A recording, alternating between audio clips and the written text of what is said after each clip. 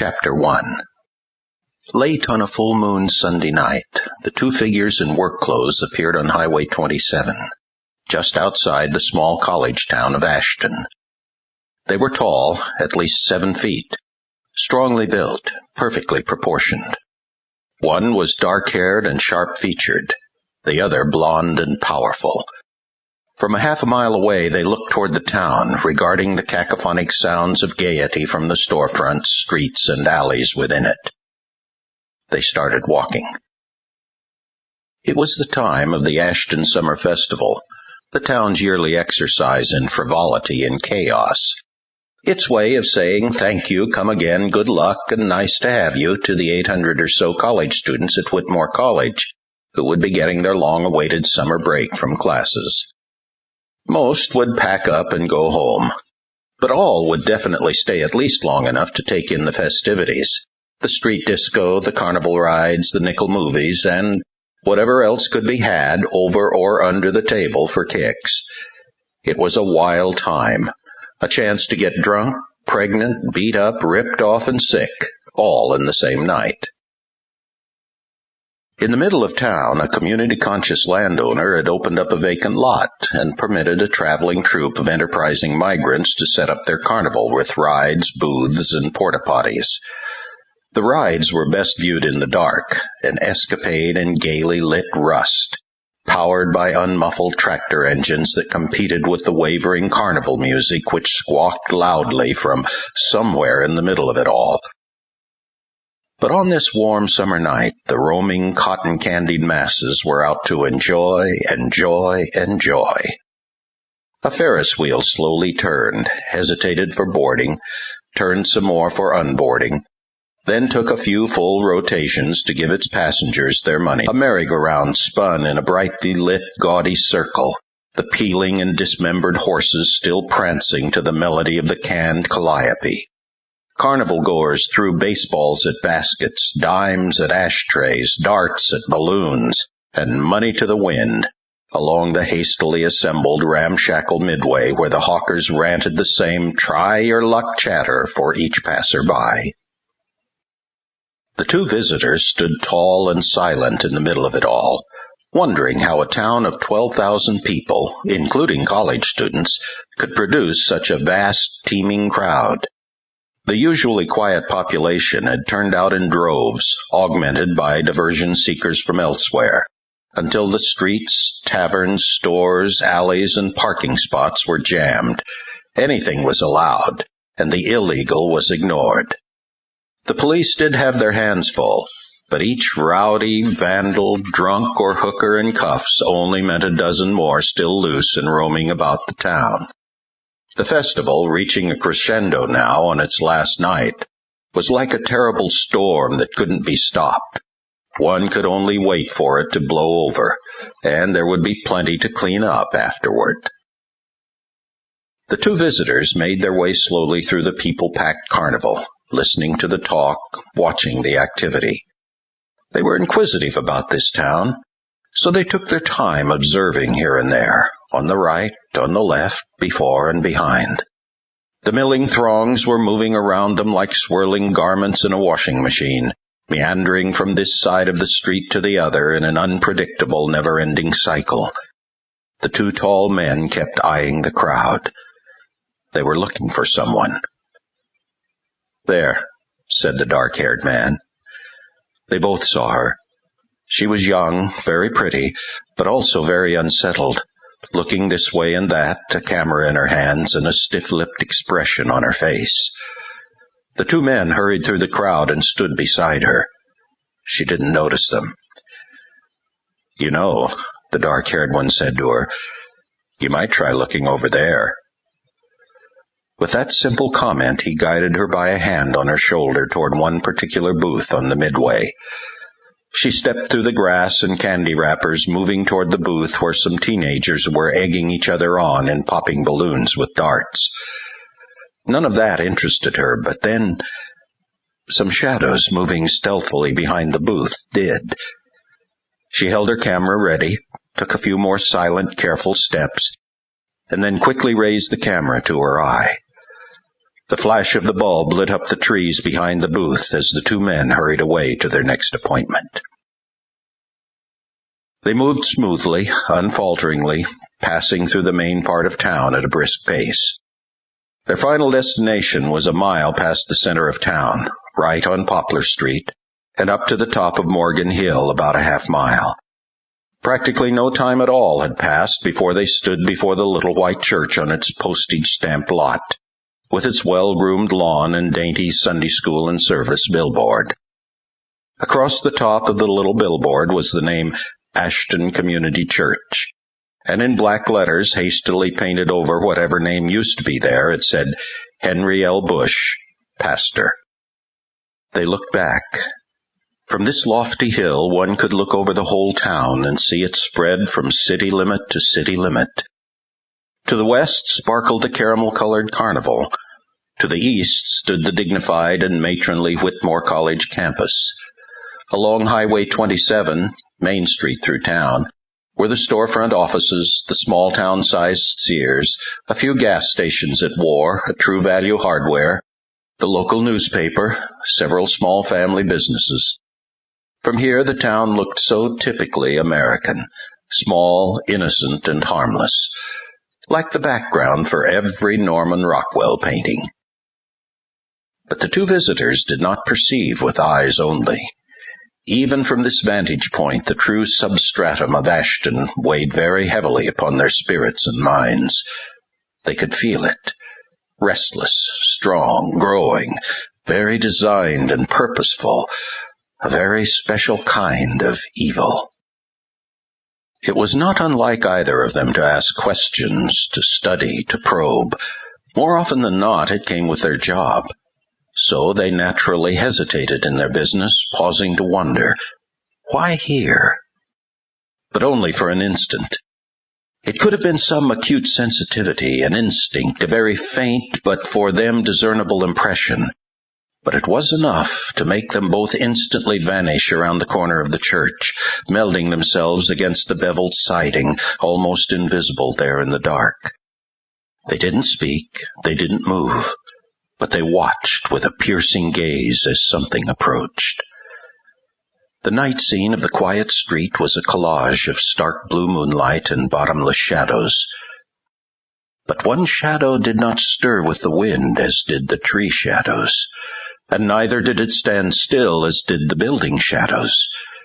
It crawled, quivered, moved along the street toward the church, while any light it crossed seemed to sink into its blackness, as if it were a breach torn in space.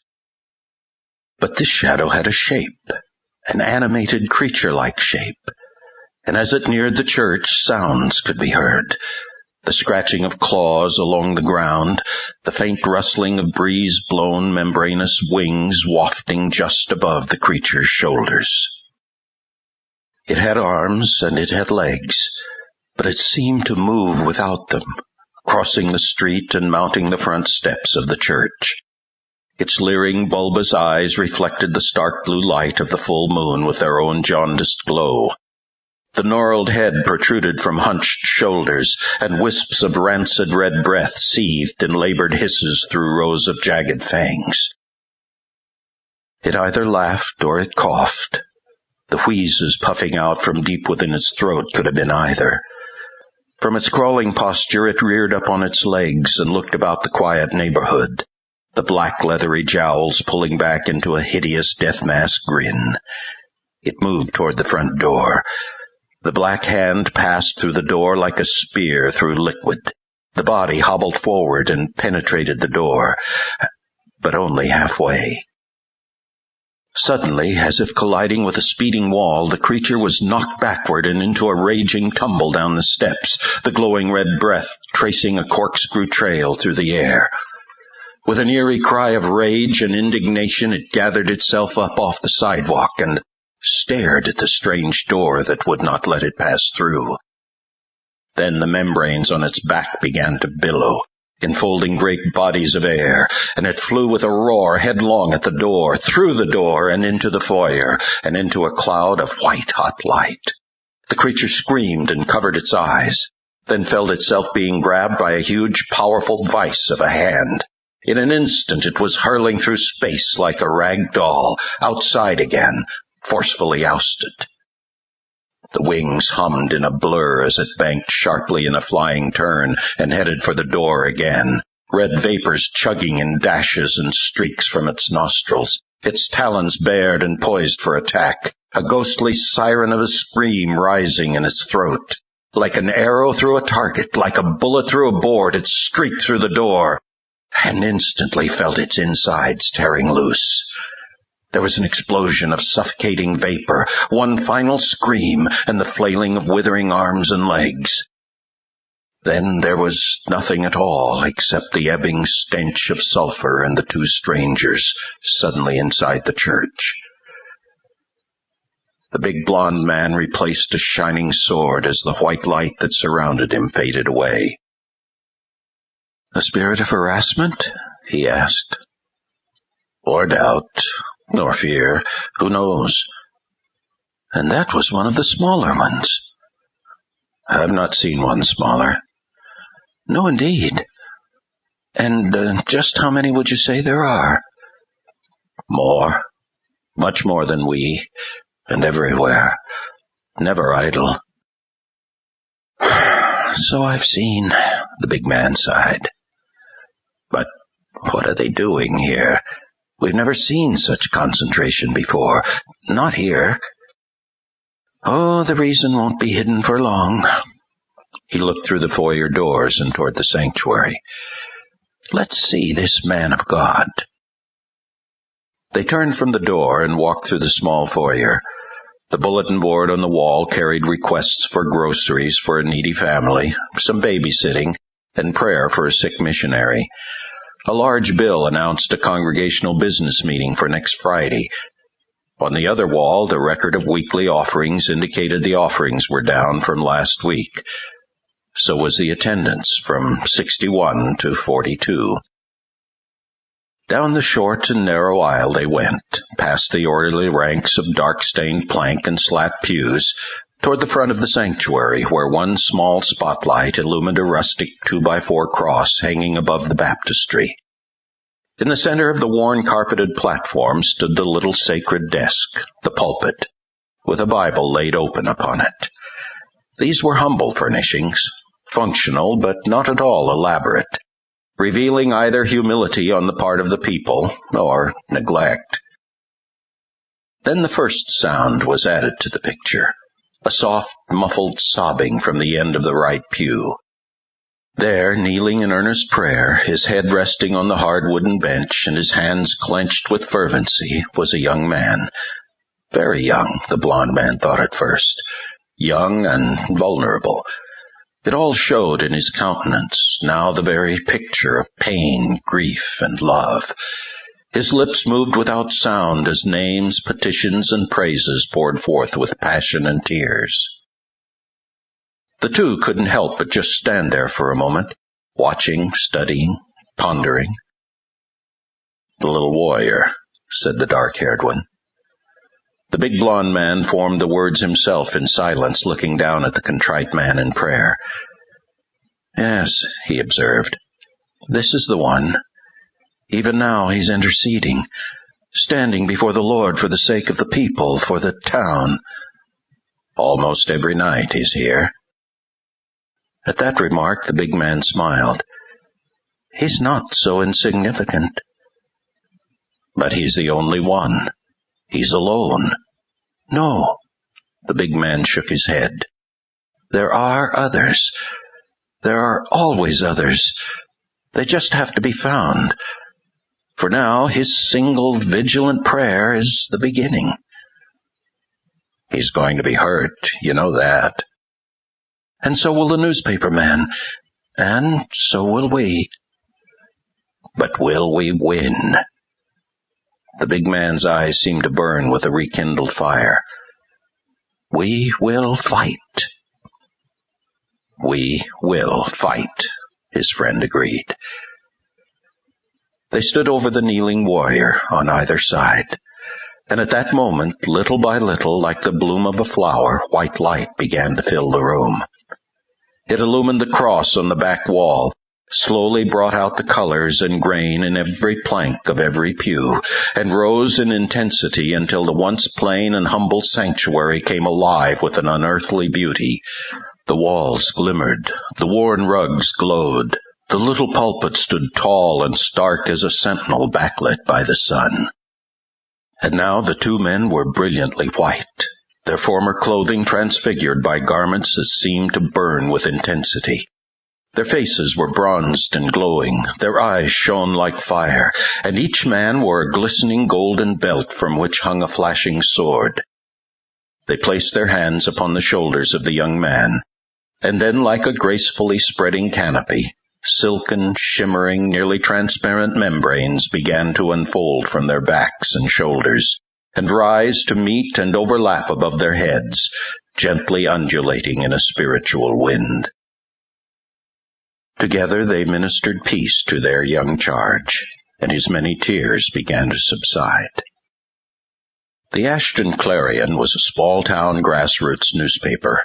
It was little and quaint, maybe just a touch unorganized at times, unassuming. It was, in other words, the printed expression of the town of Ashton.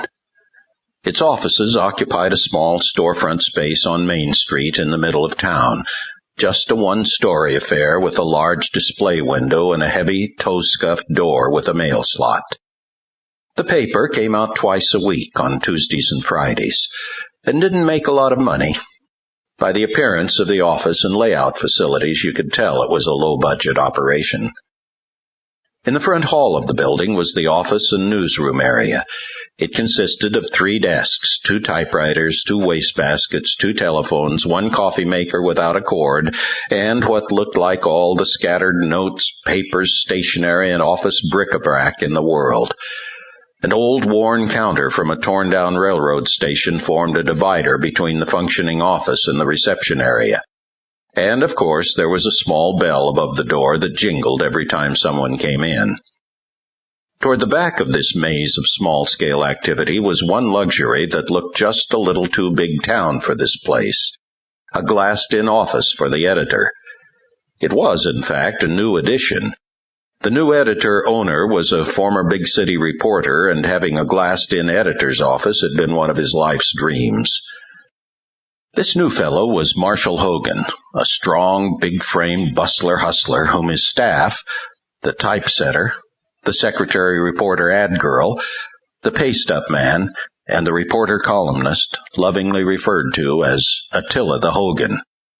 He had bought the paper a few months ago, and the clash between his big-city polish and their small-town easy-go still roused some confrontations from time to time. Marshall wanted a quality paper, one that ran efficiently and smoothly and made its deadlines with a place for everything and everything in its place. But the transition from the New York Times to the Ashton Clarion was like jumping off a speeding train into a wall of half-set Jell-O. Things just didn't click as fast in this little office, and the high-powered efficiency Marshall was used to had to give way to such Ashton Clarion quirks as saving all the coffee grounds for the secretary's compost pile, and someone finally turning in a long-awaited human interest story, but with parakeet droppings on it. On Monday morning, the traffic patterns were hectic, with no time for any weekend hangovers.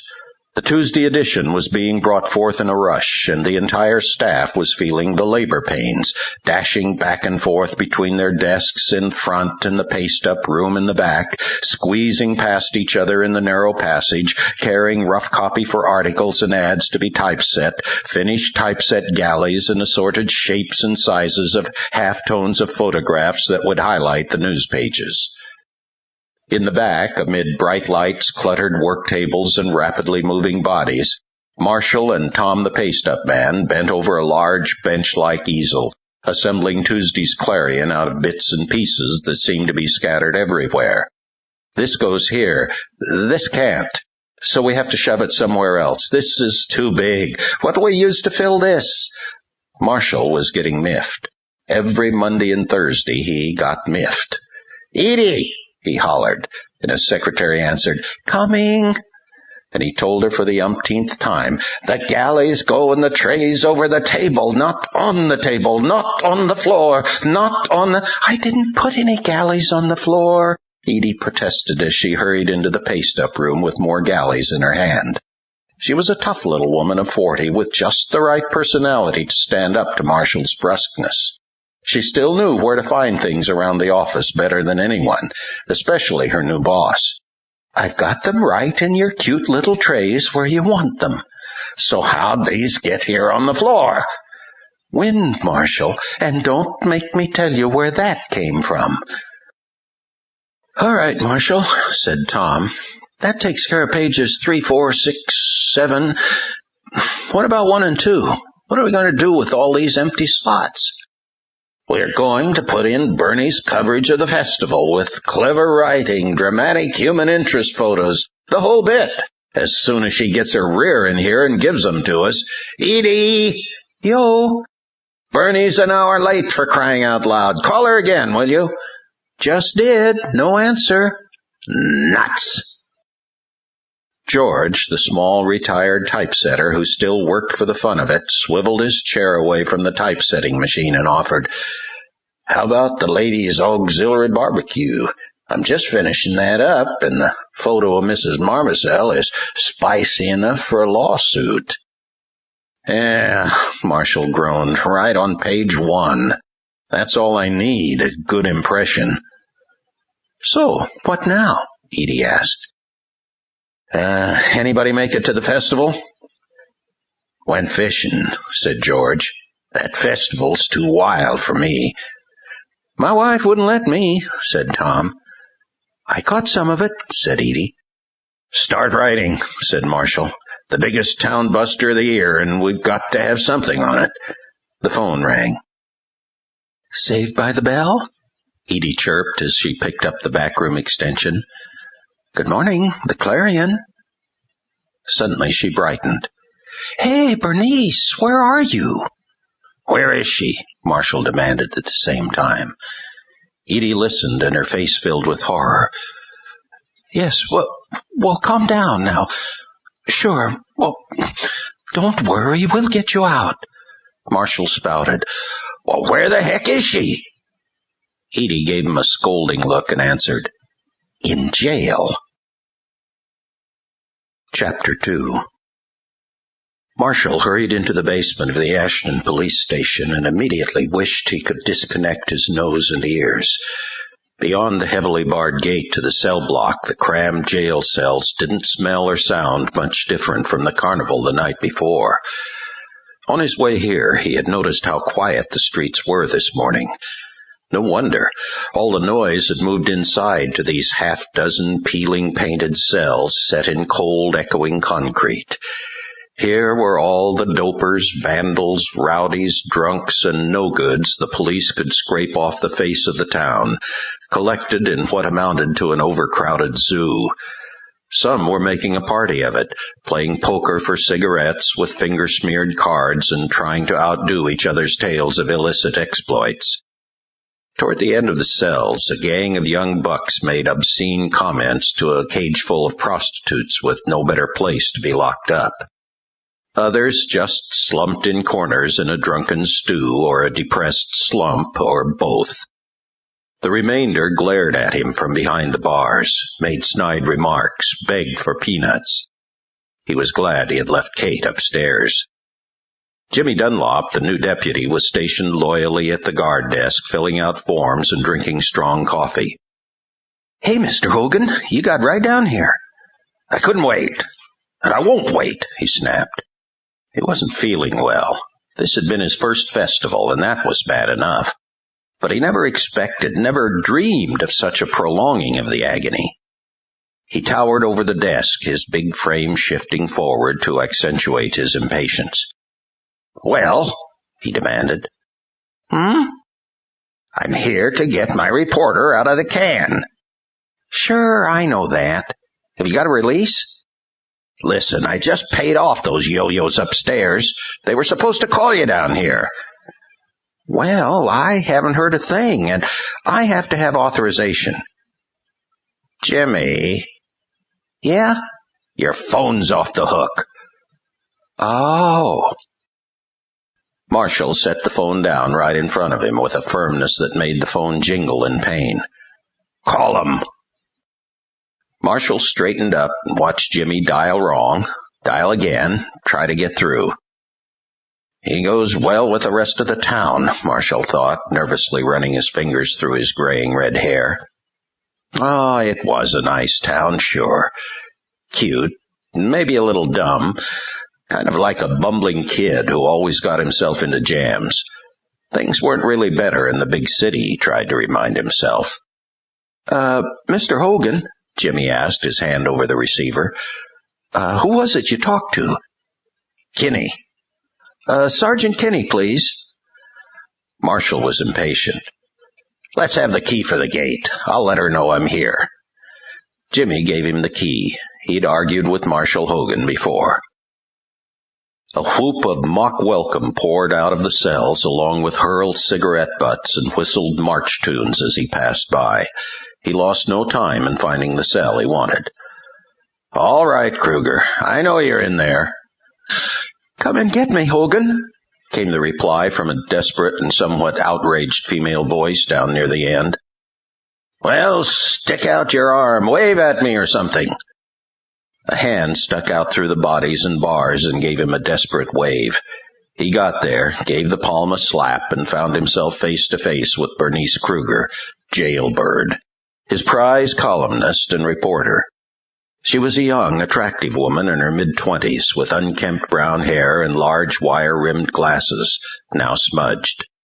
She had obviously had a hard night and was presently keeping company with at least a dozen women, some older, some shockingly younger, mostly trucked-in prostitutes. Marshall didn't know whether to laugh or spit. "I won't mince words. You look terrible," he said. "Only in keeping with my vocation. I'm a hooker now." Yeah, one of us," a chunky girl sang out. Marshall grimaced and shook his head. "What kind of questions were you asking out there?" "Right now, no joke is funny. No anecdote of last night's events is funny. I'm not laughing, I'm seething. The assignment was an insult in the first place." "Look, somebody had to cover the carnival." "But we were quite right in our prognostication. There was certainly nothing new under the sun, nor the moon, as it were." "You got arrested," he offered. "For the sake of grabbing the reader with a scandalous lead, what else was there to write about?" "So, read it to me." A Spanish girl from the back of the cell offered. "She tried to do business with the wrong trick." At which the whole cell block guffawed and hooted. "I demand to be released," Bernice fumed. "And have you stepped in epoxy? Do something." "Jimmy's on the phone with Kinney. I paid your bail. We'll get you out of here." Bernice took a moment to simmer down and then reported. "In answer to your questions, I was carrying on spot interviews trying to get some good pictures, good quotes, good anything. I assume that Nancy and Rosie here," she looked toward two young ladies who could have been twins, and they smiled at Marshall, "wondered what I was doing, constantly circumnavigating the carnival grounds looking bewildered. They struck up a conversation that really got us nowhere news-wise, but did get us all in trouble when Nancy propositioned an undercover cop, and we all got busted together." "I think she'd be good at it," quipped Nancy as Rosie gave her a playful hit. Marshall asked, "And you didn't show him your ID, your press card?" "He wouldn't give me a chance. I told him who I was." "Well, did he hear you?" Marshall asked the girls. "Did he hear her?"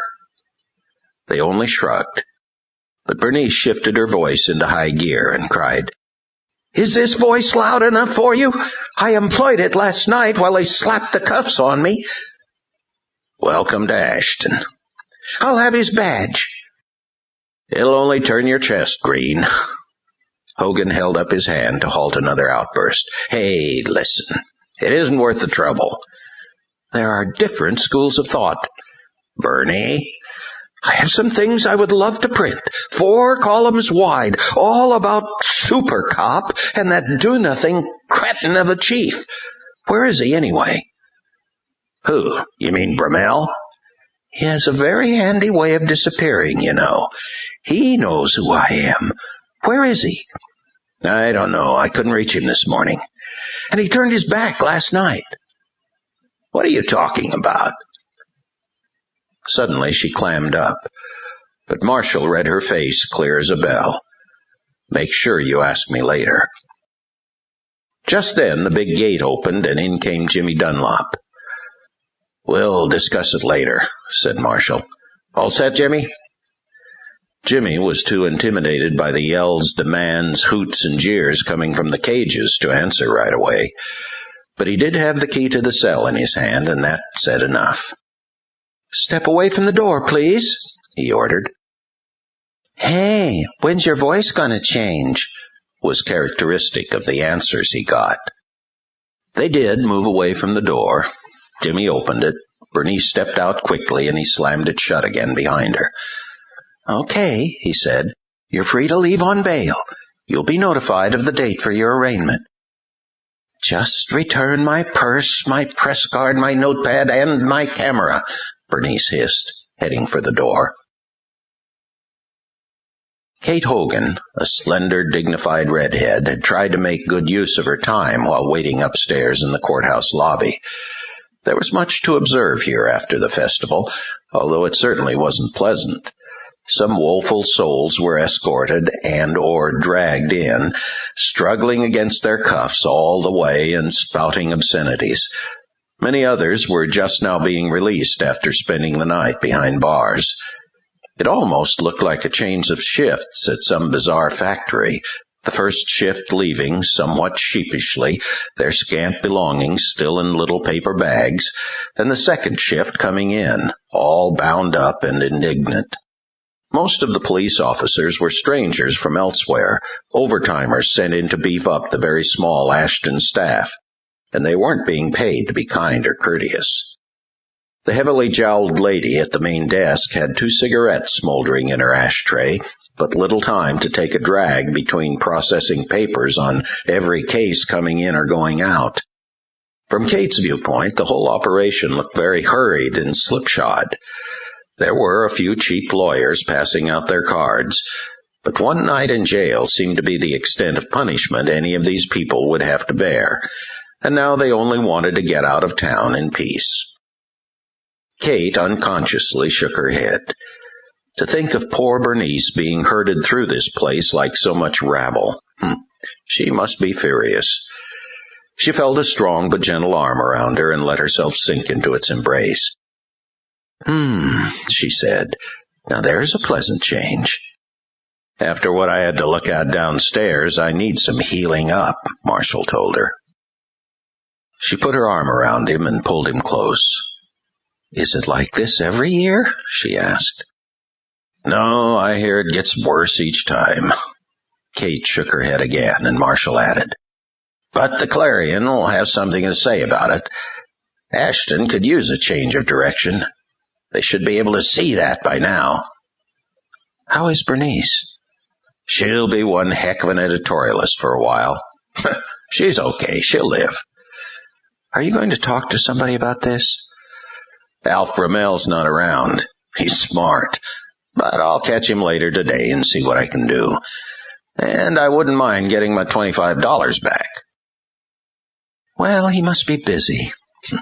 I'd hate to be the police chief on a day like this. Oh, he'll hate it even more if I can help it.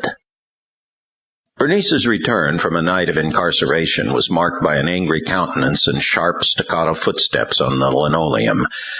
She, too, was carrying a paper bag, angrily rummaging through it to make sure everything was there.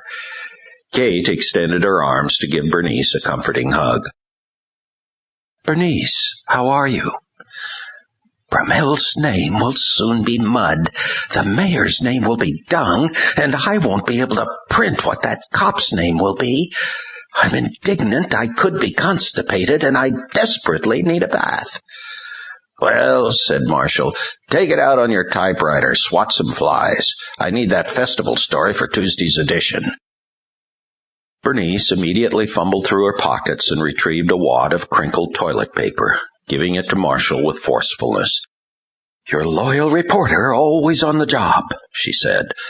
"What else was there to do in there besides watch the paint peel and wait in line for the toilet? I think you'll find the whole write-up very descriptive. And I threw in an on-the-spot interview with some jailed hookers for extra flavor. Who knows? Maybe it'll make this town wonder what it's coming to." "Any pictures?" Marshall asked. Bernice handed him a can of film. "You should find something in there you can use. I've got some film still in the camera, but that's of personal interest to me." Marshall smiled. He was impressed. "Take the day off on me. Things will look better tomorrow. Perhaps by then I will have regained my professional objectivity." "You'll smell better." "Marshall," said Kate. "It's okay," said Bernice. "He hands me that stuff all the time." By now she had recovered her purse, press card, and camera, and threw the wadded paper bag spitefully into a trash can. "So what's the car situation?" "Kate brought your car," Marshall explained. "If you could take her home, that should work things out best for me. I've got to get things salvaged at the paper and then try to track down Brumell." Bernice's thoughts snapped into gear. "Brumell, right. I've got to talk to you." She started pulling Marshall aside before he could say yea or nay, and he could only give Kate an apologetic glance before he and Bernice rounded a corner and stood out of sight near the restrooms. Bernice spoke in lowered tones. "If you're going to accost Chief Brumell today, I want you to know what I know." "Besides the obvious?" "That he's a crumb, a coward, and a cretin? Yes, besides that. It's pieces, disjointed observations, but maybe they'll make sense someday. You always said to have an eye for details. I think I saw your pastor and him together at the carnival last night." "Pastor Young?" "Ashton United Christian Church, right? President of the local ministerial. Endorses religious tolerance and condemns cruelty to animals." Yeah, okay." "But Brumell doesn't even go to your church, does he?" "No, he goes to that little dinky one." They were off behind the dart-throwing booth, in the semi-dark, with 3 other people, some blonde woman, some short, pudgy old fellow, and a ghostly-looking black-haired shrew in sunglasses. Sunglasses at night? Marshall wasn't impressed yet. She continued as if she was trying to sell him something. "I think I committed a cardinal sin against them. I snapped their picture, and from all appearances they didn't want that. Brumell was quite unnerved and stuttered at me. Young asked me in firm tones to leave. This is a private meeting. The pudgy fellow turned away. The ghostly-looking woman just stared at me with her mouth open." "Have you considered how this might all appear to you after a good bath and a decent night's sleep?" "Just let me finish, and then we'll find out, all right? Now, right after that little incident was when Nancy and Rosie latched onto me. I mean to say, I did not approach them. They approached me. And soon afterward, I was arrested, and my camera confiscated." She could see she wasn't getting through to him. He was looking around impatiently, shifting his weight back toward the lobby. All right. One more thing," she said, trying to hold him in place. "Brumell was there, Marshall. He saw the whole thing." "What whole thing?" "My arrest. I was trying to explain who I was to the cop. I was trying to show him my press card. He only took my purse and camera away from me and handcuffed me. And I looked over toward the dart-throwing booth again, and I saw Brumell watching. He ducked out of sight right away, but I swear I saw him watching the whole thing. Marshall, I went over this all last night. I replayed it and replayed it, and I think, well, I don't know what to think, but it has to mean something." "To continue the scenario," Marshall ventured, "the film is gone from your camera." Bernice checked. "Oh, it's still in the camera, but that means nothing." Hogan sighed and thought the thing over. Okay, so shoot up the rest of the roll and try to get something we can use, right?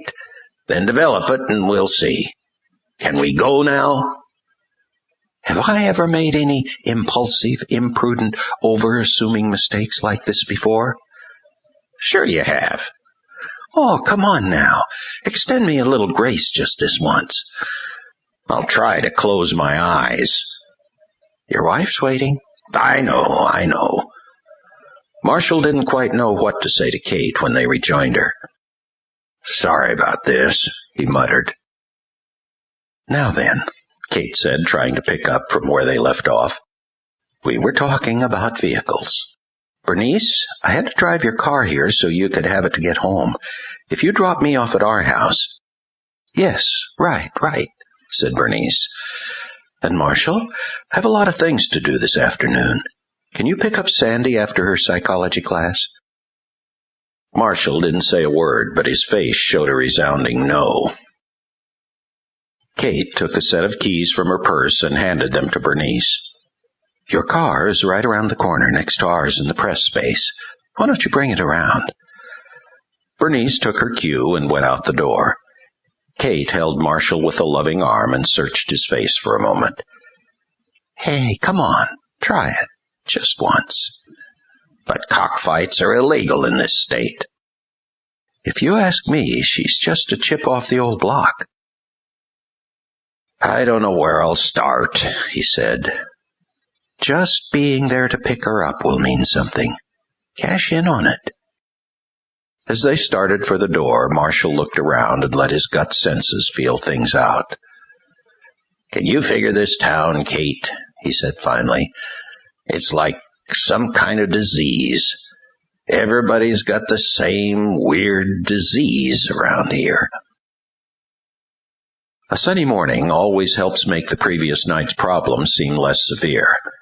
That's what Hank Busch thought as he pushed open his front screen door and stepped out onto the small concrete stoop. He lived in a low-rent, one-bedroom house not far from the church, a little white box settled in one corner with beveled siding, small hedged yard, and mossy roof. It wasn't much, and often seemed far less, but it was all he could afford on his pastor's salary.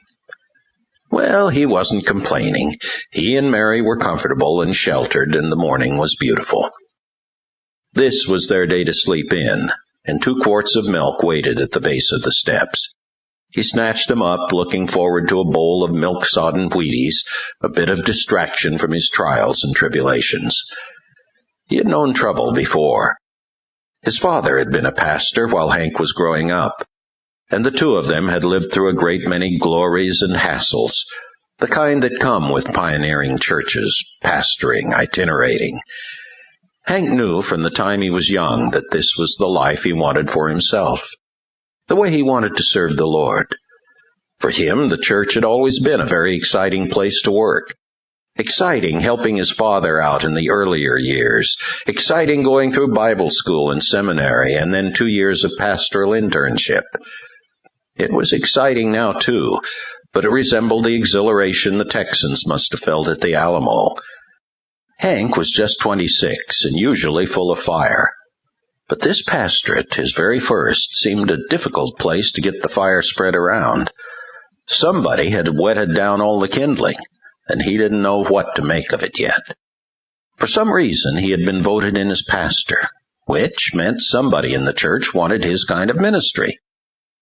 But then there were all the others, the ones who made it exciting. They made it exciting whenever he preached on repentance. They made it exciting whenever he confronted sin in the fellowship. They made it exciting whenever he brought up the cross of Christ and the message of salvation.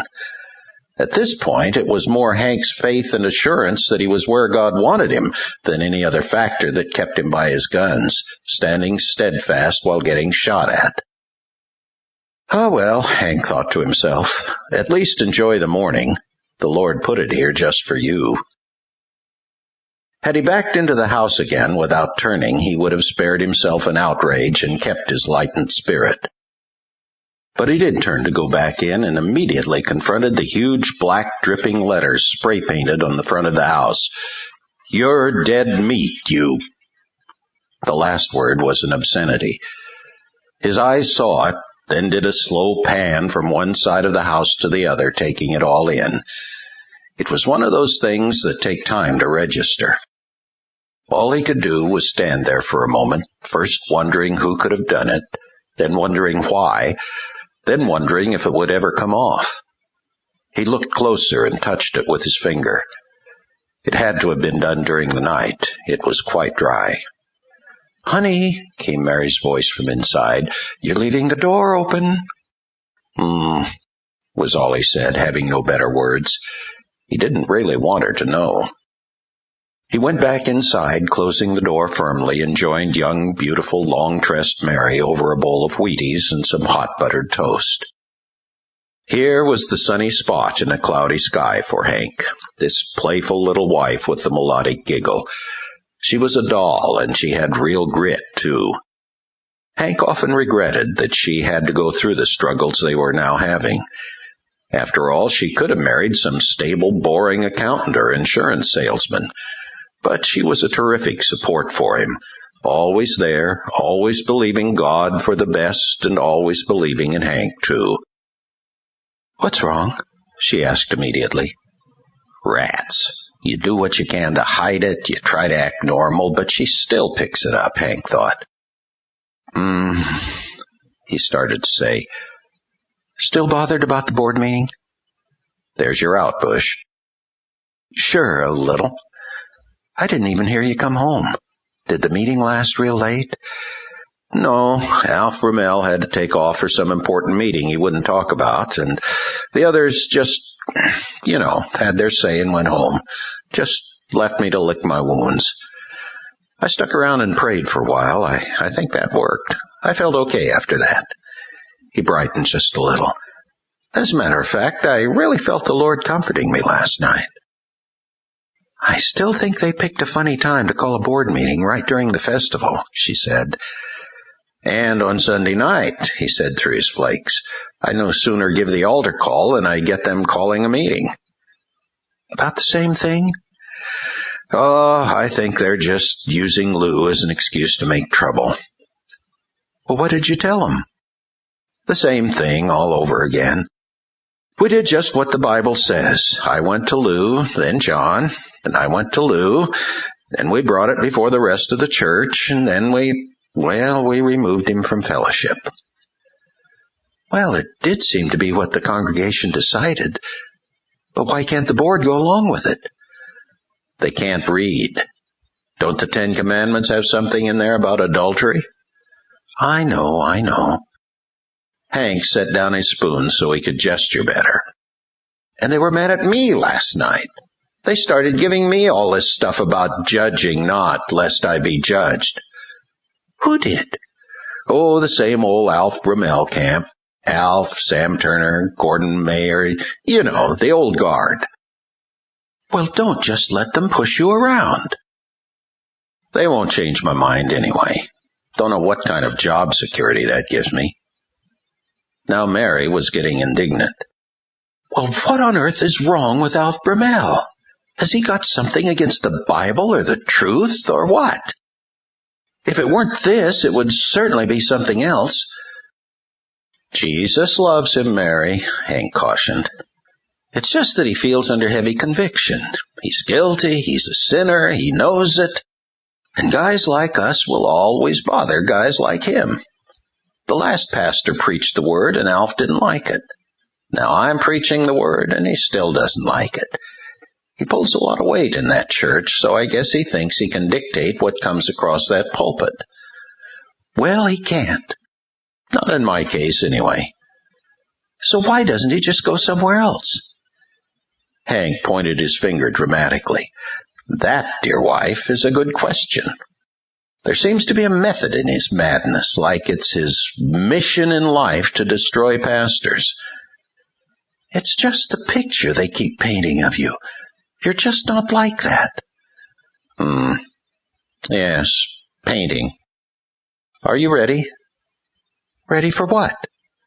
Hank drew a breath, sighed it out, then looked at her. We had some visitors last night. They painted a slogan on the front of the house. What? Our house? Well, our landlord's house. She got up. Where? She went out the front door, her fuzzy slippers scuffing on the front walk. Oh, no! Hank joined her, and they drank in the view together. It was still there, real as ever. Now that makes me mad, she declared. But now she was crying. What did we ever do to anybody? I think we were just talking about it, Hank suggested. Mary didn't catch what he said, but she had a theory of her own, the most obvious one. Maybe the festival. It always brings out the worst in everyone. Hank had his own theory, but said nothing. It had to be someone in the church, he thought. He'd been called a lot of things, a bigot, a heel-dragger, an overly moral troublemaker. He had even been accused of being a homosexual and of beating his wife. Some angry church member could have done this, perhaps a friend of Lou Stanley, the adulterer, perhaps Lou himself. He would probably never know. But that was all right. God knew. Chapter 3. Just a few miles east of town on Highway 27, a large black limousine raced through the countryside. In the plush back seat, a plump middle-aged man talked business with his secretary, a tall and slender woman with long jet-black hair and a pale complexion. He talked crisply and succinctly as she took fluid shorthand, laying out some big-scale business deal. Then something occurred to the man. That reminds me, he said, and the secretary looked up from her memo pad. The professor claims she sent me a package some time ago, but I don't recall ever receiving it. What kind of package? A small book, a personal item. Why not make a note to yourself to check for it back at the ranch? The secretary opened her portfolio and appeared to make a note of it. Actually, she wrote nothing. It was Marshall's second visit to Courthouse Square in the same day. The first time was to get Bernice bailed out, and now it was to pay a visit to the very man Bernice wanted to string up, Alf Brumell, the chief of police. After the Clarion finally got to press, Marshall was about to call Brumell, but Sarah, Brumell's secretary, called Marshall first and made an appointment for 2 o'clock that afternoon. That was a good move, Marshall thought. Brumell was calling for a truce before the tanks began to roll. He pulled his Buick into his reserved parking space in front of the new courthouse complex and paused beside his car to look up and down the street, surveying the aftermath of the festival's final Sunday night death throes. Main Street was trying to be the same old Main Street again, but to Marshall's discerning eye, the whole town seemed to be walking with a limp, sort of tired, sore, and sluggish. The usual little gaggles of half-hurried pedestrians were doing a lot of pausing, looking, head-shaking, regretting. For generations, Ashton had taken pride in its grassroots warmth and dignity, and had striven to be a good place for its children to grow up. But now there were inner turmoils, anxieties, fears, as if some kind of cancer was eating away at the town and invisibly destroying it. On the exterior, there were the store windows now replaced with unsightly plywood, the many parking meters broken off, the litter and broken glass up and down the street. But even as the store owners and businessmen swept up the debris, there seemed to be an unspoken sureness that the inner problems would remain, the troubles would continue. Crime was up, especially among the youth. Simple, common trust in one's neighbor was diminishing. Never had the town been so full of rumors, scandals, and malicious gossip. In the shadow of fear and suspicion, life here was gradually losing its joy and simplicity, and no one seemed to know why or how. Marshall headed into Courthouse Square. The square consisted of 2 buildings, tastefully garnished with willows and shrubs, facing a common parking lot. On one side was the classy two-story brick courthouse, which also housed the town's police department and that somewhat decadent basement cell block. One of the town's 3 squad cars was parked outside. On the other side was the two-story glass-fronted town hall, housing the mayor's office, the town council, and other decision-makers. Marshall headed for the courthouse. He went through the unimposing plain doorway marked police and found the small reception area empty. He could hear voices from down the hall and behind some of the closed doors, but Sarah, the secretary, seemed temporarily out of the room. No. Behind the receptionist's formica-topped counter, a huge file was slowly rocking back and forth, and grunts and groans were coming up from below. Marshall leaned over the counter to see a comical sight. Sarah, on her knees, dress or no dress, was in the middle of a blue-streaked struggle with a jammed file drawer that had entangled itself with her desk. Apparently, the score was file drawers 3, Sarah's shin 0, and Sarah was a poor loser. So were her pantyhose. She let out an ill-timed curse just as her eye caught him standing there, and by then it was too late to rebuild her usual poised image. "Oh, hi, Marshall." "Wear your marine boots next time. They're better for kicking things in." At least they knew each other, and Sarah was glad for that. Marshall had been in this place often enough to become well acquainted with most of the staff. "These," she said with the tone of an articulate tour guide, "are the infamous file cabinets of Mr. Alf Brumell, Chief of Police. He just got some fancy new cabinets, so now I've inherited these. Why I have to have them in my office is beyond me, but upon his express orders, here they must stay. They're too ugly to go into his office." "But khaki?" "It's him, you know."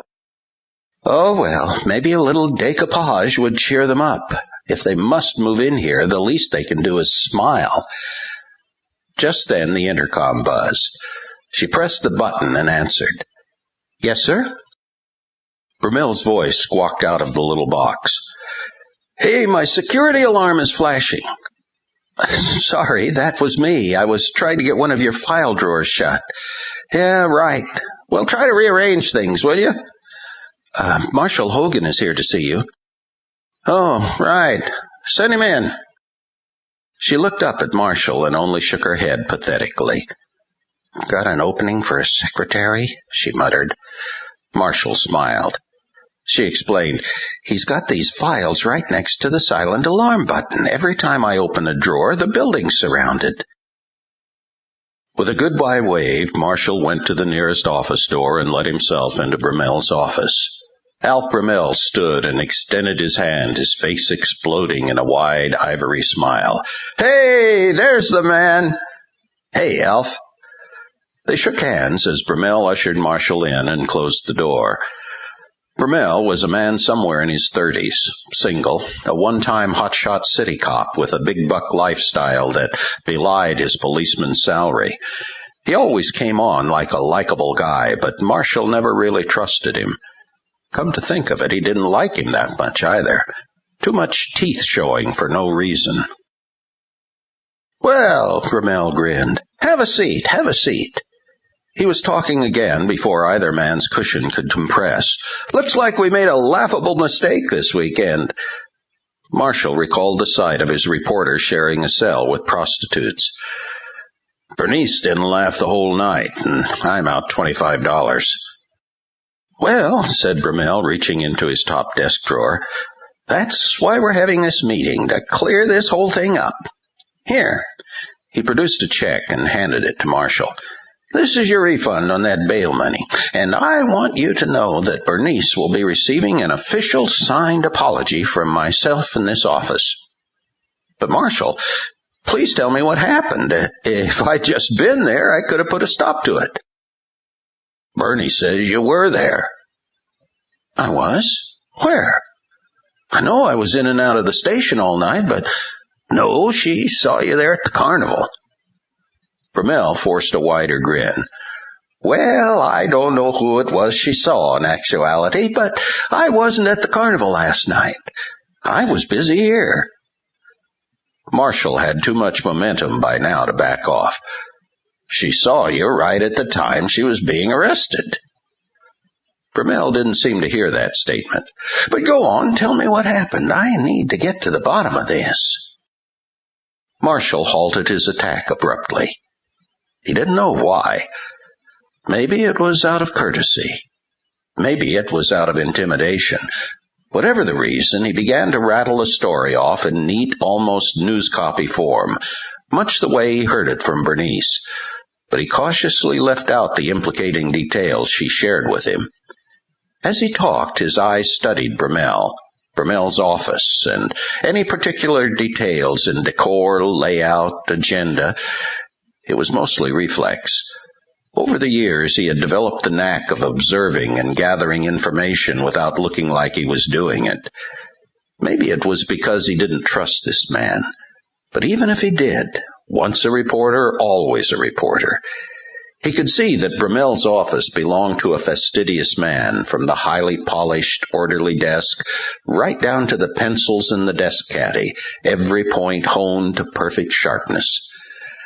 Along one wall, where the ugly filing cabinets used to stand, stood a very attractive set of shelves and cabinets of oil-rubbed oak with glass door panels and brass hardware.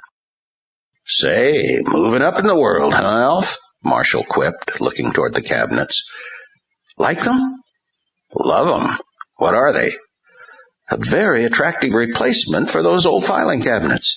It just goes to show what you can do if you save your pennies. I hated having those file cabinets in here.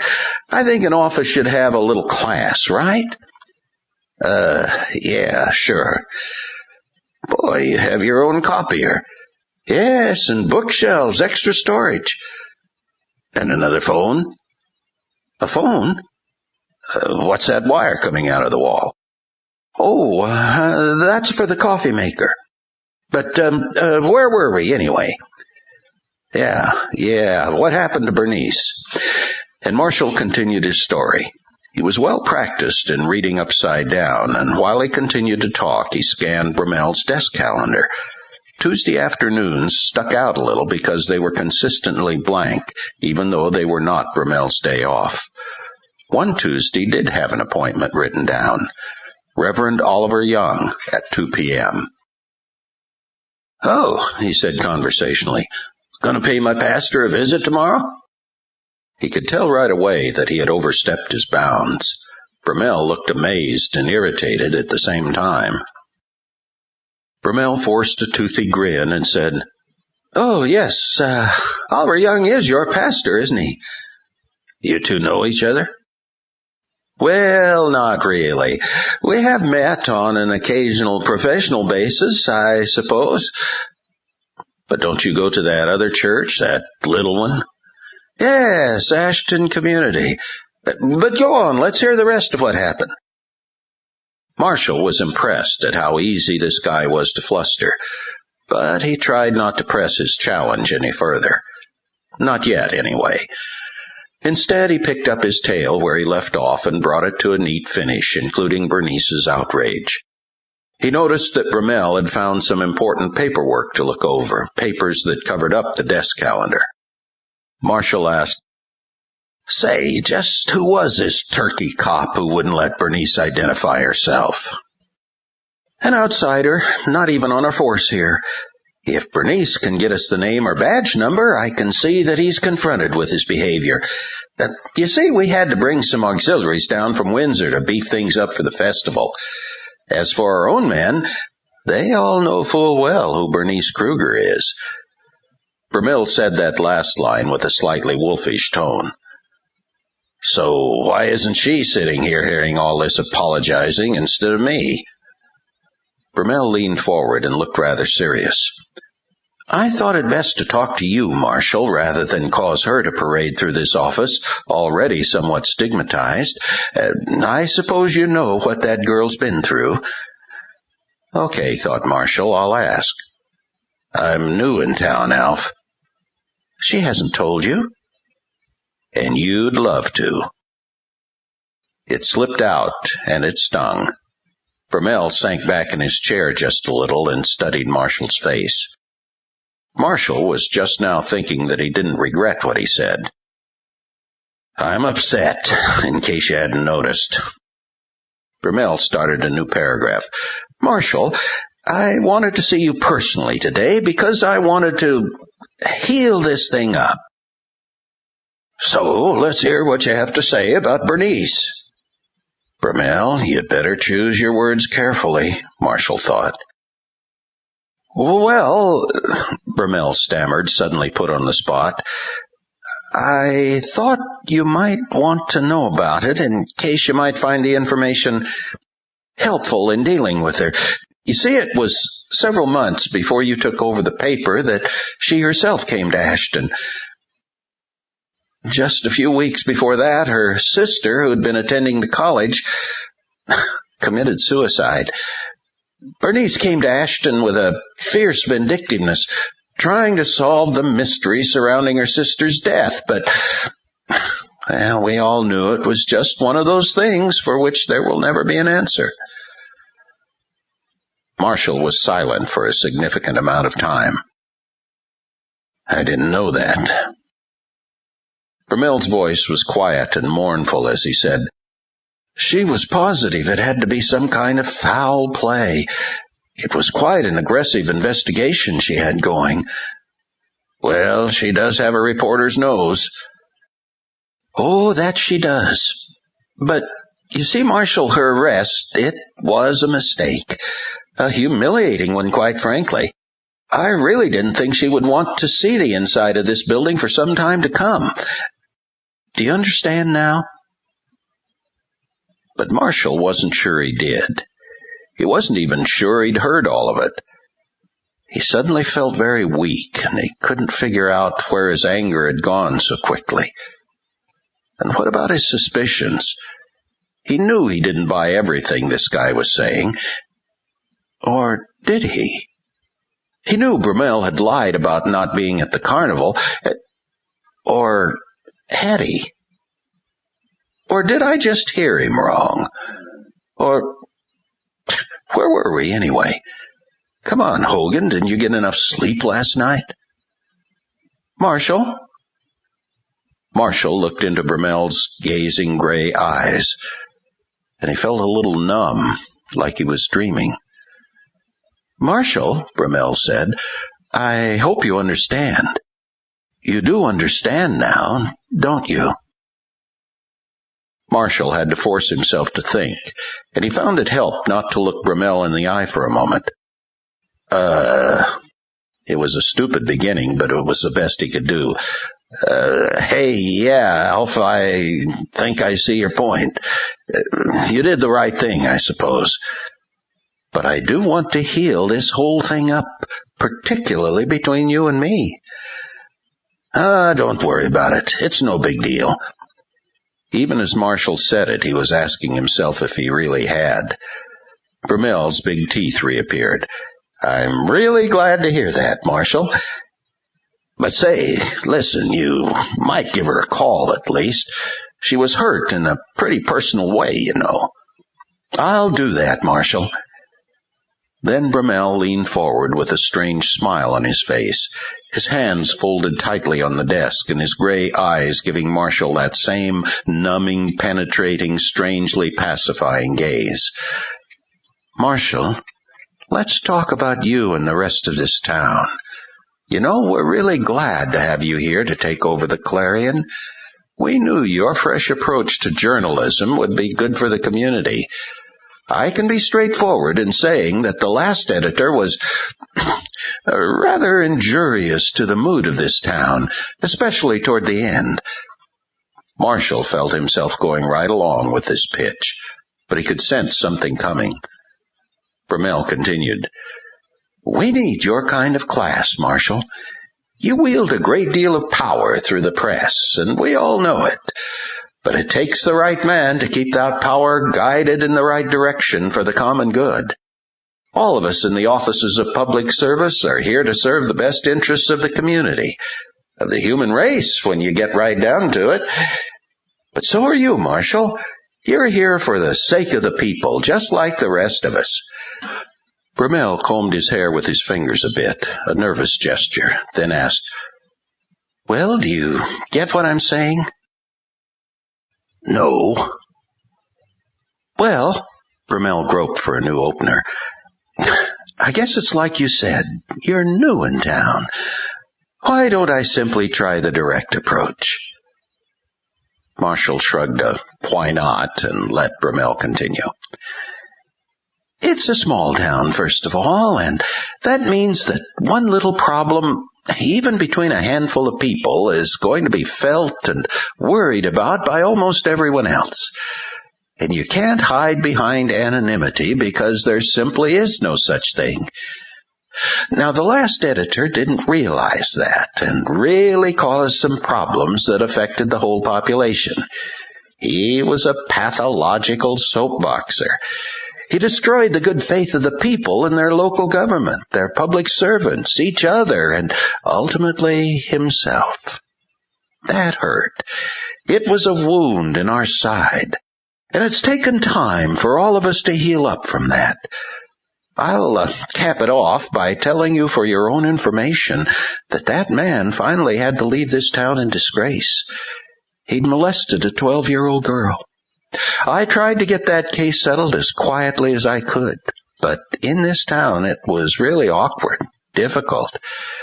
I did what I felt would cause the least amount of trouble and pain for the girl's family and the people at large. I didn't press for any legal proceedings against this man, provided he leave Ashton and never show his face around here again. He was agreeable to that, but I'll never forget the impact it made, and I doubt that the town has ever forgotten it. Which brings us to you, and we, the public servants, and also the citizens of this community. One of the greatest reasons I regret this mix-up with Bernice is that I really desired a good relationship between this office and the Clarion. Between myself and you personally, I'd hate to see anything ruin that. We need unity around here, comradeship, a good community spirit. He paused for effect. Marshall, we'd like to know that you'll be standing with us in working toward that goal. Then came the pause and the long, expectant gaze. Marshall was on. He shifted around a little in his chair, sorting his thoughts, probing his feelings, almost avoiding those gazing gray eyes. Maybe this guy was on the up and up. Or maybe this whole little speech was some sly diplomatic ploy to shy him away from whatever Bernice may have stumbled upon. But Marshall couldn't think straight, or even feel straight. His reporter had been arrested falsely and thrown into a sleazy jail for the night, and he didn't seem to care anymore.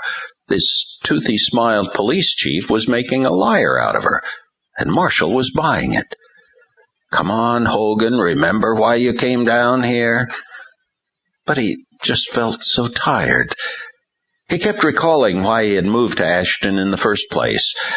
It was supposed to be a change of lifestyle for him and his family, a time to quit fighting and scratching the big city intrigues and just get down to the simpler stories, things like high school paper drives and cats up trees.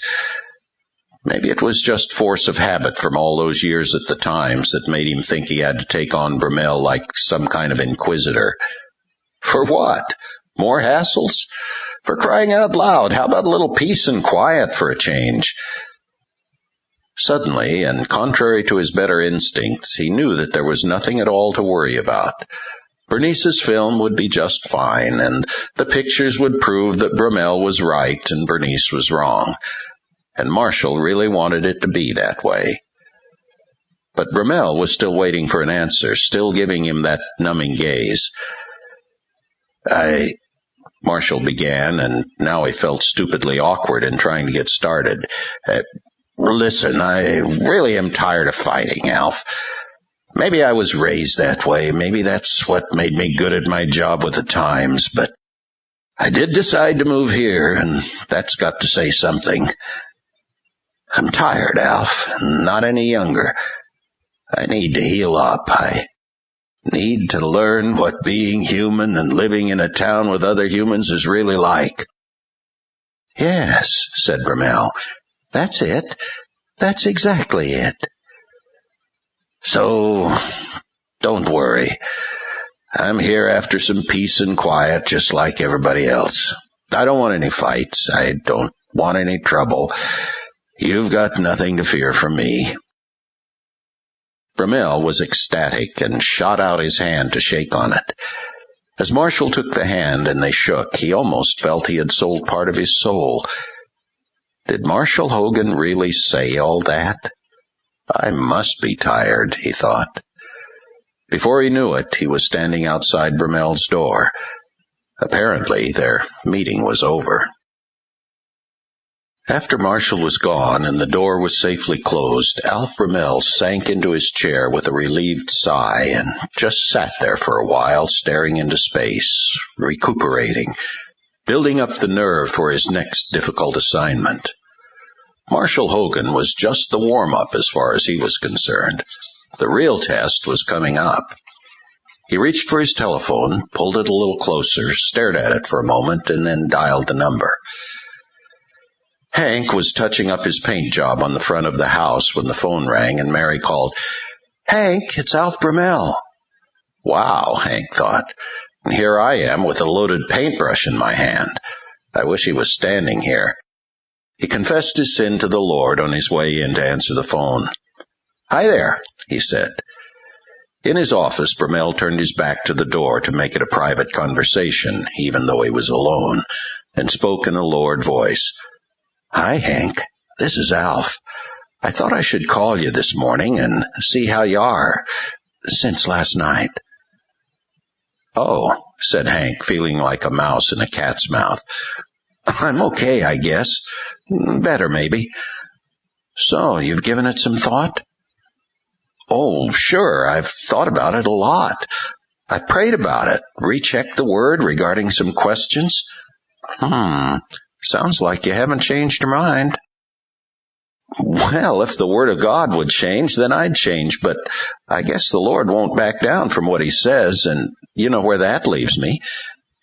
"Hank, you know the congregational meeting is this Friday." "I know that." "Hank, I'd really like to help you. I don't want to see you destroy yourself. You've been good for the church, I think, but what can I say? The division, the bickering, it's all about to tear that church apart." "Who's bickering?" "Oh, come on." "And for that matter, who called that congregational meeting in the first place? You, Sam, Gordon. I have no doubt that Lou is still at work out there, as well as whoever it was that painted on the front of my house." "We're just concerned, that's all. You're fighting against what's best for the church." "That's funny. I thought I was fighting against you. But did you hear me? I said someone painted on the front of my house." "What? Painted what?" Hank let him have it all. Bromell let out a groan. "Oh, Hank, that's sick." "And so is Mary, and so am I. Put yourself in our position." "Hank, if I were in your position, I'd reconsider. Can't you see what's happening? Word's getting around now, and you're setting the whole town against you. That also means the whole town's going to be set against our church before long. We have to survive in this town, Hank. We're here to help people, to reach out to them, not drive a wedge between ourselves and the community." "I preach the gospel of Jesus Christ, and there are plenty who appreciate it. Just where is this wedge you're talking about?" Bromell was getting impatient. "Hank, learn from the last pastor. He made the same mistake. Look what happened to him." "I did learn from him. I learned that all I have to do is give up, bag it, bury the truth in a drawer somewhere so it won't offend anybody.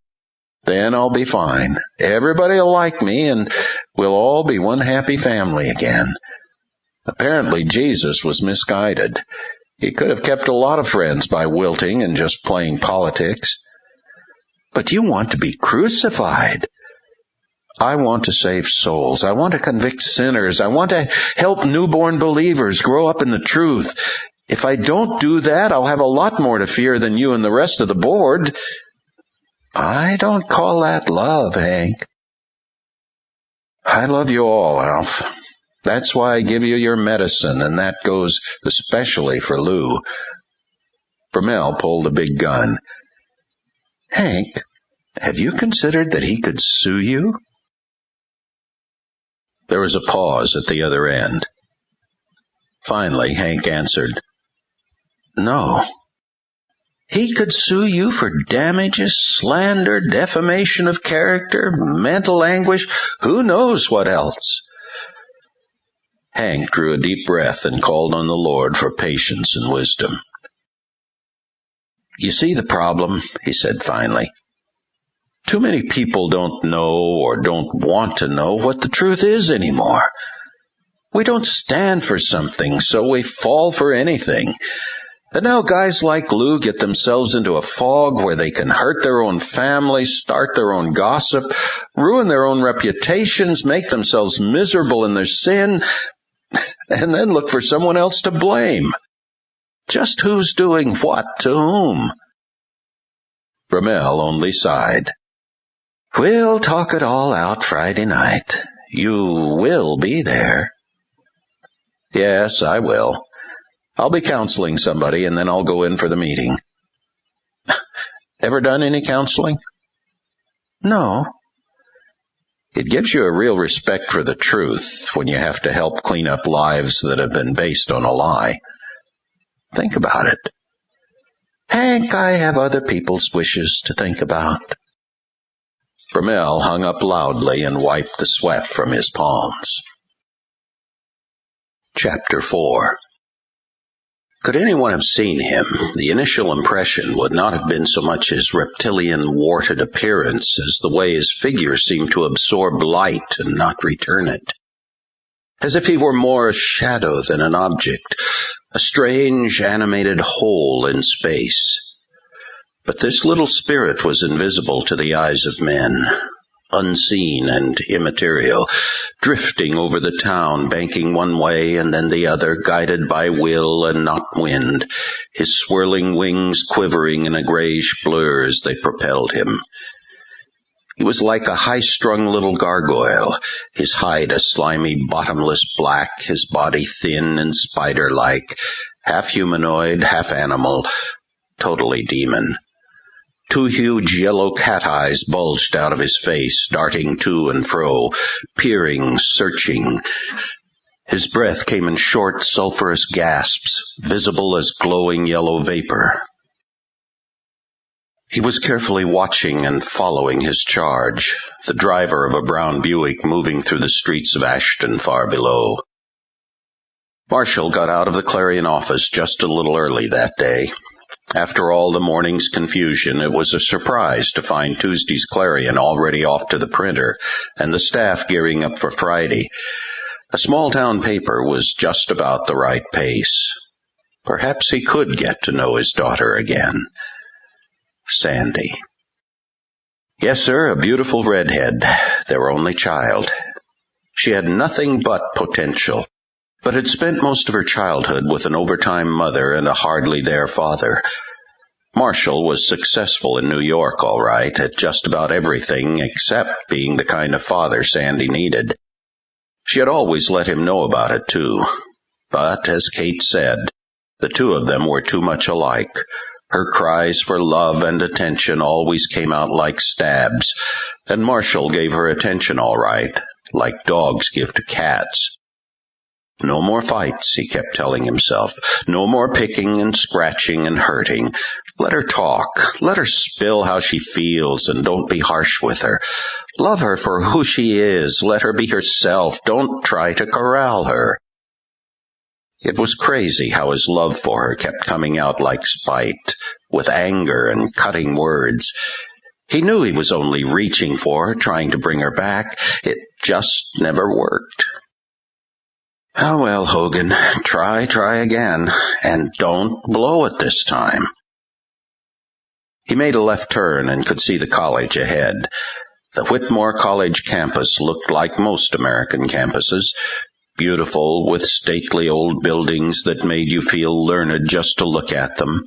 Wide, neatly lawned plazas with walkways in carefully laid patterns of brick and stone, landscaping with rocks, greenery, statuary. It was everything a good college should be, right down to the 15-minute parking spaces. Marshall parked the Buick and set out in search of Stewart Hall, home of the psychology department and Sandy's last class for the day. Whitmore was a privately endowed college, founded by some landholder as a memorial to himself back in the early 20s.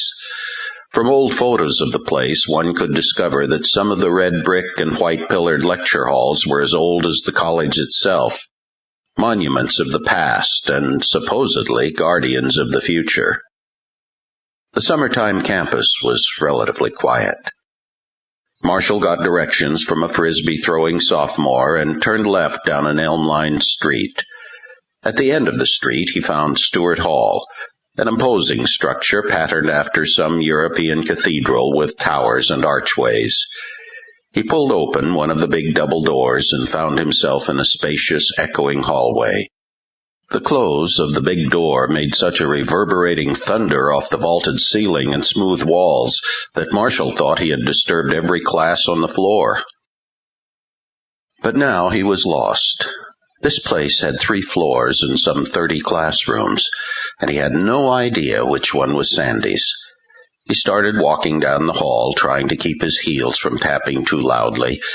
You couldn't even get away with a burp in this place. Sandy was a freshman this year. Their move to Ashton had been just a little late, so she was enrolled in summer classes to catch up. But all in all, it had been the right point of transition for her. She was an undeclared major for now, feeling her way and taking prerequisites.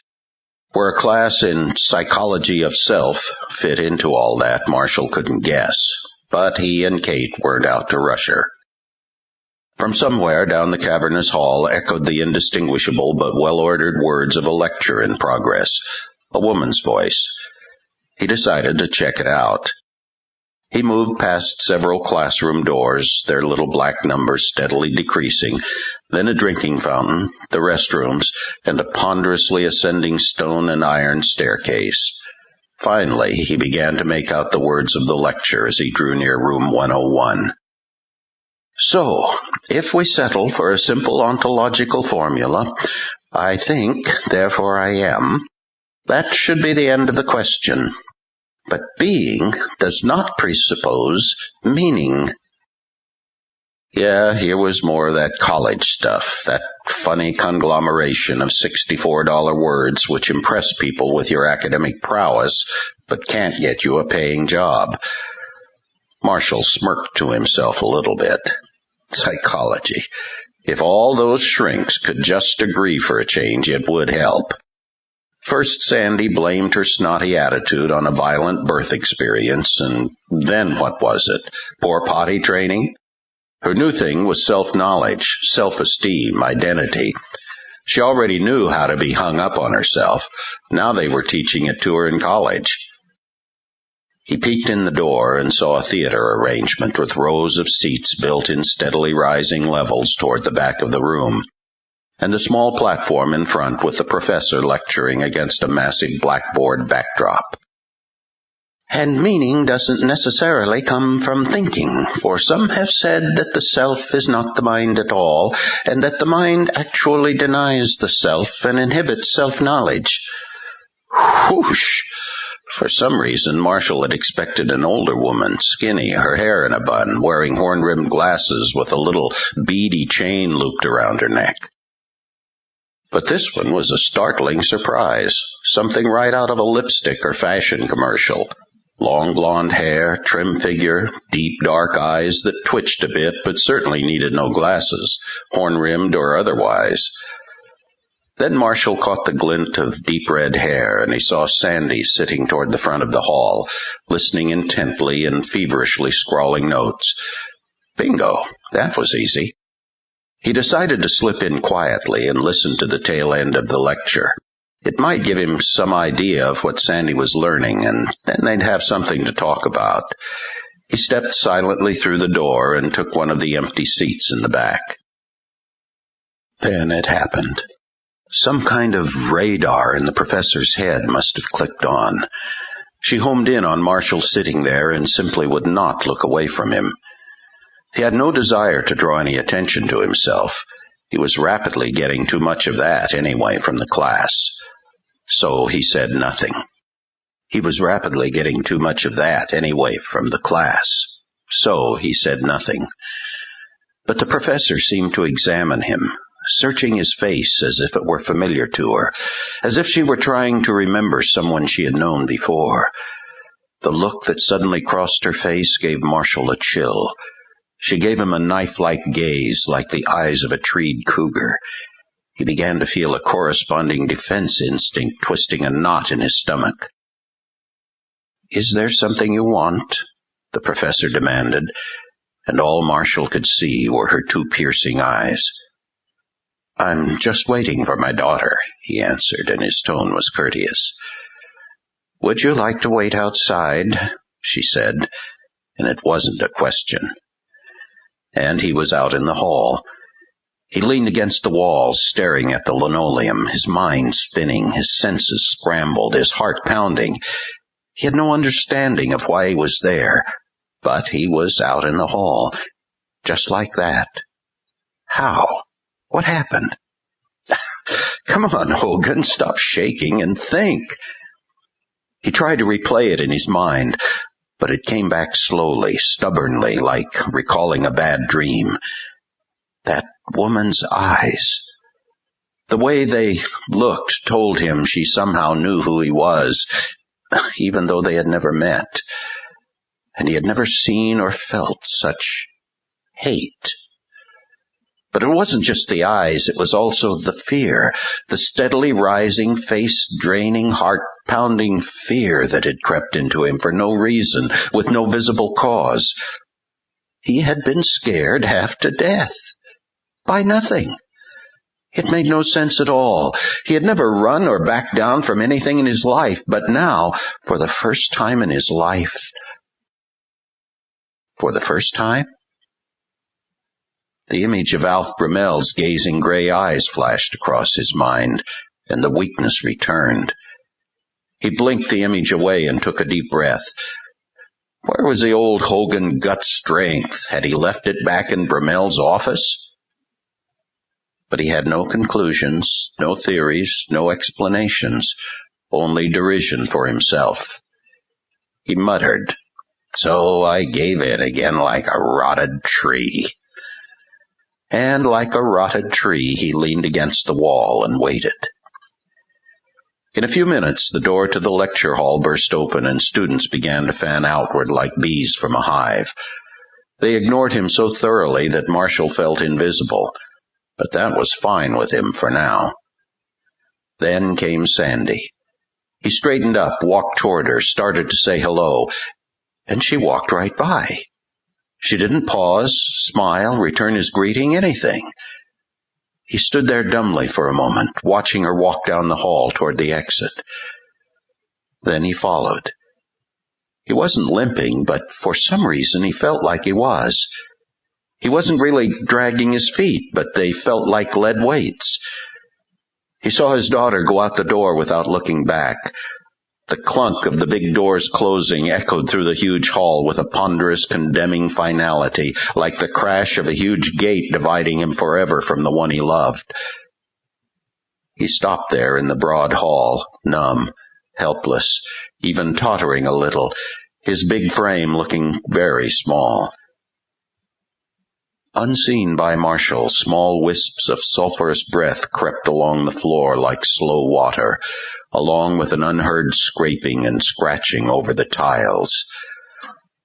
Like a slimy black leech, the little demon clung to him, its taloned fingers entwining Marshall's legs like parasitic tendrils, holding him back, poisoning his spirit. The yellow eyes bulged out of the gnarled face, watching him, boring into him. Marshall was feeling a deep and growing pain, and the little spirit knew it. This man was getting hard to hold down. As Marshall stood there in the big empty hall, the hurt, the love, the desperation began to build inside him. He could feel the tiniest remaining ember of fight still burning. He started for the door. "Move, Hogan, move! That's your daughter!" With each determined step, the demon was dragged along the floor behind him, its hands still clinging to him, a deeper rage and fury rising in its eyes and the sulphurous vapors chugging out of its nostrils. The wings spread in search of an anchor, any way to hold Marshall back, but they found none. "Sandy," Marshall thought, "give your old man a break." By the time he reached the end of the hall, he was nearly into a run. His big hands hit the crash bar in the door flung open, slamming into the doorstop on the outside steps. He ran down the stairs and out onto the pedestrian walkway shaded by the elms. He looked up the street, across the lawn in front of Stewart Hall, down the other way, but she was gone. The demon gripped him tighter and began to climb and slither upward. Marshall felt the first pangs of despair as he stood there alone. "I'm over here, Daddy." Immediately, the demon lost its grip and fell free, snorting with indignation. Marshall spun around and saw Sandy, standing just beside the door he had just burst through, apparently trying to hide from her classmates among the camellia bushes and looking very much like she was about to take him to task. Well, anything was better than losing her, Marshall thought. "Well," he said before he considered, "pardon me, but I get the distinct impression you disowned me in there." Sandy tried to stand straight, to face him in her hurt and anger, but she still could not look him squarely in the eye. It was just too painful." "What was?" "You know, that whole thing in there." "Well, I like coming on with a real splash, you know. Something people will remember." "Daddy." "So who stole all the no parents allowed signs? How was I to know she didn't want me in there? And just what's so all-fired precious and secret that she doesn't want any outsiders to hear it?" Now Sandy's anger rose above her hurt, and she could look at him squarely. "Nothing. Nothing at all. It was just a lecture." "So just what is her problem?" Sandy groped for an explanation. "I don't know. I guess she must know who you are." "No way. I've never even seen her before." And then a question automatically popped into Marshall's mind. "What do you mean she must know who I am?" Sandy looked cornered. "I mean, oh, come on. Maybe she knows you're the editor of the paper. Maybe she doesn't want reporters snooping around." "Well, I hope I can tell you I wasn't snooping. I was just looking for you." Sandy wanted to end the discussion. "All right, Daddy, all right. She just read you wrong, okay? I don't know what her problem was. She has the right to choose her audience, I suppose." "And I don't have the right to know what my daughter's learning?" Sandy stopped a word halfway up her throat and inferred a few things first. "You were snooping." Even as it happened, Marshall knew good and well that they were at it again. The old cats and dogs fighting roosters routine. It was crazy. Part of him didn't want it to happen, but the rest of him was too frustrated and angry to stop. As for the demon, it only cowered nearby, shying from Marshall as if he were red hot. The demon watched, waited, fretted. "In a pig's eye I was snooping," Marshall roared. "I'm here because I'm your loving father, and I wanted to pick you up after classes. Stewart Hall, that's all I knew. I just happened to find you, and—" He tried to break himself. He deflated a little, covered his eyes with his hand, and sighed. "And you thought you'd keep an eye on me," Sandy suggested spitefully. "Got some law against that?" "Okay, I'll lay it all out for you. I'm a human being, Daddy, and every human entity, I don't care who he or she is ultimately subject to a universal scheme and not to the will of any specific individual. As for Professor Langstrath, if she doesn't want you present at her lecture, it's her prerogative to demand that you leave." "And just who's paying her salary, anyway?" She ignored the question. "And as for me and what I'm learning, and what I'm becoming, and where I'm going, and what I wish, I say you have no right to infringe on my universe unless I personally grant you that right." Marshall's eyesight was getting blurred by visions of Sandy turned over his knee. Enraged, he had to lash out at somebody, but now he was trying to steer his attacks away from Sandy. He pointed back toward Stewart Hall and demanded, Did she teach you that?" "You don't need to know." "I have a right to know." "You waived that right, Daddy, years ago." That punch sent him into the ropes, and he couldn't fully recover before she took off down the street, escaping their miserable bullish battle. He hollered after her some stupid-sounding question about how she'd get home, but she didn't even slow down. The demon grabbed its chance and Marshall, and he felt his anger and self-righteousness give way to sinking despair. He'd blown it. The very thing he never wanted to do again, he did. Why in the world was he wired up this way? Why couldn't he just reach her, love her, win her back? She was disappearing from sight even now, becoming smaller and smaller as she hurried across the campus, and she seemed so very far away, farther than any loving arm could ever reach. He'd always tried to be strong, to stand tough through life and through struggles, but right now the hurt was so bad he couldn't keep that strength from crumbling away from him in pitiful pieces. As he watched, Sandy disappeared around a distant corner without looking back, and something broke inside him. His soul felt like it would melt, and at this moment there was no person on the face of the earth he hated more than himself. The strength of his legs seemed to surrender under the load of his sorrow, and he sank to the steps in front of the old building, despondent. The demon's talons surrounded his heart, and he muttered in a quivering voice, "What's the use?" "Ha!" came a thundering cry from the nearby shrubs. A bluish-white light glimmered. The demon released its grip on Marshall and bolted like a terrified fly, landing some distance away in a trembling defensive stance, its huge yellow eyes nearly popping out of its head and a soot-black barbed scimitar ready in its quivering hand. But then there came an unexplainable commotion behind those same bushes, some kind of struggle, and the source of the light disappeared around the corner of Stewart Hall. The demon did not stir, but waited, listened, watched. No sound could be heard except the light breeze. The demon stalked ever so cautiously back to where Marshall still sat, went past him and peered through the shrubbery and around the corner of the building.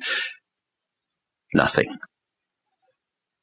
As if held for this entire time, a long, slow breath of yellow vapor curled in lacy wisps from the demon's nostrils. Yes, it knew what it had seen. There was no mistaking it. But why had they fled? Chapter 5. A short distance across the campus, but enough distance to be safe, two giant men descended to earth like glimmering bluish-white comets, held aloft by rushing wings that swirled in a blur and burned like lightning. One of them, a huge, burly, black-bearded bull of a man, was quite angry and indignant, bellowing and making fierce gestures with a long, gleaming sword. The other was a little smaller and kept looking about with great caution, trying to get his associate to calm down. In a graceful, fiery spiral, they drifted down behind one of the college dormitories and came to rest in the cover of some overhanging willows. The moment their feet touched down, the light from their clothes and bodies began to fade, and the shimmering wings gently subsided. Save for their towering stature, they appeared as two ordinary men, one trim and blond, the other built like a tank, both dressed in what looked like matching tan fatigues. Golden belts had become like dark leather, their scabbards were dull copper, and the glowing bronze bindings on their feet had become simple leather sandals. The big fellow was ready for a discussion. "Driscoll," he growled, but at his friend's desperate gestures he spoke just a little softer. "What are you doing here?" Driscoll kept his hands up to keep his friend quiet. "Shh, Gilo. The Spirit brought me here, the same as you. I arrived yesterday." "You know what that was? A demon of complacency and despair, if ever I saw one. If your arm hadn't held me, I would have struck him, and only once." "Oh, yes, Gilo, only once," his friend agreed.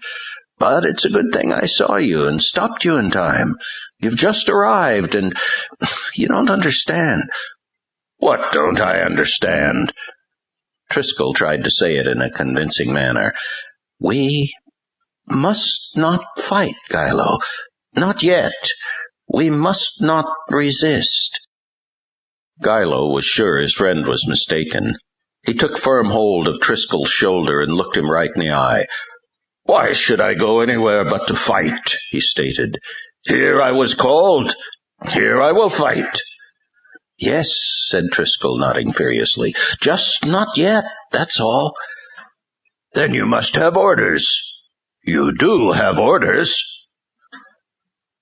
Driscoll paused for effect, then said, "Tal's orders." Gilo's angry expression at once melted into a mixture of shock and perplexity. Dusk was settling over Ashton, and the little white church on Morgan Hill was washed with the warm, rusty glow of the evening sun. Outside, in the small churchyard, the church's young pastor hurriedly mowed the lawn, hoping to be finished before mealtime. Dogs were barking in the neighborhood, people were arriving back home from work, kids were being called in for supper. Unseen by these mortals, Gilo and Driscoll came hurriedly up the hill on foot, secretive and unglorified, but moving like the wind nevertheless. As they arrived in front of the church, Hank Busch came around the corner behind the roaring lawnmower, and Gilo had to pause to look him over. "Is he the one?" he asked Driscoll. "Did the call begin with him?" "Yes," Driscoll answered. "Months ago. He's praying even now, and often walks the streets of Ashton interceding for it." "But this place is so small. Why was I called? No, why was Tal called?" Driscoll only pulled at his arm. "Hurry inside." They passed quickly through the walls of the church and into the humble little sanctuary. Inside they found a contingent of warriors already gathered, some sitting in the pews, others standing around the platform, still others acting as sentries, looking cautiously out the stained-glass windows. They were all dressed, much as Driscoll and Gilo, in the same tan tunics and breeches, but Gilo was immediately impressed by the imposing stature of them all. These were the mighty warriors, the powerful warriors, and more than he had ever seen gathered in one place. He was also struck by the mood of the gathering. This moment could have been a joyful reunion of old friends, except that everyone was strangely somber. As he looked around the room, he recognized many whom he had fought alongside in times far past. Nathan, the towering Arabian who fought fiercely and spoke little. It was he who had taken demons by their ankles and used them as war clubs against their fellows. Armoth, the big African whose war cry and fierce countenance had often been enough to send the enemy fleeing before he even assailed them. Gilo and Armoth had once battled the demon lords of villages in Brazil and personally guarded a family of missionaries on their many long treks through the jungles. Shimon, the meek European with the golden hair, who bore on his forearms the marks of a fading demon's last blows before Shimon banished him forever into the abyss. Gilo had never met this one, but had heard of his exploits and his ability to take blows simply as a shield for others, and then to rally himself to defeat untold numbers alone. Then came the greeting of the oldest and most cherished friend. "Welcome, Gilo, the strength of many." Yes, it was indeed Tal, the captain of the host. It was so strange to see this mighty warrior standing in this humble little place. Gilo had seen him near the throne room of heaven itself, in conference with none other than Michael. But here stood the same impressive figure with golden hair and ruddy complexion, intense golden eyes like fire, and an unchallengeable air of authority. Gilo approached his captain, and the two of them clasped hands. "And we're together again," said Gilo, as 1,000 memories flooded his mind. No warrior Gilo had ever seen could fight as Tal could. No demon could outmaneuver or outspeed him. No sword could parry a blow from the sword of Tal. Side by side, Gilo and his captain had vanquished demonic powers for as long as those rebels had existed, and had been companions in the Lord's service before there had been any rebellion at all. "Greetings, my dear captain," Tal said by way of explanation. "It's a serious business that brings us together again." Gilo searched Tal's face. Yes, there was plenty of confidence there, and no timidity. But there was definitely a strange grimness in the eyes and mouth, and Gilo looked around the room once again. Now he could feel it, that typically silent and ominous prelude to the breaking of grim news. Yes, they all knew something he didn't, but were waiting for the appointed person, most likely Tal, to speak it. Gilo couldn't stand the silence, much less the suspense. 23, he counted, of the very best, the most gallant, the most undefeatable, gathered now as though under siege, cowering in a flimsy fortress from a dreaded enemy. With a dramatic flair, he drew his huge sword and cradled the blade in his free hand. "Captain Tal, who is this enemy?" Tal answered slowly and clearly. "Raphar, the Prince of Babylon." All eyes were now on Gilo's face, and his reaction was much like that of every other warrior upon hearing the news. Shock, disbelief, an awkward pause to see if anyone would laugh and verify that it was only a mistake. There was no such reprieve from the truth. Everyone in the room continued to look at Gilo with the same deadly serious expression, driving the gravity of the situation home mercilessly. Gilo looked down at his sword. Was it now shaking in his hands? He made a point of holding it still, but he couldn't help staring for a moment at the blade, still gashed and discolored from the last time Gilo and Tal had confronted this Baal prince from the ancient times.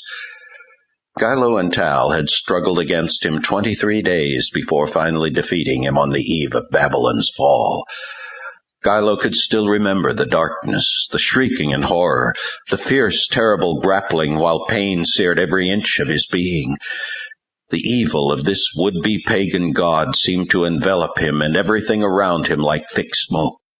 And half the time the two warriors had to maneuver and strike blindly, each one not even knowing if the other was still in the fight.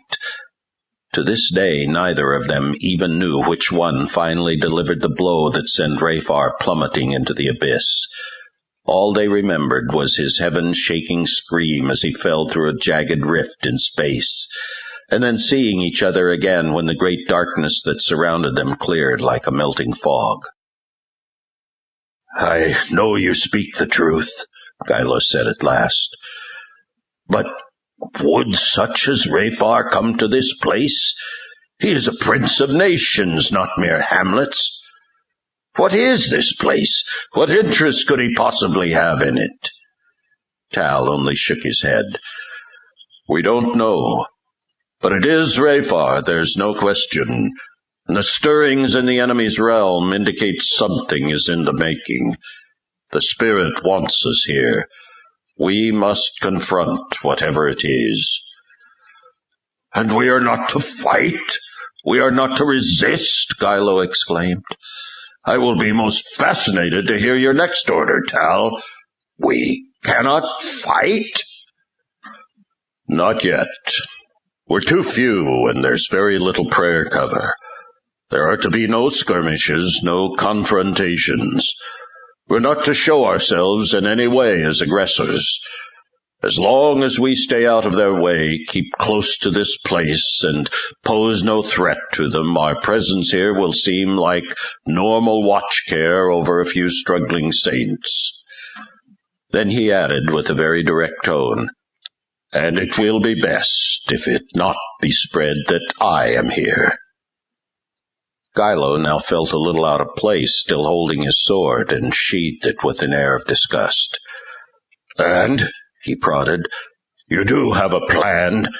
We were not called here to watch the town fall." The lawnmower roared by the windows, and Tal guided their attention to its operator. "It was Shimon's task to bring him here," he said, "to blind the eyes of his enemies and slip him through ahead of the adversary's choice for the pastor of this flock. Shimon succeeded.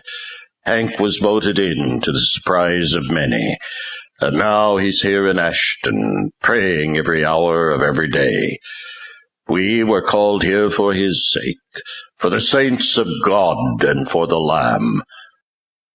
"For the saints of God and for the Lamb," they all echoed. Tal looked at a tall, dark-haired warrior, the one who had taken him through the town the night of the festival, and smiled. "And you had him win by just one vote?" The warrior shrugged. "The Lord wanted him here. Shimon and I had to make sure he won, and not the other man who has no fear of God." Tal introduced Gilo to this warrior. "Gilo, this is Creone, watch-carer of our prayer warrior here and of the town of Ashton. Our call began with Hank, but Hank's presence here began with Creone." Gilo and Creone nodded silent greeting to each other. Tal watched Hank finishing up the lawn and praying out loud at the same time. "So now, as his enemies in the congregation regroup and try to find another way to oust him, he continues to pray for Ashton. He's one of the last." "If not the last," lamented Creone. "No," cautioned Tal, "he's not alone. There's still a remnant of saints somewhere in this town. There is always a remnant." "There is always a remnant," they all echoed. "Our conflict begins in this place. We'll make this our location for now, hedge it in, and work from here." He spoke to a tall Oriental in the back of the room. "Signa, take as your charge this building, and choose 2 now to stand with you. This is our rest point. Make it secure. No demon is to approach it." Signa immediately found 2 volunteers to work with him. They vanished to their posts. "Now, Triskel, I'll hear news of Marshal Hogan." "I followed him up to my encounter with Gilo. Though Creone has reported a rather eventless situation up to the time of the festival, ever since then Hogan has been hounded by a demon of complacency and despair." Tal received the news with great interest. Could be he's beginning to stir. They're covering him, trying to hold him in check." Creone added, "I never thought I'd see it happen. The Lord wanted him in charge of the Clarion, and we took care of that too. But I've never seen a more tired individual." "Tired, yes, but that will only make him more usable in the Lord's hands. And I perceive that he is indeed waking up, just as the Lord foreknew." "Though he could awaken only to be destroyed," said Triskel, "they must be watching him. They fear what he could do in his influential position." "True," replied Tal. "So while they bait our bear, we must be sure they stir him up, and no more than that. It's going to be a very critical business." Now Tal was ready to move. He addressed the whole group. "I expect Rafar to take power here by nightfall. No doubt we'll all feel it when he does. Be sure of this, he will immediately search out the greatest threat to him and try to remove it." "Ah, Henry Busch," said Gilo. "Creone and Triskel, you can be sure that a troop of some kind will be sent to test Hank's spirit. Select for yourselves 4 warriors and watch over him." Tal touched Creone's shoulder and added, "Creone, up until now you've done very well in protecting Hank from any direct onslaughts. I commend you." "Thank you, Captain." "I ask you now to do a difficult thing. Tonight you must stand by and keep watch. Do not let Hank's life be touched. But aside from that, prevent nothing. It will be a test he must undergo." There was a slight moment of surprise and wonderment, but each warrior was ready to trust Tal's judgment. Tal continued, "As for Marshal Hogan, he's the only one I'm not sure about yet. Rayfar will give his lackeys incredible license with him, and he could either collapse and retreat, or, as we all hope, rouse himself and fight back. He'll be of special interest to Rayfar, and to me, tonight. Kylo, select 2 warriors for yourself and 2 for me. We'll watch care over Marshal tonight and see how he responds. The rest of you will search out the remnant." Tal drew his sword and held it high. The others did the same, and a forest of shining blades appeared, held aloft in strong arms. "Rayfar," Tal said in a low, musing voice, "we meet again." Then in the voice of a captain of the host, "For the saints of God and for the Lamb!" "For the saints of God and for the Lamb!" they echoed.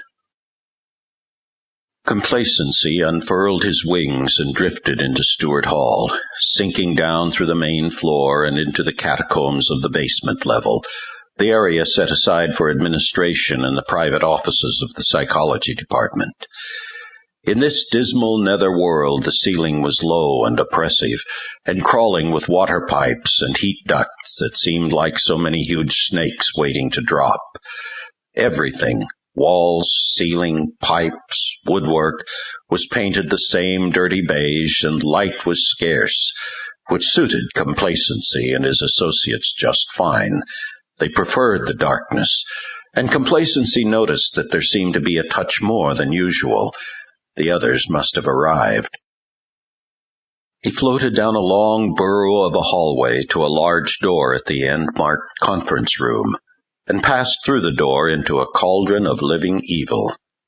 The room was dark, but the darkness seemed more of a presence than a physical condition. It was a force, an atmosphere that drifted and crept about the room. Out of that darkness glared many pairs of dull yellow cat eyes, belonging to a horrible gallery of grotesque faces. The various shapes of Complacency's fellow workers were outlined and backlit by a sourceless red glow. Yellow vapor slithered in lacy wisps about the room and filled the air with its stench as the many apparitions carried on their hushed, gargling conversations there in the dark. Complacency could sense their common disdain for him, but the feeling was mutual enough. These belligerent egotists would walk on anyone to exalt themselves, and Complacency just happened to be the smallest, hence the easiest to persecute. He approached 2 hulking forms in the middle of some debate, and from their massive spine-covered arms and poisonous words, he could tell they were demons who specialized in hate, planting, aggravating, and spreading it, using their crushing arms and venomous quills to constrict and poison the love out of anyone. Complacency asked them, "Where is Prince Lucius?" "Find him yourself, lizard," one of them growled. A demon of lust, a slithery creature with darting and shifty eyes and slippery hide, overheard and joined in, snatching Complacency with his long, sharp talons. "And where have you been sleeping today?" it asked with a sneer. "I do not sleep," Complacency retorted. "I cause people to sleep." "To lust and steal innocence is far better." "But someone must turn away the eyes of others." Lust thought that over and gave a smirk of approval. He dropped Complacency rudely as those who watched laughed. Complacency passed deception, but didn't bother to ask him anything. Deception was the proudest, haughtiest demon of them all, very arrogant in his supposedly superior knowledge of how to control men's minds. His appearance was not even as gruesome as the other demons. He almost looked human. His weapon, he boasted, was always a compelling, persuasive argument, with lies ever so subtly woven in. Many others were there. Murder, his talons still dripping with blood. Lawlessness, his knuckles honed into spike-like protrusions and his hide thick and leathery. Jealousy, as suspicious and difficult a demon to work with as any. But complacency finally found Lucius, the Prince of Ashton, the demon who held the highest position of all of them. Lucius was in conference with a tight huddle of other power holders, going over the next strategies for controlling the town. He was unquestionably the demon in charge. Huge to begin with, he always maintained an imposing posture with his wings wrapped loosely around him to widen his outline, his arms flexed, his fists clenched and ready for blows. Many demons coveted his rank, and he knew it. He had fought and banished many to get where he was, and he had every intention of staying there. He trusted no one and suspected everyone, and his black, gnarled face and hawk-sharp eyes always carried the message that even his associates were his enemies. Complacency was desperate and enraged enough to violate Lucius's ideas of respect and decorum. He shoved his way through the group and right up to Lucius, who glared at him, surprised by the rude interruption. "My prince," Complacency pleaded, "I must have a word with you." Lucius's eyes narrowed. Who was this little lizard to interrupt him in the middle of a conference, to violate decorum in front of these others? "Why aren't you with Hogan?" he growled. "I must speak with you." "Dare you speak to me without my first speaking to you?" "It is vitally important. You're making a mistake.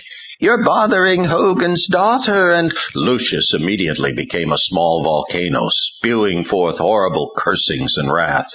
"You accuse your prince of a mistake. You dare to question my actions." Complacency cowered, expecting a stinging blow any moment. But he spoke anyway. "Hogan will do us no harm if you let him alone. But you have only lit a fire within him, and he casts me off." The blow came, a walloping swat from the back of Lucius's hand, and as Complacency tumbled across the room, he debated whether or not to speak another word. When he came to rest and regathered himself, he looked up to see every eye upon him, and he could feel their mocking disdain. Lucius walked slowly toward him and towered over him like a giant tree. "Hogan casts you off. Is it not you who releases him?" "Do not strike me. Only hear my appeal." Lucius's big fists clenched painfully around handfuls of Complacency's flesh, and snatched him up so they were eye to eye. "He could stand in our way, and I won't have that. You know your duty. Perform it." I was, Complacency cried. "He was nothing to fear at all, a slug, a lump of clay. I could have held him there forever." "So do it." "Prince Lucius, please hear me. Give him no enemy. Let him have no need to fight." Lucius dropped him on the floor in a humiliated heap. The prince addressed the others in the room. "We have given Hogan an enemy?" They all knew how to answer. "No, indeed." "Deception," Lucius called, and Deception stepped forward, giving Lucius a formal bow. "Complacency accuses his prince of bothering Hogan's daughter. You would know about that." "You have ordered no attack on Sandy Hogan, Prince," Deception answered. Complacency pointed his taloned finger and screamed, "You have followed her, you and your lackeys. You have spoken words to her mind, confused her." Deception only raised his eyebrows in mild indignation and answered sedately, Only upon her own invitation. We've only told her what she prefers to know. That can hardly be called an attack." Lucius seemed to take on some of Deception's maddening haughtiness as he said, "Sandy Hogan is one case, but certainly her father is quite another. She poses no threat to us. He does. Shall we send someone else to hold him in check?" Complacency had no answer, but added another note of concern. I saw messengers of the living God today." That only brought laughter from the group. Lucius sneered. "Are you becoming that timid, Complacency? We see messengers of the living God every day." "But they were close, about to attack. They knew my actions, I'm sure." "You look all right to me, though if I were one of them, I would surely pick you as an easy prey." More laughter from the group spurred Lucius on. "A limp and easy target for mere sport, a lame demon with which a weak angel can prove his strength." Complacency cowered in shame. Lucius strode about, addressing the group. "Do we fear the host of heaven?" he asked. "As you do not, we do not," they all answered with great polish. As the demons remained in their basement lair, patting each other's backs and stabbing Complacencies, they took no notice of the strange, unnatural cold front outside. It moved slowly over the town, bringing a harsh wind and chilling rain. Though the evening had promised to be bright and clear, it now grew dark under a low, oppressive shroud, half natural, half spirit. Atop the little white church, Signa and his two companions continued to stand guard as the darkness descended over Ashton, deeper and colder with each passing moment. All over the nearby neighborhood, dogs began to bark and howl. Here and there a quarrel broke out among humans. "He's here," Signa said. In the meantime, Lucius's preoccupation with his own glory kept him from noticing the little attention he was now getting from his troops. All the other demons in the room, large or small, were gripped by a steadily rising fear and agitation. They could all feel something horrible coming closer and closer. They began to fidget, their eyes darting about, their faces twisting with apprehension. Lucius gave Complacency a kick in the side as he walked by and continued his boasting. "Complacency, you can be sure that we have things very much in control here. No worker from our numbers ever had to sneak about for fear of attack. We roam this town freely, doing our work unhampered, and we will succeed in every place until the town is fully ours. You listless, limp little bungler, to fear is to fail." Then it happened, and so very suddenly that none of them could react with anything other than air-piercing shrieks of terror. Lucius had hardly gotten the word "fail" out of his mouth before a violent, boiling cloud crashed and thundered into the room like a tidal wave, a sudden avalanche of force that crushed like iron. The demons were swept across the room like so much debris in a raging tide, tumbling, screaming, wrapping their wings tightly around themselves in terror, all except for Lucius. As the demons recovered from the initial shockwave of this new presence, they looked up and saw Lucius's body, contorted like a broken toy, in the grip of a huge black hand. He struggled, choked, gagged, cried for mercy, but the hand only tightened its crushing grip, inflicting punishment without mercy, descending down out of the darkness like a cyclone from a thundercloud. Then the full figure of a spirit appeared, carrying Lucius by the throat and shaking him about like a rag doll. The thing was bigger than any they had ever seen before, a giant demon with a lion-like face, fiery eyes, incredibly muscular body, and leathery wings that filled the room. The voice gargled up from deep within the demon's torso and sprayed out in clouds of fiery red vapor. "You who have no fear, are you now afraid?" The spirit angrily hurled Lucius across the room to join the others, then stood like a mountain in the center of the room, wielding a deadly S-curved sword the size of a door. Obviously, this prince of princes had been greatly honored for past victories.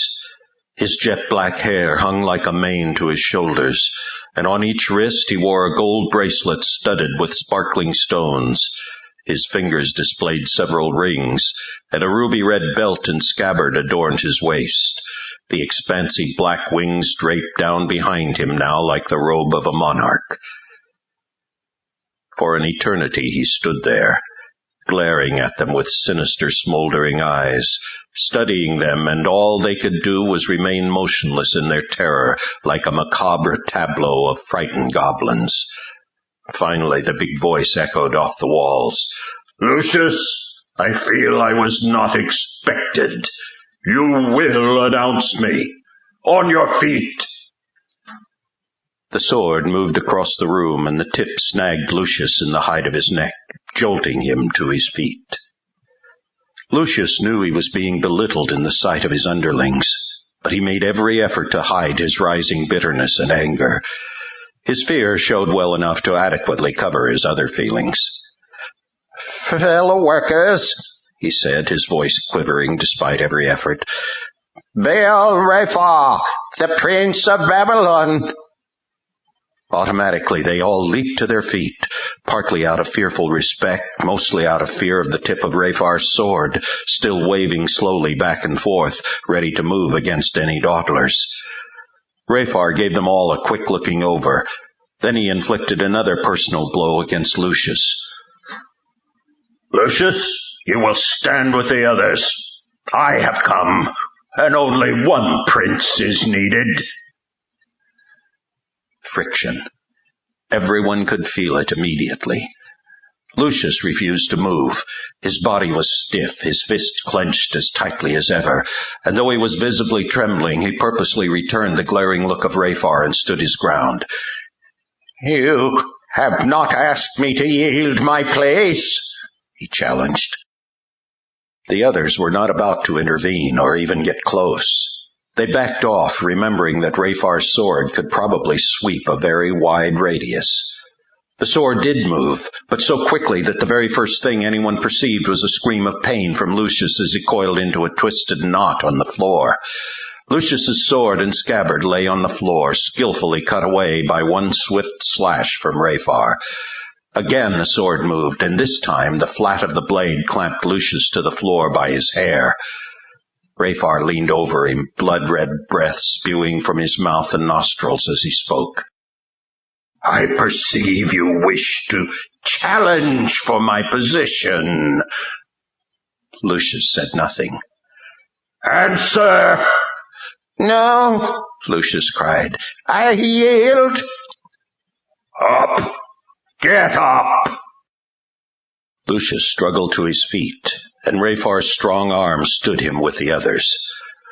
By now, Lucius was a most pitiful sight, totally humiliated.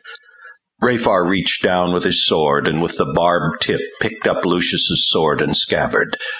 The sword swung like a huge crane, and deposited Lucius's weapons in the deposed demon's hands. "Listen well, all of you," Rephar addressed them. "Lucius, who fears not the hosts of heaven, has shown fear. He is a liar and a worm, and is not to be heeded. I say to you, fear the hosts of heaven. They are your enemies, and they are intent on defeating you. As they are ignored, as they are given place, so they shall overcome you." Rephar walked with heavy, ponderous steps up and down the line of demons, giving them all a closer look. When he came to complacency, he drew close, and complacency fell backwards. Rephar caught him around the back of the neck with one finger and pulled him up straight. "Tell me, little lizard, what did you see today?" Complacency was suffering from a sudden memory lapse. Rephar prodded him. "Messengers of the living God, you said? Complacency nodded. Where? Just outside this building. What were they doing? I... Did they attack you? No. Was there a flash of light? That seemed to register with Complacency. He nodded. When a messenger of God attacks, there is always light. Rayfar addressed all of them angrily. And you let it slip by. You laughed. You mocked. A near attack from the enemy, and you ignored it. Now Rayfar returned to grill Lucius some more. Tell me, deposed prince, how stands the town of Ashton? Is it ready? Lucius was quick to say, Yes, Mayor Rayfar. Oh, then you have taken care of this praying Busch and this sleeping troublemaker Hogan. Lucius was silent. You have not. First you allow them to come into places we reserved for our own special appointments. It was a mistake, Mayor Rayfar, Lucius blurted. The Clarion editor was eliminated according to our orders, but no one knows where this Hogan came from. He bought the paper before anything could be done. And Busch? It was my understanding that he fled from your attacks. That was another man of God. The first one. He did flee. And? This younger man sprung up in his place. From nowhere. A long, foul sigh hissed out through Rayfar's fangs. The host of heaven, he said. While you have taken them for granted, they have moved in the Lord's chosen right under your noses. It is no secret that Henry Busch is a man who prays. Do you fear that? Lucius nodded. Yes, of course, more than anything. We have been attacking him, trying to drive him out. And how has he responded? He... Speak up. He prays. Rayfar shook his head. Yes, he is a man of God. And what about Hogan? What have you done about him? We have attacked his daughter. Complacency's ears perked up at that. His daughter? But Complacency couldn't contain himself. I told him it wouldn't work. It would only make Hogan more aggressive and wake him from his lethargy. Lucius grabbed for Rayfar's attention. If my lord would allow me to explain. Explain, Rayfar instructed Lucius, while warily eyeing Complacency. Lucius quickly formulated a plan in his mind.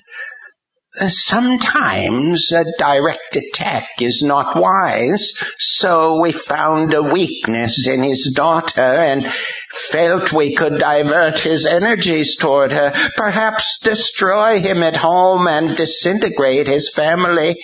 It seemed to work on the former editor. It was at least a start. It will fail, cried Complacency. He was harmless until they tampered with his sense of well-being and comfort. Now I fear I won't be able to hold him back. He is... A quick, threatening gesture from Rayfar's outstretched hand stifled Complacency's wailings. I do not want Hogan held back, Rayfar said. I want him destroyed. Yes, take his daughter. Take anything else that can be corrupted.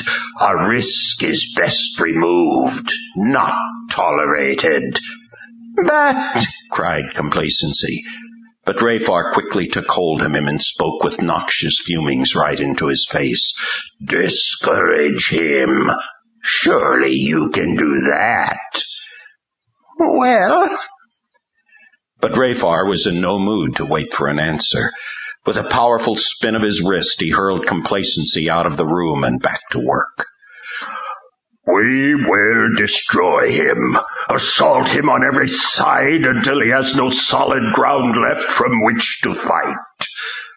As for this new man of God who has sprung up, I'm sure an adequate trap can be laid. But concerning our enemies, how strong are they? Not strong at all, answered Lucius, trying to recover his competency rating. But cunning enough to make you think they are weak. A fatal mistake, Lucius. He addressed all of them. You are to no longer take the enemy for granted. Watch him. Count his numbers. Know his whereabouts, his skill, his name. No mission was ever undertaken that was not challenged by the hosts of heaven, and this mission is nothing small. Our Lord has very important plans for this town.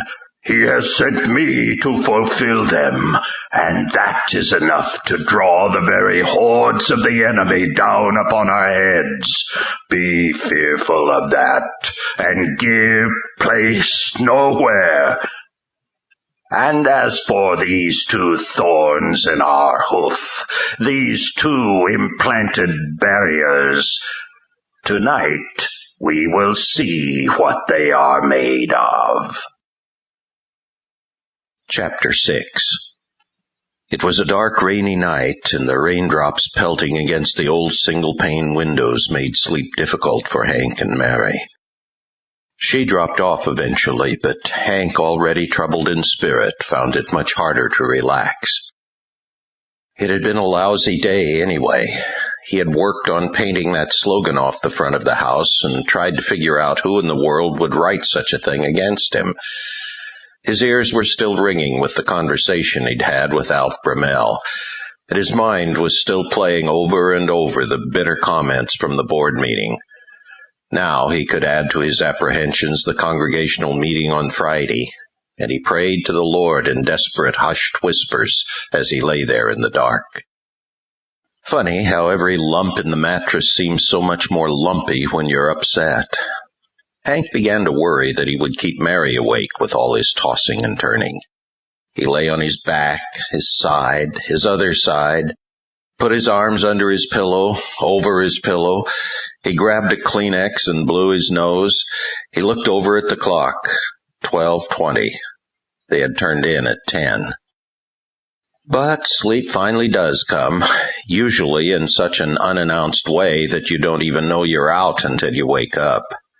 Sometime that night, Hank dozed off. But after a few hours, his dreams began to go sour. They were the usual silly things at first, like driving a car through his living room and then flying in the car as it turned into an airplane. But then the images began to rush and riot through his head, growing frantic and chaotic. He started running from dangers. He could hear screams. There was the sensation of falling and the sight and taste of blood. Images were from bright and colorful to monochromatic and dismal. He was constantly fighting, struggling for his life. Innumerable dangers and enemies surrounded him, closing in. None of it made any sense. But one thing was very definite throughout: stark terror. He wanted desperately to scream, but didn't have time between fighting off enemies, monsters, unseen forces. His pulse began to pound in his ears. The whole world was reeling and throbbing. The horrible conflict rushing in his head began to push its way to the surface of the conscious, everyday Hank. He stirred in the bed, rolled over on his back, drew a deep, waking-up breath. His eyes half opened, not focused on anything. He was in that strange state of stupor halfway between sleep and consciousness. Did he really see it? It was an eerie projection in midair, a glowing painting on black velvet. Right above the bed, so close he could smell sulphurous breath, a hideous mask of a face hovered, contorting in grotesque movements as it spit out vicious words he couldn't understand. Hank's eyes opened like a sprung trap. He thought he could still see the face, just fading away, but instantly he felt like he'd been struck by a very heavy blow to his chest. His heart began to race and pound like it would burst through his ribs. He could feel his pajamas and the bedsheets sticking to him, drenched in sweat. He lay there panting for breath, waiting for his heart to calm down, for the stark terror to go away. But nothing changed, and he couldn't make it change. "You're just having a nightmare," he kept telling himself, but he couldn't seem to wake up. He purposely opened his eyes wide and looked around the darkened room, even though part of him wanted to regress back to childhood and just hide under the covers until the ghosts and monsters and burglars went away. He saw nothing in the room out of the ordinary.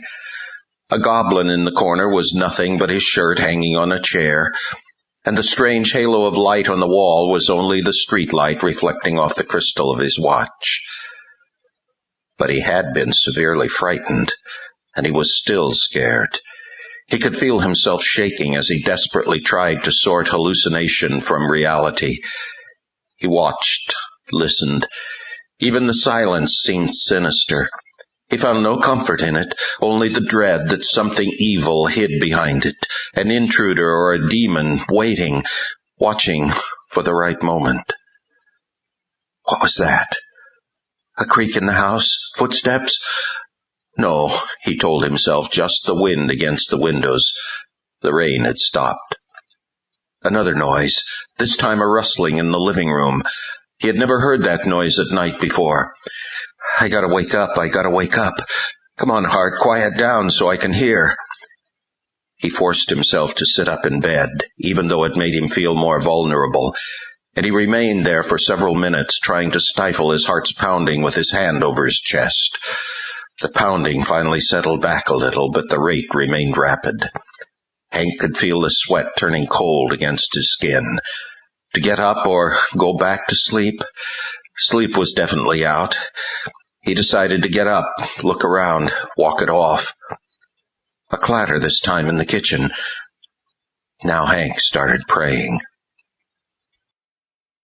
Marshall had had the same kind of dreams and felt the same heart-pounding fear. Voices. It sure sounded like voices somewhere. Sandy? Maybe a radio. But who knows, he thought to himself. This town is going crazy anyway, and now the sickies are in my house. He slid stealthily out of bed, put on his slippers, and moved over to the closet to procure a baseball bat. Just like back home, he thought. Now somebody's going to have mush for brains. He looked out his bedroom door, up and down the hallway. No lights were on anywhere. No flashlight beams played about. But his guts were doing a square dance under his ribs, and there had to be some reason for it. He reached for the hallway light and flipped the switch. Nuts!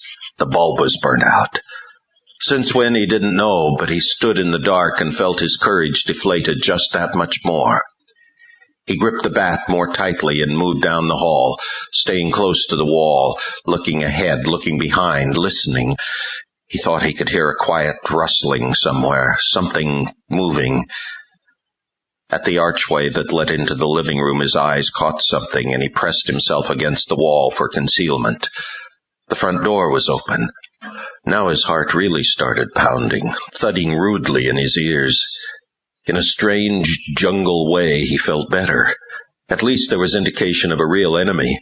It was this lousy fear without any reason that was spooking him.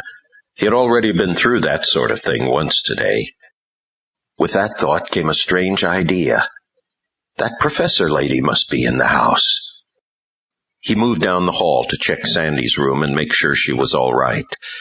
He wanted to stay between Kate and Sandy and whatever's out there in the rest of the house. Sandy's bedroom door was open, and that was unusual.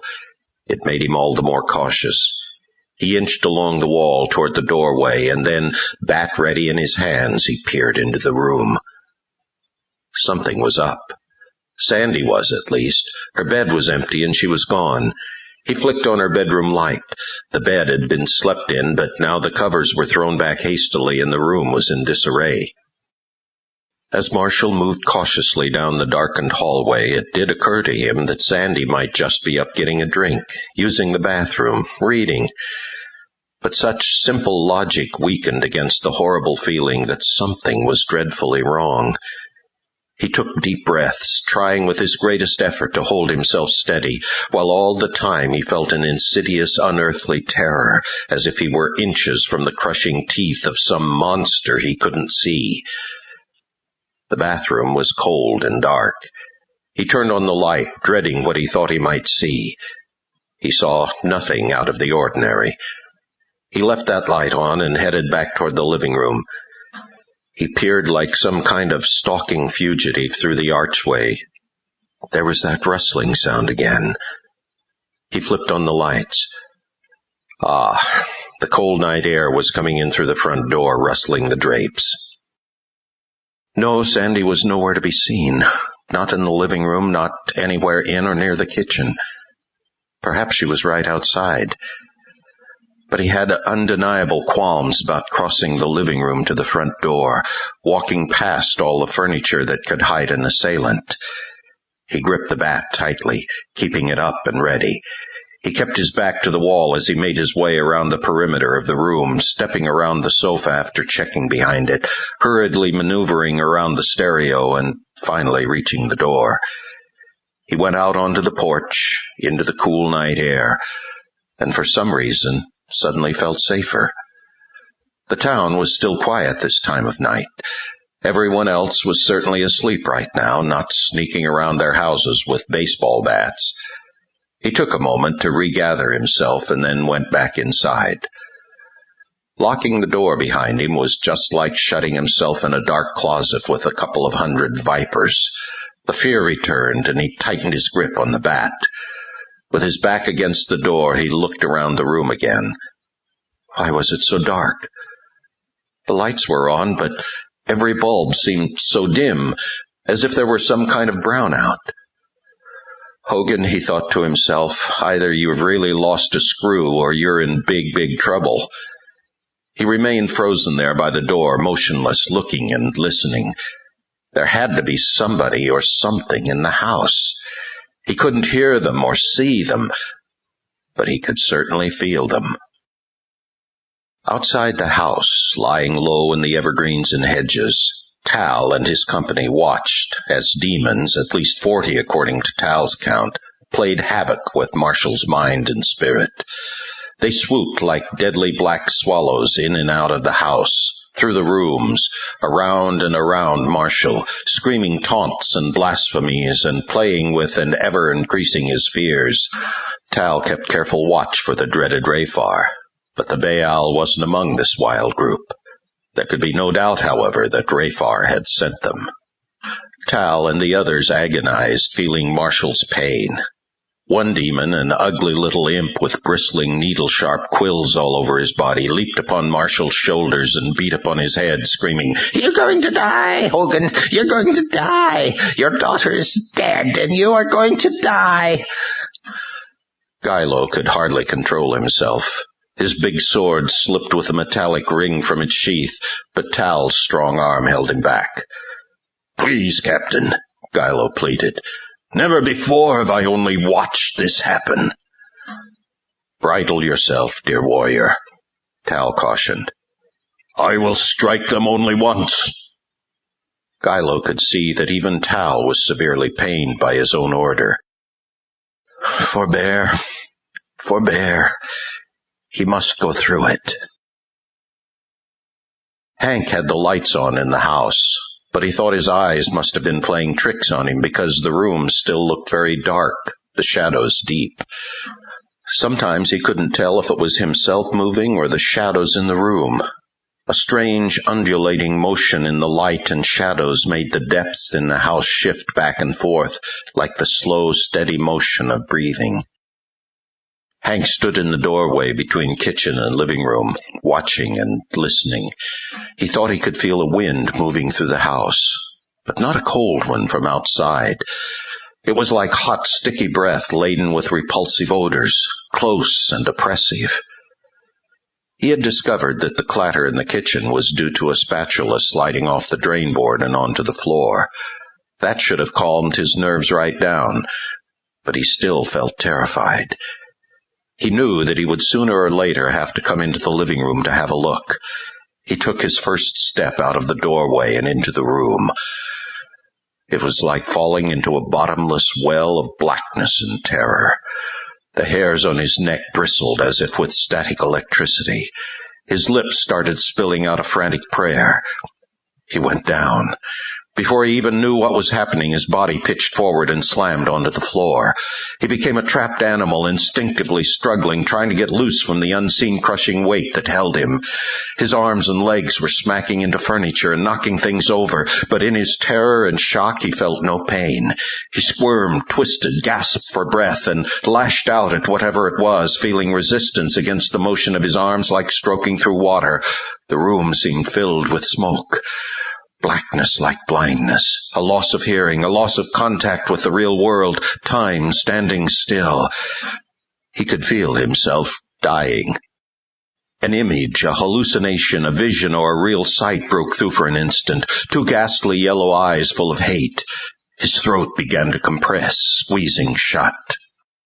"Jesus," he heard his mind cry out, "help me!" His next thought, a tiny instant flash, must have come from the Lord. "Rebuke it. You have the authority." Hank spoke the words, though he couldn't hear the sound of them. "I rebuke you in Jesus' name." The crushing weight upon him lifted so quickly, Hank felt he would sail upward from the floor. He filled his lungs with air and noticed he was now struggling against nothing. But the terror was still there, the black, sinister presence. He sat up halfway, drew another breath, and spoke it clearly and loudly. "In the name of Jesus, I command you to get out of this house."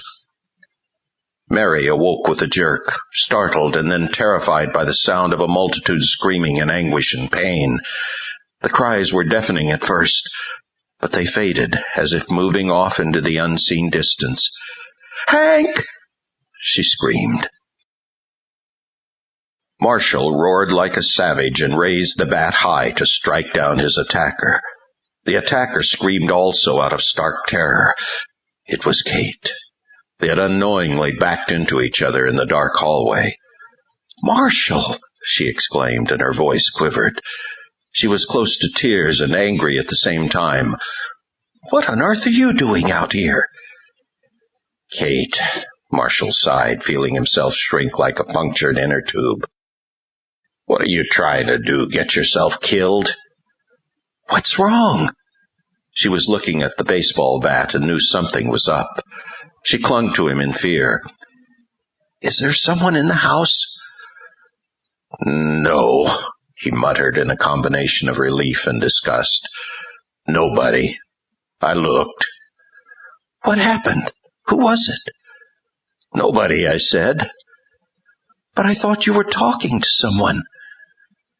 He looked at her with the utmost impatience and said with steadily building volume, "Do I look like I've been having a friendly chat with someone?"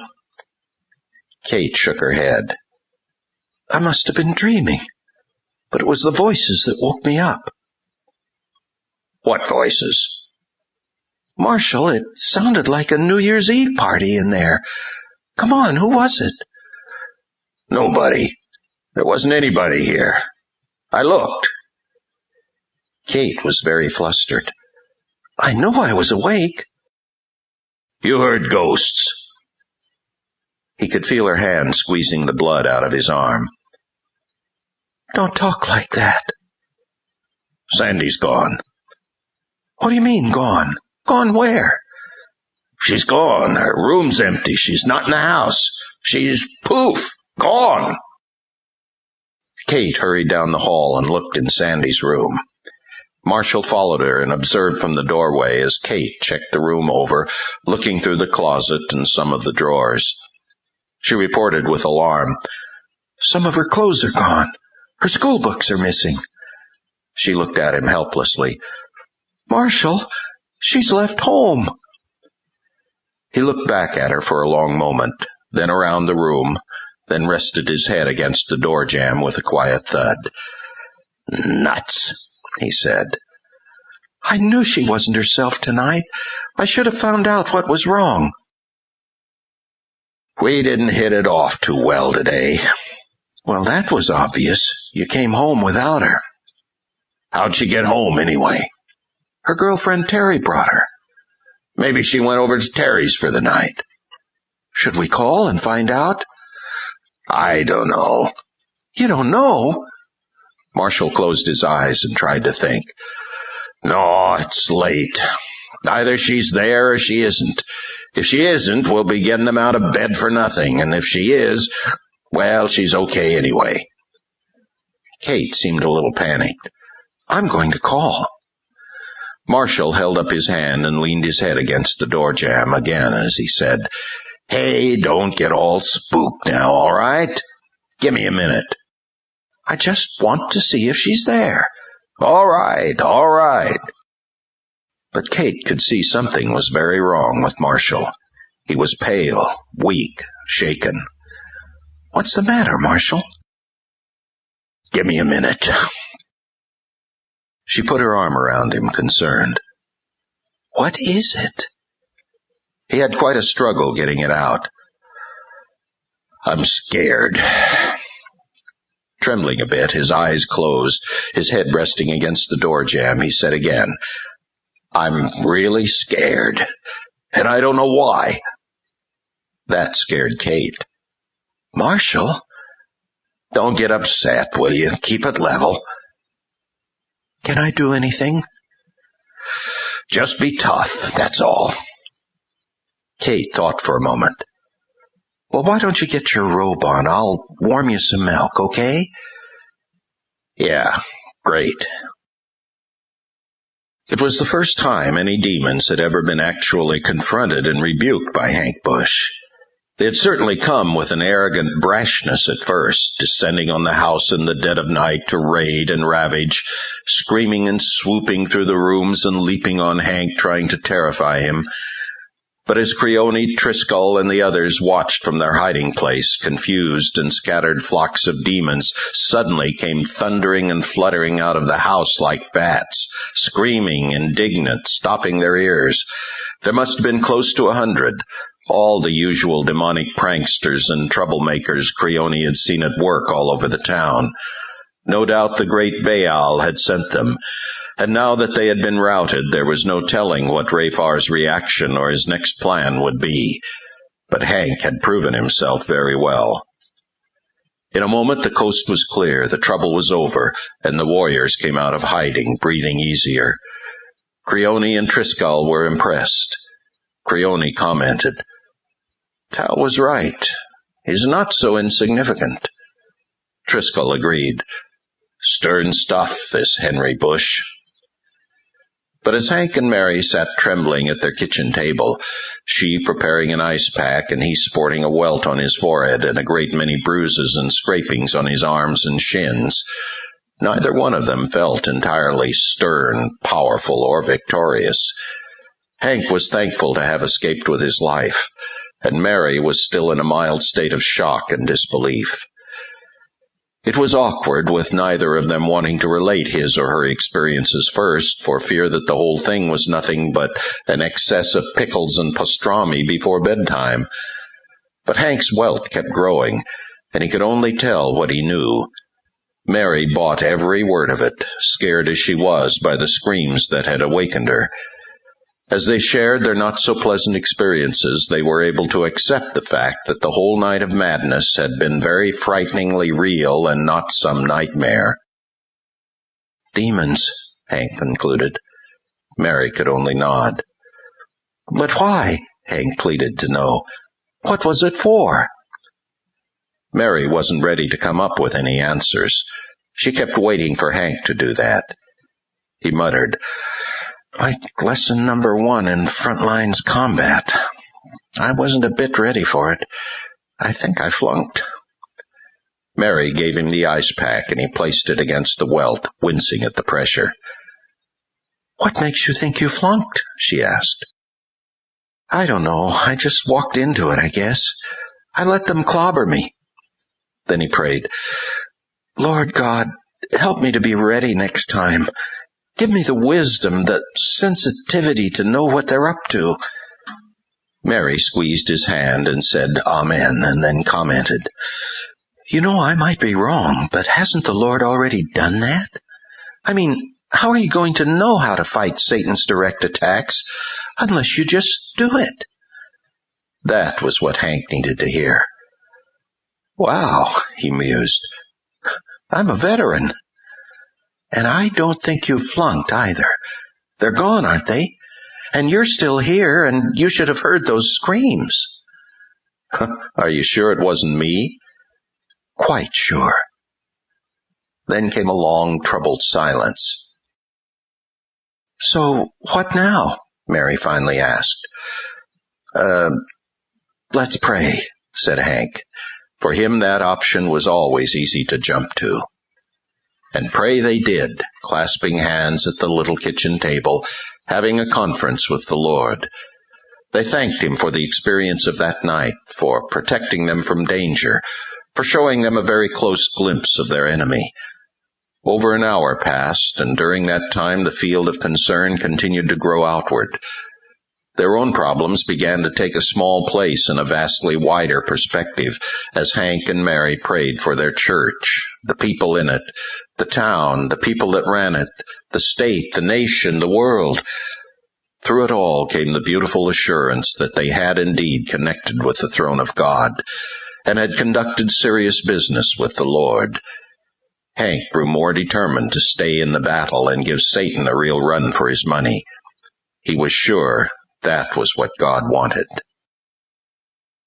The warm milk and Kate's company had a soothing effect on Marshall's nerves.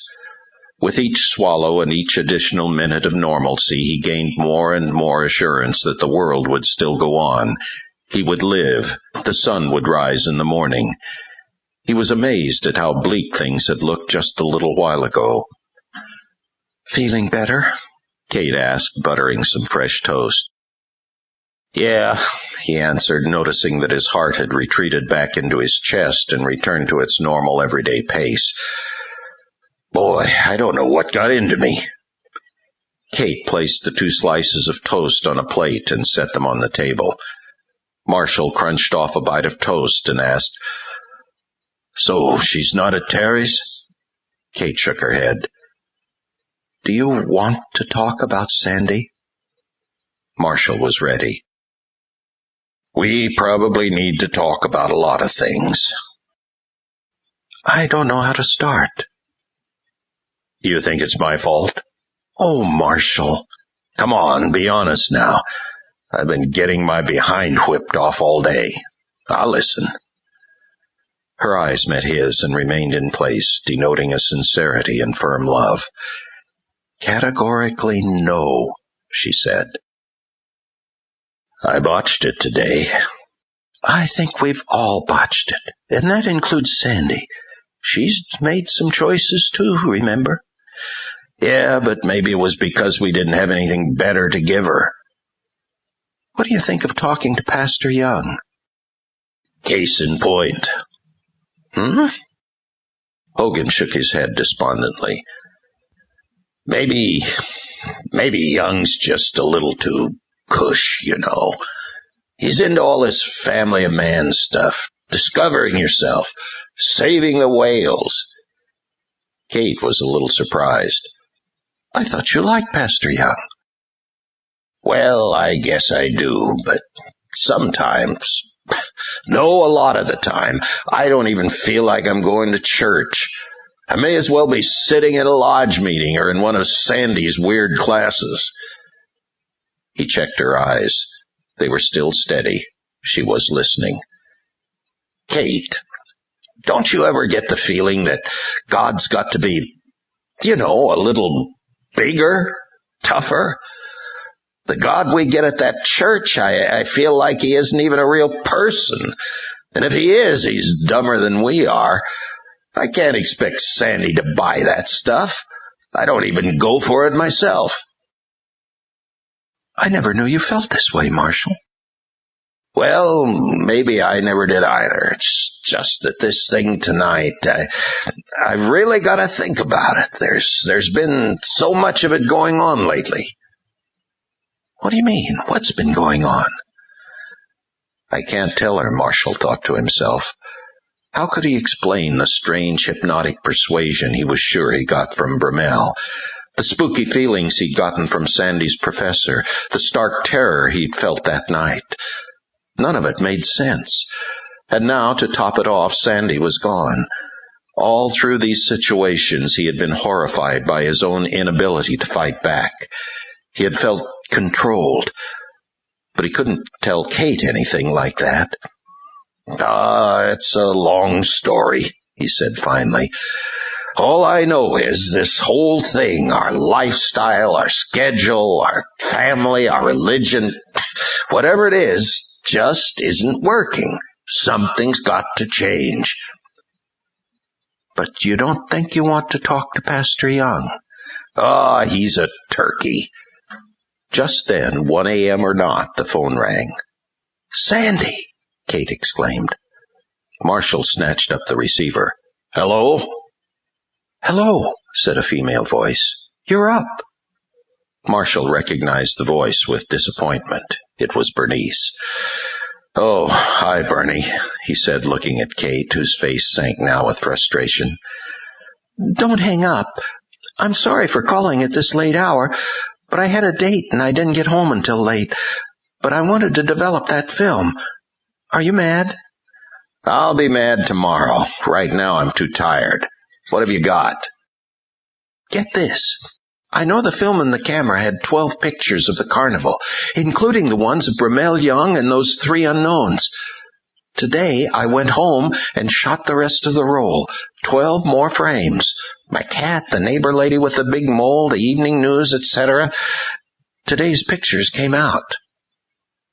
There was a pause, and Marshall knew he would have to ask, "What about the other ones?" "The emulsion was blacked out, totally exposed.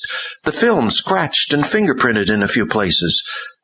There's nothing wrong with the camera." Marshall said nothing for a long moment. "Marshall? Hello?" "That's interesting," he said.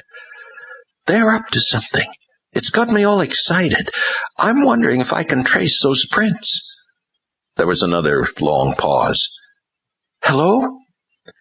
"What did the other woman look like, the blonde one?" "Not too old, long blonde hair, kind of mean-looking." "Heavy, thin, in between?"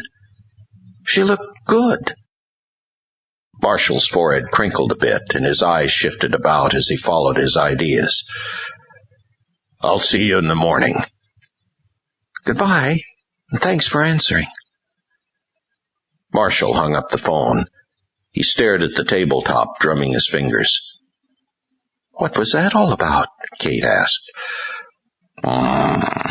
He said, still thinking. Then he answered, "Newspaper stuff, no biggie. What was it we were talking about anyway?" "Well, if it still matters, we were just talking about whether or not you should talk to Pastor Young about our problem." "Young," he said, and almost sounded angry. "But if you don't want to—" Marshall stared at the table while his warm milk got cold. Kate waited, then roused him with, "Would you rather talk about this in the morning?" "I'll talk to him," Marshall said flatly. I want to talk to him." "You bet I'll talk to him." "It couldn't hurt." "No, it sure couldn't." "I don't know when he'd be able to see you, but—" 1 o'clock would be nice." He scowled a bit. 1 o'clock would be perfect." "Marshall," Kate started, but she kept it back. There was something happening to her husband, and she picked it up in his voice, in his expression. She had never really missed that fire in his eyes. Perhaps she'd never known it was gone until this moment, when for the first time since they left New York, she saw it again. Some old, unpleasant feelings rose up within her, feelings she had no desire to cope with late at night, with her daughter mysteriously missing. "Marshall," she said, sliding her chair out and picking up the plate of half-eaten toast, "let's get some sleep." "I may not be able to sleep." "I know," she said quietly. All this time, Tal, Gilo, Nathan, and Armoth had stood in the room, carefully observing, and now Gilo began to chuckle in his gruff, quaking way. Tal said with a smile, "No, Marshal Hogan, you never were much of a sleeper. Anel Rayfar has helped to awaken you again." Chapter 7. On Tuesday morning, the sun was shining through the windows, and Mary was busy beating the daylights out of some bread dough. Hank found the name and number in the church records, the Reverend James Farrell. He had never met Farrell, and all he knew was the tasteless and malicious gossip going around about the man who had been his predecessor and had since moved far away from Ashton. It was a whim, a stab in the dark, Hank knew that. But he sat down on the couch, picked up the phone, and dialed the number. "Hello?" a tired older man's voice answered. "Hello," said Hank, trying to sound pleasant despite his tight nerves. "James Farrell?" "Yes. Who is this?" This is Hank Busch, pastor of the—" He heard Farrell give a drawn-out, knowledgeable sigh. "Ashton Community Church. I guess you must know who I am." "Yes, Pastor Busch. So, how are you?" How do I answer that, Hank wondered. Okay in some respects." "And not okay in other respects," Farrell offered, completing Hank's thought. "Boy, you've really been keeping up on things." "Well, not actively. I do hear from some of the members from time to time." Then he added quickly, "I'm glad you called. What can I do for you?" Talk to me, I guess." Farrell answered, "I'm sure there's a lot I could say to you. I do hear there's a congregational meeting this Friday. Is that true?" "Yes, it is." "A vote of confidence, I understand." "That's right." "Yes, I went through the same thing, you know. Bromell, Turner, Mayer, and Stanley were in charge of that one, too." "You gotta be kidding." "Oh, it's strictly history repeating itself, Hank. Take it from me." "They drummed you out?" "They decided they didn't like what I was preaching and the direction of my ministry. So they stirred up the congregation against me and then managed to take it to a vote. I didn't lose by much, but I did lose." "The same 4 guys?" "The same 4. But now, did I hear right? Did you really put Lou Stanley out of fellowship?" "Well, yeah." "Now that is something. I can't imagine Lou letting anyone do that to him." "Well, the other 3 made that a pivotal issue. They haven't left me alone about it." "And how is the congregation leaning?" "I don't know. They could be pretty evenly divided." "So, how are you standing up under all this?" Hank could think of no better way to phrase it. He said, "I think I'm under attack. Direct spiritual attack." Silence at the other end. "Hello?" "Oh, I'm here." Farrell talked slowly, falteringly, as if thinking hard while trying to converse. "What kind of spiritual attack?" Hank stammered a bit. He could imagine how last night's experience would sound to a stranger. "Well, I just think Satan is really involved here." Farrell was almost demanding. "Hank, what kind of spiritual attack?" Hank began his account carefully, trying very hard to sound like a sane and responsible individual as he related the major points. The mania Bromell seemed to have for getting rid of him, the church division, the gossip, the angry church board, the slogan painted on his house, and then the spiritual wrestling match he had gone through last night. Farrell interrupted only to ask clarifying questions. I know it all sounds crazy, Hank concluded. All Farrell could do was let out a deep sigh and mutter, "Oh, blast it all." Well, like you say, it's just history repeating itself. No doubt you've encountered things like this, right?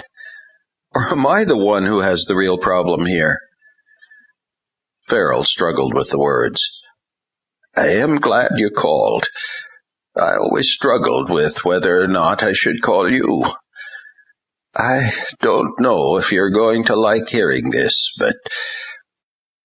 Farrell paused for new strength, then said, Hank, are you sure you belong there? Uh-oh. Hank felt a defensiveness rising in him. I do firmly believe in my heart that God has called me here, yes. Do you know you were chosen as pastor by accident? Well, some are saying that, but it is true, Hank. You really should consider that. You see, the church ousted me. They had some other minister all picked out and ready to move in. Some guy who had a wide and liberal enough religious philosophy to suit them. Hank, I really don't know how you ended up with the job, but it was definitely some kind of organizational fluke. The one thing they did not want in there was another fundamentalist minister, not after they went to such great lengths to get rid of the one they had. But they voted me in. It was an accident. Vermel and the others were definitely not planning on it.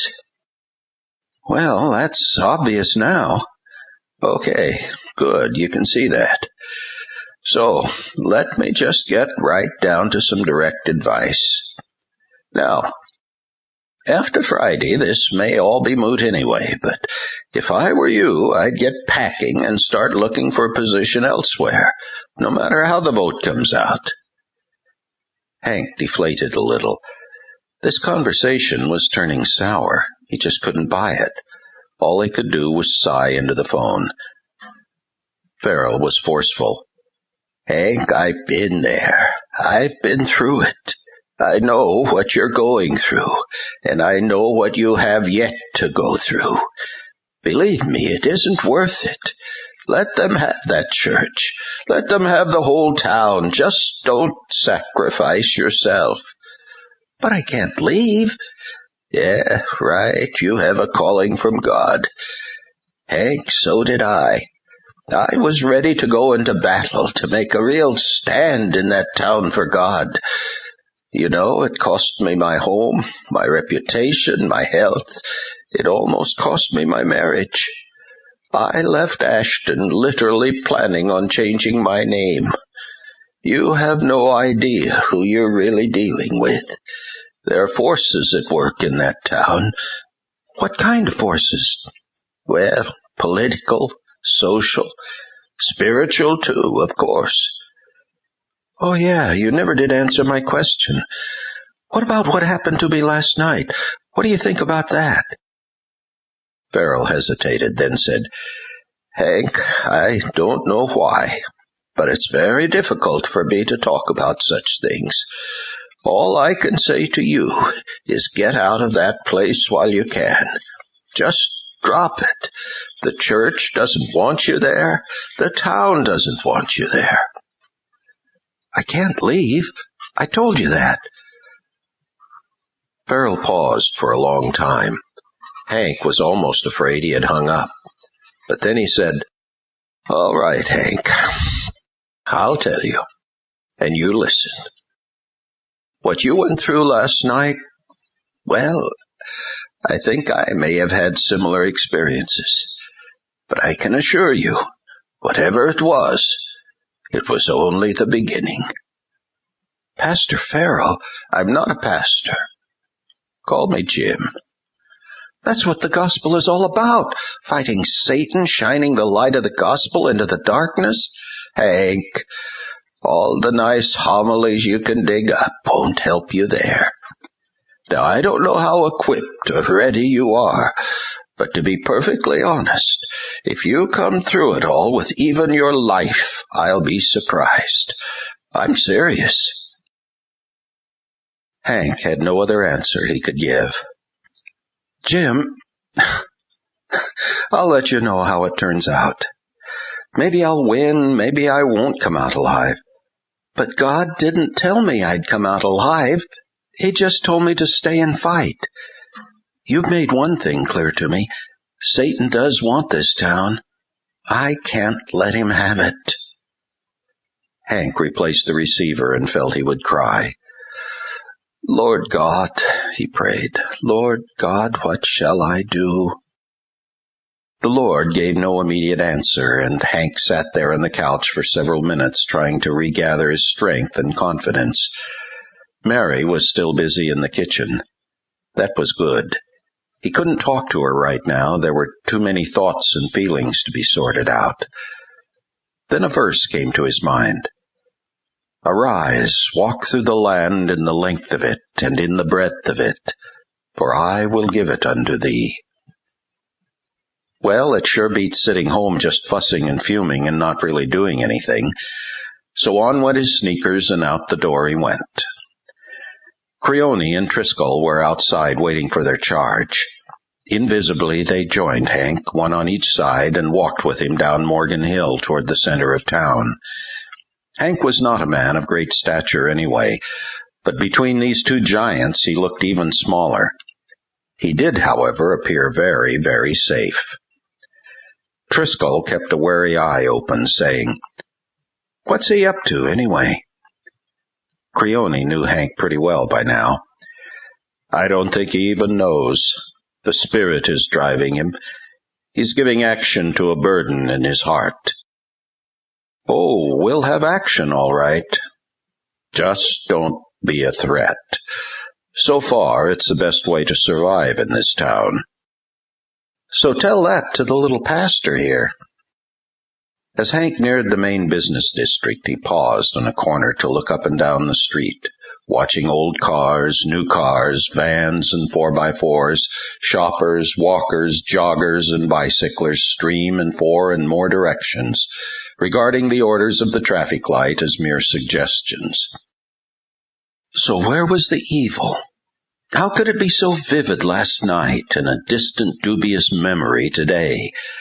No demons or devils lurked in the office windows or reached out of the storm drains. The people were the same simple, ordinary folks he had always seen, still ignoring him and passing by. Yes, this was the town he prayed for night and day with deep groanings of the heart because of a burden he couldn't explain, and now it was taxing his patience, unsettling him. "Well, are you in trouble or aren't you? Or don't you even care?" he said aloud. Nobody listened. No deep, sinister voices answered back with a threat.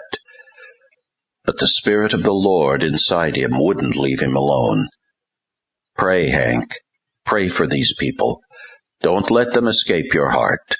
The pain is there, the fear is there, the danger is there."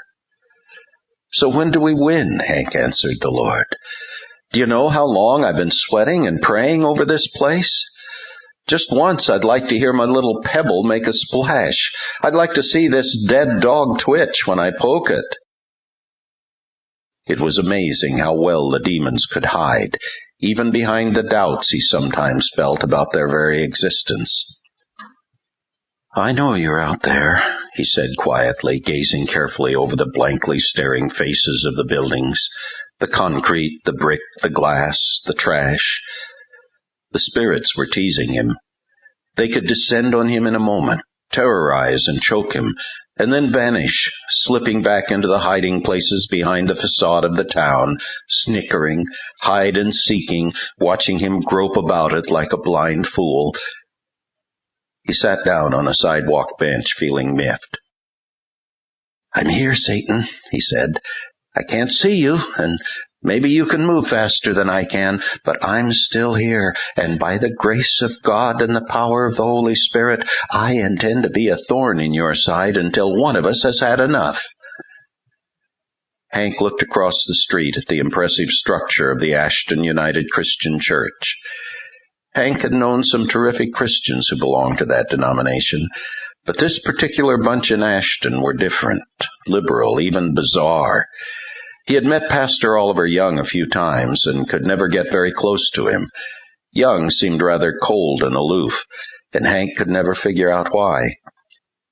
As Hank sat there watching a brown Buick pull into the church parking lot, Driscoll and Creone stood beside the bench, also watching the car come to a stop.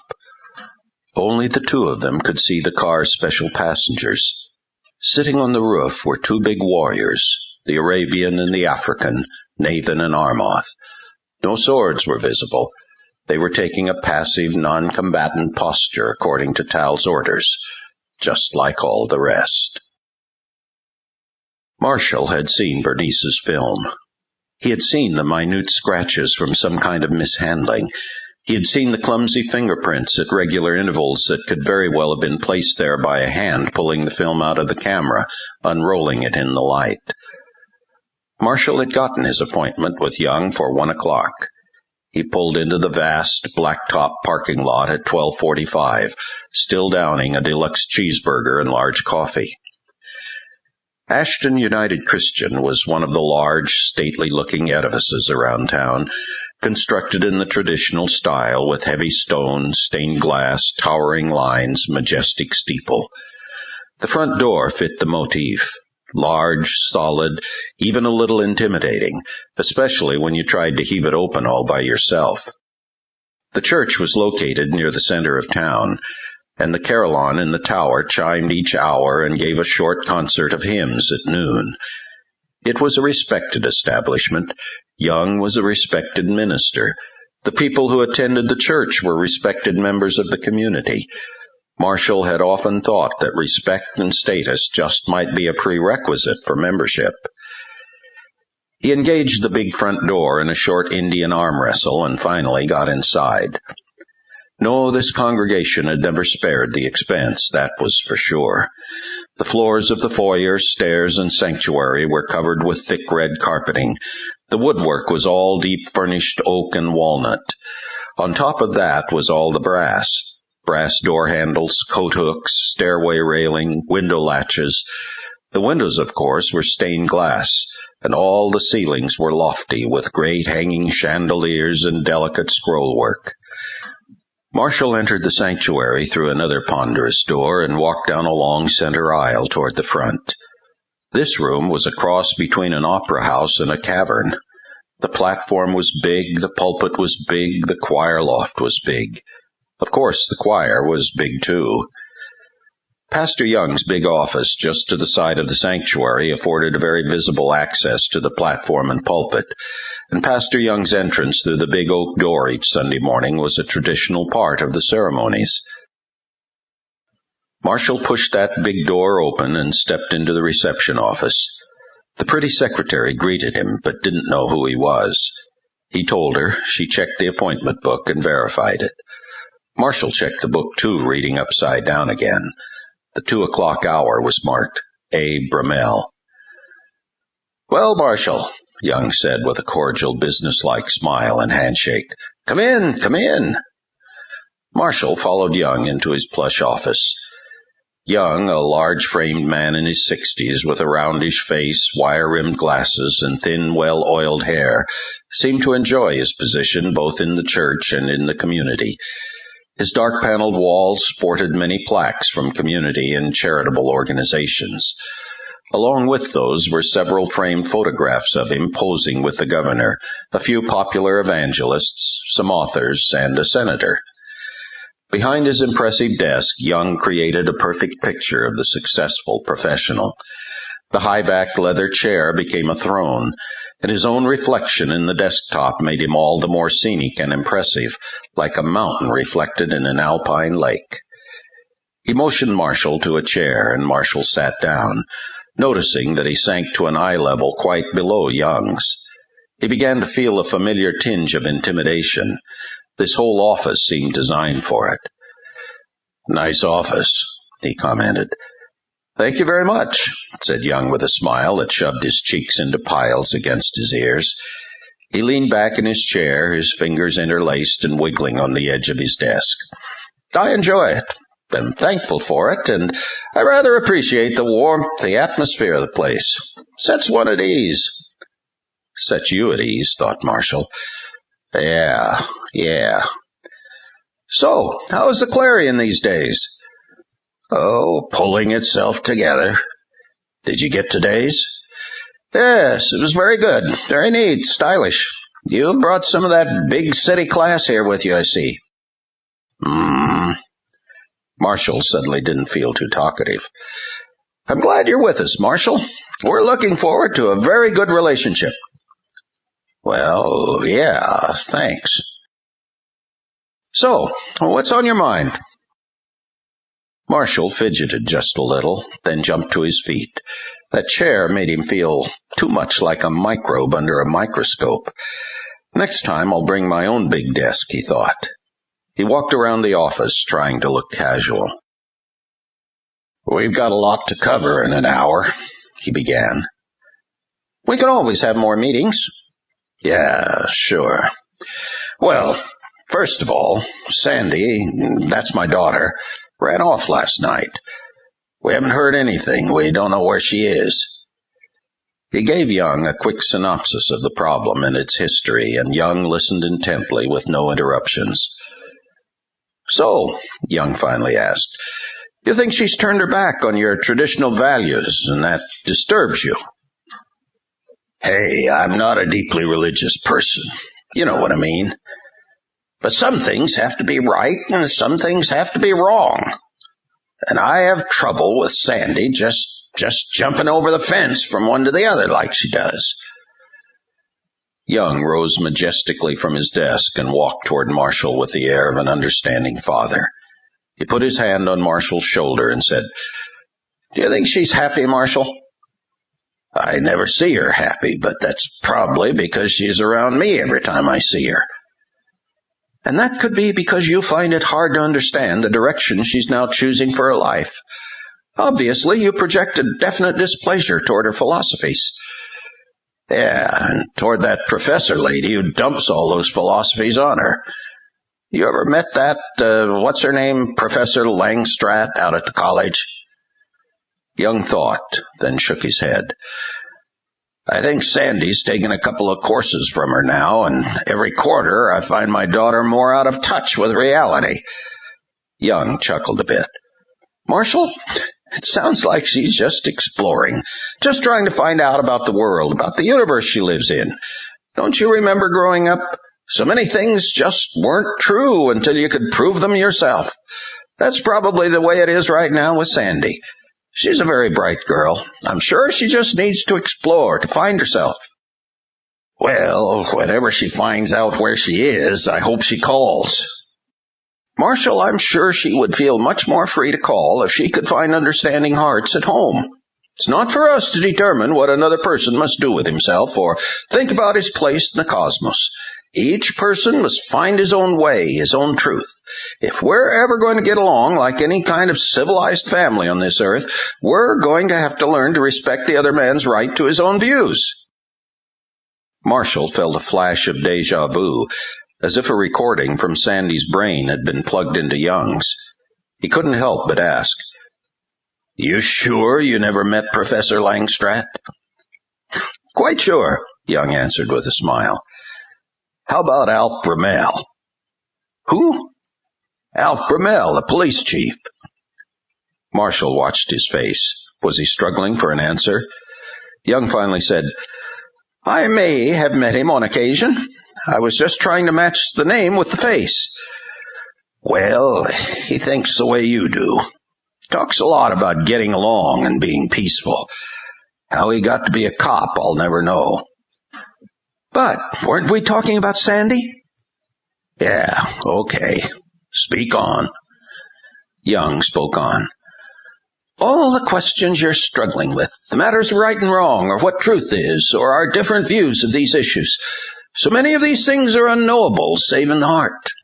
We all feel the truth like a common heartbeat in each of us. Every human has the natural capacity for good, for love, for expecting and striving for the best interests of himself and his neighbor. I guess you weren't here for the festival. Young chuckled.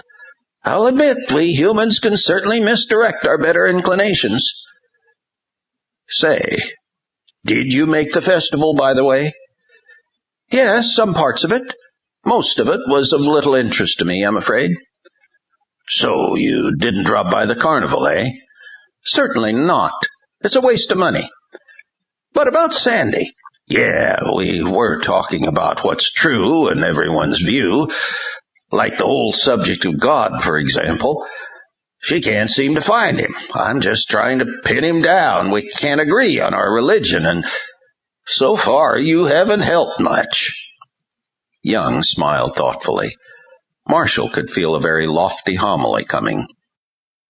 Your God, said Young, is where you find him, and to find him, we need only to open our eyes and realize that he is truly within all of us. We've never been without him at all, Marshall. It's just that we've been blinded by our ignorance, and that has kept us from the love, security, and meaning that we all desire. Jesus revealed our problem on the cross, remember? He said, Father, forgive them, for they know not. So, his example to us is to search for knowledge, wherever we may find it. That's what you're doing, and I'm convinced that's what Sandy's doing. The source of your problem is a narrow perspective, Marshall. You must be open-minded. You must search, and Sandy must search. So, Marshall said thoughtfully, you're saying it's all a matter of how we look at things. That would be a part of it, yes. And if I might perceive something a certain way, that doesn't mean everybody's going to see it that way, right? Yes, that's right. Young seemed very pleased with his student. So, let me see if I've got this right. If my reporter, Bernice Kreuger, perceived that you, Bromell, and 3 other people were having some kind of little meeting behind the dart-throwing booth at the carnival, well, that was just her perception of reality. Young smiled with an odd, what are you trying to pull, grin, and answered, I suppose so, Marshall. I guess that would be a case in point. I was nowhere near the carnival, and I told you that. I abhor that kind of event. You weren't there without Bromell? No, not at all. So you see, Miss Kreuger had quite an incorrect perception of someone else. Of both of you, I suppose. Young smiled and shrugged. Marshall pressed a little. What do you suppose the odds are of that happening? Young kept smiling, but his face got a little red. Marshall, what do you wish me to do? Argue with you? Certainly you didn't come here for that sort of thing. Marshall took a real stab at whatever it might catch. She even took some pictures of you. Young sighed and looked for a moment at the floor. Then he said coolly, Then why don't you bring those photographs next time, and then we can discuss it? The little smile on Young's face hit Marshall like spittle. Okay, Marshall muttered, not dropping his eyes. Marge will set another appointment for you. Thanks a lot. Marshall checked his watch, went to the door, and opened it. Come on in, Alf. Alf Bromell had been sitting in the reception area. At the sight of Marshall, he jumped awkwardly to his feet. He looked the way one might a split second before being hit by a train. Marshall grabbed Alf by the hand and shook that hand excitedly. Hey, buddy, seeing as how the two of you don't seem to know each other very well, let me introduce you. Alf Bromell, this is Reverend Oliver Young. Reverend Young, Alf Bromell, Chief of Police. Bromell didn't seem to appreciate Marshall's cordiality at all, but Young did. He stepped forward, grabbed Bromell's hand, shook it, and then pulled Bromell quickly into his office, saying over his shoulder, Marge, make another appointment for Mr. Hogan. But Mr. Hogan had left. Chapter 8. Sandy Hogan sat dismally at a small lunch table in a campus plaza shaded by an expansive grape arbor. She was staring at a slowly cooling microwave packaged hamburger and a slowly warming half-pint carton of milk. She had made her classes that morning, but they had all slipped by her, mostly unabsorbed.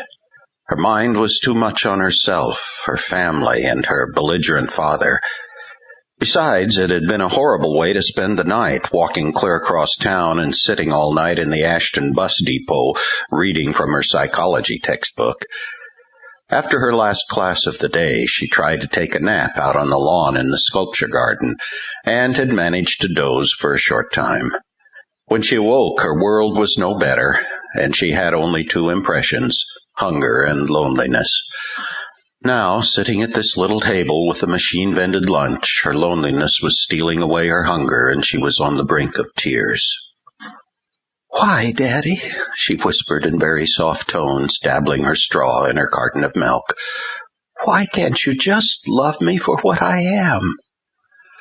How could he have been so much against her when he hardly even knew her? How could he be so adamant against her thoughts and philosophies when he couldn't even understand them? They were living in two different worlds, and each disdained the others. Last night she and her father had not said a word to each other the whole evening, and Sandy had gone to bed depressed and angry. Even as she lay there listening to her folks turning out the lights, brushing their teeth, and turning in for the night, they seemed half a world away. She wanted to call them into her room and reach out to them, but she knew it wouldn't work. Daddy would make demands and place conditions on their relationship instead of loving her, just loving her. She still didn't know what had terrified her in the pit of the night. All she could remember was waking up plagued by every fear she had ever known, fear of dying, fear of failure, fear of loneliness. She had to get out of the house. She knew even as she hastily dressed and ran out the door that it was foolish and pointless, but the feelings were greater than any common sense she could muster. Now she felt very much like some poor animal shot into space with no means of returning, floating listlessly, waiting for nothing in particular and with nothing to look forward to. "Oh, Daddy," she whimpered, and then she began to cry. She let her red hair fall down like soft blinds on either side of her face, and the tears dropped one by one to the tabletop. She could hear people passing, but they chose to live in their own world and left her alone in hers. She tried to cry softly, which was hard to do when her emotions wanted to rush out of her like the cascade from a broken dam. Came a soft and hesitant voice. "Excuse me?" Sandy looked up and saw a young man, blond, slightly thin, with big brown eyes full of compassion. The young man said, "Please forgive me for intruding, but is there anything I can do to help?" It was dark in the living room of Professor Julian Langstrat's apartment, and very, very quiet. One candle on the coffee table cast a dull yellow light on the ceiling-high bookcases, the strange oriental masks, the neatly arranged furniture, and the faces of two people who sat opposite each other, the candle between them. One of the people was the professor, her head resting against the back of her chair, her eyes closed, her arms outstretched in front of her, her hands making gentle sweeping motions as if she were treading water. The man sitting opposite her was Brummel, also with eyes closed, but not mirroring Langstrat's expression and actions very well. He looked stiff and uncomfortable. At short intervals, and for a split second, he would crack his eyes open just enough to see what Langstrat was doing. Then she began to moan, and her face registered pain and displeasure. She opened her eyes and sat upright. Brummel looked back at her. "You don't feel well today, do you?" she asked. He shrugged and looked at the floor. I'm okay, just tired." She shook her head, not satisfied with his answer. No, it's the energy I feel from you. You're very disturbed." Brummel had no answer. "Did you talk to Oliver today?" she probed. He hesitated and finally said, "Yeah, sure." And you went to talk to him about our relationship? That got a reaction. No, don't lie to me. He wilted a little and let out a frustrated sigh. Yeah, sure, we talked about it. We talked about other things too, though. Langstrath probed him with her eyes as if doing some kind of X-ray scan. Her hands opened and began to wave in the air just slightly. Vermel tried to sink out of sight into his chair. Hey, listen, he said shakily. It's no big deal. She began to speak as if reading off a note pinned on his chest. You're frightened. You feel cornered. You went to tell Oliver. You also feel controlled. She looked at his face. Controlled? By whom? I don't feel controlled. She laughed a little to put him at ease. Well, of course you do. I just read it. Vermel looked for a split second toward the telephone on the end table. Did Young call you? She smiled with amusement. There was no need to. Oliver is very close to the universal mind. I'm beginning to meld with his thoughts now. Her expression hardened. Alf, I really wish you were doing as well. Vermel sighed again, hid his face behind his hands, then finally blurted, Hey, listen, I can't tackle everything at once. There's just too much to learn.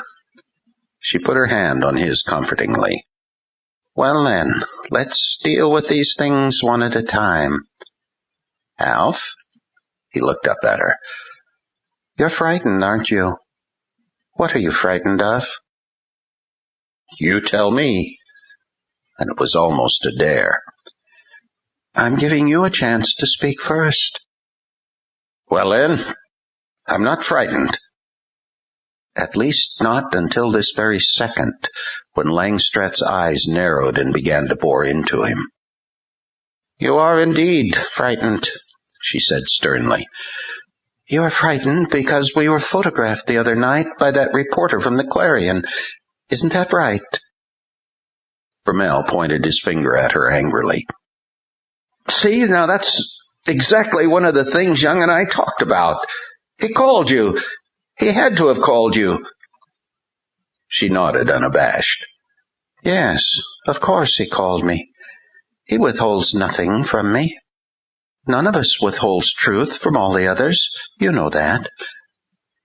Vermel knew he might as well open up. I'm concerned about the plan. We're getting too big, too big to hide anymore. We're risking exposure in too many places. I think we were careless to meet out in public like that. But it's all been taken care of. There's nothing to worry about. Oh, no? Hogan's on our scent. I suppose you know he was asking Oliver some very delicate questions. Oliver can handle himself. So, how do we handle Hogan? The same way we handle anyone else. Are you aware that he talked to Oliver about problems he's having with his daughter? You should find that interesting. What kind of problems? She's run away from home. And yet she still had the desire to be in my class today. I like the sound of that. So, how do we use it? She smiled her cunning smile. All in good time, Alf. We can't rush things. Vermel got up and began to pace. With Hogan, I'm not so sure. He may not be the pushover that Harmel was. Maybe having Kreuger arrested was the wrong thing to do. But you got access to the film. You had it destroyed. He turned to face her.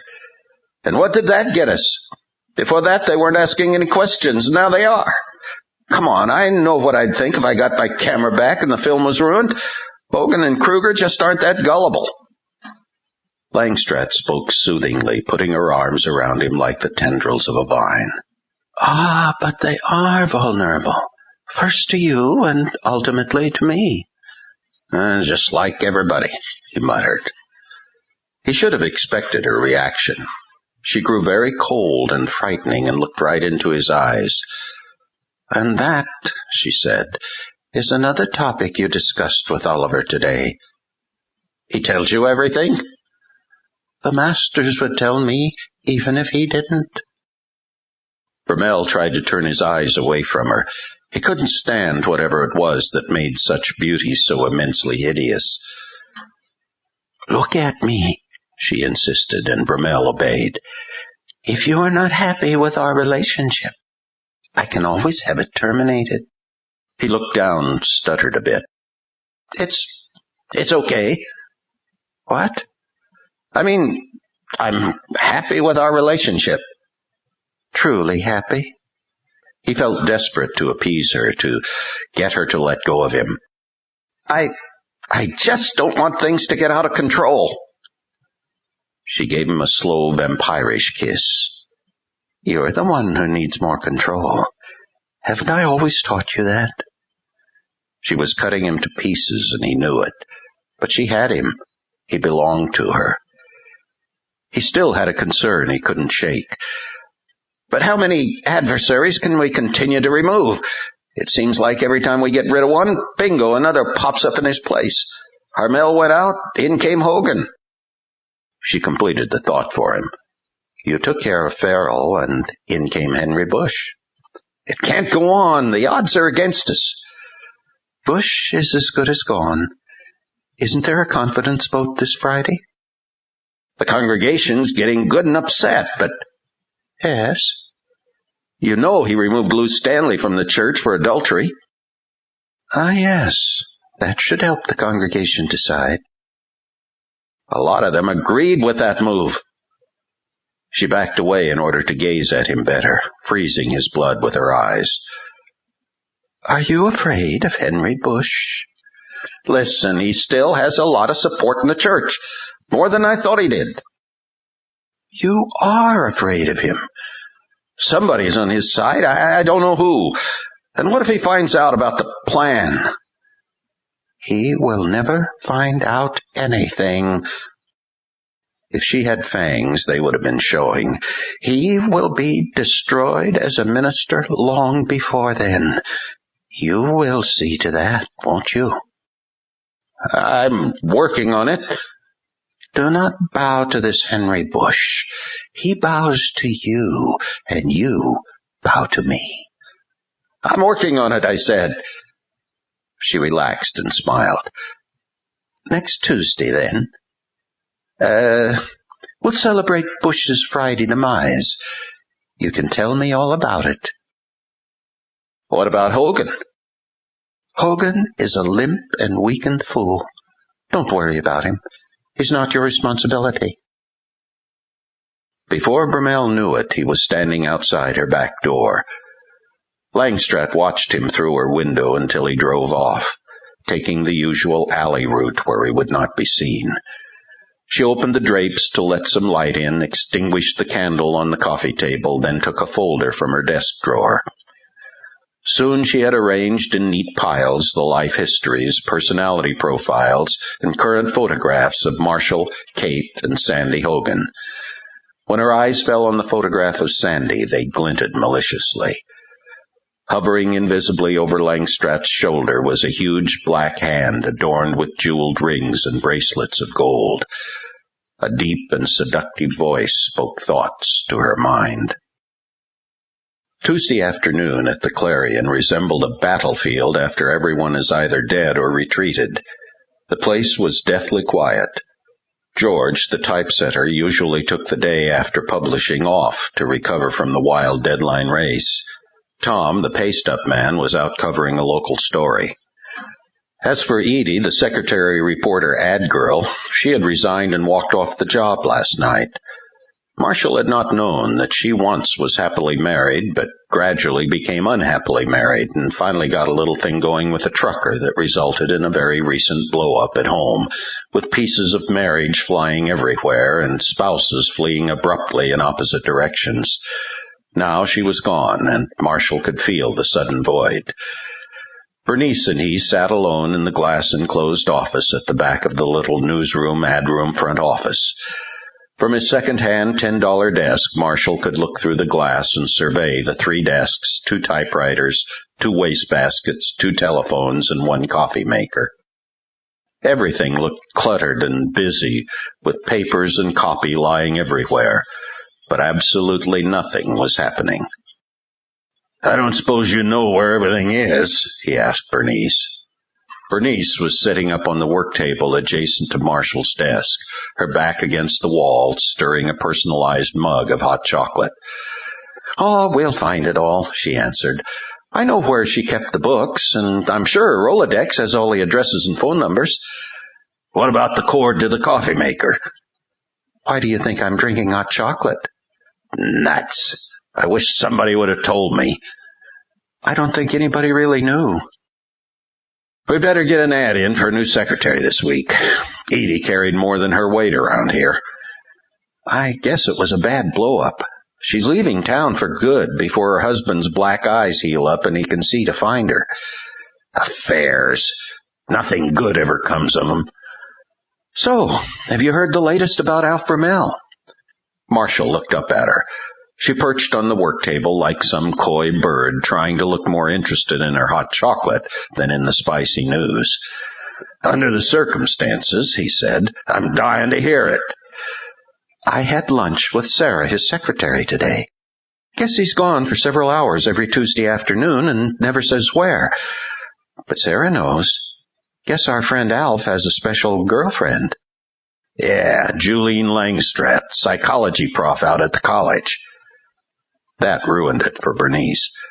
"How did you know?" "The blonde woman you saw that night, remember? The day after one of my reporters gets busted for taking the wrong pictures at the carnival, Langstratt kicks me out of her class. Add to that Oliver Young's ears getting all red when he told me he didn't know her." "You're brilliant, Hogan." "Just a good guesser." "She and Bromell do have something going. He calls it therapy, but I think he enjoys it, if you get my drift." "So, what's Young's connection to either of them?" Bernice didn't hear his question. "Too bad Bromell isn't already married. I could have done more with it." "Hey, reset your frequency, will you? We've got a little club here, and all 3 of these people are members." "Sorry."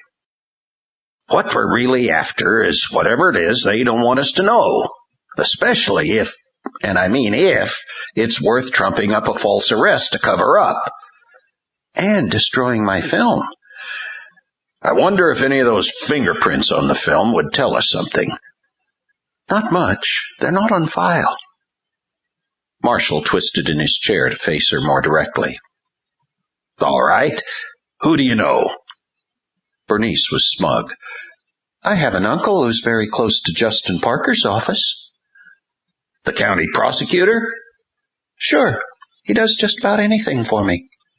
"Hey, don't bring them into this. Not yet." Bernice raised her hands as if he were pointing a gun at her and assured him, "Not yet, not yet." "But I'm not saying they won't come in handy." "Don't think I haven't thought of that." "So, tell me this. Did Bromell ever apologize?" "After you bowed to him the way you did, are you kidding?" "No official signed apology from him in his office?" "Is that what he told you?" Marshall had to sneer. Both Bromell and Young told me all kinds of things. How they hardly knew each other, how they were never anywhere near the carnival. Boy, I just wish we had those pictures." Bernice was offended. "Hey, you can believe me, Hogan. You really can." Marshall looked into space for a second or two, musing. Bromell and Langstratt. Therapy.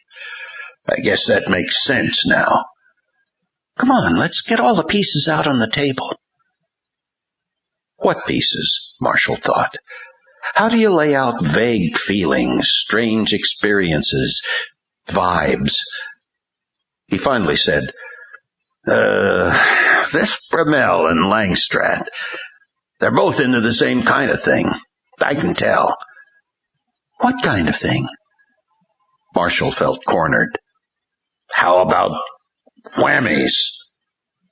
Bernice looked puzzled. "Oh, come on, Kreuger, don't make me have to explain it." She said, "You'll have to explain that to me." Oh boy, here we go, Marshall thought.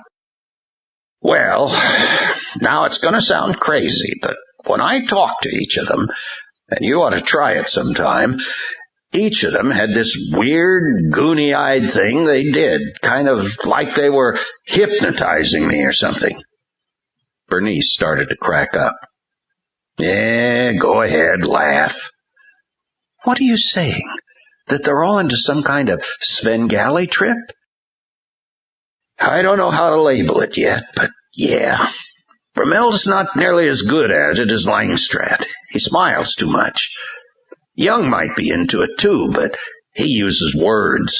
Lots of words. Bernice studied his face for just the slightest moment and then said, "I think you need a good stiff drink. Would a hot chocolate do?" "Sure. Get me one, please." Bernice returned with another personalized mug, Edie's, full of hot chocolate. "Hope it's strong enough," she said, and hopped back onto the table. So, why do those three try to look unconnected? Marshall mused. And what about the other two unknowns, Pudgy and the Ghost? You've never seen them before? "Never. They could have been out-of-towners." Marshall sighed. "That's a dead end." "Maybe not yet. Brummel does go to that little white church, Ashton Community, and I heard somebody just got kicked out of there for shacking up or something." "Bernice, that's gossip." "What would you say, then, to my talking to a friend on the Whitmore faculty who might be able to tell me something about this mysterious professor lady?" Marshall looked doubtful. "Please don't make any more problems for me. I have enough as it is." "Sandy?" Back to the really tough subjects. We haven't heard a thing yet, but we're still calling around, checking with relatives and friends. We're sure she'll come home sooner or later. "Isn't she in Langstratt's class?" Marshall answered with some bitterness. "She's been in several of Langstratt's classes." Then he paused. "Don't you think we might be blurring the line between unbiased journalism and personal vengeance?" Bernice shrugged. "I'll only find out what's really there, and it'll be news or it won't be. In the meantime, I thought perhaps you'd appreciate a little background." Marshall couldn't shake off the memory of his encounter with the fiery Julian Langstratt, and he hurt more deeply every time he recalled the professor's ideas coming at him through the mouth of his own daughter. "If it's a stone, turn it over," he said finally. "On my time or the Clarion's?" "Just turn it over," he said, and started pounding his typewriter. Chapter 9. That evening, Marshall and Kate sat three places at the dinner table. It was an act of faith, trusting that Sandy would be there just as she always had been. They had called everyone they knew, but no one had seen Sandy anywhere. The police hadn't turned up anything. They had called the college to check whether or not Sandy had been to her classes that day, but so far none of her professors or teaching assistants could be reached for a definite answer. Marshall sat at the table staring at Sandy's empty chair. Kate sat across from him, silent, waiting for the rice to steam. "Marshall," she said, "don't torture yourself." "I blew it. I'm a washout." "Oh, stop it." "And the problem is, now that I know I blew it, there isn't much chance of a retake." Kate reached across the table and took his hand. "There certainly is. She'll come back. She's old enough to be reasonable and take care of herself. I mean, just look at how much she took with her. She can't be planning on being gone indefinitely." Just then the doorbell rang. They both jumped a little. "Yeah," said Marshall. "Go ahead, be the mailman or a Girl Scout selling cookies or a Jehovah's Witness." Well, Sandy wouldn't ring the doorbell anyway. Kate got up to answer the door, but Marshall hurried ahead of her. They both reached the door at about the same time, and Marshall opened it. Neither of them expected a young man, blond and neat, college material. He carried no leaflets or religious propaganda and seemed shy. Mr. Hogan? He asked. Yeah, said Marshall. Who are you? The young man was quiet but assertive enough to do business. My name is Sean Ormsby. I'm a junior at Whitmore and a friend of your daughter Sandy. Kate started to say, Well, please come in. But Marshall interrupted with, Do you know where she is? Sean paused and then answered carefully, Yes, I do. Well, said Marshall. May I come in? He asked politely. Kate nodded graciously, stepping aside and almost pushing Marshall aside. Yes, please do. They showed him into the living room and let him have a seat. Kate held Marshall's hand just long enough to get him into a chair and silently remind him to control himself. Thank you very much for coming, Kate said. We've been very concerned. Marshall's voice was controlled as he said, What have you got? Sean was visibly uncomfortable. I met her on campus yesterday. She went to school yesterday? Marshall blurted, startled. Let him talk, Marshall, Kate reminded him. Well, said Sean, yes, she did. But I met her in Jones Plaza, an outdoor eating area. She was by herself and so visibly upset that, well, I just felt I had to get involved. Marshall was sitting on pins and needles. What do you mean, visibly upset? Is she okay? Oh, yes, she's perfectly all right. That is, she hasn't come to any harm, but I'm here on her behalf. This time both parents were listening without interrupting, so Sean continued. We talked for quite a while, and she told me her side of the story. She really does want to come home. I should tell you that first. But, Marshall prompted. Well, Mr. Hogan, that's the first thing I tried to persuade her to do. But if you can accept this, she feels afraid to come back, and I think a little ashamed. Because of me? Sean was walking on some very thin ice. Are you able to accept that? Marshall was ready to be tough on himself. Yeah, I can accept that all right. I've been asking for it for years. I had it coming. Sean looked relieved. Well, that's what I'm trying in my own weak, limited way to accomplish. I'm no professional. My major's geology. But I just like to see this family together again. Kate said humbly, We would too. Yeah, said Marshall, we really want to work on it. Listen, Sean, you get to know me, and you realize I came out of a pretty bent mold, and I'm really tough to straighten out. No, you didn't, Kate protested. Yeah, I did. But I'm learning all the time. I want to keep on learning. He leaned forward in his chair. Say, I take it Sandy sent you here to see us. Sean looked out the window. She's out in the car right now. Kate was on her feet immediately. Marshall grabbed her hand and settled her back into her seat. Hey, he said, who's being over anxious now? He turned to Sean. How is she? Is she still afraid? Does she think I'm going to jump on her? Sean nodded meekly. Well, said Marshall, feeling emotions he didn't really want anyone to see. Listen, tell her I won't jump on her. I won't yell, I won't accuse, I won't get sly or nasty, He loves her, Kate said for him. He really does. Do you, sir? Sean asked. Marshall nodded. Tell me, said Sean. Say it. Marshall looked right in his eyes. I love her, Sean. She's my kid, my daughter. I love her and I want her back. Sean smiled and rose from his seat. "I'll bring her in." That evening there were 4 place settings at the table. The Friday edition of the Clarion was on the streets, and the usual post-publication lull around the office gave Bernice the chance she needed to do some hoofing.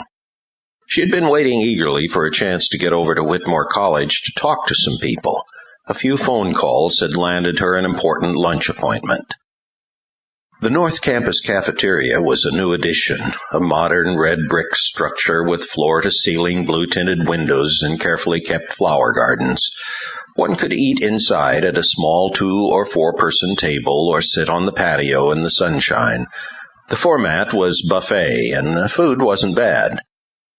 Bernice stepped onto the patio carrying a tray with coffee and a light salad. Alongside her was Ruth Williams, a cheerful middle-aged professor in economics carrying a taco salad. They chose a secluded table in the semi-shade. For the first half of their meal, they indulged in small talk and general catching up. But Williams knew Bernice pretty well by now. "Bernice," she said at last, "I can tell you have something on your mind." Bernice was able to be honest with her friend. "Ruth, it's something unprofessional and distasteful." "Do you mean to say you've uncovered something new?" "Oh, no, not about Pat. No, that subject's been dormant for quite some time. You can be sure it will reawaken if anything new comes up, though." Bernice looked at Williams for a long moment. "You don't think I'll ever find anything, do you?" "Bernice, you know that I support you in your efforts 100%, but with that support, I must add my sincere doubts that your efforts will ever uncover anything. It was just so futile, so tragic." Bernice shrugged. "Well, that's why I'm trying to focus my efforts only where they'll do some good. Which brings me to the uncomfortable subject for the day. Did you know I was arrested and jailed Sunday night?" Williams was, of course, incredulous. "Jailed? Whatever for?"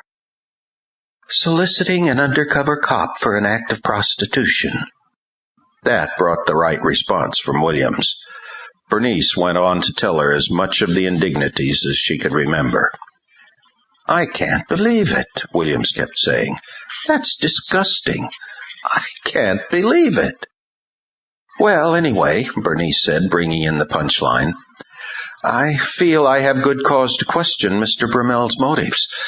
Mind you, I only have theory and speculation, but I want to chase these things to their end, to see if anything really lies behind them." "Well, I can understand that. And what could I possibly know that would help you?"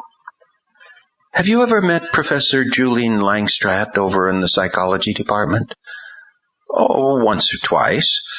We shared a table at a faculty luncheon." Bernice caught a glint of distaste in William's expression. Something wrong with her?" "Well, to each his own," said Williams, stirring her salad absent-mindedly with a fork. "But I found her very difficult to relate to. It was next to impossible to start any coherent conversation." "How does she carry herself? Is she forceful, retiring, assertive, obnoxious?" "Aloof, for one thing, and I guess mysterious, although I use that word for lack of one better. I get the impression that people are nothing but a bore to her. Her academic interests are very esoteric and metaphysical, and she seems to prefer them to bland reality." "What kind of company does she keep?" "I wouldn't know. I'd almost be surprised to find her consorting with anyone at all." "So you've never seen her in the company of Alf Brummel?" "Oh, and this must be the ultimate goal of your questions. No, never at all." "But I guess you don't see her much anyway." "She's not very social, so no. But listen, I really try to mind my own business, if you catch my meaning. I would definitely like to help you in any way I can to satisfy yourself concerning Pat's death, but what you're after this time is unprofessional and distasteful." "Yes, you certainly were right on that score. But accompanied with my own advice to disengage yourself from this thing, let me, as a friend, refer you to someone who might know more. Have your pencil ready? His name is Albert Darr, and he's in the psychology department. From what I've heard, mostly from him, he rubs shoulders with Langstratt every day, doesn't like her at all, and loves to gossip. I'll even go so far as to call him for you. Albert Darr, a baby-faced young professor with stylish clothes and a certain penchant for ladies, just happened to be in his office grading papers. He had time to talk, especially to the lovely reporter from the Clarion. "Well, hello, he said as Bernice came in the door. "Well, hello yourself," she responded. "Bernice Kreuger, the friend of Ruth Williams." He looked to and fro for an empty chair, then finally moved a pile of reference books. "Have a seat. Pardon the mess." He sat down on another pile of books and papers that might have had a chair under it. "What can I do for you?" "Well, this isn't really an official visit, Professor Darr." "Albert." "Thank you, Albert. I'm actually here on a personal matter, but if my theories are right, it could be important in a newsworthy sense." She paused to indicate a new paragraph and a difficult question. "Now, Ruth tells me you know Julian Langstratt." Darr suddenly smiled broadly, leaned back in his piled-up chair, and rested his hands behind his neck. This was going to be an enjoyable subject for him, it seemed. "Ah," he said gleefully, "so you dare to infringe on sacred ground." Darr looked around the room in mock suspicion, searching for imaginary eavesdroppers, then leaned forward and said in a lowered voice, "Listen, there's certain things no one is supposed to know, not even myself." Then he brightened up again and said, "But our dear professor has had many an occasion to hurt and slight me, and therefore I feel indebted to her not in the least. I'm dying to answer your questions." Evidently, Bernice could just dive right in. This guy didn't seem to need formalities. "Okay, to begin with," she said, readying her pen and pad, "I'm really trying to find out about Alf Brumell, the chief of police. I've been informed that he and Langstratt see a lot of each other. Can you verify that?" "Oh, definitely." "So, they do have something going." "What do you mean, something?" "You fill in the blank." "If you mean a romantic fling," he smiled and shook his head. "Oh, dear, I don't know if you'll like this answer, but no, I don't think anything like that's going on." "But he does see her quite regularly." "Oh, yes, but a lot of people do. She gives consultations in her off hours. Tell me now, doesn't Brumell see her on a weekly basis?" With ebbing spirit, Bernice answered, "Yes, every Tuesday, on the dot." "Well, there, you see. He goes to her for regular weekly sessions." "But why won't he tell anybody? He's very secretive about it." He leaned forward and lowered his voice. "Everything Langstratt does is a deep, dark secret. The inner circle, Bernice. No one is even supposed to know about these so-called consultations.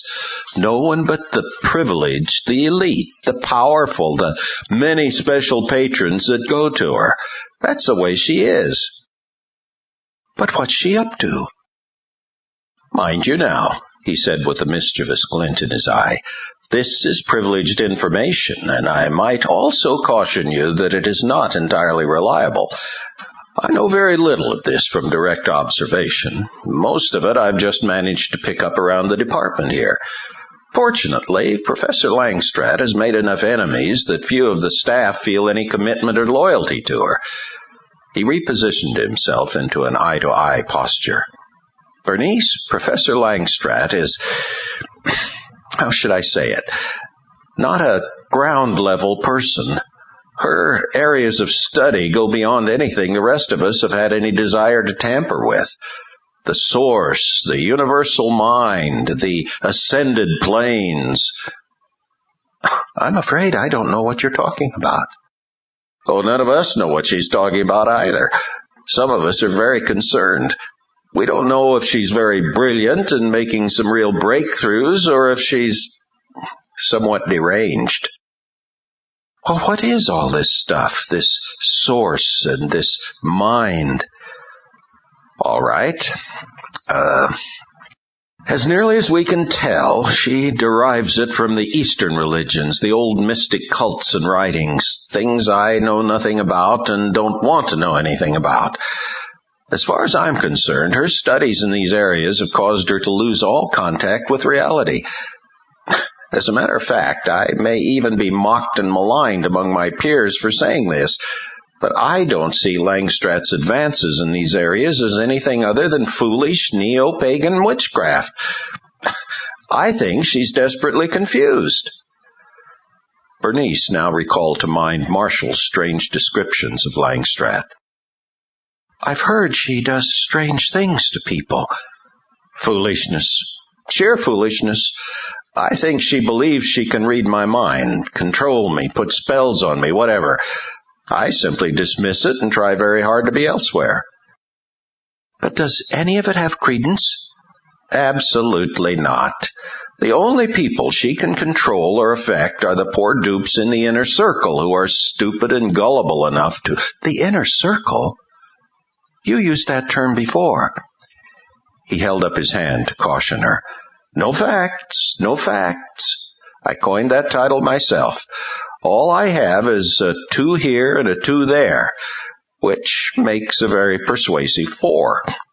I've heard her admit that she counsels these people who come to her, and I've noticed that some of them are quite important. But how could a counselor with such warped ideas possibly straighten out anyone else? Then again, yes, I would expect her to claim a special advantage in such a situation.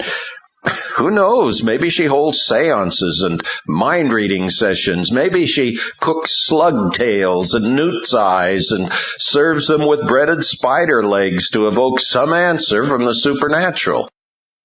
Oh, but now I'm getting facetious. But you do see this as a possibility. Well, not nearly as bizarre as I've described, but yes, something along those lines, in keeping with her occult interests. And these people in the inner circle see her regularly? As far as I know, I really have no idea how it's set up or why people even go. What on earth could they be getting out of it? Can you give me some for instances? Well, he thought for a moment. Of course, we've already mentioned and verified you're Mr. Brummel. Oh, and you might know of Ted Harmel. Bernice just about dropped her pen. Ted? Yes, the former editor of the Clarion. I worked for him before he left and Hogan bought the paper. The way I understand it, Mr. Harmel didn't just leave. No, he fled, but who else? Mrs. Pinkston, a trustee on the Board of Regents. Ah, so it's not just men. No, certainly not. Bernice kept writing.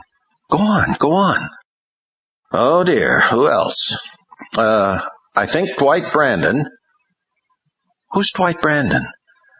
Dar looked at her condescendingly. He only owns the property the college is built on. Oh. She wrote the name down with a bold-lettered explanation. Oh, and then there's Eugene Baylor. He's general treasurer, a very influential man on the Board of Regents, I understand. It seems he's been needled just a little about what it is he and the professor do in their sessions together, but he remains self-righteous and steadfast in his convictions. Ah, and there's also that Reverend fellow, that, Oliver Young. How did you know? Bernice only smiled. A lucky guess. Carry on. Chapter 10.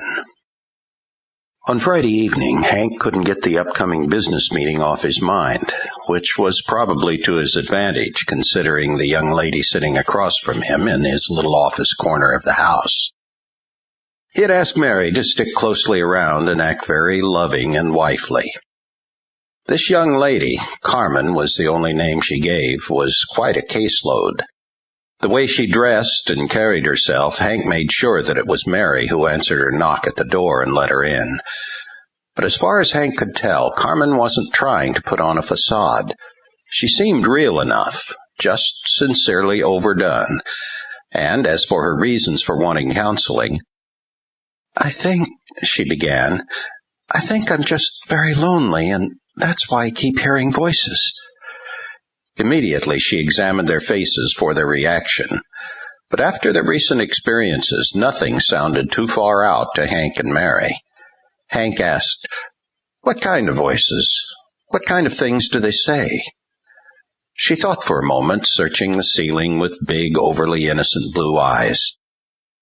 "What I'm experiencing is legitimate," she said. "I'm not crazy." "No problem there," Hank said. "But tell us about these voices. When do they talk to you?" "When I'm alone, especially. Like last night, I was lying in bed and—" She related the words the voice spoke to her, and it could have been a perfect script for an obscene phone call. Mary didn't know what to say. This was becoming heavy.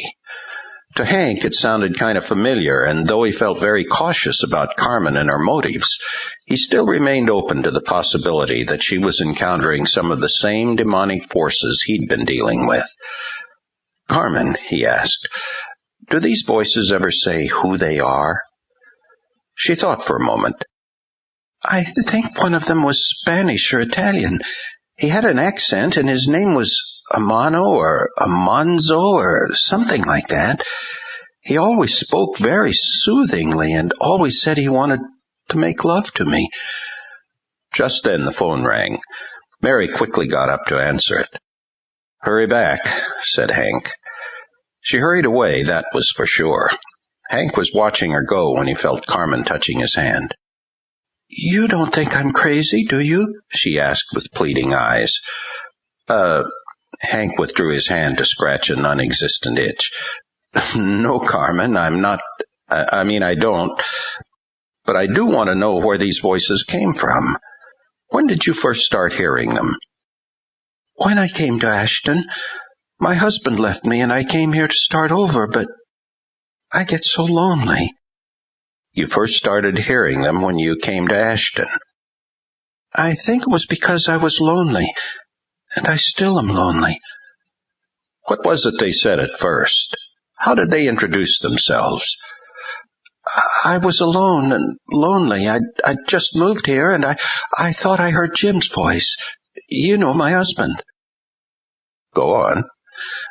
"I really thought it was him. I didn't even think about how he could talk to me without being there, but I talked back, and he told me how much he missed me and how he thought it would be better this way, and he spent the rest of the night with me." She began to shed some tears. "It was beautiful." Hank didn't know what to make of this. "Incredible," was all he could say. She looked at him with those big pleading eyes again and said through her tears, "I knew you'd believe me. I've heard about you. They say you're a very compassionate man and very understanding." Depends on who you listen to, Hank thought. But then her hand was touching his again. Time to call a recess, Hank thought. He said, trying to be comforting, sincere, and non-judgmental. Listen, I think it's been a fruitful hour." "Oh, yes." "Would you like to come again next week sometime?" "Oh, I'd love to," she exclaimed, as if Hank had asked her for a date. "I've so much more to tell you." "Well, okay, I think next Friday will be fine for me, if it's fine for you." Oh, it was, and Hank stood up to give her the hint that the session was over for now. They hadn't covered much ground, but as far as Hank was concerned, boy, was it enough. "Now, let's both take some time to think about these things. After a week, they may be a little clearer to us. They might make more sense. Where, oh, where was Mary?" She came back into the room. "Oh, leaving so soon?" "It was wonderful," Carmen sighed, but at least she had let go of Hank's hand. Getting Carmen out the door was easier than Hank had expected. Good old Mary, what a lifesaver. Hank closed the door and leaned against it. "Phew," was all he could say. "Hank," Mary said in a very hushed voice, "I don't think I like this." She's a real hot one, she is." "What do you think of what she said?" I'll wait and see. Who was that on the phone?" "Just wait till you hear this. It was some lady from the Clarion wanting to know if it was Alf Bromell we disfellowshipped from the church." Hank suddenly looked like an inflatable toy that had sprung a leak. A little disappointed, Bernice walked into Marshall's office. Marshall was at his desk going over some new advertising copy for Tuesday's edition. "So, what'd they say?" he asked her without looking up.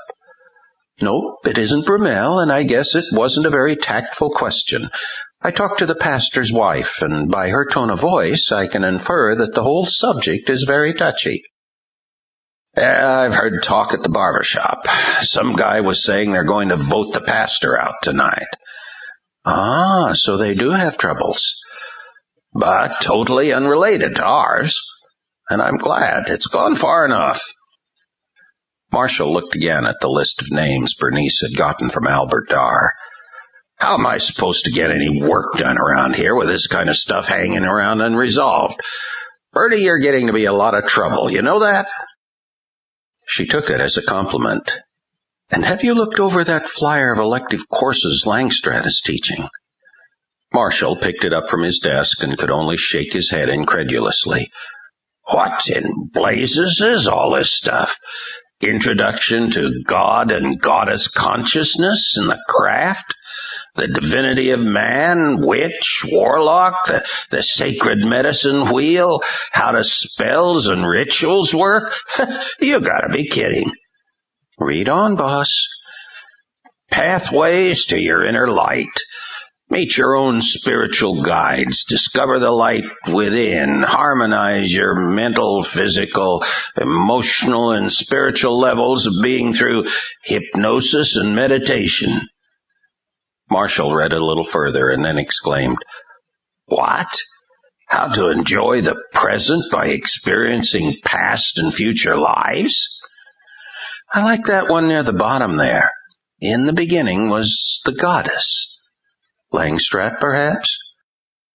"Why hasn't anyone heard all this before?"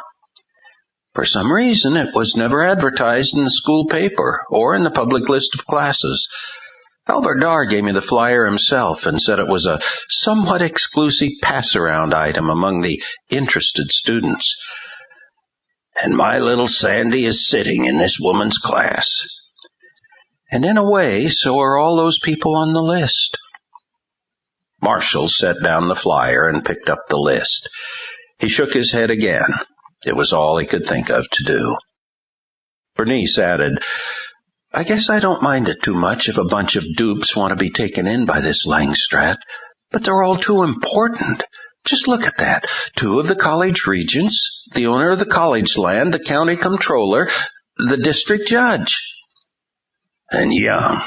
Respected, revered, influential, community-involved Oliver Young." Marshall let some memory tapes play in his head. "It fits. It makes sense now, all that vague, non-committal stuff he was handing me in his office. Young's got a religion all his own. He's no hard-shell Baptist, I'll tell you that." "Religion I don't care about. Lies and cover-ups I do." "Well, he most certainly denied knowing Langstratt. I asked him directly, right to his face, and he told me he didn't know her." "Somebody's lying," Bernice sing-songed. "But I just wish we had some more corroboration." "Yeah, we've only just met Darr." "What about Ted Harmel? How well did you know him?" "Well enough, I suppose. You heard why he left." Marshall sneered just a bit. "Bromell said there was some kind of scandal. But who can you believe these days?" "Ted denied it." "Oh, everybody's saying everything and everybody's denying everything." "Well, call him anyway. I have the number. He's living up near Windsor now. I think he's trying to be a hermit." Marshall looked at all the advertising copy still on his desk, awaiting his time and attention. "How am I going to get any of this stuff done around here?" "Hey, it's no biggie. If I could do some independent hoofing, the least you can do is give Ted a call. Do it tomorrow. Saturday, your day off. Reporter to reporter, newsman to newsman. You might hit it off with him." Marshall sighed. Let's have the number." Mary finished the dinner dishes, put up the towel, and made her way through the little house to the back bedroom. There in the dark, Hank knelt beside the bed in prayer. She knelt down beside him, took his hand, and together they placed themselves in the hands of the Lord. God's will would be done this night, and they would accept it, whatever it was. Alf Brumell had a key to the church and was already there, switching on the lights and turning up the thermostat. He wasn't feeling well at all.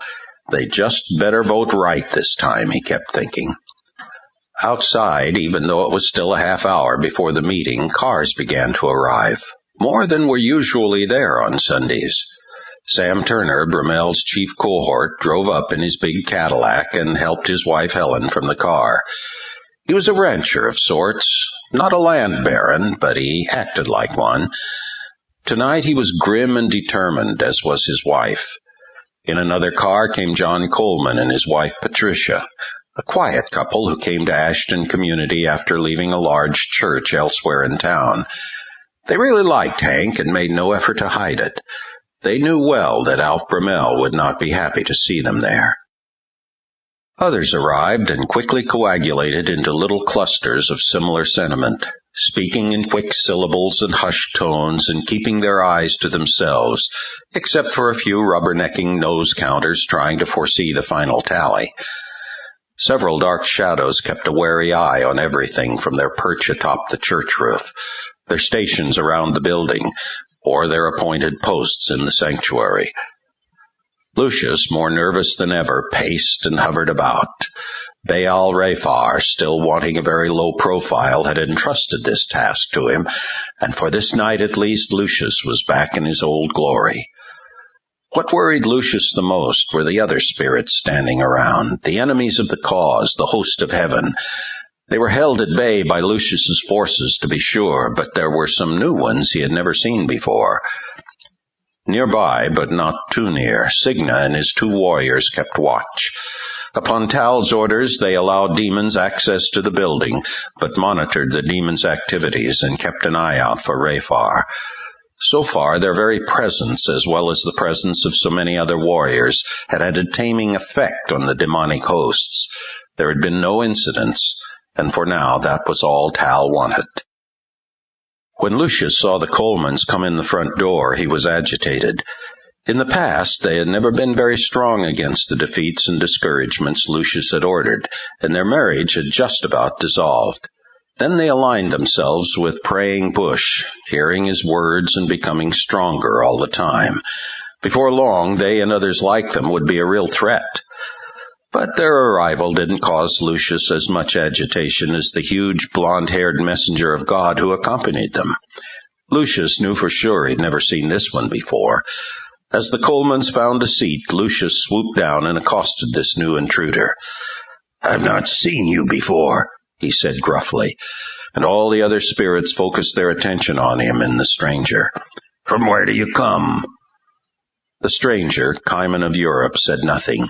He only riveted his eyes on those of Lucius and stood firm. "I'll have your name," Lucius demanded. The stranger said not a word. Lucius smiled slyly and nodded. "You are deaf, yes, and dumb, and as mindless as you are silent." The other demons guffawed. They loved this kind of game. "Tell me, are you a good fighter?" Silence. Lucius drew a scimitar that flashed blood red and droned metallically. On cue, all the other demons did the same.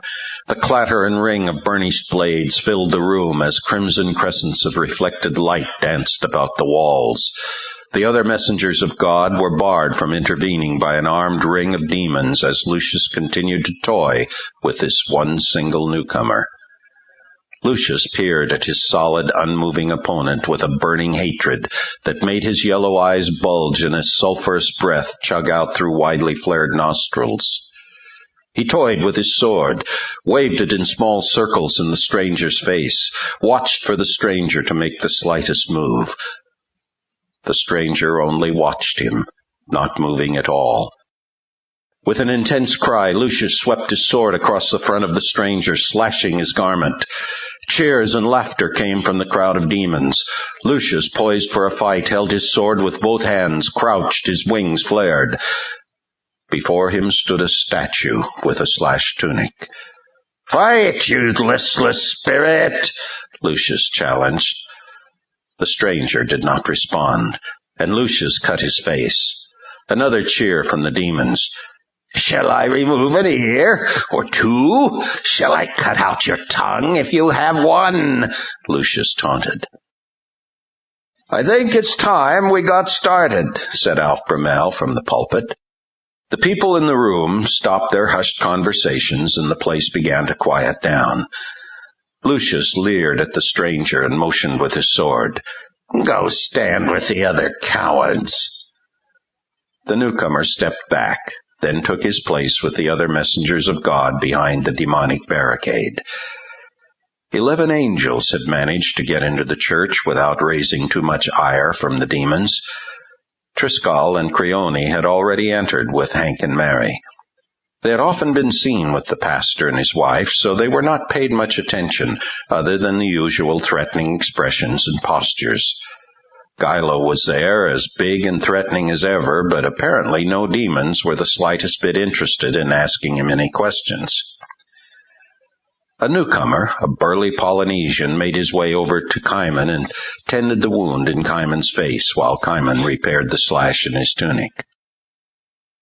"Mota, called here from Polynesia," came the introduction. "Caiman of Europe, welcome to our numbers." "Can you continue?" Mota asked. "I will continue," Caiman answered, skillfully reweaving his tunic with his fingers. "Where is Tal?" "Not here yet." "A demon of fever tried to stop the Colemans. No doubt Tal has encountered an attack on Duster. I don't know how he'll ward it off without making himself visible." "He'll do it." Caiman looked about. "I don't see the Baal prince anywhere." "We may never." "And may he never see Tal."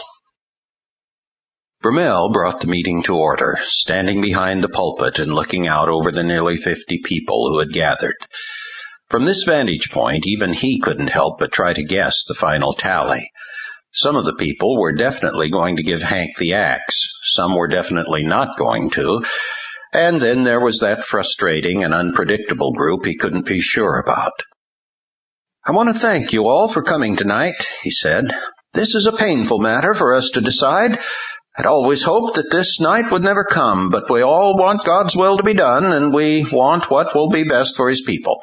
So let us open with a word of prayer and commit the rest of the evening to his care and guidance."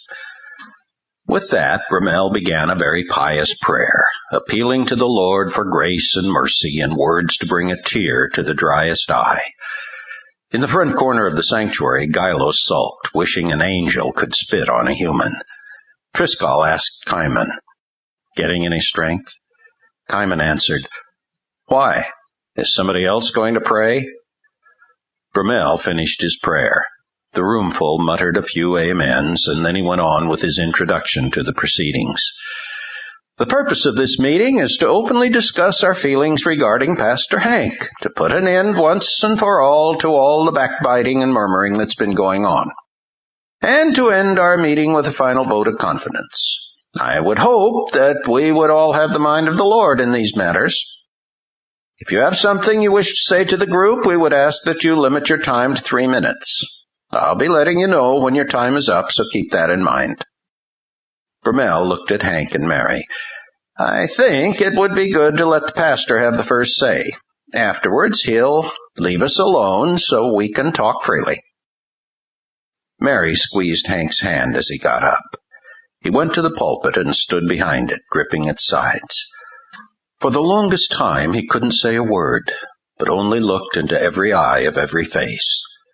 He suddenly realized how much he truly loved these people, all of them. He could see the hardness in some of the faces, but he couldn't help seeing past that to the pain and bondage these people were under, deluded, led astray by sin, by greed, by bitterness and rebellion.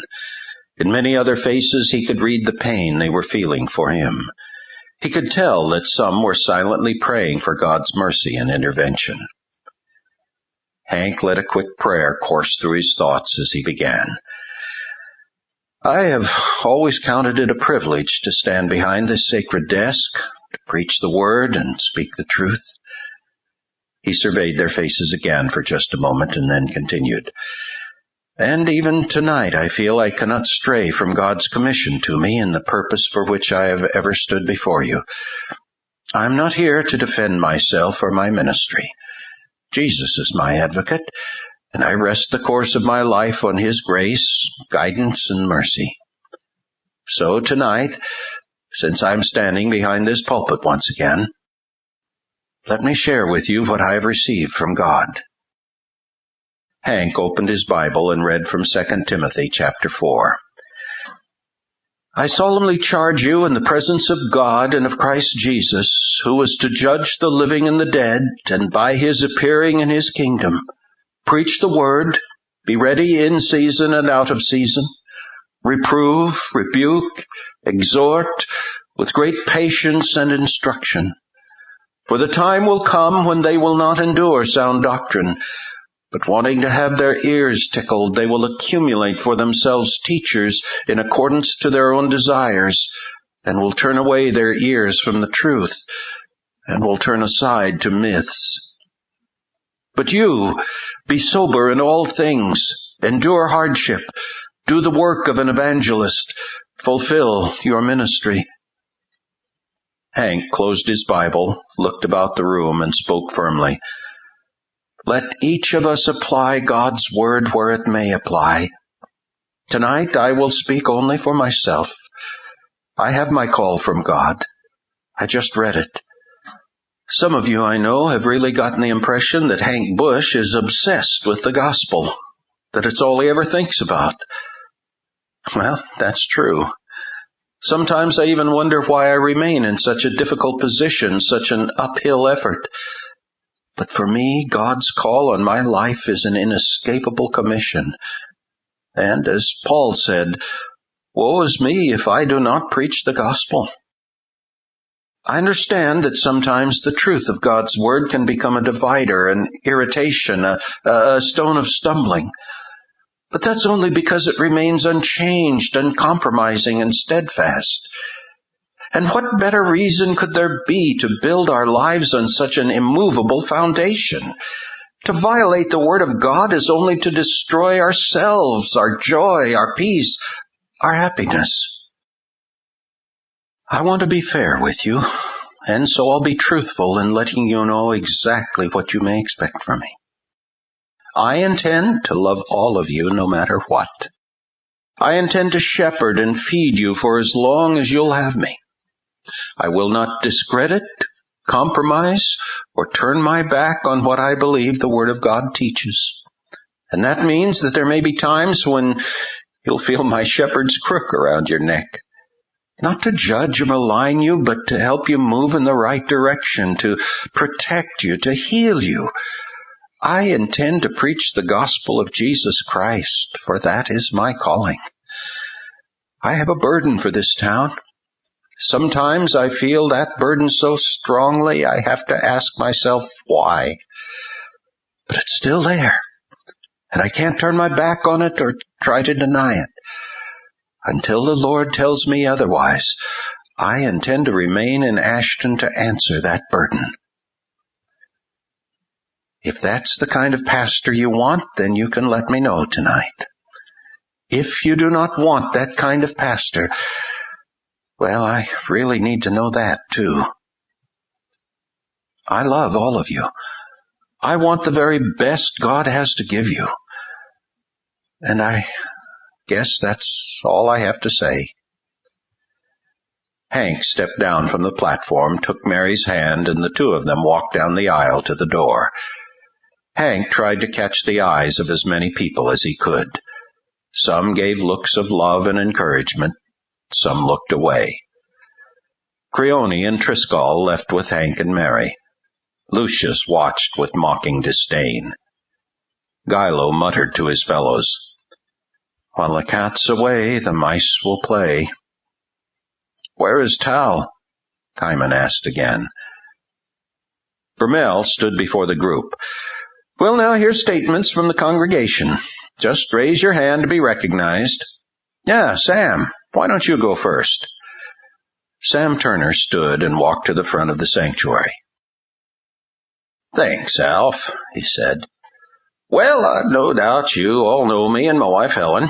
We've been citizens of this community for over 30 years, and we've supported this church through thick and through thin. Now, I don't have a lot to say tonight. You all know what kind of man I am. I believe in loving one's neighbor and living a good life. I've tried to do right and be a good example of what a Christian ought to be. And I'm angry tonight.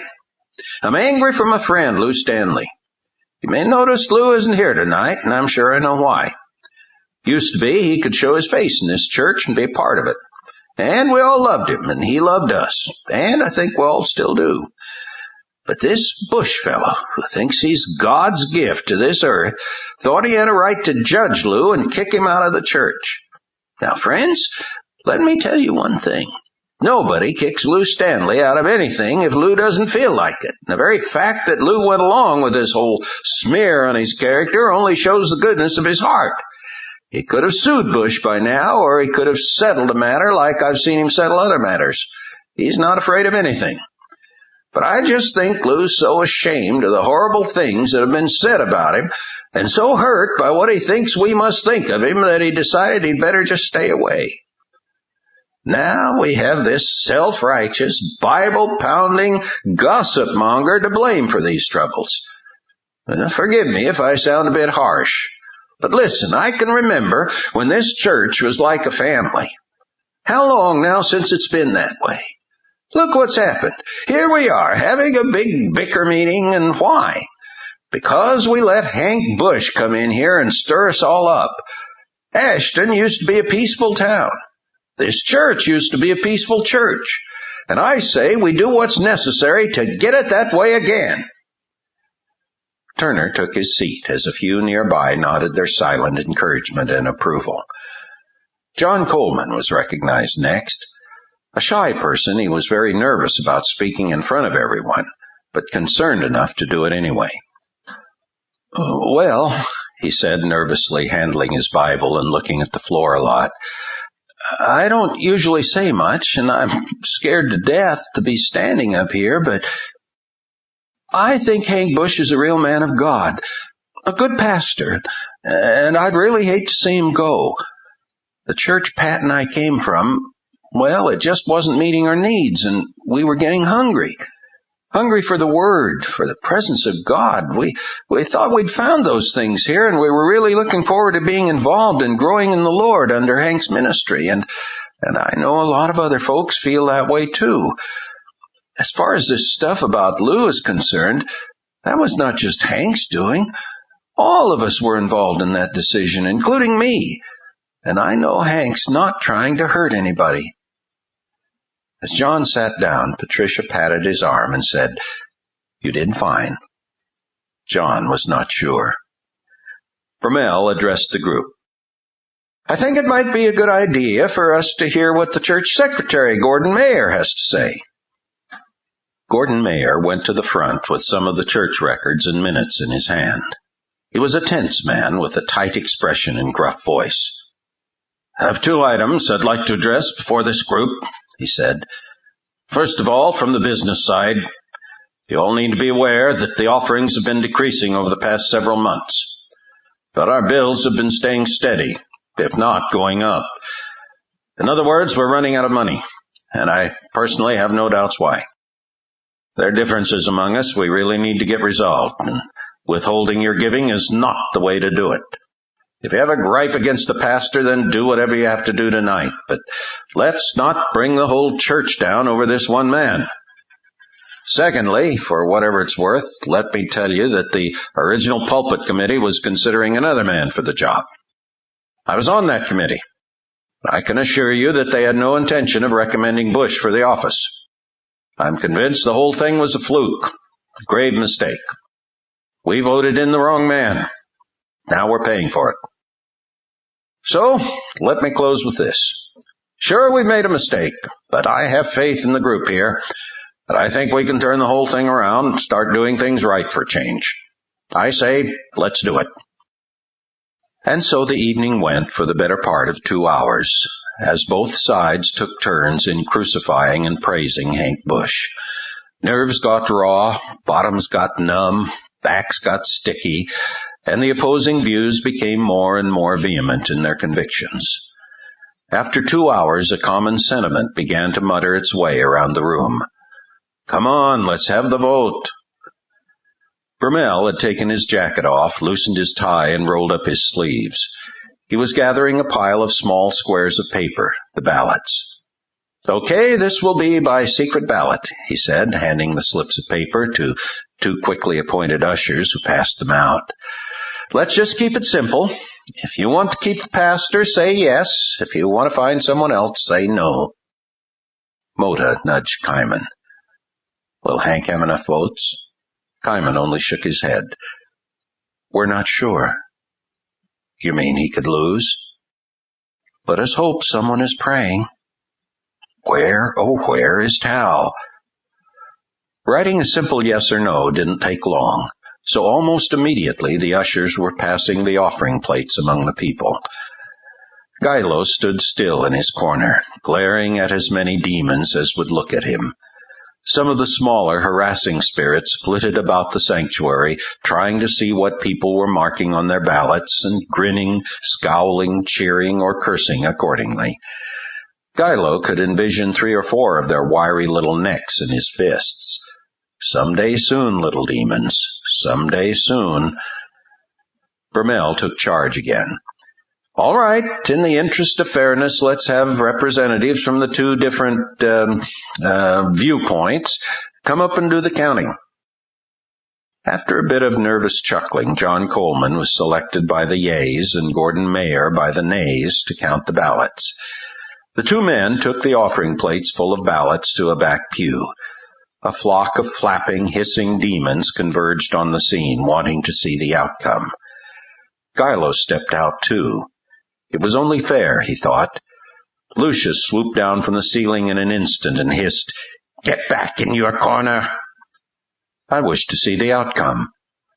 Oh, don't you now, Lucius sneered.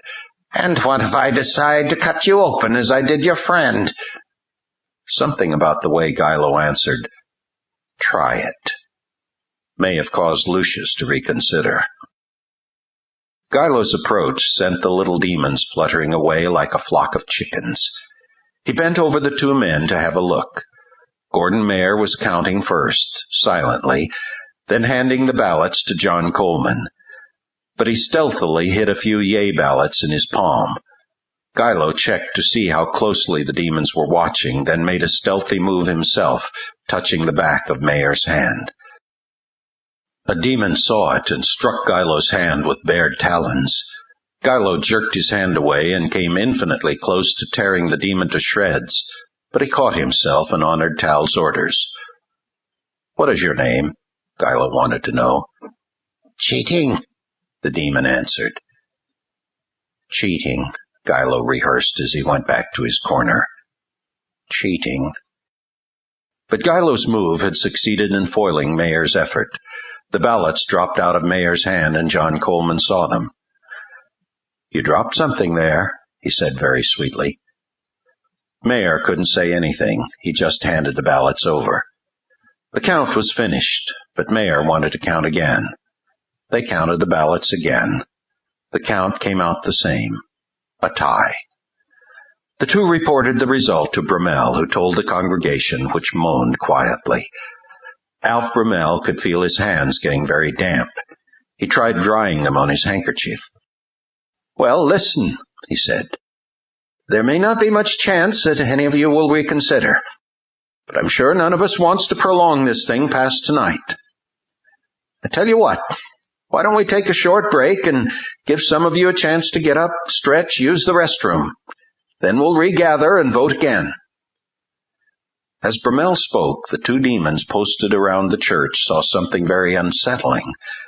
Just about a block up the street were two old women, hobbling toward the church. One walked with the assistance of a cane and a helping hand from her friend. She did not look well at all, but her jaw was set and her eyes bright and determined. Her cane clacked out a syncopated rhythm with her footsteps. Her friend, in better health and stronger, kept up with her, holding her arm to support her and talking gently to her. "The one with the cane is Duster," said one demon. "What went wrong?" the other wondered. "I thought she'd been taken care of." "Oh, she's ill, all right, but she's come anyway." "And who is the old woman with her?" "Edith Duster has many friends. We should have known." The two ladies made their way up the church steps, each step a major task in itself. First one foot, then the other, then the cane placed on the next step until they were finally up to the front door. "There, look at that now," cackled the stronger one. "I knew you could do it. The Lord's gotten you this far, He'll take care of you the rest of the way." "What Edith Duster needs is a stroke," murmured a sickness demon, drawing his sword. Perhaps it was simply luck or incredible coincidence, but just as the demon lunged forward with great speed to slash at the arteries in Edith Duster's brain, the other woman moved to open the door and stepped right in the way. The tip of the demon's sword struck the woman in the shoulder, which could have been concrete. The sword stopped short. Sickness did not, but catapulted over the two women and fluttered like a fractured kite into the churchyard as Edith Duster moved inside. Sickness gathered himself up off the ground and screamed, "The host of heaven!" The other demon guards stared at him blankly. Bromell saw Edith Duster come in alone. He cursed silently. This would be the vote to break the tie, but she would most certainly vote for Busch. The people were gathering again. The messengers of God were elated. "Looks like Tal succeeded," said Mota. Kaiman was concerned, however. With such a heavy cover of the enemy, he most certainly had to show himself. Gilo chuckled. "Oh, I'm sure our captain was very discreet." A few of the demons were in fact wondering what had happened to Edith Duster's companion between the front door and the sanctuary. Sickness continued insisting it had been a heavenly warrior, but where was she now? Tal, captain of the host, joined Signa and the other sentries at their concealed position. "You had me fooled, Captain," said Signa. "You just might attempt it yourself sometime," Tal replied. On the platform, Bromell mentally groped for a trump card. He could just see the burning eyes of Langstrath if this vote went the wrong way. "Well," he said, "why don't we come to order now and get ready for another vote?" The people settled in and quieted down. The yea side was more than ready. "Now that we've prayed and talked about it, maybe some of us will feel differently about the future of the church here. Come on, Alf, say something, but don't make a fool of yourself. I guess I could say a few words. I haven't really shared my feelings. You know, Hank Busch is a little young." A middle-aged plumber on the yea side piped up. "Hey now, if you're going to put in some negative input, we've got to have equal time for some positive." The yeas all murmured in agreement, while the nays sat in cold silence. "No, listen," Bromell stammered, his face bright red. "I had no intention of trying to sway the vote. I was just—" "Let's have the vote," someone said. "Yes, vote, and quick," Mota whispered. Just then the door opened. "Oh no," thought Bromell, "who's coming in this time?" The silence fell like a shroud of death over the whole group. Lou Stanley had just come in. He grimly nodded greeting to them all and took a seat in a back pew. He looked old. Gordon Mayer piped up, "Let's have the vote." The ushers passed out the ballots, while Bromell tried to plan a good escape route in case he had to throw up. His nerves were just about shot. He caught Lou Stanley's attention. Lou looked at him and seemed to laugh nervously. "Make sure Lou back there gets a ballot," Bromell told one of the ushers. The usher made sure. Kaiman whispered to Gilo, "I think we're ready for any tricks Lucius might have." "Any tiebreakers, you mean?" Gilo answered. "We may be in for a long night," said Mota. The ballots were collected, and Lucius kept his demons tightly around each offering plate and his eyes on every heavenly warrior. Mayer and Coleman counted again as the tension in the air tightened. The demons watched. The angels watched. The people watched. Mayer and Coleman kept a close eye on each other, silently mouthing as they counted. Mayer finished counting, waiting for Coleman to finish. Coleman finished, looked at Mayer, and asked him if he wanted to count again. They counted again. Then Mayer took his pen, wrote the result on a slip of paper, and carried it up to Bromell. Mayer and Coleman took their seats as Bromell unfolded the paper. Visibly shaken, Bromell took a few moments to put on his relaxed, businesslike public image. "Well," he began, trying to control the tone of his voice, "all right then. The pastor has been retained." One side of the room loosened up, tittered, and smiled. The other side gathered up coats and belongings to leave. "Alf, what was the vote?" someone wanted to know. It doesn't say."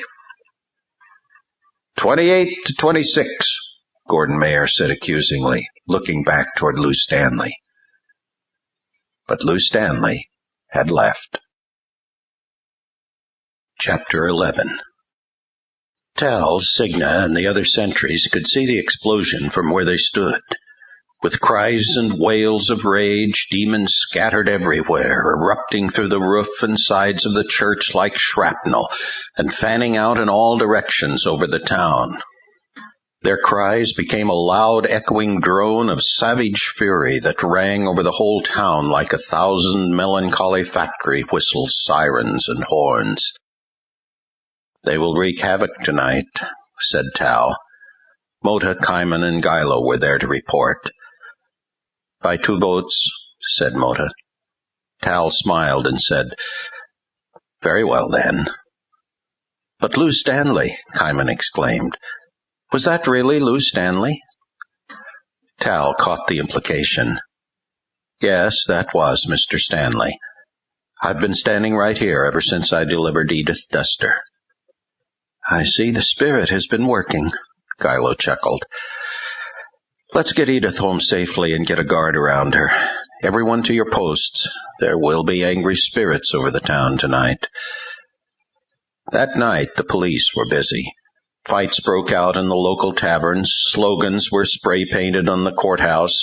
Some cars were stolen and joy-ridden through the lawn and flowers in the park. Late into the night, Julene Langstratt hovered in an inescapable trance, halfway between a tormented life on earth and the licking, searing flames of hell. She lay on her bed, tumbled to the floor, clawed her way up the wall to stand on her feet, staggered about the room, and fell to the floor again. Threatening voices, monsters, flames, and blood exploded and pounded with unimaginable force in her head. She thought her skull would burst. She could feel claws tearing at her throat, creatures squirming and biting inside her, chains around her arms and legs. She could hear the voices of spirits, see their eyes and fangs, smell their sulphurous breath. The masters were angry. "Failed! Failed! Failed! Failed!" pounded in her brain and paraded before her eyes. "Bromell has failed! You have failed! He will die! You will die!" Did she really hold a knife in her hand, or was this too a vision from the higher planes? She could feel a yearning, a terribly strong impulse to be free of the torment, to break loose from the bodily shell, the prison of flesh that bound her. "Join us! Join us! Join us!" said the voices. She felt the edge of the blade, and blood trickled down her finger. The telephone rang. Time froze. The bedroom registered on her retinas. The telephone rang. She was in her bedroom. There was blood on the floor. The telephone rang. The knife fell from her hands. She could hear voices, angry voices. The telephone rang. She was on her knees on the floor of her bedroom. She had cut her finger. The phone was still ringing. She called out, "Hello," but it still rang. "I won't fail you," she said to her visitors. "Leave me. I won't fail you." The telephone rang. Alf Bromell sat in his home listening to the phone ringing on the other end. Julene must not be home. He hung up, relieved, if only for the moment. She would not be happy about the vote. Another delay, still another delay in the plan. He knew he could not avoid her, that she would find out, that he would be confronted and berated by the others. He flopped down on his bed and contemplated resigning. Escape. Suicide. Saturday morning. The sun was out, and lawnmowers called to each other across fences, hedges, and cul-de-sacs. Kids were playing, hoses were spraying dirty cars. Marshall sat in the kitchen at the table filled with advertising copy and a list of new and old accounts. The Clarion still lacked a secretary. The front door opened, and in came Kate. "I need a hand." Yes, the inevitable unloading of groceries. "Sandy," Marshall hollered out the back door, "let's get going." Over the years, the family had developed a pretty good system of grocery separating, handling, and stashing. "Marshall," said Kate, passing vegetables from a sack to him at the refrigerator, "are you still working on that copy? It's Saturday." "Almost finished. I hate to have stuff stack up on me. How's Joe and the gang?" Kate stopped a bunch of celery in mid-transfer and said, "You know what? Joe's gone. He sold the store and moved away, and I didn't even hear about it." "Brother, things happen fast around here. So where'd he move?" "I don't know. Nobody would tell me. As a matter of fact, I don't think I like that new owner." "What's this cleaner here?" "Oh, put that under the sink." It went under the sink. "I asked that guy about Joe and Angelina and why they sold the store and why they moved and where they moved, and he wouldn't tell me anything. Just said he didn't know." "That's the owner of the store? What's his name?" "I don't know. He wouldn't tell me that either."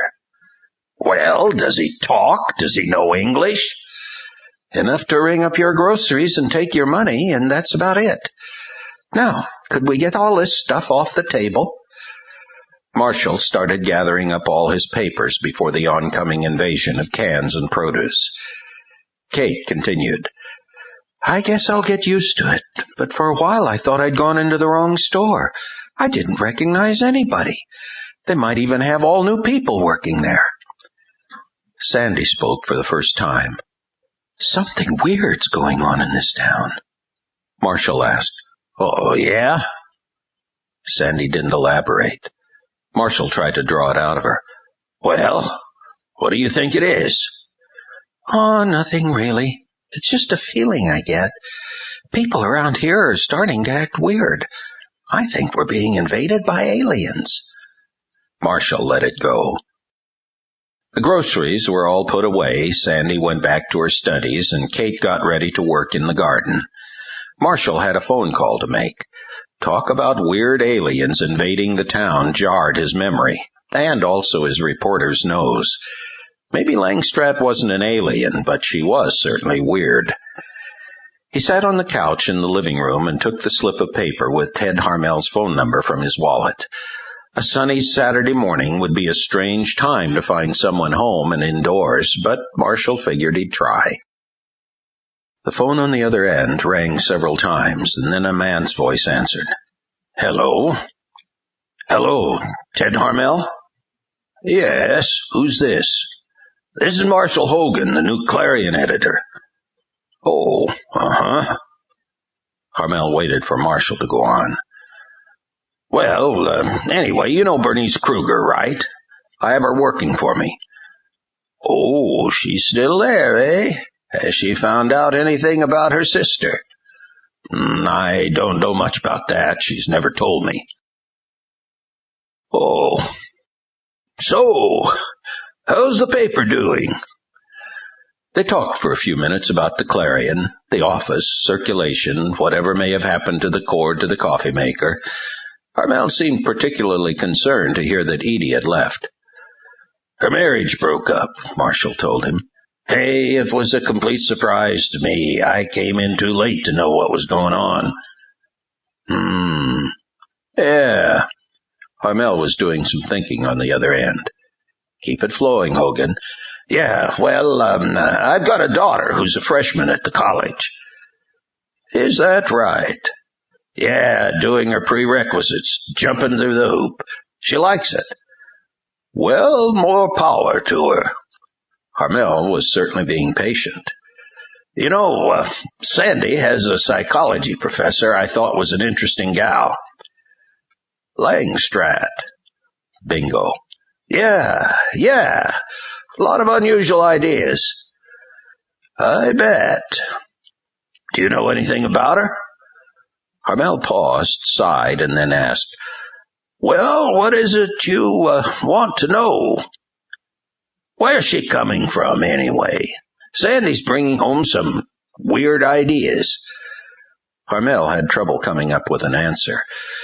It's Eastern mysticism, ancient religious craft.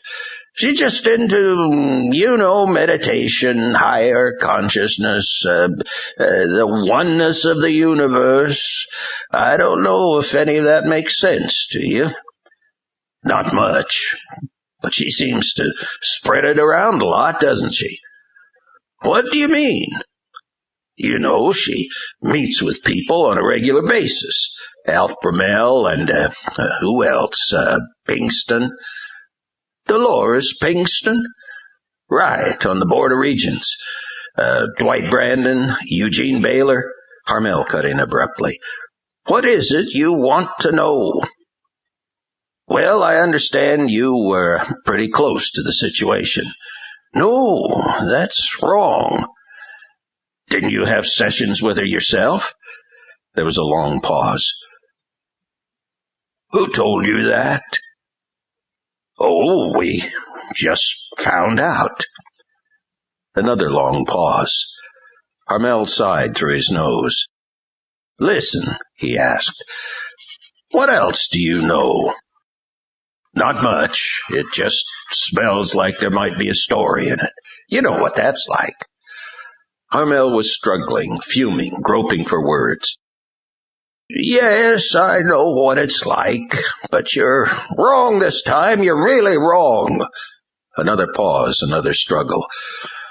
Oh, brother, I wish you hadn't called me. Hey, listen, we're both newspaper men. No, you're the newspaper man. I'm out. I'm sure you know all about me. I know your name, your number, and that you used to own the Clarion. All right, let's leave it at that. I still have respect for the vocation. I don't want to see you ruined. Marshall tried not to lose the big fish. Say, don't leave me in the dark. I'm not trying to leave you in the dark. There's some things I just can't talk about. Sure, I understand. No problem. No, you don't understand. Now listen to me. I don't know what you found out, but whatever it is, bury it. Do something else. Cover the Kiwanis tree planting, anything innocuous, but just keep your nose clean. What are you talking about? And quit pumping me for information. What I'm giving you is all you're going to get, and you'd better make good use of it. I'm telling you, forget Langstrap. Forget anything you may have heard about her. Now, I know you're a reporter, and so I know you're going to go out and do just the opposite of what I'm telling you, but let me give you fair warning. Don't. Hogan didn't answer. Hogan, you hear me? How can I possibly leave it alone now? You have a wife, a daughter. Think of them. Think of yourself. Otherwise, you'll be out on your ear like everybody else. What do you mean, everybody else? I don't know anything. I don't know Langstrat. I don't know you. I don't live there anymore, period. Ted, are you in trouble? Leave it alone. He hung up. Marshall slammed the receiver down and let his mind race as he sat there. Leave it alone, Harmel said. Leave it alone. In a pig's eye. Edith Duster, wise old matron of the church, former missionary to China, a widow of some 30 years, lived in the Willow Terrace Apartments, a small retirement complex not far from the church. She was in her 80s, subsisted meagerly on Social Security and a minister's pension from her denomination, and loved to have company, especially since it was difficult for her to get out and around these days.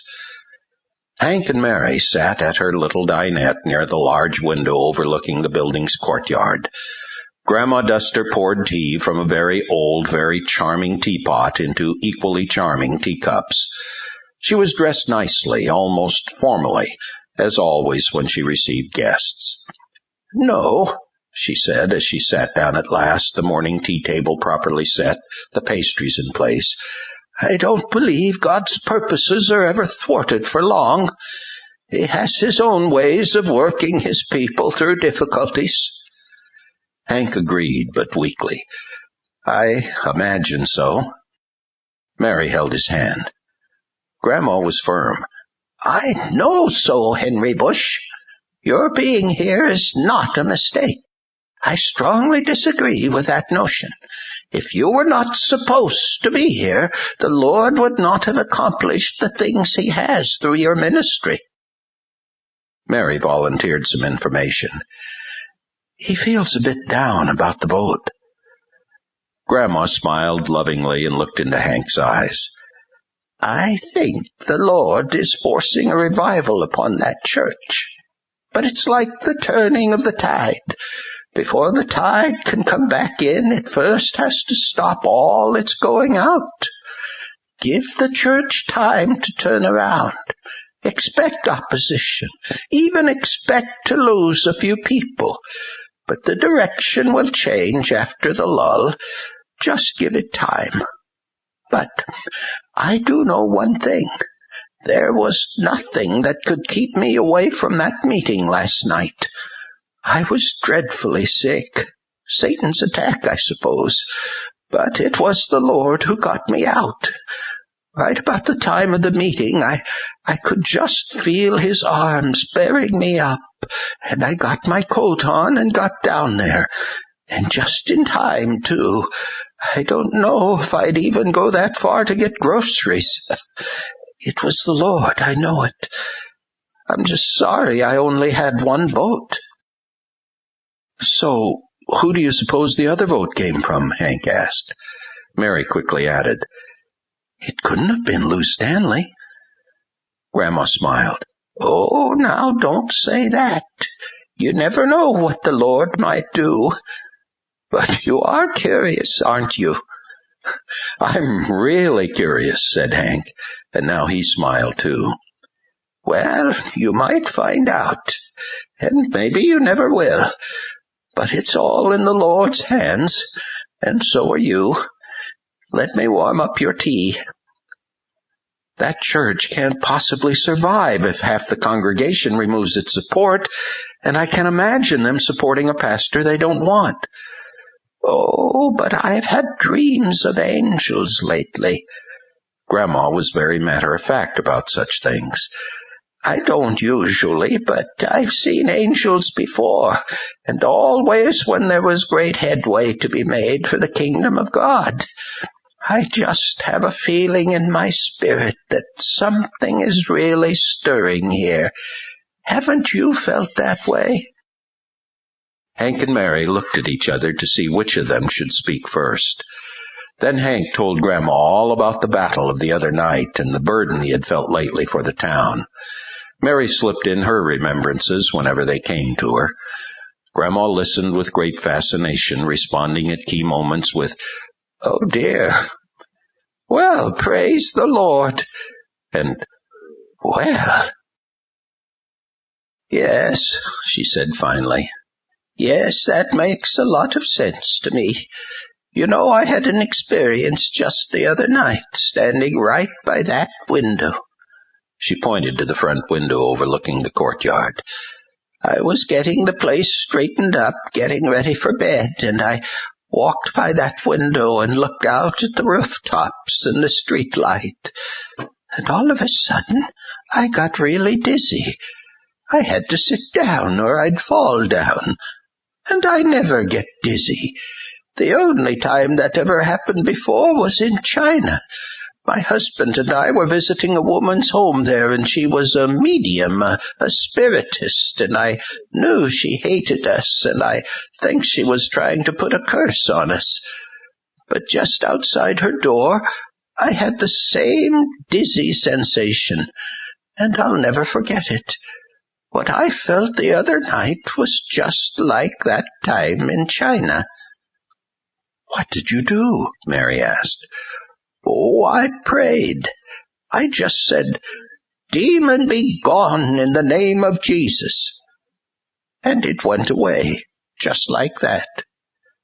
Hank asked, "So you think it was a demon?" "Oh, yes. God is moving and Satan doesn't like it. I do think there are evil spirits out there." "But don't you feel like there are more than usual? I mean, I've been a Christian all my life, and I've never come up against anything that felt like this." Her face grew pensive. "This kind goeth not out but by prayer and fasting. We need to pray, and we need to get other people praying. That's just what the angels keep telling me." Mary was intrigued. "The angels in your dreams?" Grandma nodded. "What did they look like?" "Oh, people, but different from anybody else. They're big, very handsome, bright clothes, big swords at their sides, very large, bright wings. One of them last night reminded me of my son. He was tall, blond. He looked Scandinavian." She looked at Hank. "He was telling me to pray for you, and you were in the dream too. I could see you up behind that pulpit preaching, and he was standing there behind you with his wings stretched out over you like a big canopy. And he looked back at me and said, 'Pray for this man.'" "I never knew you were praying for me," said Hank. "Well, it's time somebody else was praying too. I believe the tide is turning, Hank, and now you need true believers, true visionaries who can stand with you to pray for this town. We need to pray that the Lord will gather them in."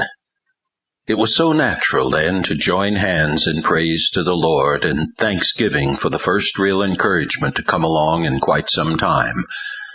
Hank prayed a prayer of thanks and could hardly get through it as his emotions welled up inside him. Mary was grateful not only for the encouragement, but for Hank's revived spirits. Then Edith Duster, who'd fought in spiritual wars before, who'd won victories on foreign soils, tightly grasped the hands of this young ministering couple and prayed. "Lord God," she said, and the warmth of the Holy Spirit flowed through them, "I build now a hedge around this young couple, and I bind the spirits in Jesus' name. Satan, whatever your plans for this town, I rebuke you in Jesus' name, and I bind you, and I cast you out."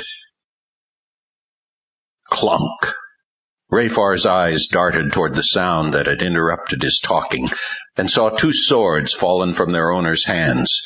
The 2 demons, formidable warriors, were nonplussed. They both stooped hurriedly to gather up their weapons, bowing, apologizing, begging for pardon. Slam! Rayfar's foot fell on one sword. His own huge sword clamped the other down. The 2 warriors, startled and terrified, backed away. "Please pardon, my prince," said one. "Yes, please pardon," said the other. "This has never happened before." "Silence, you 2! Rayfar bellowed. The 2 warriors braced themselves for a terrible punishment. Their frightened yellow eyes peered out from behind black wings unfurled for protection, as if there was any protection from Baal Rayfar's wrath. But Rayfar did not lash out at them. Not yet. He seemed more interested in the fallen swords. He stared at them, his brow furrowed and his big yellow eyes narrowing. He walked slowly around the swords, strangely bothered in a way the warriors had never seen before.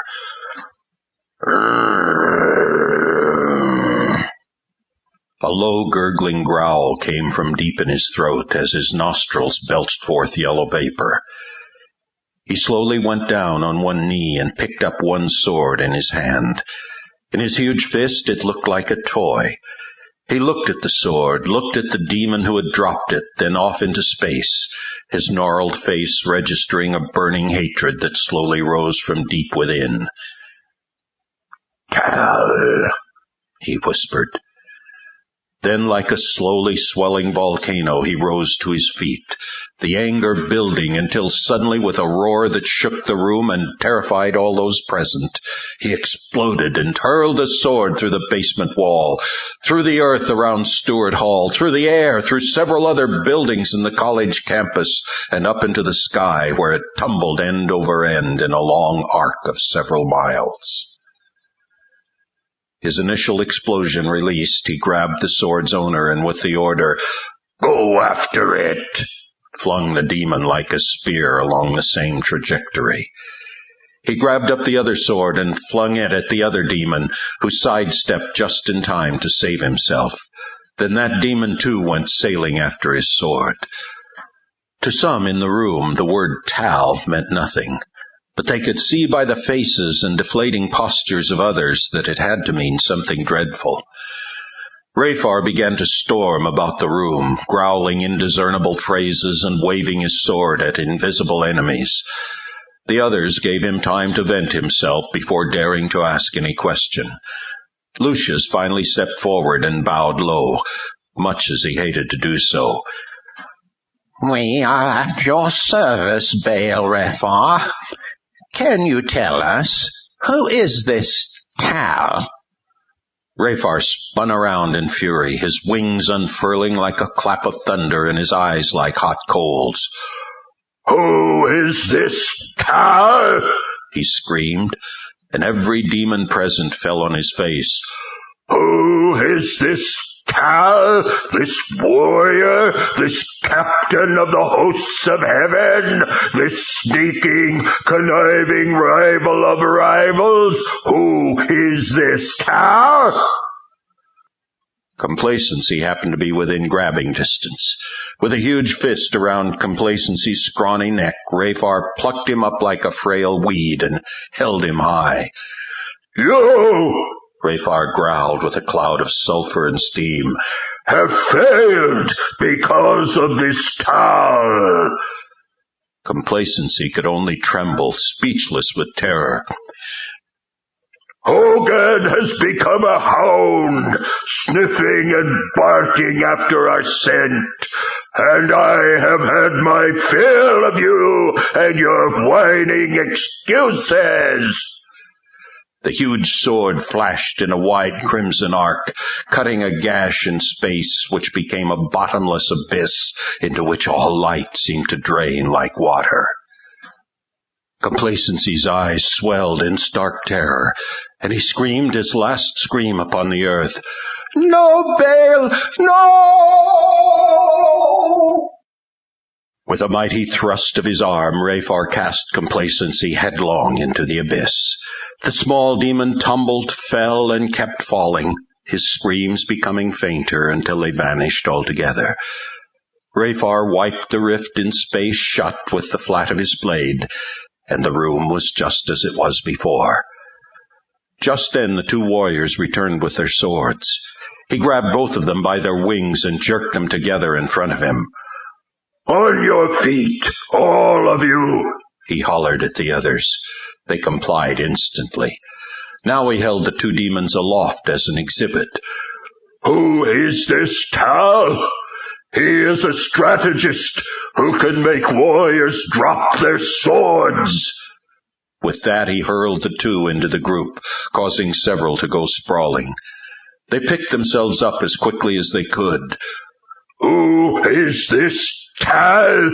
He is a subtle warrior who knows his limitations, who never enters a battle he cannot win, who knows all too well the power of the saints of God, a lesson you can all stand to learn."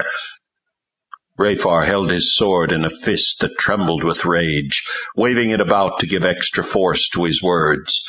"I knew all too well to expect him. Michael would never have sent anyone less to pit against me. Now Hogan is revived, and it is clear why he was even brought to Ashton to begin with. Now Henry Busch is still retained, and the Ashton Community Church has not fallen, but stands as a bastion against us. Now the warriors are dropping their swords like clumsy fools, and all because of this Tal. This is Tal's manner. His strength is not in his own sword, but in the saints of God. Somewhere, somebody is praying." Those words brought a chill over the group. Raphar kept pacing and thinking and growling. Yes, Busch and Hogan were handpicked. Tal's plan must revolve around them. If they fall, Tal's plan falls. There isn't much time. Raphar selected a slimy-looking demon and asked, "Have you laid a trap for Busch?" "Oh, yes, Baal Raphar," said the demon, and he couldn't help laughing with delight at his own cleverness. "Be sure it is subtle. Remember, no frontal assault will work."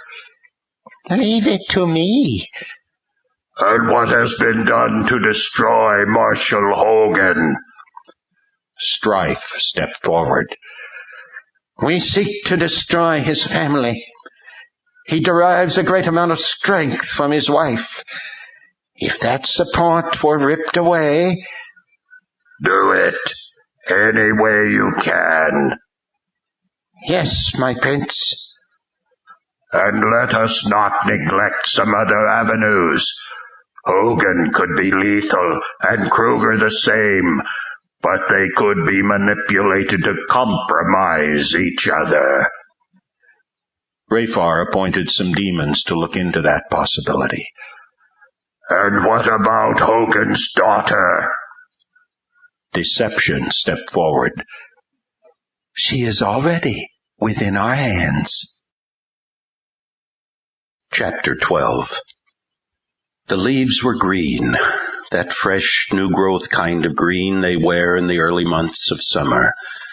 From their small table on the red brick plaza below, Sandy and Sean could look up and see the glowing leaves, backlit by the sun, and watch the birds flit about in the branches between their regular scavenging for breadcrumbs and French fries. This spot on campus was Sandy's favorite. It was so peaceful here, almost a world away from the strife, questions, and disputes at home. Sean enjoyed watching the brown sparrows cheeping and scrambling for every breadcrumb he tossed onto the bricks. "I love the way the universe all fits together," he said. "The tree grew here to give us shade. We sit here and eat and give food to the birds that live in the tree. It all works together." Sandy was fascinated by the concept. On the surface, it seemed very simple, almost storybookish, but part of her was so thirsty for this kind of peace. "What happens when the universe doesn't fit together?" she asked. Sean smiled. "The universe always fits together. The problem is only when people don't realize it." "So how do you explain the problems I'm having with my folks?" "None of your minds are tuned in right. It's just like an FM station on your radio. If the signal is fuzzy and the voices hiss and sputter, don't blame the broadcasting station. Adjust your radio. Sandy, the universe is perfect. It is unified, harmonious. The peace, the unity, the wholeness are really there, and all of us are a part of the universe. We're made of the same stuff, so there's no reason why we shouldn't just fit into the whole scheme of things. If we don't, we just took a wrong turn somewhere. We're out of touch with true reality." "Boy, I guess so," Sandy muttered. "But that's what gets me.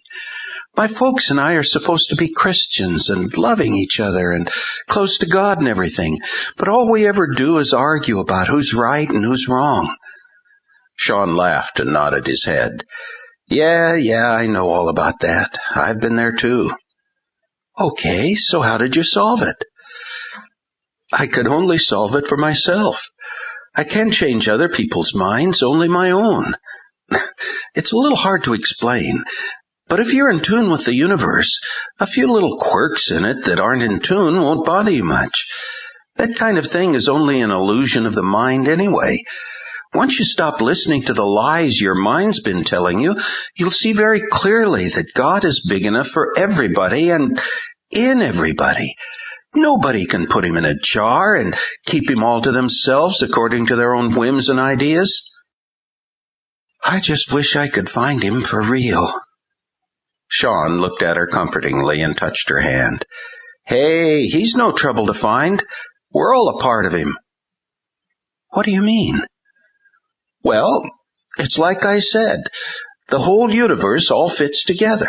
It's made of the same essence, the same spirit, the same energy, right?" Sandy shrugged and nodded. "Well, whatever our individual concept of God might be, we all know that there is something there, a force, a principle, an energy that holds everything together. If that force is part of the universe, then it must be a part of us." Sandy wasn't grasping this. "This is pretty foreign to me. I'm from the old Judeo-Christian school of thought, you know." "So all you've ever learned is religion, right?" She thought for a moment, then conceded. "Right." "Well, you see, the problem with religion, any religion, is that it's basically a limited perspective, only a partial view of the whole truth." "Now you sound like Langstrat." "Oh, she's right on, I think. When you think about it long enough, it makes a lot of sense. It's just like that classic old story about the blind men who encountered the elephant." Yeah, I heard her tell that story too." "Well, see, each man's perspective of the elephant was limited to the part that he touched. So, since they all touched different parts, they couldn't agree on what an elephant was really like. They got in a fight over it, just like religionists throughout history have done. And all they needed to realize was that the elephant was only one elephant. It wasn't the elephant's fault that they couldn't agree with each other. They weren't tuned into each other, into the whole elephant. So we're all just like blind men." Sean gave a strong affirmative nod. "We're just like a bunch of bugs crawling around on the ground, never looking up. If an ant could talk, you could ask him if he knew what a tree was, and if he'd never come out of the grass and actually climbed a tree, he'd probably argue with you that the tree didn't exist. But who's wrong? Who's really blind? We're just like that. We've allowed ourselves to be fooled by our own limited perceptions. Are you into Plato at all? Sandy laughed a little and shook her head. I studied that last quarter, and I don't think I got that either. Hey, he was into the same enlightenment. He'd figured there had to be a higher reality, an ideal, a perfect existence of which all we see is a copy. It's kind of like what we see with our limited senses is so limited, so imperfect, so broken up into pieces we can't perceive the way the universe really is. All perfect, running smoothly, everything fitting together, all the same essence. You could even say that reality as we know it is just an illusion, a trick of our ego, our mind, our selfish desires. This all sounds very far out to me. Oh, but it's great once you really get into it. It answers a lot of questions and solves a lot of problems. Yeah, if you ever can get into it. Sean leaned forward. You don't get into it, Sandy. It's already in you. Think about that for a minute. I don't feel anything in me. And why not? Guess. She twisted an invisible radio dial with her fingers. I'm not tuned in? Sean laughed with delight. Right. Listen, the universe doesn't change, but we can. If we're not lined up with it, not tuned in, we're the ones who are blind, who are living in an illusion. Say, if your life is messed up, it's really a matter of how you look at things. Sandy scoffed. Come on now. You're not going to tell me that it's all in my head. Sean put up hands of caution. Hey, don't knock it until you try it. He looked again at the sunshine, the green trees, the busy birds. Just listen for a moment. Listen to what? The breeze, the birds. Watch those leaves waving in the wind up there. For a moment they were silent. Sean spoke quietly, almost in a whisper. Now be honest. Haven't you ever felt a sort of kinship with the trees and with the birds, with just about everything? Wouldn't you miss them if they weren't there? Have you ever talked to a houseplant? Sandy nodded. Sean had a point there. Now don't resist that. Because what you're experiencing there is just a glimpse of the real universe. You're feeling the oneness of everything. Everything is fitted together, interwoven, interlocked. Now you've felt that before, haven't you? She nodded. So that's what I'm trying to show you. The truth is already within you. You're a part of it. You're a part of God. You just never knew it. You wouldn't let yourself know it. Sandy could hear the birds clearly now, and the wind seemed almost melodic as it shifted in pitch and intensity through the branches of the trees. The sun was warm, benevolent. Suddenly she felt so strongly that she had been in this place before, had known these trees and these birds before. They were trying to reach out to her, to talk to her. Then she noticed that for the first time in many months she felt peace inside. Her heart was at rest. It wasn't an all-pervading peace, and she didn't know if it would last, but she could feel it, and she knew she wanted more. I think maybe I'm tuning in a little bit, she said. Sean smiled and squeezed her hand encouragingly. Meanwhile, with very gentle, very subtle combing motions of his talons, Deception stood behind Sandy, stroking her red hair and speaking sweet words of comfort to her mind. Tal and his troops gathered once again in the little church, and the mood was better this time. They had tasted the first promises of battle, a victory, even though a small one had been won the night before. Most of all, there were more of them. The original 23 had grown to 47 as more mighty warriors had gathered, called in by the prayers of the remnant, said Tal with a note of anticipation as he looked over a preliminary list presented to him. Sion, a red-haired, freckled fighter from the British Isles, explained the progress of the search. They're out there, Cap. There's plenty of 'em, but these are the ones we'll be bringing in for sure. Tal read the names. John and Patricia Coleman. Sion explained. They were here last night, spoke up for the preacher. Now they're all the more for 'em, and they dropped to their knees easy as dropping a hat. We got 'em working. Andy and June Forsyth. Lost sheep, you could say. Left the United Christian here in Ashton out of sheer hunger. We'll bring him to church tomorrow. They have a son, Ron, who's searching for the Lord. A bit wayward now, but reaching his fill of his ways. And plenty more, I see, said Tal with a smile. He handed the list to Gilo. Assign some of our newcomers to this list. Gather these people in. I want them praying. Gilo took the list and conferred with several new warriors. And what about relatives, friends elsewhere? Tal asked Sion. Plenty of 'em are redeemed and ready for prayer. Shall I send emissaries to burden them? Tal shook his head. I can't let any warriors be gone for long. Instead, have messengers carry word to the watch-carers over these people's towns and cities, and let the watch-carers see that these people are burdened with prayer for their loved ones here. Done. Sion set right to work, assigning messengers who immediately vanished to their missions. Gilo had sent his warriors also and was excited to see the campaign in motion. I like the feel of this, Captain. It is a good beginning, Tal said. And what of Rafar? Do you suppose he knows of your presence here? The two of us know each other all too well. Then he will be expecting a fight, and soon. Which is why we won't fight. Not yet. Not until the prayer cover is sufficient, and we know why Rafar is here. He's not a prince of small towns, but of empires, and he would never be here for any task below his pride. What we've seen is far less than the enemy has planned.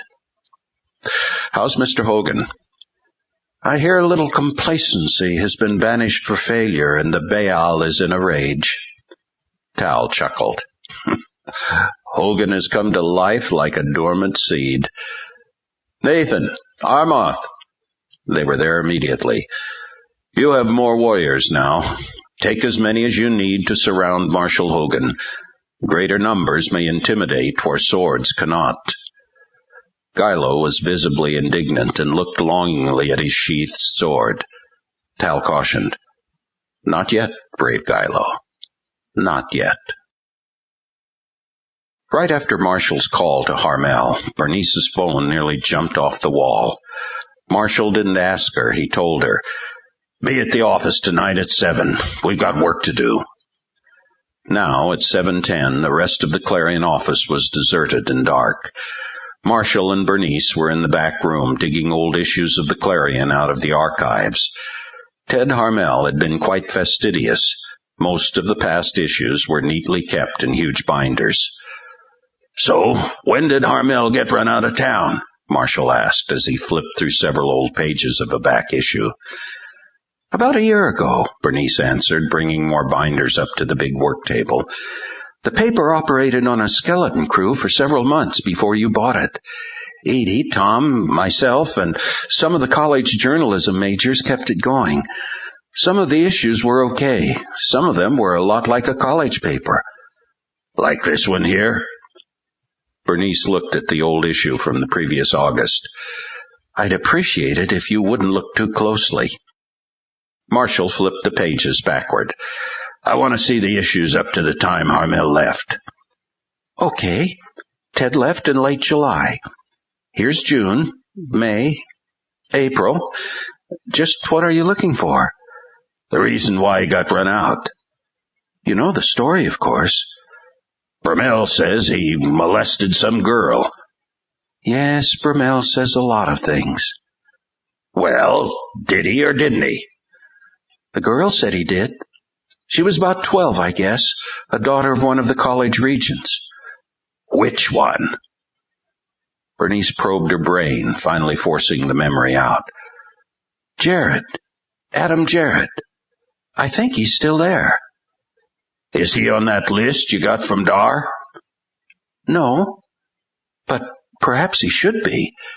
Ted knew Jared pretty well. The two of them used to go fishing together. He did know the daughter, had frequent access to her, and that helped the case against him. So, why wasn't he prosecuted? I don't think it ever went that far. He was arraigned before the district judge. Baker? Yes, the one on the list. The case went into the judge's chambers, and apparently they struck some kind of deal. Ted was gone just a few days after that. Marshall gave the work table an angry slap. Boy, I wish I hadn't let that guy get away.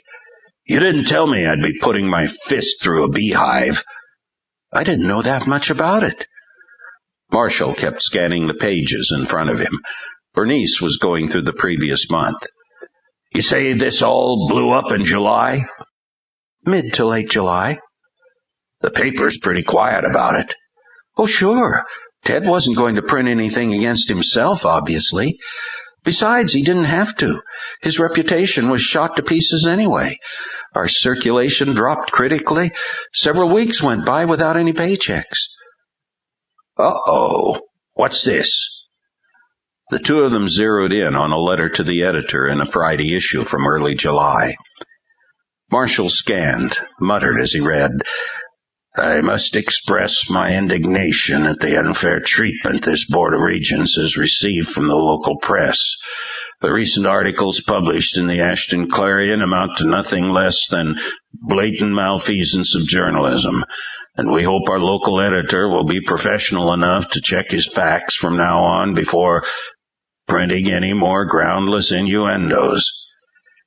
Yes, Bernice brightened with recollection. This was a letter from Eugene Baylor.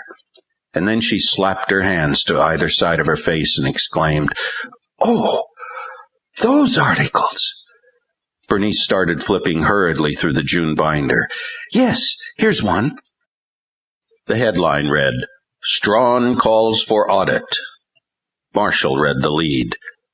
Despite continuing opposition from the Whitmore College Board of Regents, College Dean Eldon Strawn today called for an audit of all Whitmore College accounts and investments, still voicing his concern over recent allegations of mishandling of funds. Bernice's eyes rolled up and scanned the heavens as she said, Oh, boy, this may be more than just a beehive. Marshall read a little further. Strawn has asserted that there's more than adequate evidence to justify such an audit, even though it would be costly and premature, as the Board of Regents still maintains. Bernice explained. You see, I never paid that much attention when all this was going on. Ted was an aggressive sort. He'd gotten on the bad side of people before, and this just sounded like another mundane political thing. I was just a reporter on the innocuous human interest staff. What did I care about all this? So, said Marshall, the college dean got himself in hot water with the regents. Sounds like a real feud. Ted was a good friend of Eldon Strawn. He took sides, and the regents didn't like it. Here's another one, just the week after. Marshall read, Regent mauls Strawn. Whitmore College Regent Eugene Baylor, the college general treasurer, today accused Dean Eldon Strawn of malicious political hatcheting, asserting that Strawn is using deplorable and unethical methods to further his own dynasty within the college administration. Not exactly a harmless little tiff between friends. Oh, I understand it got bitter, really bitter. And Ted probably stuck his nose out a little too far. He started catching the crossfire. Hence Eugene Baylor's angry letter. Along with political pressure, I'm sure. Strawn and Ted had many meetings, and Ted was finding out a lot. Maybe too much. But you have no details. Bernice only threw up her hands and shook her head.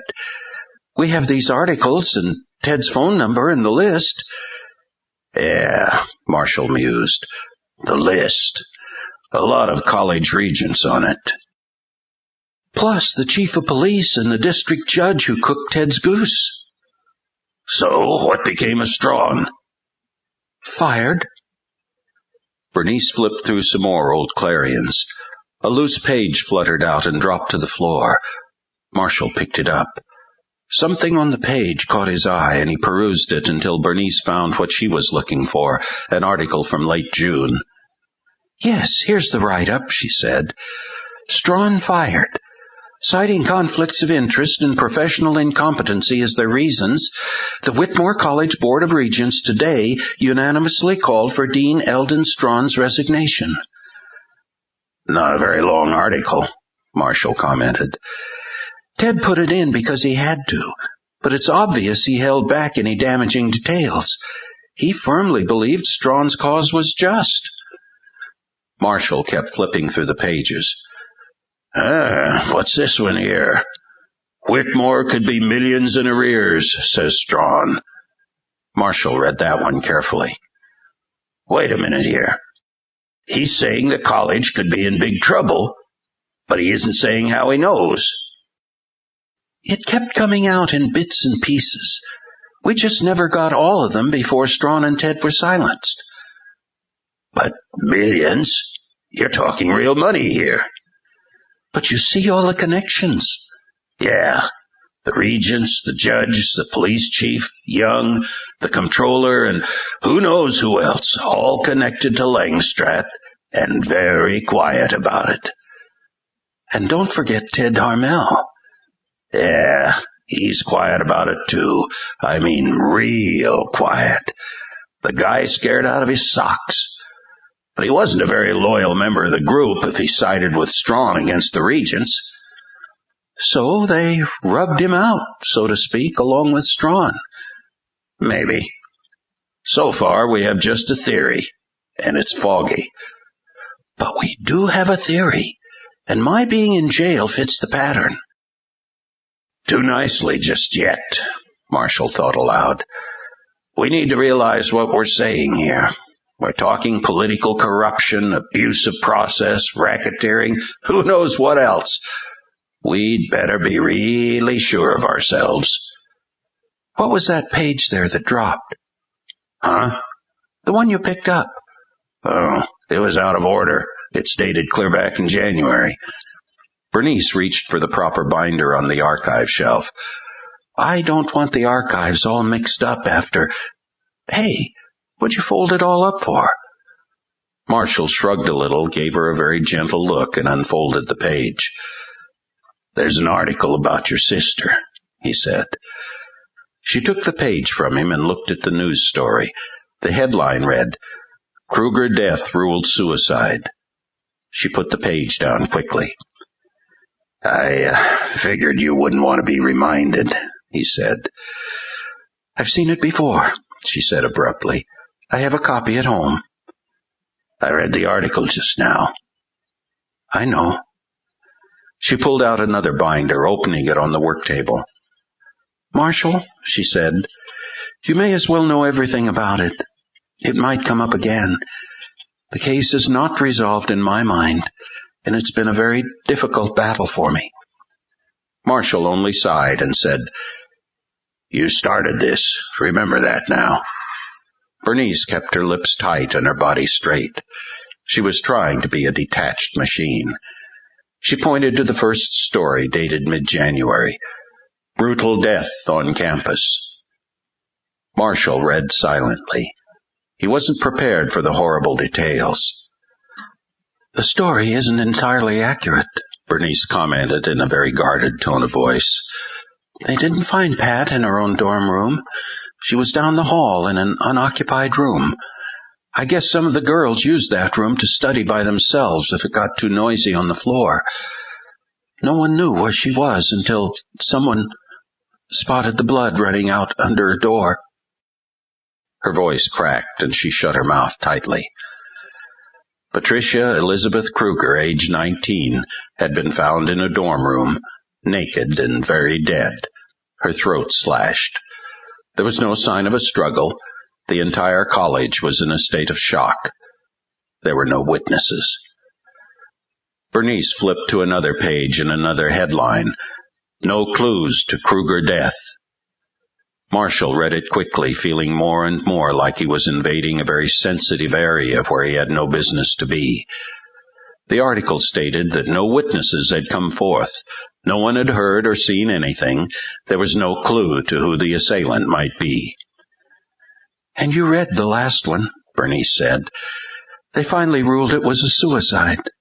They decided that my sister had stripped herself and cut her own throat." Marshall was incredulous. "And that was that?" "That was that." Marshall closed the binder quietly.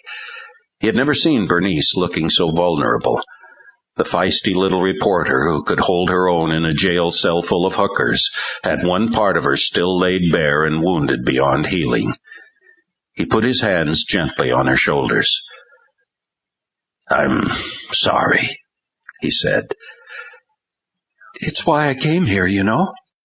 She wiped her eyes with her fingers, reaching for a nearby tissue to wipe her nose. I just couldn't leave it at that. I knew Pat. I knew her better than anyone. She just wasn't the type to do such a thing. She was happy, well-adjusted. She liked college. She sounded just fine in her letters. Why don't we just pack it up for the night?" Bernice didn't acknowledge his suggestion. "I checked the dorm layout, the room where she died, the roster for the names of every girl living in that building. I talked to all of them. I checked the police reports, the coroner's report. I went through all of Pat's personal effects. I tried to track down Pat's roommate, but she'd left. I still can't remember her name. I only met her once when I was here for a visit. I finally decided just to stick around, get a job, wait and see. I had some newspaper background. The job here was easy enough to land." Marshall put his arm around her shoulders. "Well, listen, I'll help you out any way I can. You don't have to carry this whole thing by yourself." She relaxed a bit, leaning into him just enough to acknowledge his embracing arm. "I don't want to bother you." "You're not bothering me. Listen, as soon as you're ready, we can go over it, recheck everything. There might still be some leads somewhere." Bernice shook her two fists and whimpered, "If I could just be more objective about it." Marshall gave her a gentle, comforting chuckle and a friendly squeeze.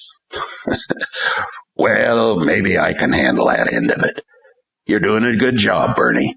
Just hang in there." She was a nice kid, Marshall thought, and as far as he could remember, this was the first time he'd ever touched her. Chapter 13. For obvious reasons, the congregation of Ashton Community Church was much smaller and fragmented this Sunday morning, but Hank had to admit that the whole atmosphere was more peaceful. As he stood behind the old pulpit to open the service, he could see the smiling faces of his supporters peppered throughout the small crowd. Yes, there were the Colemans sitting in their usual spot. Grandma Duster was there, too, in much better health, praise the Lord. And there were the Coopers, the Harrises, and Ben Squires, the mailman. Alf Brummel hadn't made it, but Gordon Mayer and his wife were there, and so were Sam and Helen Turner.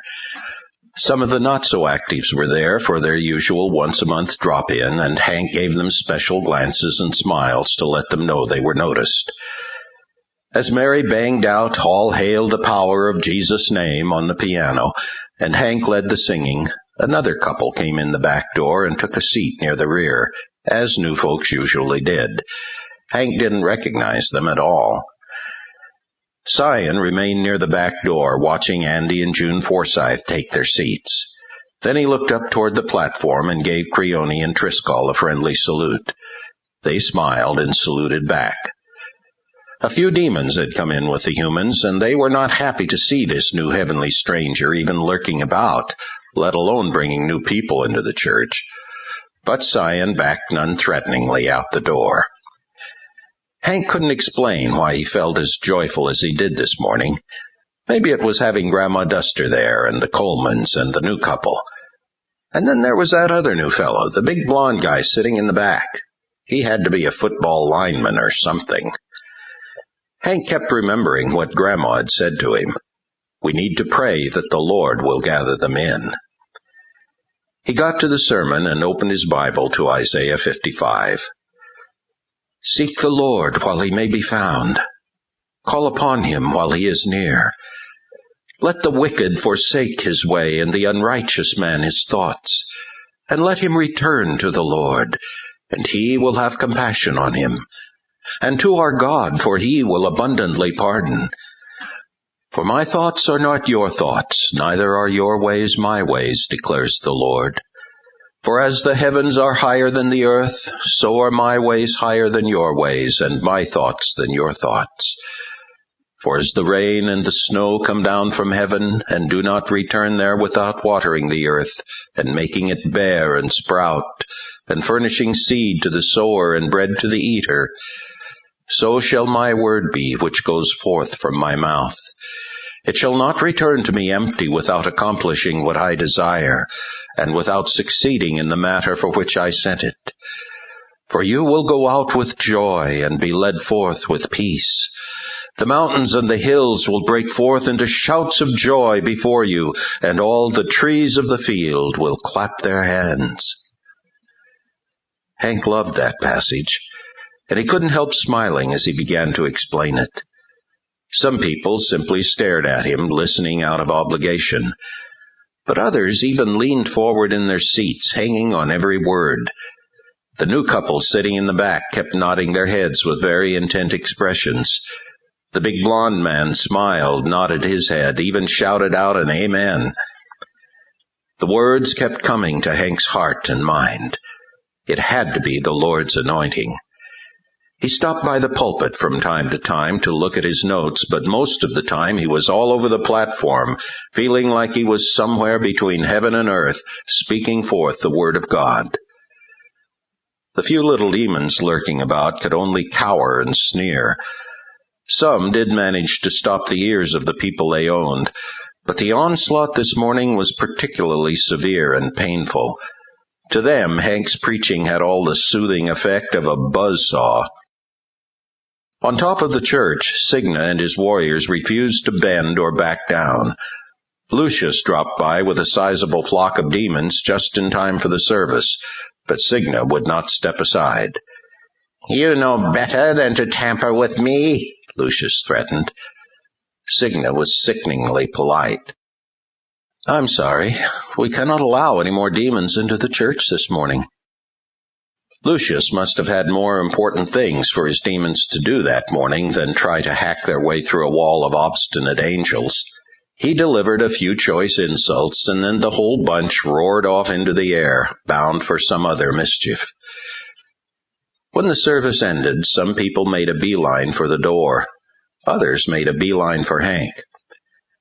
Pastor, my name is Andy Forsythe, and this is my wife, June. Hello, hello, Hank said, and he could feel a wide smile stretching his face. That was great, Andy said, shaking his head in amazement and still shaking Hank's hand. It was really great. They made small talk for a few minutes, finding out about each other.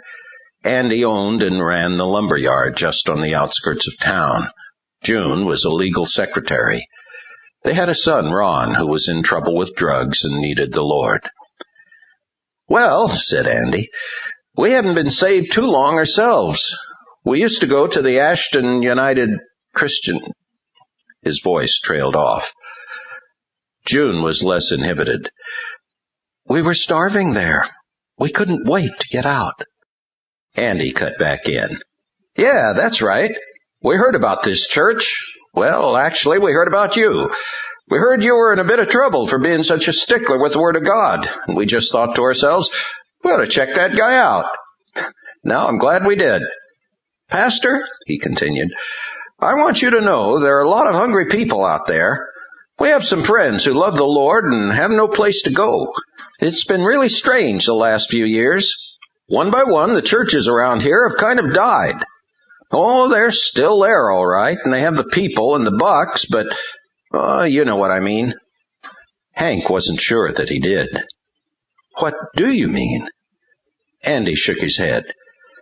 Satan's really playing games with this town, I guess. Ashton never used to be this way with so much weird stuff going on. Hey, you may have trouble believing this, but we have friends who have dropped out of 4 of the local churches. June exchanged glances with Andy as she went through a mental list of names. Greg and Eva Smith, the Bartons, the Jennings, Clint Neal. Yeah, right, said Andy. Like I said, there are a lot of hungry people out there, sheep without a shepherd. The churches around here just don't cut it. They don't preach the gospel. Just then, Mary walked up, all smiles. Hank happily introduced her. Then Mary said, Hank, I'd like you to meet... And she turned toward the empty room. Whoever was supposed to be there wasn't. Well, he's gone. Who was it? Hank asked. Oh, you remember that big guy sitting in the back? The big blonde guy? Yes, I got a chance to talk to him. He told me to tell you that, Mary deepened her voice to mimic him, the Lord is with you. Keep praying and keep listening. Well, that was nice. Did you get his name? No, I don't think he ever told me. Andy asked, Who was this? Oh, said Hank, you know, that big guy in the back. He was sitting right next to you. Andy looked at June, and her eyes got wide. Andy started smiling. Then he started laughing, and then he started clapping his hands and practically dancing. Praise the Lord, he exclaimed, and Hank hadn't seen such enthusiasm in a long time. Praise the Lord, there was nobody there. Pastor, we didn't see a soul. Mary's mouth dropped open, and she covered it with her fingers. Oliver Young was a real showman. He could work an audience right down to each tear or titter and time it so well that they became just so many puppets on a string. He would stand behind the pulpit with incredible dignity and poise, and his words were so well chosen that whatever he was saying had to be right. The vast congregation certainly seemed to think so. They had packed the place out. Many of them were professionals, doctors, teachers, lawyers, self-proclaimed philosophers and poets. A very large segment was from or connected in some way with the college. They took fastidious notes on Young's message as if it were a lecture. Marshall had heard a lot of this little song and dance before. So on this particular Sunday, he mulled over the questions he couldn't wait to spring on Young after the service was over. Young continued, Did not God say, Let us make man in our image according to our likeness? What had remained in the darkness of tradition and ignorance, we find now revealed within ourselves. We rediscover the knowledge we have always had as a race. We are inherently divine in our very essence, and have within ourselves the capacity for good, the potential to become, as it were, gods, made in the exact likeness of Father God, the ultimate source of all that is. Marshall took a quick and furtive glance sideways. There was Kate, and there was Sandy taking notes like mad, and next to her sat Sean Ormsby. Sandy and Sean had hit it off pretty well, and he had a definite positive influence on her life. Today, for example, he had made a deal with Sandy.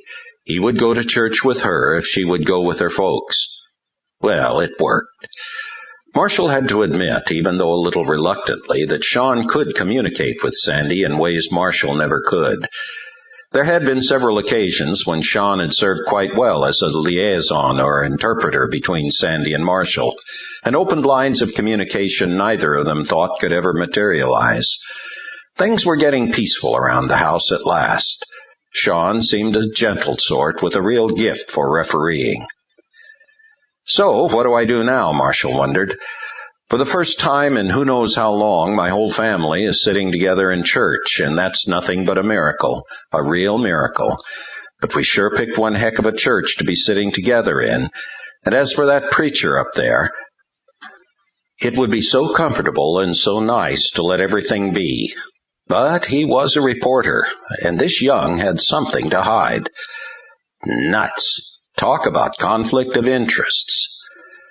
So while Pastor Oliver Young was up there trying to get across his ideas on the infinite divine potential within seemingly finite man, Marshall had his own nagging issues to think about.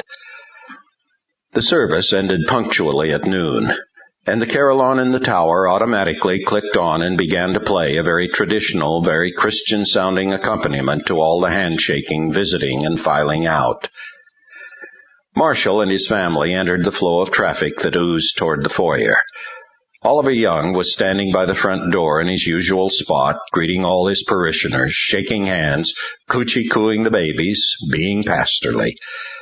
Soon Marshall, Kate, Sandy, and Sean had their turn with him. "Well, Marshall, good to see you," Young gushed, shaking Marshall's hand. "Have you met Sandy?" Marshall asked, and formally introduced Young to his daughter. Young was very warm. "Sandy, I'm very glad to see you." Sandy, at least, acted glad to be there. "And Sean!" Young exclaimed. "Sean Ormsby!" The two of them shook hands. "Oh, so you two know each other?" Marshall asked. "Oh, I've known Sean since he was just a little shaver. Sean, don't make yourself so scarce, all right?" "All right," Sean answered with a shy smile. The others moved on, but Marshall lagged behind and came up close on the other side to speak to Young some more. He waited until Young had finished greeting one little group of people and then interjected into the pause. "Hey, I just thought you'd like to know that things are going better now with Sandy and me." Young smiled, shook a few hands, then said sideways to Marshall, "Wonderful! That's really wonderful, Marshall." He offered his hand to someone else. "Nice seeing you here today." In another space between exiting greetees, Marshall interjected, "Yeah, she really enjoyed your sermon this morning. She said it was very challenging." "Well, thank you for saying so. Yes, Mr. Beaumont, how are you?" "You know, it even seemed to be along the same lines as what Sandy's getting in school in Julene Langstrat's classes." Young didn't answer that, but directed all his attention to a young couple with a baby. "Oh, my, she's getting so big." Marshall continued, "You're going to have to meet Professor Langstrat sometime. There's a very interesting parallel between what she teaches and what you preach." There was no response from Young. "I understand, as a matter of fact, that Langstrat's pretty deeply involved in occultism and Eastern mysticism." "Well," Young finally responded, "I wouldn't know anything about that, Marshall." "And you definitely don't know this Professor Langstrat?" "No, I told you that." "Haven't you attended several private sessions with her on a regular basis? And not only you, but also Alf Bromell, Ted Harmel, Dolores Pinkston, Eugene Baylor, and even Judge Baker?" Young turned just a little red, paused, then grimaced with embarrassed recollection. "Oh, for goodness sake," he laughed.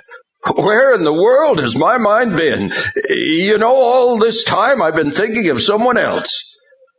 "So you do know her?" "Well, yes, of course. Many of us do." Young turned aside to greet some more people. When those people had gone, Marshall was still standing there. Marshall pressed, "So, what about these private sessions? Does she really have a clientele, including community leaders, elected officials, regents at the college?" Young looked directly at Marshall, and his eyes were a little cold. "Marshall, just what is your specific concern here?" "Just doing my job. Whatever this is, it seems to be something the people of Ashton should know about, especially because it involves so many of the influential people who are shaping this town." Well, if you are concerned about it, I'm not the person to talk to. You should go and ask Professor Langstratt herself. Oh, I intend to. I just wanted to give you the chance to give me some honest answers, something I feel you're not quite doing. Young's voice got a bit strained. Marshal, if I seem to be elusive, it is because what you are trying to pry into is protected by professional ethics. It is privileged information.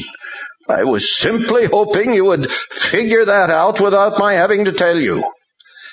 Kate was calling from the sidewalk. Marshal, we're all waiting for you. Marshal stepped away from the conversation, and it was just as well. It could only have gotten hotter from that point, and it was getting him nowhere anyway. Young was cool, very tough, and very slippery. A few states away, in a deep, secluded and steep-sided valley rimmed by high mountains and carpeted with thick green ground cover and moss-tufted rock, a small but well-constructed cluster of buildings nestled like a lonely outpost in the center of the valley floor, accessible only by one rough and meandering gravel road. That little cluster of buildings, once a dismal and dilapidated old ranch, had been expanded into a complex of stone and brick buildings which now housed a small dormitory, an office complex, a dining hall, a maintenance building, a clinic, and several private dwellings. There were no signs, however, no labels anywhere, nothing to indicate where or what anything was. Drawing a charcoal streak across the sky, a sinister black object flew over the mountain tops and began to drop into the valley, piercing through the paper-thin layers of mist that hung in the air. Cloaked by oppressive spiritual darkness and silent as a black cloud, Baal-Rephar, the prince of Babylon, floated along. He stayed close to the contour of the mountainside, maneuvering on a course that weaved this way and that among the dead snags and rocky crags. The canopy of darkness followed him like a cast shadow, like a tiny circle of night upon the landscape. A faint streak of red and yellow vapor trailed from his nostrils and hung in the air behind him like a long, slowly settling ribbon. Below, the ranch looked like a huge hive of hideous black insects. Several layers of ruthless warriors hovered almost stationary in a vast dome of defense over the complex, swords drawn, yellow eyes peering across the valley. Deep within this shell, demons of all shapes, sizes, and strengths darted about in a boiling mass of activity. As Rephar dropped closer, he noted a concentration of black spirits around a large, multi-storied stone house on the fringe of the cluster. The strong man is there, he thought. So he banked gently to one side, changing his course for that building. The outer sentinel saw him approaching and gave an eerie, siren-like wail. Immediately, the defenders radiated outward from Rephar's flight path, opening a channel through the defense layers. Rephar swooped skillfully through the channel as demons on all sides saluted him with upheld swords, their glowing eyes like thousands of painted yellow stars on black velvet. He ignored them and passed quickly through. The channel closed again behind him like a living gate. He floated slowly down through the roof of the house, through the attic, past rafters, wall, plaster, through an upstairs bedroom, through a thick beam-supported floor, and down into a spacious living room below. The evil in the room was thick and confining, the darkness like black liquid that swirled about with any motion of the limbs. The room was crowded. Baal-Rephar, the prince of Babylon, the demon announced from somewhere, and monstrous demons all around the perimeter of the room bowed in respect. Rephar folded his wings in regal cape-like fashion and stood with an intimidating air of royalty and might, his jewels flashing impressively. His big yellow eyes studied carefully the orderly ranks of demons lined up all around him. A horrible gathering. These were spirits from the principality levels, princes themselves of their own nations, peoples, tribes. Some were from Africa, some were from the Orient, several were from Europe. All were invincible. Rephar noted their tremendous size and formidable appearance. They all matched him for size and ferocity, and he doubted he would ever venture to challenge any of them. To receive a bow from them was a great honor, a compliment indeed. "Hail, Rayfar," said a gargling voice from the end of the room. The strong man. It was forbidden to speak his name.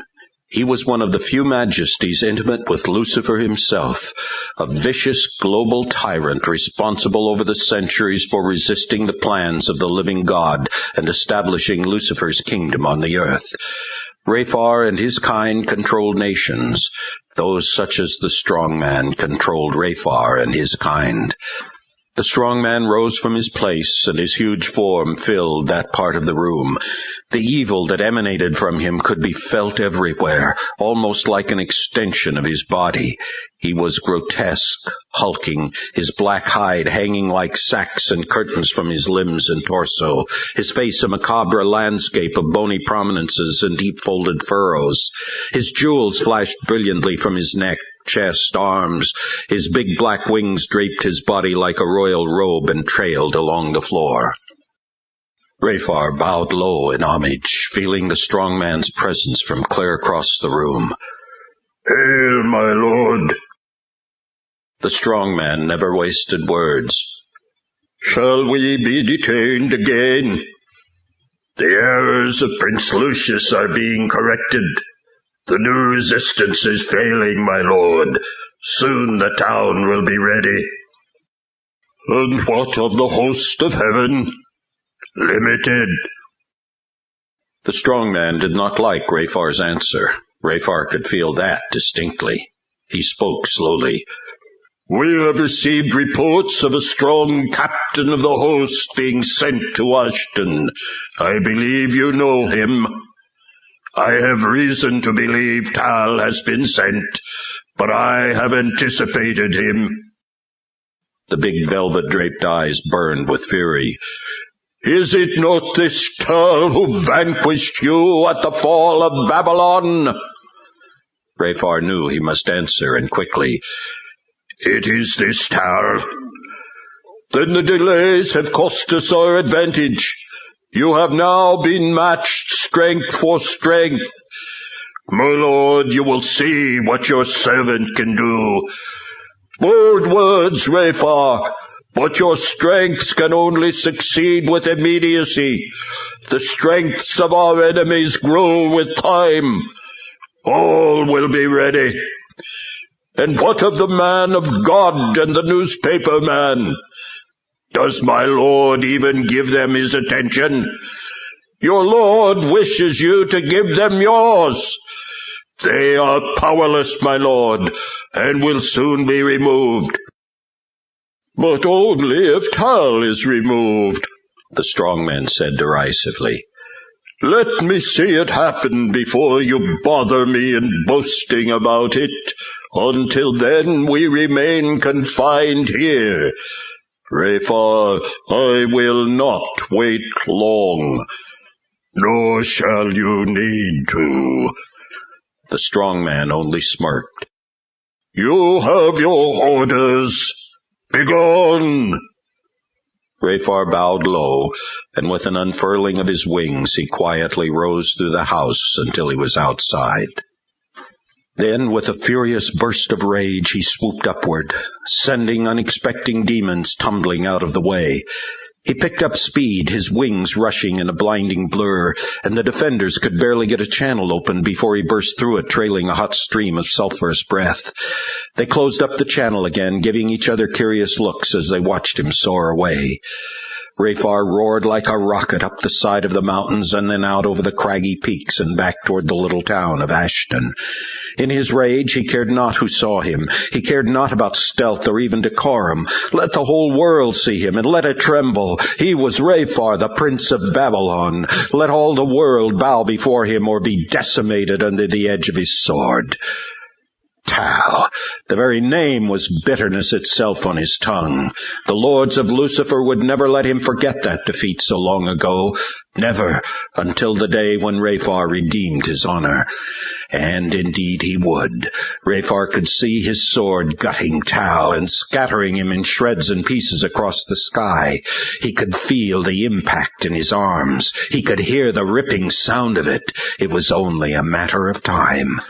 Among the jagged rocks on one mountain summit, a silver-haired man came out of hiding to watch Raphar quickly shrink into the distance, etching a long black trail across the sky until he vanished over the horizon. The man took one more look at the demon-swarmed cluster of buildings in the valley, looked again toward the horizon, then vanished down the other side of the mountain in a flash of light and a flurry of wings. Chapter 14. Well, thought Marshall, sooner or later I have to get around to it. On Thursday afternoon, when things were quiet, he closed himself in his office and made some phone calls, trying to track down Professor Julian Langstratt. He called the college, got the number of the psychology department, and went through 2 receptionists in 2 different offices before he finally found out that Langstratt was not in today and had an unlisted home number. Then Marshall thought of the very cooperative Albert Darr and gave his office a ring. Professor Darr was teaching, but would return his call if he would leave a message. Marshall left a message. 2 hours later, Albert Darr returned Marshall's call, and he did have the unlisted number for Julian Langstratt's apartment. Marshall called the number. It was busy. The living room of Julian Langstratt's apartment was dimly lit by one small lamp on the mantel. The room was quiet, warm, and comfortable. The shades were drawn to block out distractions, bright light, and any other disturbances. The phone was off the hook. Julian Langstratt sat in her chair, speaking quietly to her counselee, who sat opposite her. "You hear only the sound of my voice," she said, then repeated the sentence several times, quietly and clearly. "You hear only the sound of my voice." This went on for several minutes until her subject was in a deep hypnotic trance. "You are descending deep within yourself." Langstratt watched the face of her subject carefully. She then extended her hands, palms out, fingers spread, and began to move her hands up and down just inches away from the subject's body, as if feeling for something. "Release your true self. Let it go. It is infinite, at unity with all existence. Yes, I can feel it. Can you read my energy returning to you?" The subject murmured, "Yes." "You are free from your body now. Your body is an illusion. You feel the bounds of your body dissolving away." Langstratt leaned in close, still using her hands. "You are free now." Yes, I am free. I can feel your life force expanding. Yes, I can feel it. That's enough. You may stop there." Langstratt was intent, closely observing everything. Go back. Yes, I can feel you receding. In a moment you will feel me slipping from you. Don't be alarmed. I'm still here." In the next several minutes she brought her subject slowly back out of the trance, step by step, suggestion by suggestion. Finally she said, "All right, when I count to 3 you will awake. 1, 2, 3. Sandy Hogan opened her eyes, rolled them about dizzily, then took a deep breath, coming fully around. "Wow," she responded. The 3 of them laughed together. "Wasn't that something?" asked Sean, sitting next to Langstratt. "Wow," was all Sandy could say. This was a real first for Sandy. It had been Sean's idea, and though she hesitated at first, now she was very glad that she had gone along with it. The apartment shades were opened, and Sandy and Sean prepared to go back to their afternoon classes. "Well, thank you for coming," said the professor at the door. "Thank you," Sandy piped.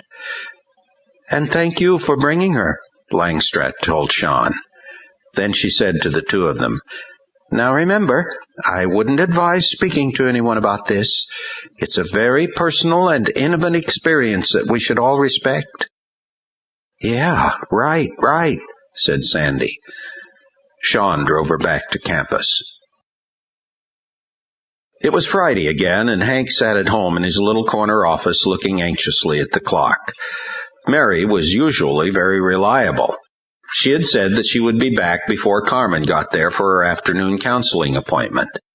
Hank had no idea if there were any spies watching the house, but he could never be sure. All he needed was for someone to figure out that Carmen was dropping in to see him while Mary went grocery shopping. Hank's fearful side could envision all kinds of plots his enemies might be forming against him, such as sending some strange and seductive woman to compromise and ruin him. Well, he knew one thing. If Carmen didn't show a genuine responsiveness to the counseling and begin to apply real solutions to a real problem, that would be the end of it as far as he was concerned. There was the doorbell. He sneaked a look out the window. Carmen's red Fiat was parked out front. Yes, she was standing at the door in broad daylight, in full view of 10 or 15 houses. The way she was dressed today made Hank figure he'd better let her in quickly, if only to get her out of sight. Where was Mary? Mary was not sure she liked the new owners of what used to be Joe's Market. It wasn't their service or the way they ran the store or whether or not they were friendly. They were okay in most of those departments, and Mary also figured it would take time for them to know everyone, and vice versa. What bothered Mary was how obviously secretive they became any time she asked them whatever became of Joe Carlucci and his family. As far as Mary could find out, Joe, Angelina, and their children left Ashton abruptly and didn't tell anyone, and so far no one could be found who even knew where they went. She hurried out of the store and toward her car, a young box boy pushing a cart of groceries along behind her. She opened the trunk and watched the boy load the groceries in. And then she felt it. Suddenly, without any apparent reason, an unexplainable tinge of emotion, an odd mixture of fear and depression. She felt cold, nervous, a little shaky, and could think of nothing but getting out of that place and hurrying home. Driscoll had been accompanying her, guarding her, and he felt it too. With a metallic ring and a flash of light, his sword was instantly in his hand. Too late. From somewhere behind him came a stunning blow on the back of his neck. He toppled forward. His wings shot out to steady him, but an incredible weight came down on his back like a pile driver and pinned him down. He could see their feet like the clawed feet of hideous reptiles, and the red flicker of their blades. He could hear their sulphurous hissing. He looked up. At least a dozen demonic warriors surrounded him. They were towering, fierce, with glowing yellow eyes and dripping fangs, and they were sneering and gargling with laughter. Driscoll looked to see if Mary was all right. He knew her safety would soon be threatened if he didn't act. But what could he do? What was that? He suddenly felt an intense wave of evil rolling over him. "Pick him up," said a voice like thunder. A vice-like hand curled around his neck and jerked him up as if he were a toy. Now he was looking at all these spirits eye to eye. They were newcomers to Ashton. He had never seen such size, strength, and brazenness. Their bodies were covered with thick iron-like scales. Their arms rippled with power. Their faces were mocking. Their sulphurous breath choked him. They turned him around and held him tightly, and he found himself face to face with a vision of sheer horror. Flanked by no less than 10 more huge demonic warriors, a gargantuan spirit stood with an S-curved sword in his monstrous black hand. Rayfar. The thought coursed through Driscoll's mind like a death sentence. Every inch of his being tightened with the anticipation of blows, defeat, unbearable pain. The big-fanged mouth broke into a mocking and hideous grin. Amber saliva dripped from the fangs, and sulphur chugged forth in rancid clouds as the giant warlord chuckled mockingly. "Are you so surprised?" Rayfar asked. "You should feel privileged. You, little angel, are the first to look upon me." "And how are you today?" Hank asked as he showed Carmen to a comfortable chair in his office area. She sank into the chair with a coo and a sigh, and Hank began to wonder where he left his tape recorder. He knew he was innocent of wrongdoing here, but some proof would be nice. "I'm much better," she answered, and her voice was pleasant and even. "You know, maybe you can tell me why, but I haven't heard any voices talking to me all week." "Oh, yeah," said Hank, finally getting his counselor's thoughts in gear. That was what we were talking about, wasn't it?" Driscoll looked toward Mary. She was thanking the box boy and closing her trunk. Rayfar watched Driscoll, amused. "Oh, I see. You are here to protect her. From what? Did you expect to swat mere flies?" Driscoll had no answer. Rayfar's tone became cruel and cutting. "No, you are mistaken, little angel. It is a much greater power with whom you have to do." Rayfar tapped the ground with his sword, and Driscoll immediately felt the iron hands of two demons clamping his arms from behind. He looked toward Mary. She was looking for the key to the car door. She was getting into the car. Another demon stretched out his sword and pierced the hood of the car. Mary tried to start the engine. Nothing happened. Rayfar looked toward the nearby laundromat that faced the parking lot. A young, greasy-looking character stood in front of it, leaning against a post. Driscoll could tell the man was possessed by one of Rayfar's henchmen. As a matter of fact, several of them. At Rayfar's nod, the demons went into action, and the man started walking toward Mary's car. Mary checked her lights. No, she had not left them on. She turned the key on and turned on the radio. It played. The horn honked. What on earth was the matter? She saw the young character coming her way from the direction of the laundromat. Oh, great. As Driscoll watched helplessly, the demons guided the man up to the car window. "Hey, cutie," he said. "Having some trouble here?" Mary looked out at him. He was skinny, dirty, and dressed in black leather and chrome chains. She called through the windows. No thanks, I'm all right." He only smirked, eyeing her up and down as he asked, "Why don't you open up and let me see what I can do?" Hank didn't feel right about any of this. Where was Mary? At least Carmen was making a little more sense this time. She seemed to be dealing with her problems intelligently and with a genuine desire to change things. Maybe it would be different this time, but Hank wasn't counting on it. "So," he asked, "what do you suppose became of those amorous voices in the night?" "I don't listen to them anymore," she answered. "There's one thing you helped me to realize just by talking about it. Those voices aren't real. I've only been fooling myself." Hank was very gentle when he agreed. "Yes, I think you're right." She heaved a deep sigh and looked at him with those big blue eyes. "I was trying to cope with my loneliness, that's all. I think that was it. Pastor, you're just so strong. I wish I could be that way." "Well, the Bible says I can do all things through Christ who strengthens me." "Uh-huh. Where's your wife?" "Getting groceries. She should be back any minute." "Well," Carmen leaned forward and smiled ever so sweetly, "I'm really drawing strength from your company. I want you to know that." Mary could feel her heart pounding. What would this guy do next? The man leaned against the window, and his breath fogged the glass as he said, "Say, sweetheart, why don't you tell me your name?" Rayfar grabbed Driscoll by the hair and jerked his head around. Driscoll thought his head would snap off. Rayfar breathed sulfur right into Driscoll's face as he said, "And now, little angel, I will have words with you." The tip of the long sword came up to Driscoll's throat. "Where is your captain?" Driscoll did not answer. Rayfar yanked his head around and let him look toward Mary. The man tried the latch on Mary's door. She was terrified. She groped for every lock button in the car, pushing each one down only seconds before the man could grab the outside latch. He tried all the doors, a leering smile on his face. Mary tried the horn again. A demon had already taken care of that. It didn't work.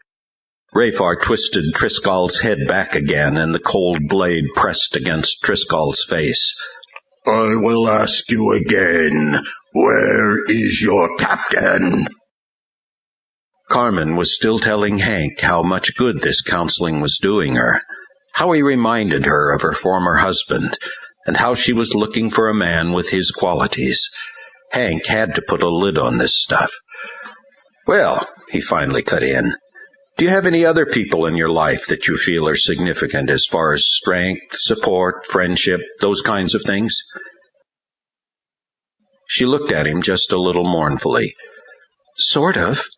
I have friends who hang out at the tavern, but nothing ever lasts. She let her thoughts brew for a moment, then asked, Do you think I'm attractive? The man in black leather leaned close to Mary's window, threatened her with horrible obscenities, then started banging on the glass with a large metal buckle. Rayfar nodded to a warrior whose hand passed through Mary's window and grasped the lock button, ready to pull it up at Rayfar's order. The demons in the young man were drooling and ready. His hand was on the latch. Rayfar made sure Triscal could see it all, and then asked, Your answer? Triscal finally spoke, moaning, The brake. Rayfar held him tighter, leaning closer. I didn't hear you. Triscal repeated it. The brake. Mary had a flash.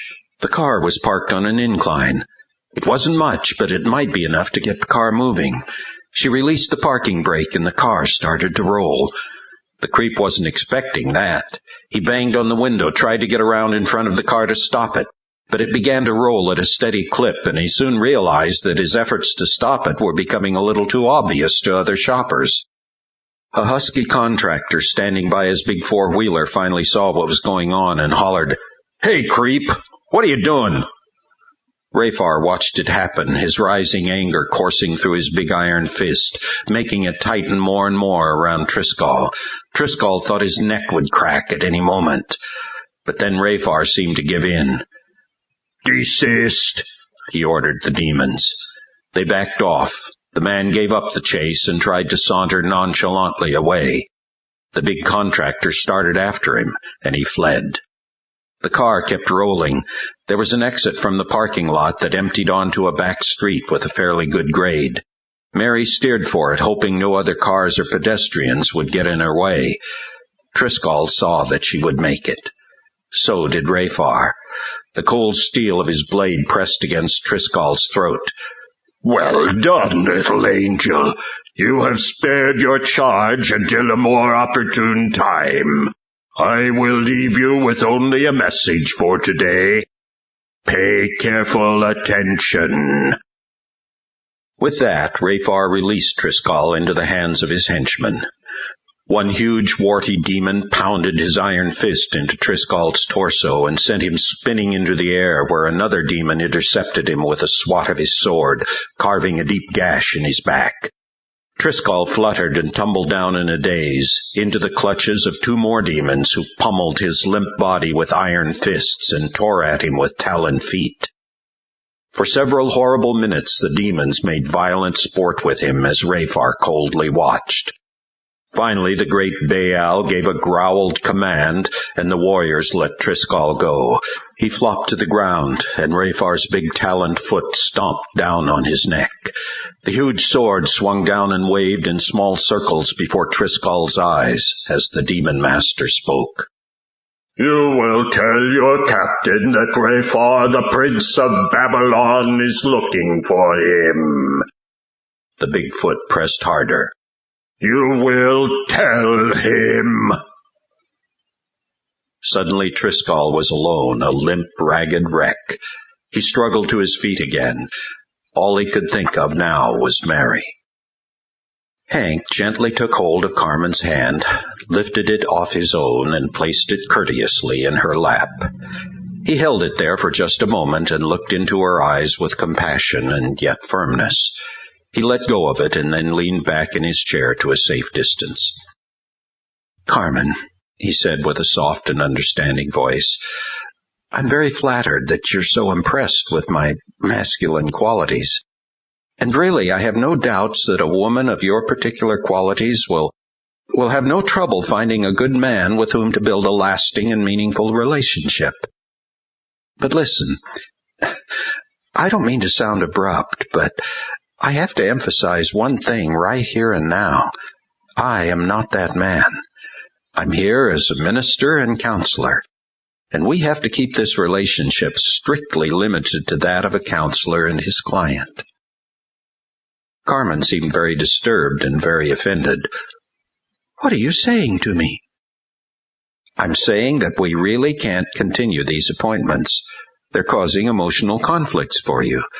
I think you'll be better off going to someone else." Hank couldn't explain why, but even as he said that, he felt like he had just won some kind of battle. From the icy look in Carmen's eyes, he figured she had lost. Mary was crying, wiping the tears from her face with her sleeve and praying a mile a minute. "Father God, dear Jesus, save me, save me." The hill was beginning to flatten out. The car slowed down, 15, 10, 5 miles an hour. She looked behind and saw no one following, but she was too scared by now to be comforted.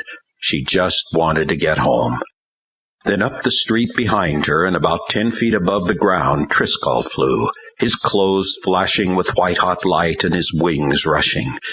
His flight path was wobbly and the rhythm of his wings out of sync, but he was determined nevertheless. His face was etched with deep concern for her welfare.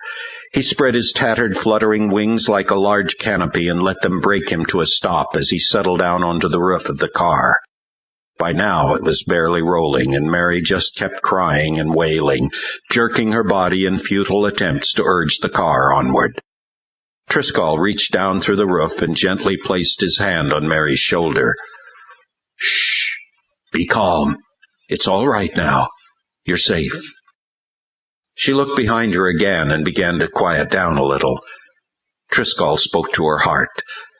"The Lord has saved you. He won't let you go. You're all right." The car was almost to a complete stop now. Mary pulled it over to the side of the street and parked it while she still had the momentum to do so. She pulled on the parking brake and sat there for several minutes just to compose herself. "That's it," said Triscall, comforting her in her spirit. "Rest in the Lord. He's here." Triscall slid off the roof of the car and reached his arm down through the hood, probing around. He found whatever it was he was looking for. "Mary," he said, "why don't you try again?" Mary sat in the car thinking to herself that the stupid thing would never start and what horrible timing it had to die and leave her in such a fix. "Come on," Triscall prodded. "Take a step of faith. Trust God. You never know what he might do." Mary decided to take one more stab at starting the car, even though she had little faith that anything would happen. She twisted the key. The engine cranked over, then sputtered, then started. She gave it several powerful revs just to make sure it stayed awake. Then, still in a very great hurry to get home to Hank's protecting arms, she pulled out into the street and hot-rodded for home with Triscall riding on the roof. Hank was very relieved to hear the slam of the car door outside. "Oh, that must be Mary." Carmen got up. "I guess I'd better go." Now that Mary was here, Hank added, "Oh, listen, you don't have to. You can stay for a while." No, I'll just leave. Maybe I ought to go out the back even." "No, don't be silly. Here, I'll see you to the door. I need to help Mary with those groceries anyway." But Mary had forgotten about the groceries and only wanted to get inside the house. Triscall ran beside her. He was battered and limping, his clothing was torn, and he could still feel the fiery wound in his back. Hank opened the door. "Hi, hon. Boy, I was getting worried about you." Then he saw her tear-filled eyes. "Hey, what?" Carmen screamed. It was a sudden, heart-piercing scream that halted every thought and stifled any words. Hank spun around, not knowing what to expect. "No!" Carmen shrieked, her arms guarding her face. "Are you mad? Get away from me, you hear? Get away!" As Hank and Mary both looked on in horror, Carmen backed into the room, waving her arms as if trying to shield herself from some invisible attacker. She stumbled around the room. She tumbled over the furniture. She cursed and spewed horrible obscenities. She was terrified and enraged at the same time, her eyes wide and glassy, her face contorted. Creone tried to grab Triscal and hold him back. Triscal had glorified and was a shimmering white. His tattered wings filled the room and glimmered like 1,000 rainbows. He held a gleaming sword in his hand, and the sword flashed and sang in blinding arcs as he engaged in a frenzied battle with Lust, a hideous demon with a black-scaled, slippery body like a lizard and a red tongue that lashed about his face like the tail of a snake. Lust was first defending himself, then lashing back with his glowing red sword, the crescent blade cutting crimson arcs through the air. The swords clashed with explosions of fire and light. "Let me be, I tell you!" Lust screamed, his wings propelling him like a trapped hornet about the room. "Let him be," shouted Creone, trying to hold Triscal back while staying out of the path of that infinitely sharp blade. "Do you hear my order? Let him be." At last Triscal withdrew, but held his sword steady and kept it raised in front of him, the light from the blade illuminating his raging face, his burning eyes. Carmen calmed down, rubbed her eyes, and looked about the room with a frightened expression. Hank and Mary went to her immediately and tried to comfort her. "What's wrong, Carmen?" Mary asked, wide-eyed and concerned. "It's just me, Mary. Did I do something? I didn't mean to scare you." No, moaned Carmen. "It wasn't you. It was somebody else." "Who? What?" Lust backed off, his sword still held high. Creone told him, "We will give place to you no longer today. Begone, and don't come here again." Lust folded his wings and circled carefully around the two heavenly warriors and over to the door. "I was leaving anyway," the demon hissed. "I was leaving anyway," said Carmen, composing herself. There's bad energy in this place. Goodbye." She bolted out the door. Mary tried to call after her, but Hank touched Mary's arm and let her know that silence would be best for now. Creone held Triscal until the light around him faded and he replaced his sword. Triscal was shaking.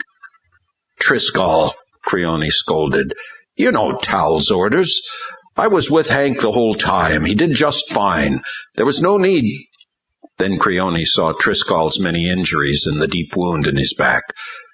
"Triscal, what happened?" I could not let myself be assailed by still another," Triscal gasped. "Creone, we are more than matched." Mary finally remembered that she was about to cry. She picked up where she had left off. "Mary, what in the world is going on here?" Hank asked, putting his arms around her. "Just close the door, honey," she cried. "Just close the door and hold me, please." Chapter 15. Kate grabbed a kitchen towel and hurriedly wiped her hands so she could pick up the phone. "Hello?" "Hi there." It was Marshall. Kate knew what was coming. It had been happening a lot the last 2 weeks. "Marshall, I am cooking dinner, and I am cooking enough for all 4 of us." "Yeah, well..." Marshall had the tone of voice he always used when he was about to weasel out of something. "Marshall?" Then Kate turned her back toward the living room where Sandy and Sean were studying and talking, but mostly talking. She didn't want them to see the distress in her face. She lowered her voice. "I want you to come home for dinner. You've been out late all this week. You've been so busy and so preoccupied I hardly have a husband anymore." "Kate," Marshall broke in, "it won't be as bad as you thought. I'm just calling to say I'll be a little late, not that I won't be there." "How late?" "Oh, brother." Marshall wasn't sure at all. "How about an hour?" Kate couldn't think of what to say. She only sighed in disgust and anger. Marshall tried to appease her. "Listen, I'll get there as soon as I can." Kate decided to say it over the phone. She might never get the chance any other time. "Marshall, I'm concerned about Sandy." "What's wrong with her now?" Oh, she could just punch him for that tone of voice. "Marshall, if you'd just be around here once in a while, you'd know. I don't know. She just isn't the same old Sandy anymore. I'm afraid of what Sean is doing to her." "What Sean is doing to her?" "I can't talk about it over the phone." Now Marshall sighed. All right, we'll talk about it." "When, Marshall?" "Oh, tonight when I get home." "We can't talk right in front of them." Oh, you know what I mean." Marshall was tiring of this conversation. "Well, just get home, Marshall, please." All right. Marshall hung up the phone with hardly a loving gentleness. For a split second he regretted the act and thought about how it must have made Kate feel. But he forced his thoughts onward to the next very pressing project, interviewing Professor Julene Langstratt. Friday evening. She should be home now. He dialed the number, and this time it rang. And rang. And rang one more time. Click. "Hello?" "Hello, this is Marshall Hogan, editor of the Ashton Clarion. Am I speaking with Professor Julene Langstratt?" "Yes, you are. What can I do for you, Mr. Hogan?" "My daughter Sandy has been in some of your classes." She seemed pleased to hear that. "Oh, very good." "At any rate, I was wondering if we might set up a date for an interview." "Well, you'd have to speak with one of my teacher assistants. They're the ones responsible for checking the progress and problems of the students. The classes are large, you understand." "Oh, well, no, that's not exactly what I had in mind. I was thinking I'd like to interview you." "Pertaining to your daughter? I'm afraid I don't know her. I wouldn't be able to tell you much." "Well, we could talk a little about the class, of course, but I was also curious about the other interests you're pursuing there on the campus, the elective classes you've been teaching at night." "Oh," she said with a down note at the end that didn't sound promising. "Well, that was part of an experimental college idea we were trying. If you wish to check that out, the registrar might have some old flyers available. But I should inform you that I am very uncomfortable with the idea of granting any interview to the press, and I really cannot do so." "So you're not willing to discuss the very influential people you have among your circle of friends?" "I don't understand the question." And it sounded like she didn't appreciate it either. "Alf Brumell, Chief of Police, Reverend Oliver Young, Dolores Pinkston, Dwight Brandon, Eugene Baylor, Judge John Baker." "I have no comment," she said sharply, "and I really have some other things that are very pressing. Is there anything else I can help you with?" "Well," Marshall thought he'd go ahead and try for it, "I guess the only other thing I could ask you about is why you ejected me from your class." Now she was getting indignant. "I don't know what you're talking about." "Your class on Monday afternoon 2 weeks ago. The psychology of self, I think it was. I'm the big guy you told to leave." She began to laugh incredulously. "I haven't the slightest idea what you're talking about. You must have the wrong person." "You don't remember telling me to wait outside?" "I am convinced you have me mixed up with someone else." "Well, do you have long blonde hair?" She said simply, "Good night, Mr. Hogan," and hung up. Marshall stood there a moment, then asked himself, "Come on, Hogan, what did you expect?" He dropped the receiver into the cradle and went out into the front office, where a question from Bernice grabbed his attention. "So, I'd like to know how you're finally going to corner Langstratt," she quipped, flipping through some papers at her desk. Marshall felt like his face must be awfully red. "Boy, your face is sure red," Bernice confirmed.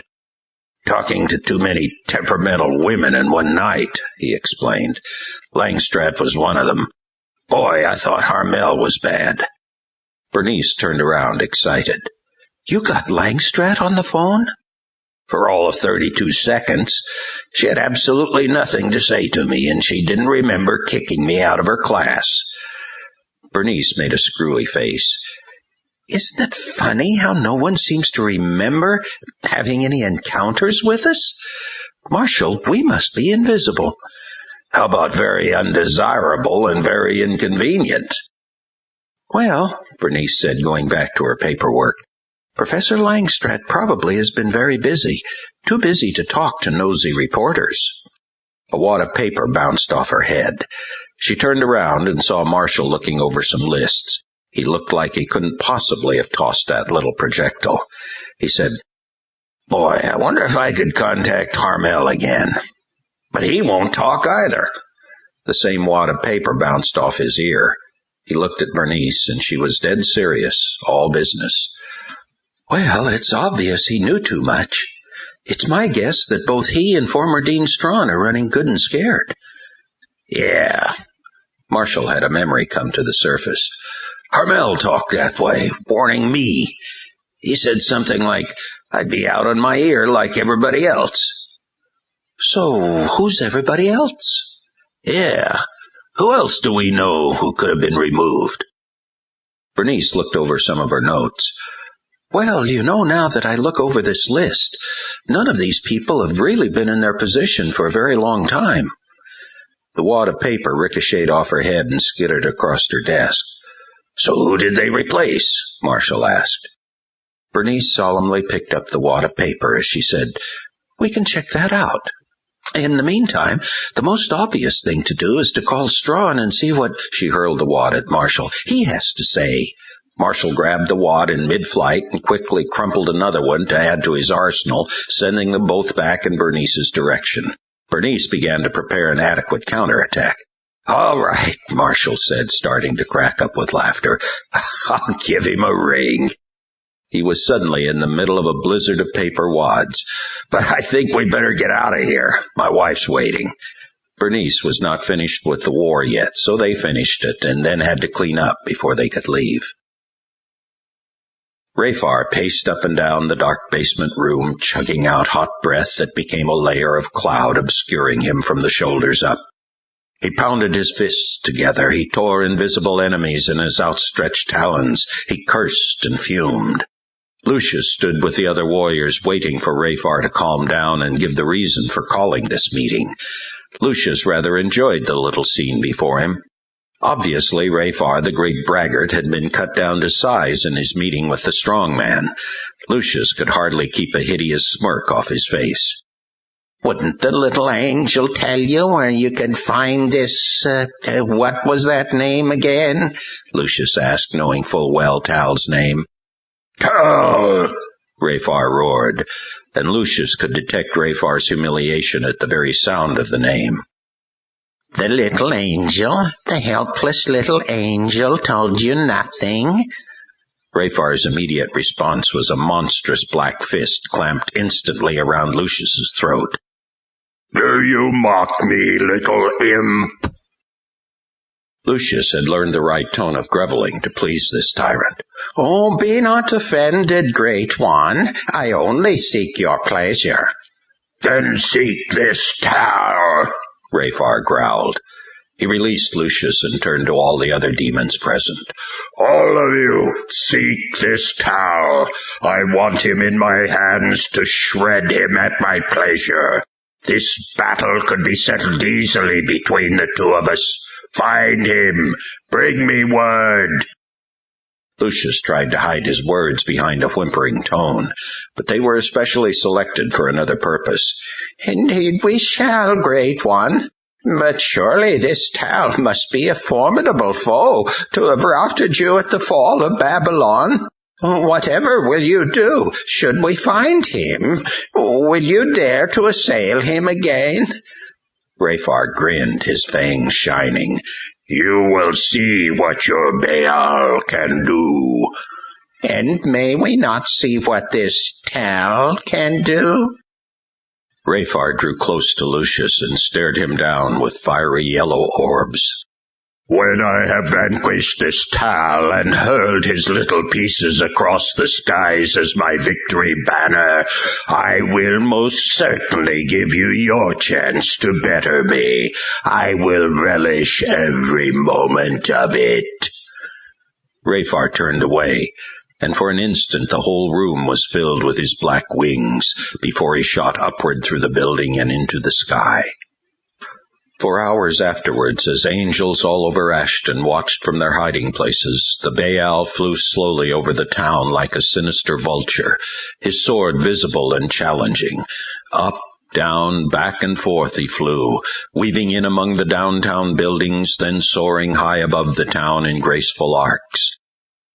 Down below, through the window of an obscure store basement, Sion watched as Raphar passed overhead again.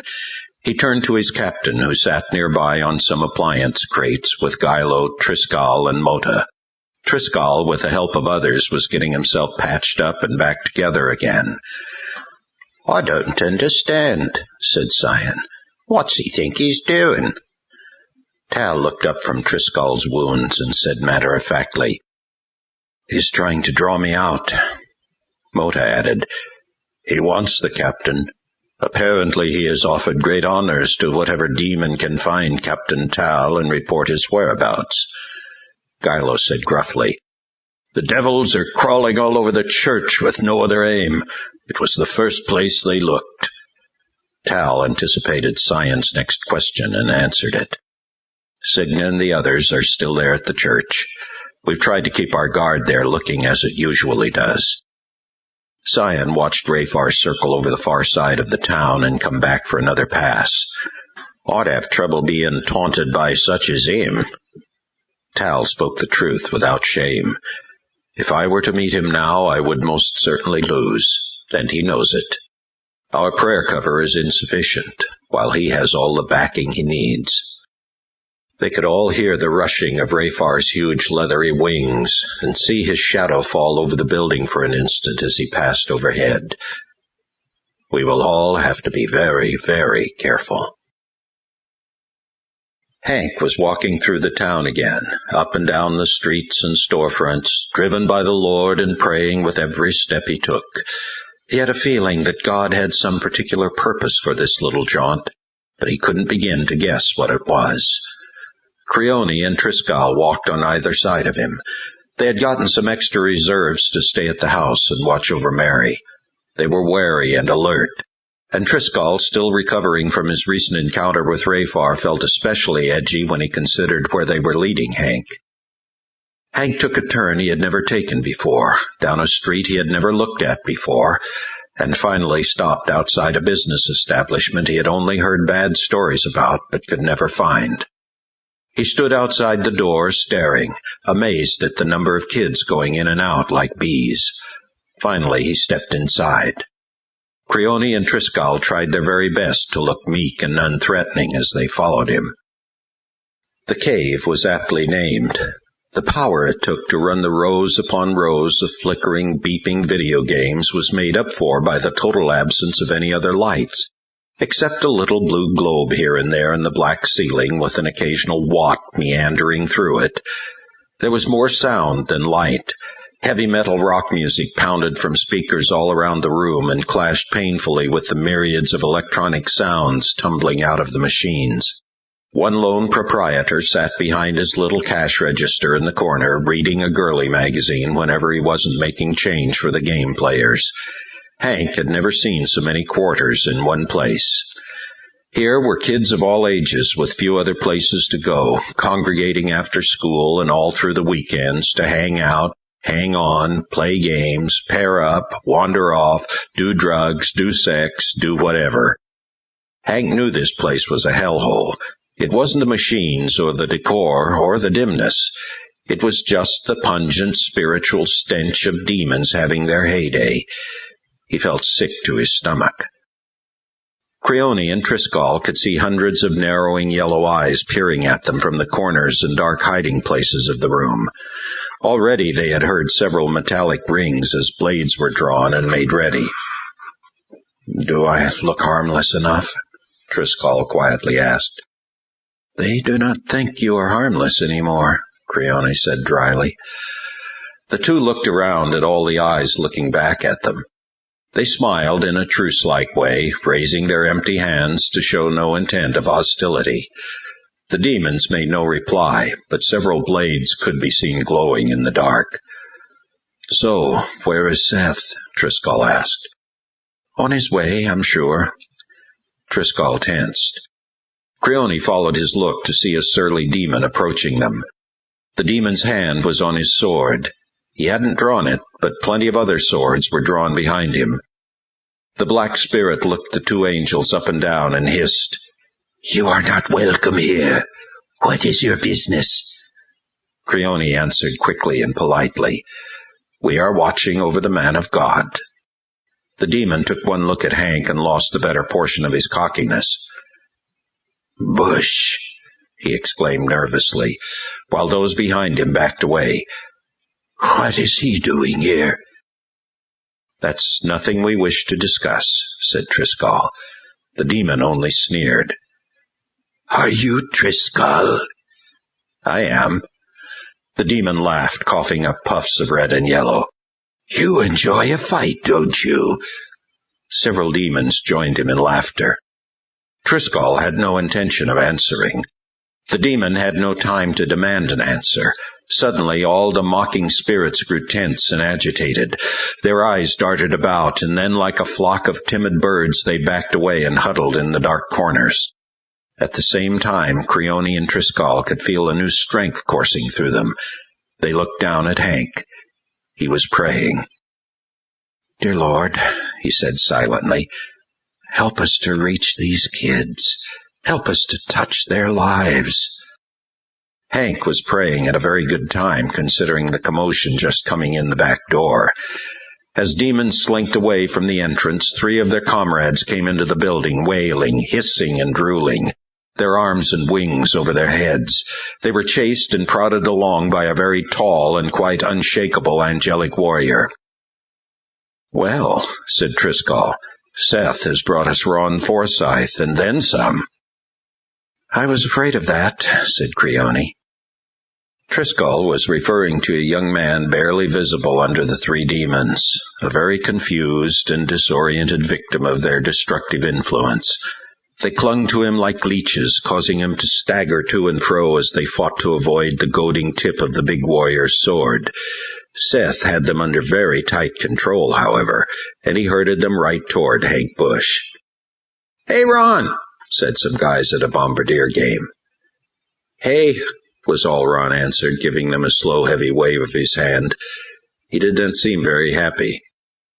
Hank heard the name and saw Ron Forsythe coming, and for a moment he didn't know whether to remain where he was or get out of harm's way. Ron was a tall, spindly youth with long, unkempt hair, dirty T-shirt and jeans, and eyes that seemed to be looking into some other universe. He staggered toward Frank, looking over his shoulder as if a flock of birds was chasing him, and then forward as if he were one step from a cliff. Hank, watching him approach, decided to remain right where he was. If the Lord wanted the 2 of them to meet, well, it was about to happen. Then Ron stopped short and leaned against a road racing game. This man standing in front of him looked familiar.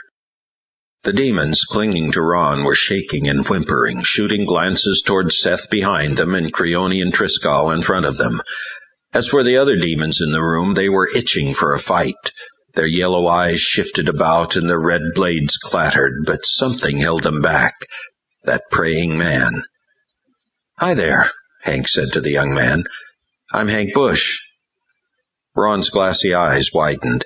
He stared at Hank and said with slurred speech, "I've seen you around. You're that preacher my folks keep talking about." Hank was sure enough now to guess. "Ron? Ron Forsythe?" Ron looked around and fidgeted as if he'd been caught doing something illegal. Yeah. Hank stretched out his hand. Well, God bless you, Ron. I'm glad to meet you. The three demons snarled at that, but the three warriors shifted their weight forward just a little and kept them under control. Divination, said Triscall, identifying one of the demons.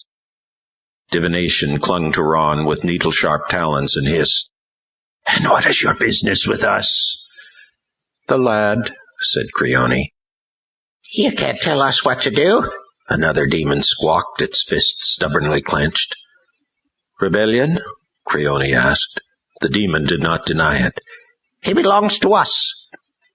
The spirits in the room were getting braver, moving in closer. "Let's get him out of here," said Creone.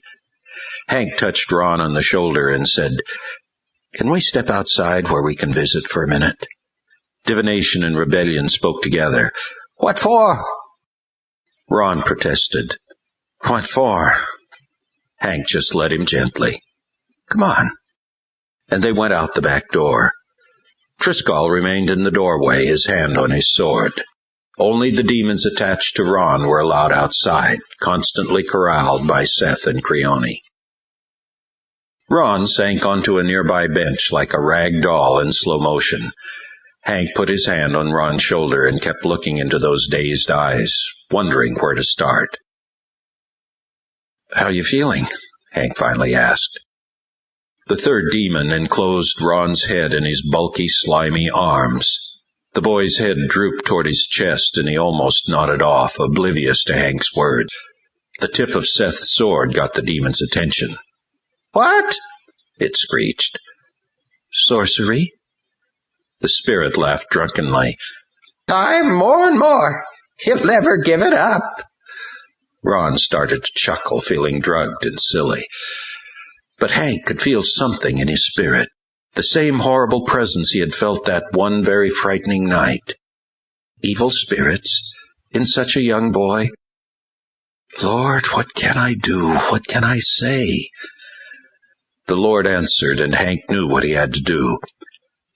"Ron," he said, whether Ron heard him or not, "can I pray for you?" Only Ron's eyes turned to look at Hank, and Ron actually pleaded, "Yeah, pray for me, preacher." But the demons wanted no part of that. They all cried into Ron's brain with one voice, "No, no, no, you don't need that." Ron suddenly stirred, his head rocked back and forth, and he mumbled, No, don't pray. I don't like that." Now Hank wondered what Ron really wanted. Or was it even Ron who was speaking? "I would like to pray for you, okay?" Hank asked just to check. "No, don't," Ron said, and then pleaded. "Please pray. Come on." "Do it," Creone prompted. "Pray." "No," the demons cried. "You can't make us leave him." "Pray," said Creone. Hank knew he had better take charge of the situation and pray for this boy. He already had his hand on Ron, so he started praying very gently. "Lord Jesus, I pray for Ron. Please touch him, Lord, and get through to his mind and set him free from these spirits that are hanging on to him." The spirits clung to Ron like spoiled brats and whined at Hank's prayer. Ron moaned and shook his head some more. He tried to get up, then he sat down again and held Hank's arm. The Lord spoke to Hank again, and Hank had a name. "Sorcery, let go of him in the name of Jesus." Ron squirmed on the bench and cried out as if struck with a knife. Hank thought Ron would squeeze his arm off. But sorcery obeyed. He whined and hollered and spit, but he obeyed, fluttering away into the nearby trees. Ron gave an anguished sigh and looked at Hank with eyes full of pain and desperation. Come on, you're doing it."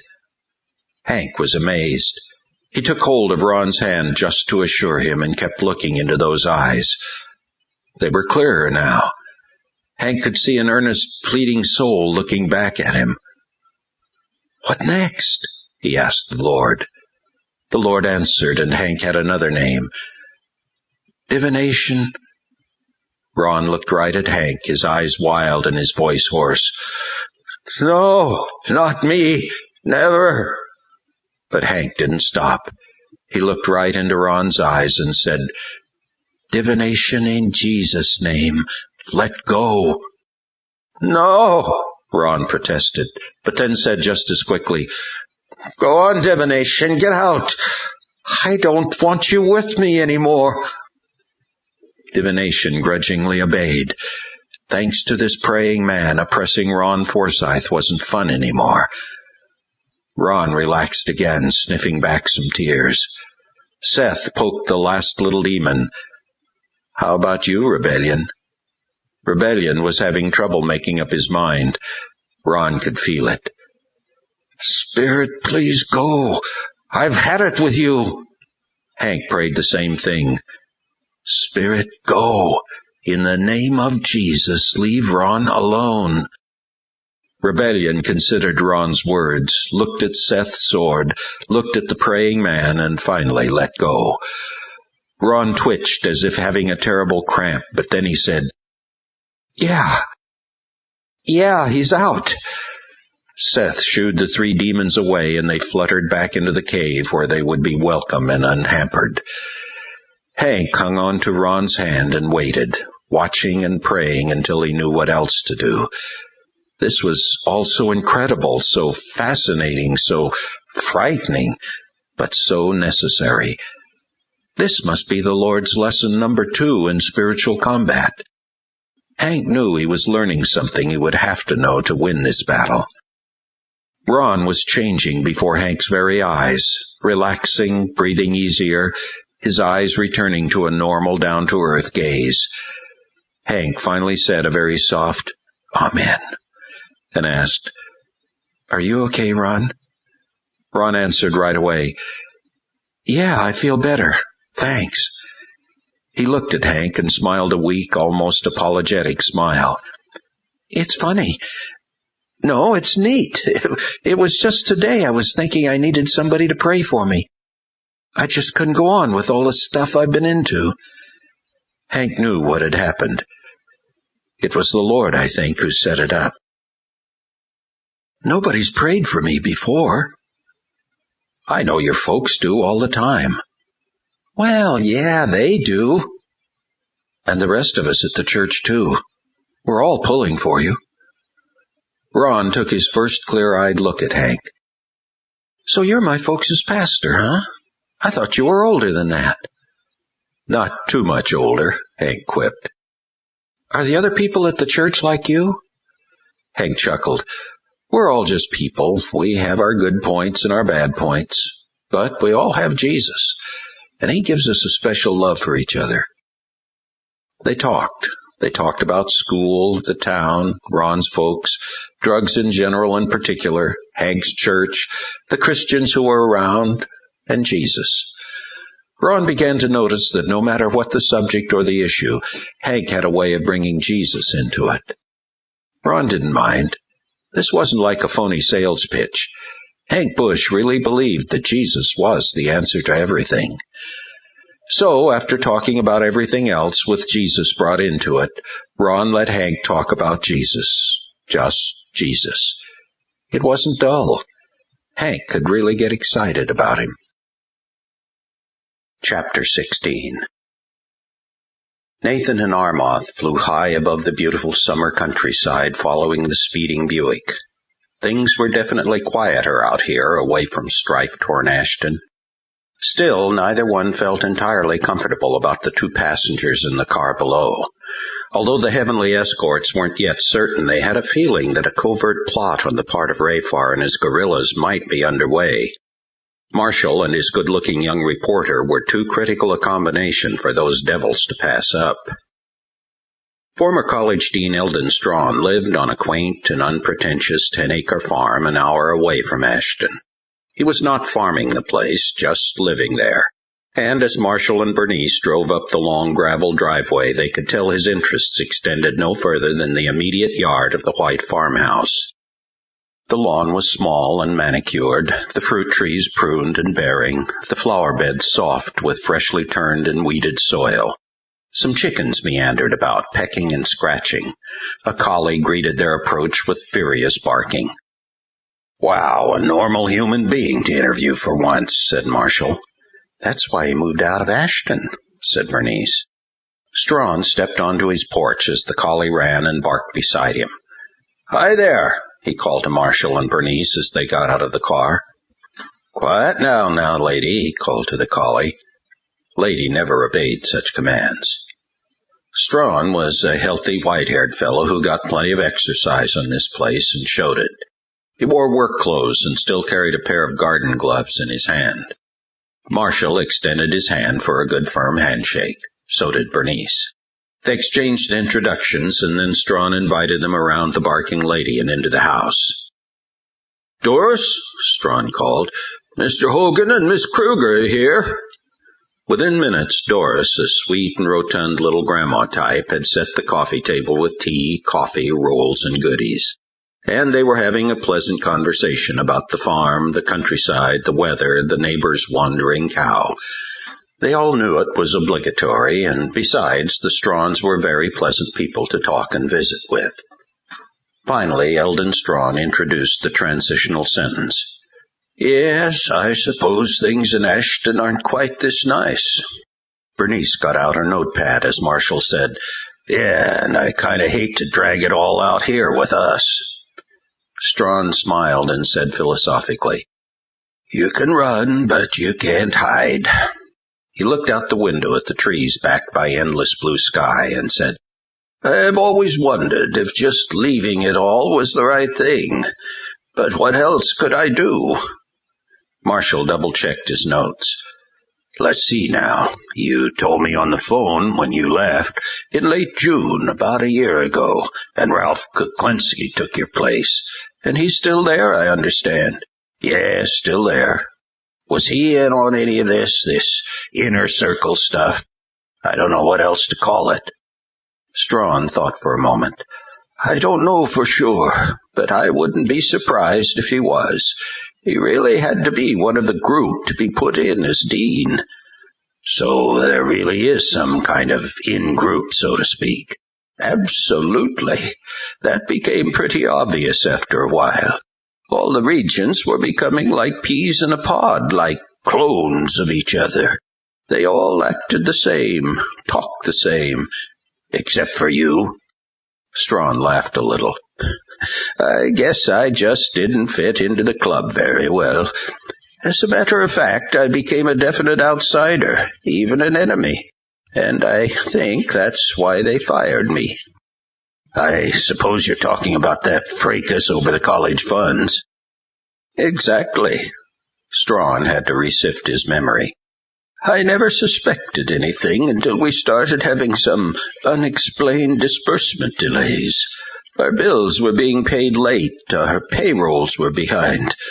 It wasn't even my job to be hounding after that sort of thing, but when I started getting some indirect complaints, hearing others talking about it, I asked Baylor what the problem was.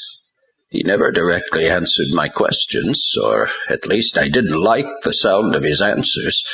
That's when I asked an independent accountant, a friend of a friend, to look into it and maybe do some quick scanning of what the accounting office was doing. I don't know how he ever got access to the information, but he was a clever character, and he found a way." Bernice was ready with a question. "Can we have his name?" Strawn answered with a shrug. "Johnson.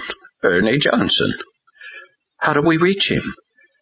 I'm afraid he's dead." That was a letdown.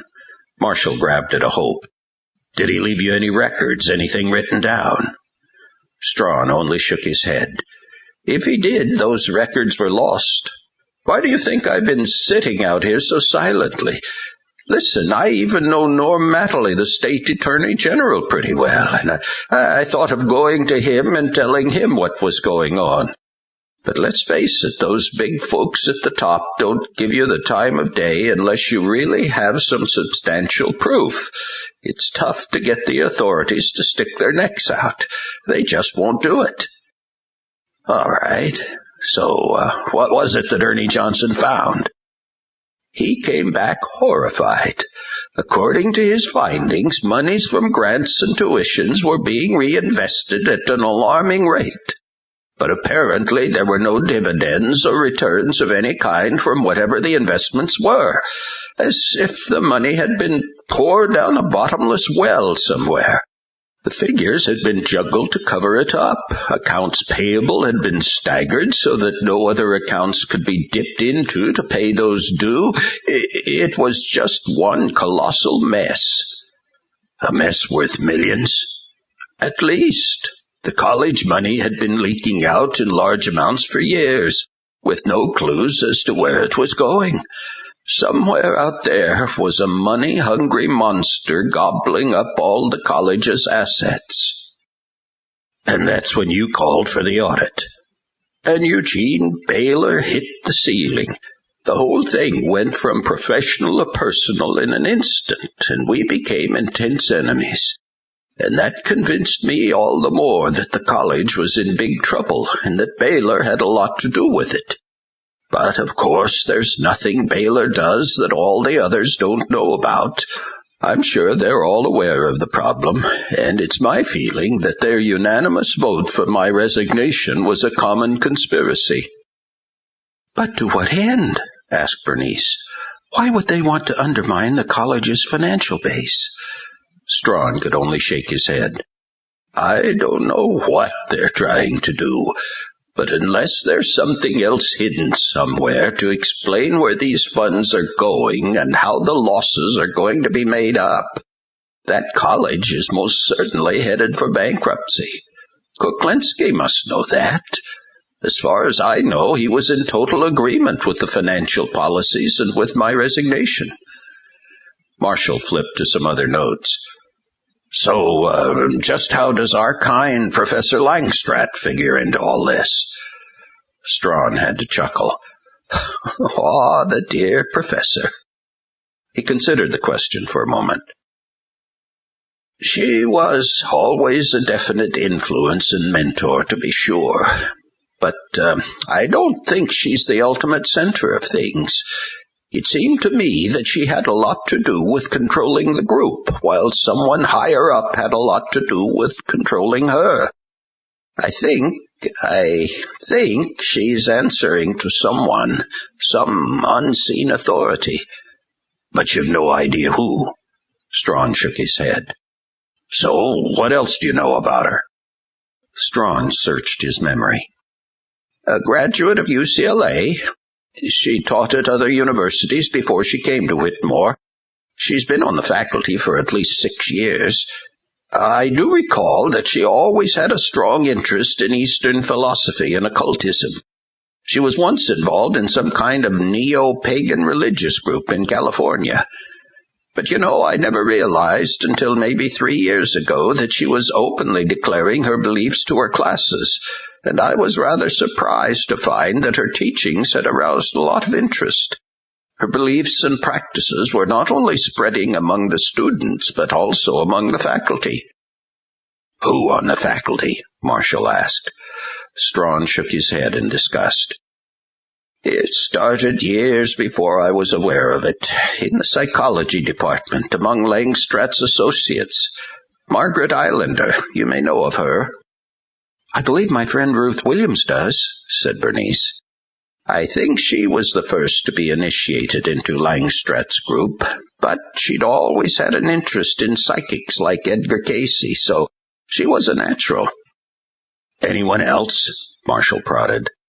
Strawn pulled out a hastily scrawled list and let Marshall have a look at it. I've gone over and over this in the months since I left. Here's a list of most of the psychology department.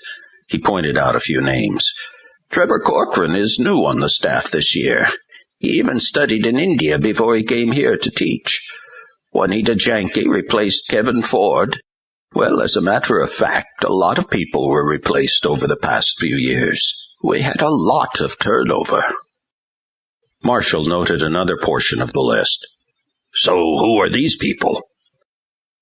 The humanities department, and then the philosophy department, and these down here are in the biology and pre-med programs. A lot of them are new as well. We had a lot of turnover. That's the second time you said that, Bernice observed. Strawn stared at her. What are you thinking? Bernice took the list from Marshall and placed it in front of Strawn again.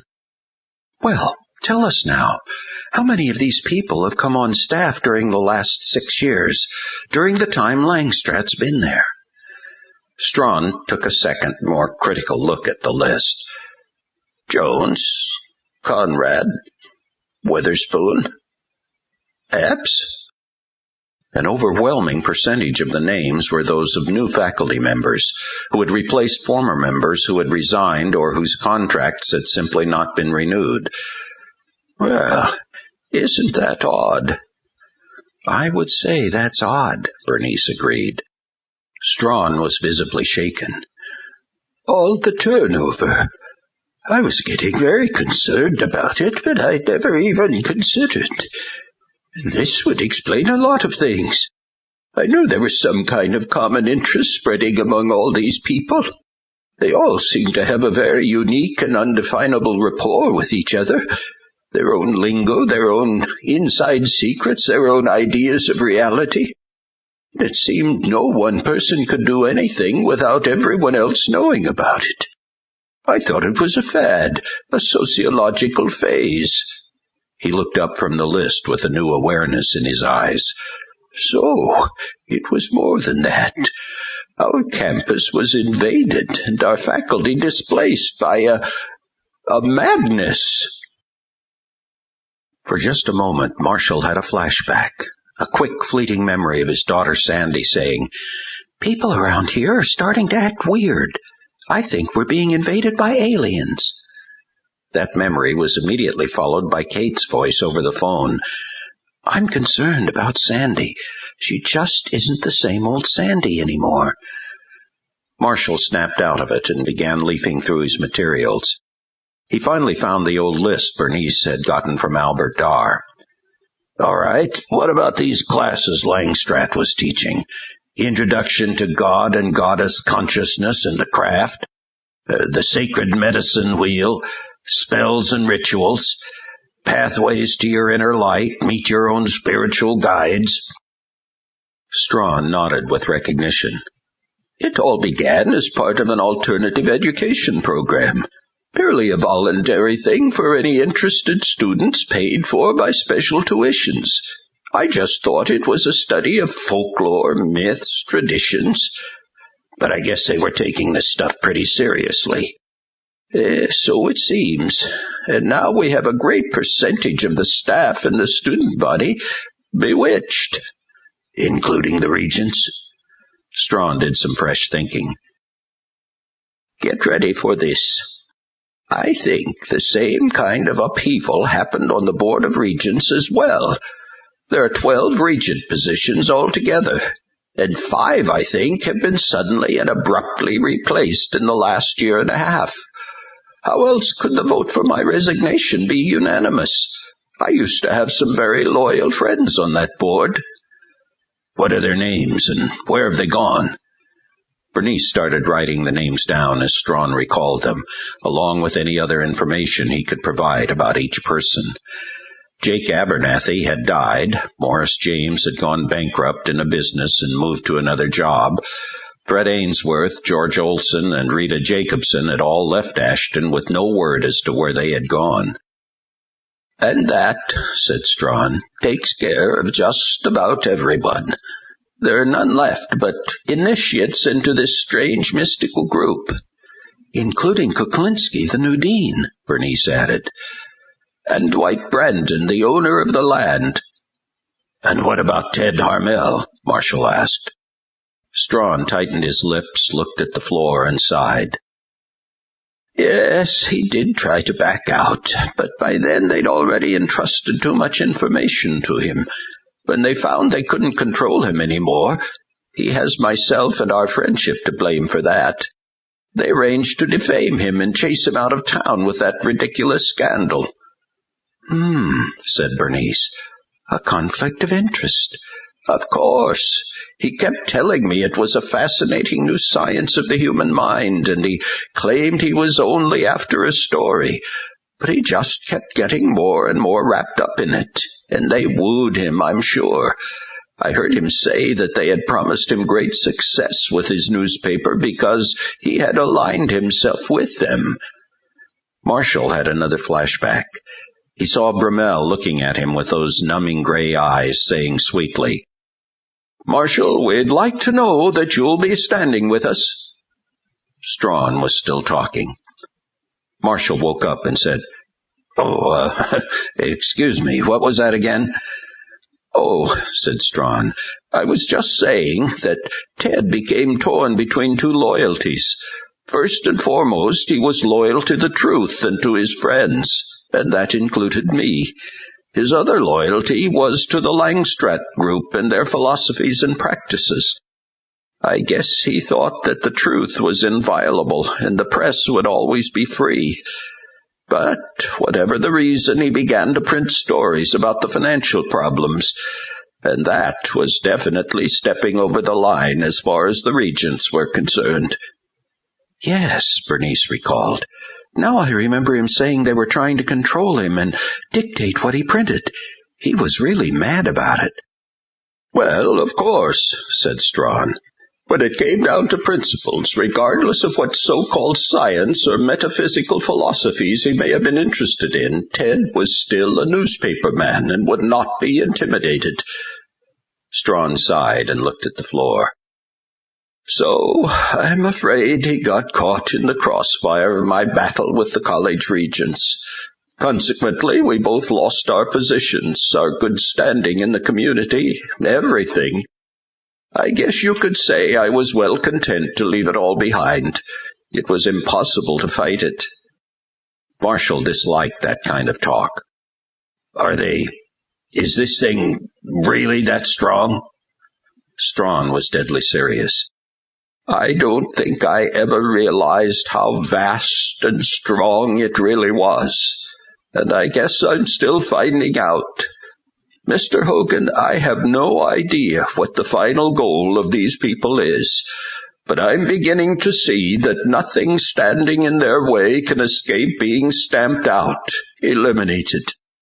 Even as we sit here, I could look back over the years, and not even considering our faculty turnover, I'm frightened to think of how many other people around Ashton have just dropped out of sight." Joe, the supermarket owner, Marshall thought. And what about Edie? Strawn was looking a little pale now and asked with obvious worry in his voice, "Just what do you people intend to do with this information?" Marshall had to be honest. "I don't know yet. There are too many missing pieces, too many assumptions. I don't have anything I can print." "You do remember what happened to Ted? You are keeping that in mind?" Marshall didn't want to think about that. He wanted to find out something else. "Ted wouldn't talk to me." "He's scared." "Scared of what?" "Of them, of the system that destroyed him. He knows more about their weird goings-on than I do. He knows enough to be a lot more afraid than I am, and I believe his fears are justified. I do believe there's a genuine danger here." "Well, does he ever talk to you?" "Sure. About anything besides what you're after." "But the two of you are in touch?" "Yes. We fish, we hunt, we meet for lunch. He isn't far from here." "Could you call him?" "You mean call him and put in a plug for you?" "That's exactly what I mean." Strawn answered cautiously. "Hey, he may not want to talk, and I can't push him." "But will you just call him? See if he'll talk to me one more time." I'll think about it, but that's all I can promise you." "I'd appreciate even that." "But, Mr. Hogan," Strawn reached over and grabbed Marshall's arm. He looked at both Marshall and Bernice and said very quietly, "You people watch out for yourselves. You're not invincible. None of the rest of us were, and I believe it's possible to lose everything if you make just one wrong move or take just one wrong step. Please, please be sure at every moment you know exactly what you're doing." At the Clarion, Tom, the paste-up man, was getting the usual ads, fillers, and completed galleys into the Tuesday edition when the bell over the front door jingled. He had better things to do than deal with callers, but with Hogan and Bernice out on their mysterious mission of intrigue, he was the only remaining fort-holder downer. Boy, he wished Edie had stuck around. The paper got to be more of a shambles every day, and whatever wild goose chase Hogan and Bernice were on, it took their attention away from the many tasks piling up around the place. "Hello," called a woman's sweet voice. Tom grabbed a shop cloth to wipe his hands and hollered back, "Hold on, I'm coming." He scurried up the narrow passage to the front office and saw a very attractive and neatly dressed young woman standing at the counter. She smiled when she saw him. "Ah, yes," thought Tom, "if I were only young again." "Hello there," he said, still wiping his hands on the shop cloth. "What can I do for you?" The young lady said, "I read your ad for a secretary and general office manager. I've come to apply." It had to be an angel, Tom thought. "Boy, if you can cut it, let me tell you, there's sure a job to be had around here." "Well, I'm ready to start," she said with a bright smile. Tom made sure his hand was clean enough and then extended it. "Tom McBride, paste-up man and general worrier." She shook his hand firmly and said her name. "Carmen." "Pleased to meet you, Carmen." Carmen who?" She laughed at her lapse of mind and said, "Oh, Carmen Frazier. I get so used to just going by my first name." Tom swung the little gate open at the end of the counter, and Carmen followed him into the office area. "Let me show you what the devil's going on here," he said. Chapter 17. In the faraway secluded valley, in the little cluster of unlabeled buildings hidden by rocky crags, a hurried transition was in full swing. In the office complex, sitting at desks and work tables, scurrying up and down the aisles, dashing in and out the doors, running up and down the stairways, over 200 people of all ages, descriptions, and nationalities were typing letters, going through files, checking records, balancing accounts, chattering on telephones in different languages. Maintenance people in blue coveralls brought in large stacks of boxes and crates on hand trucks, and the office workers meticulously began to fill the boxes with the contents of the file cabinets, with any office paraphernalia not immediately needed, with other books and records. Outside, trucks were being loaded with the crates as more maintenance people driving little grounds tractors went about the complex, shutting down various hookups in utilities and boarding up any buildings no longer occupied. Nearby, on the porch of the big stone house at the edge of the grounds, a woman stood watching. She was tall and slender with long jet-black hair. She wore black, loose-fitting clothes, and she clutched her shoulder bag close to her side with pale, trembling hands. She looked this way and that, evidently trying to relax herself. She took a few deep breaths. She reached into her bag and brought out a pair of dark sunglasses with which she covered her eyes. Then she stepped down from the porch and started across the plaza toward the office building. Her steps were firm and deliberate. Her eyes remained straight ahead. A few office personnel passed and saluted her, pressing their palms together in front of their chins and bowing slightly. She nodded at them and kept walking. The office staff saluted her in the same way as she entered, and she smiled at them, not speaking a word. Upon receiving her smile, they returned to their feverish work. The office manager, a well-dressed woman with tightly pinned hair, stepped up, gave a slight bow, and said, "Good morning. What does the maidservant require?" The maidservant smiled and said, "I'd like to run off some copies." "I can do it immediately." Thank you. I'd like to run them off myself. Certainly. I'll warm up the machine for you. The woman scurried toward a small room off to the side, and the maidservant followed. Several accountants and filing clerks, some Oriental, some East Indian, some European, bowed as she passed and then went back to their consultations with each other. The office manager had the copier ready in less than a minute. Thank you. You may go now, said the maidservant. Certainly, answered the woman. I am at your disposal if you have any problems or questions. Thank you. The manager left, and the maidservant closed the door behind her, shutting out the rest of the office and any intrusions. Then quickly the maidservant reached into her bag and brought out a small book. She leafed through it, skimming over the handwritten pages until she found what she was looking for. Then, laying the book open and face down on the copier, she started pressing the buttons and copying page after page. 40 pages later, she turned off the machine, folded the copies neatly, and placed them in a compartment of her bag along with the little book. She left the office directly and went back to the big stone house. The house was majestic in its size and decor, with a large stone hearth and soaring, rough-beamed ceilings. The maidservant hurried up the thickly carpeted staircase to her bedroom and closed the door behind her.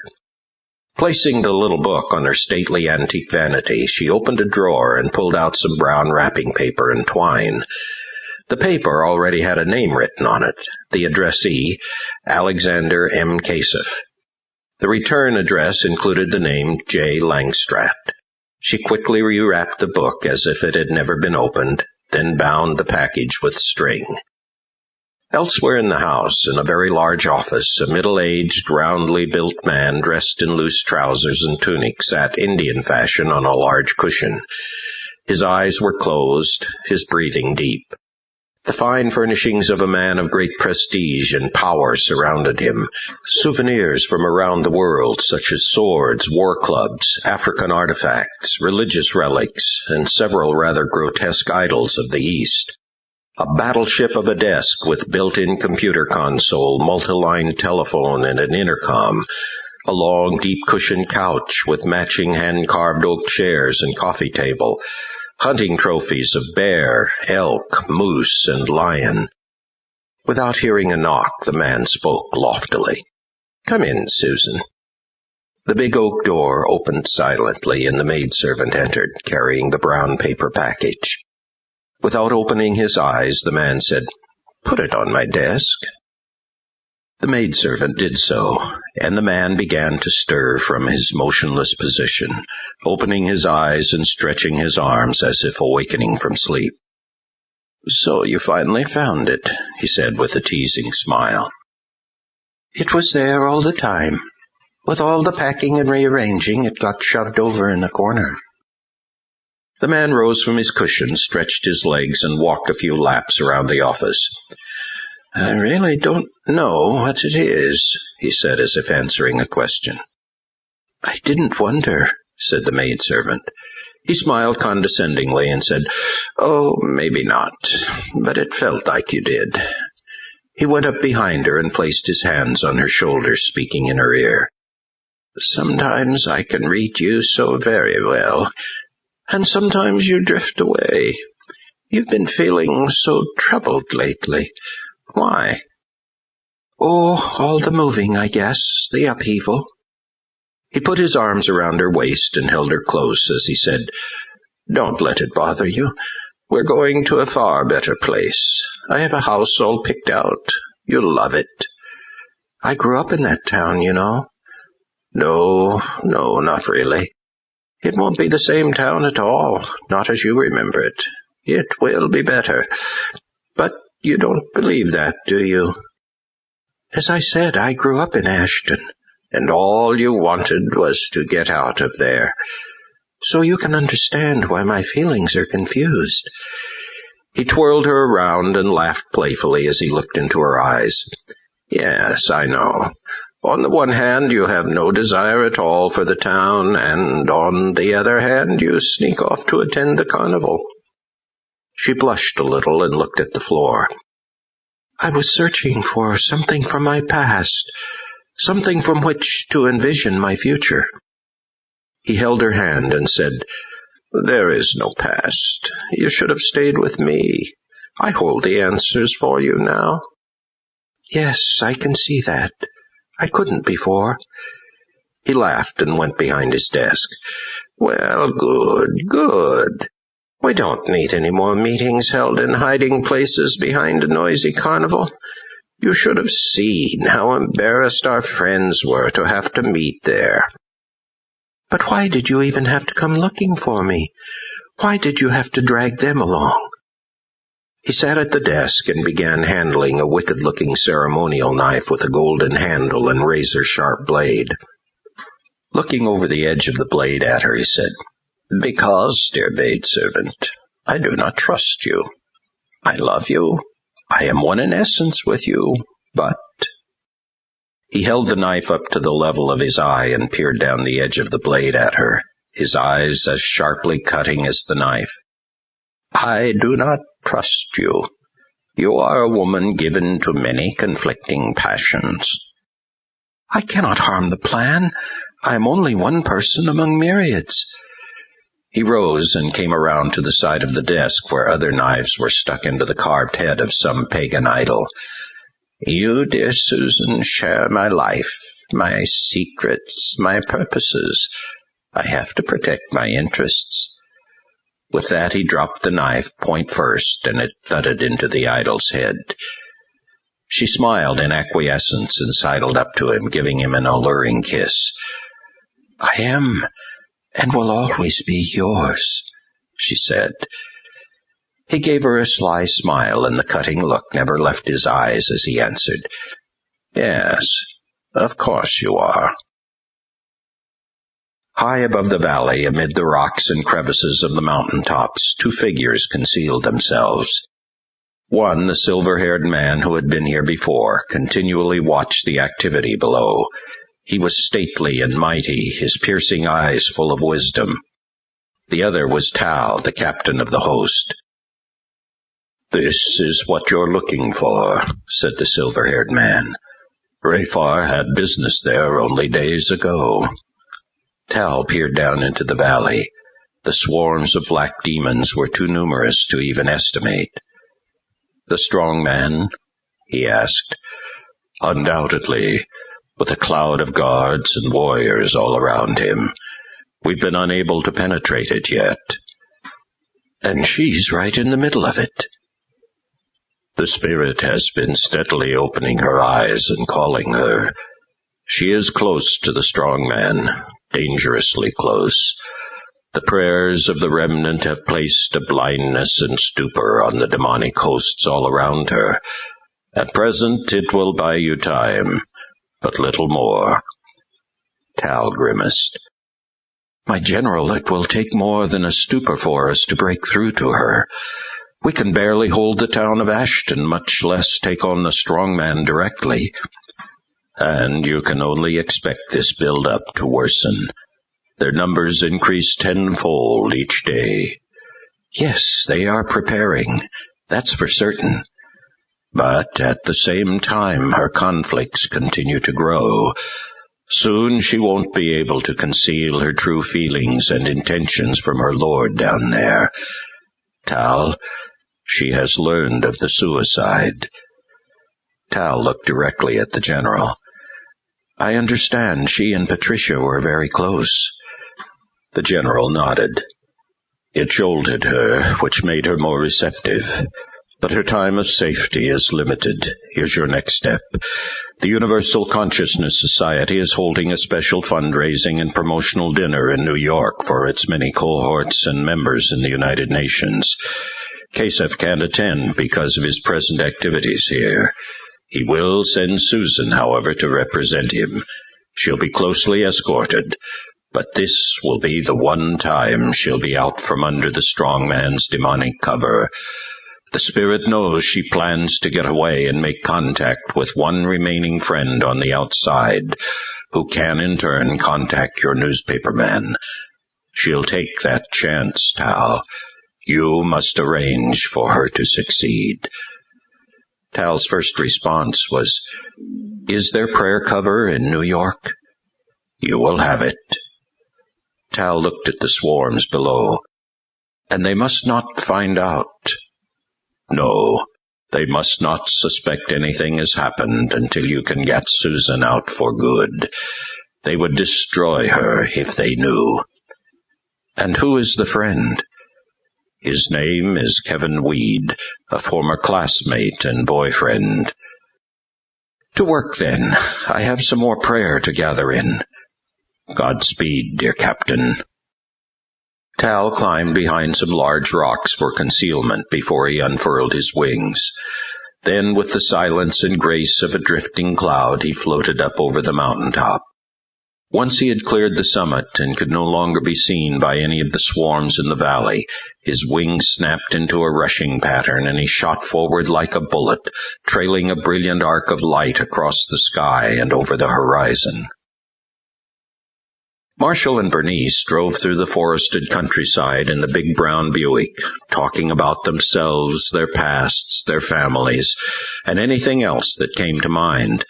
They were getting tired of only talking about business anyway, and finding it enjoyable to share each other's company. "I grew up Presbyterian," said Marshall. "Now I don't know what I am." "My folks were Episcopalian," said Bernice. "I don't think I was ever anything. They dragged me along to church every Sunday, and I couldn't wait to get out of there." "I didn't mind it that much. I had a good Sunday school teacher." "Yeah, maybe that's where I missed out. I never went to Sunday school." "Oh, I think a kid needs to know something about God." "What if God doesn't exist?" "See what I mean? You never went to Sunday school." The Buick came to a crossroads, and a sign indicated the way back to Ashton was to the left. Marshall turned left. Bernice answered one of Hogan's questions. No parents alive anymore. Dad died in 76, and Mom died, 2 years ago. "That's too bad." And then I lost my only sibling, Patricia. "Is that right? Boy, I'm sorry." It's a lonely world out there sometimes. "Yeah, I suppose. And I wonder who there is to meet in Ashton." She only looked at him and said, "I'm not hunting, Marshall." About a mile ahead of them was a wide spot in the road referred to as Baker, a little town indicated by the smallest possible dot on the map. It was one of those typical roadsides where truckers and four-wheeling hunters drop in for black coffee and cold eggs. Blink just once and you'd miss it. Above the Buick, whisking just over the tops of the trees, Nathan and Armoth kept a careful eye on the vehicle, their wings rushing in an even pattern, and their bodies trailing 2 streaks of diamond-studded light. "So this is where it all begins," said Nathan with a playful tone. "And you have been chosen to strike the blow," responded Armoth. Nathan smiled. "Child's play." Armoth teased him a little. "I'm sure Tal could pick someone else who would like the honor." Nathan drew his sword, and it flashed like a lightning bolt. "Oh, no, dear Armoth, I've waited long enough. I'll take it." Nathan banked away from Armoth, dropped down over the roadway as it wound through the tall trees, and began to keep pace with the car, flying lazily about 30 feet above it. He kept his eye on the little town of Baker now approaching, made a quick judgment as to the coasting distance the car could travel, and then at the right moment he hurled his sword like a fiery spear downward. The sword traveled a perfect trajectory and shot through the hood of the car. The engine died. "Nuts," said Marshall, shifting quickly into neutral. "What's wrong?" Bernice asked. "Something's broke." Marshall tried to restart the engine as the car continued to coast along. No response. "Probably electrical," he muttered. "Better pull over at that station." "Yeah, I know. The Buick limped into the little filling station in Baker and rolled to a stop right at the front door. Marshall opened the hood. "I'm going to excuse myself," said Bernice. "Go for me too, will you?" Marshall said crossly, looking here and there around the engine compartment. Bernice went to the next little building, the Evergreen Tavern.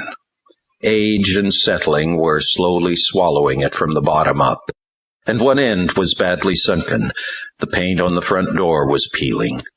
The neon beer logo in the window still worked, though, and the jukebox inside was twanging some country hit. Bernice pushed the door open. The bottom scraped a worn arc across the linoleum, and went inside, twisting her nose a little at the blue cigarette smoke that had replaced the air. Just a few men sat in the establishment, probably the first of the logging crews getting off work. They were talking loudly, swapping stories, cussing it up. Bernice looked directly toward the back of the room, trying to find the little men and women signs. Yes, there was restrooms. One of the men at a nearby table said, "Hey, baby, how's it going?" Bernice wasn't going to even look in his direction, but did just happen to give him a glance and an appropriately dirty look. A little too much local color in this place, she thought. She slowed her walk. Her eyes locked on him. He looked back at her with a boozy, lazy-eyed smile on his bearded face. Another man said, "Looks like you got her attention, buddy." Bernice kept looking at him. She approached the table and took an even closer look. The hair was long and tangled, bound into a ponytail with a rubber band. The eyes were glassy and now heavily lined. But she knew this man. The man's friend said, "Good evening, ma'am. Don't let him bother you. He's just having a good time, right, Weed?" "Weed?" Bernice asked. "Kevin Weed?" Kevin Weed just looked up at her, enjoying the view and saying little. Finally he said, "Can I buy you a beer?" Bernice came closer to him, made sure he could clearly see her face. "Do you remember me? Bernice Kreuger?" Weed only looked puzzled. "Do you remember Pat Kreuger?" A light slowly began to dawn in Weed's face. "Pat Kreuger. Who are you?" "I'm Bernice, Pat's sister. Do you remember me? We met a couple of times. You and Pat's roommate were going together." Weed brightened and smiled, and then he cursed and excused himself. "Bernice Kreuger, Pat's sister." He cursed again and excused himself again. "What are you doing in this place?" "Just passing through, and I will take a small Coke, thank you." Weed smiled and looked at his friends. Their eyes and mouths were getting wide, and they were starting to laugh. Weed said with a leer, "I think it's time you boys found another table." They gathered up their hard hats and lunch boxes and laughed. "Yeah, you got it, Weed." "Dan," Weed hollered, "a small Coke for the lady here." Dan had to stare for a moment at the nice girl who had come into a place like his. He got the Coke and brought it to her. "So, what have you been doing?" Weed asked her. Bernice had her pen and notebook out. She told him a little about what she had been doing and what she was doing now. Then she said, "I haven't seen you since before Pat's death." "Hey, I'm really sorry about that." "Kevin, can you tell me anything about it? What do you know?" "Nothing much. No more than what I read in the papers." "What about Pat's roommate? Do you hear from her anymore?" Bernice noticed Weed's eyes widen and his mouth drop open the moment she mentioned the girl. "Man, this world is getting smaller all the time," he said. "You saw her?" Bernice couldn't believe her good fortune. "Well, yeah, sort of." "When?" Bernice insisted. "But just for a little while." "Where? When?" Bernice was having a very difficult time holding herself back. "I saw her at the carnival." "In Ashton?" Yeah, in Ashton. I just ran into her.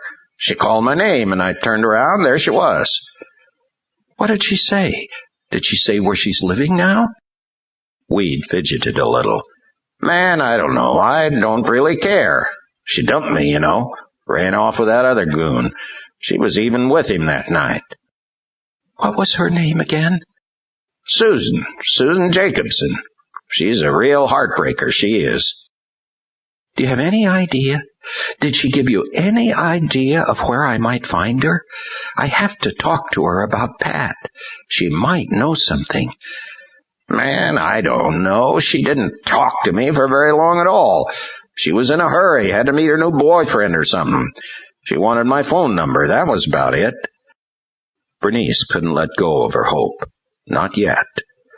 Are you sure she didn't give you some idea of where she's living now, or any way to get in touch with her? Weed shrugged drunkenly. Kevin, I've been trying to find her for ages. I've got to talk to her. Weed was bitter. Talk to her boyfriend, that fat little geezer with all the bucks. Oh, no.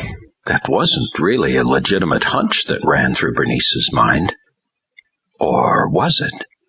Kevin, she said, what did Susan look like that night? He was staring off into space like a drunken and jilted lover. Foxy, he said. Long black hair, black dress, sexy shades. Bernice felt her stomach tighten into a knot as she said, And what about her boyfriend? Did you see him? Yeah, later. Susan acted like she didn't even know me when he came into the picture. Well, what did he look like? Like some wimp from Fat City. It had to have been his money, that's why Susan latched on to him. Bernice picked up her pen in a shaking hand. What's your phone number? He gave it to her. Address? He mumbled that off, too. Now, you say she asked you for your phone number? Yeah, I don't know why. Maybe things aren't working out with Loverboy. Did you give it to her? Yeah, maybe I'm a sucker, but yeah, I did.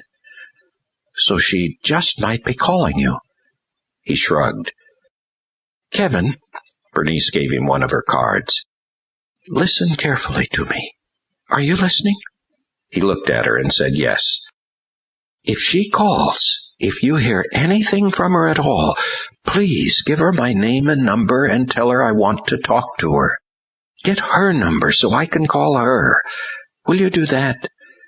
He took the card and nodded. Yeah, sure. She finished her Coke and prepared to leave. He looked at her with his dull, glassy eyes. Hey, you doing anything tonight? If you hear from Susan, call me. We'll have plenty to talk about then.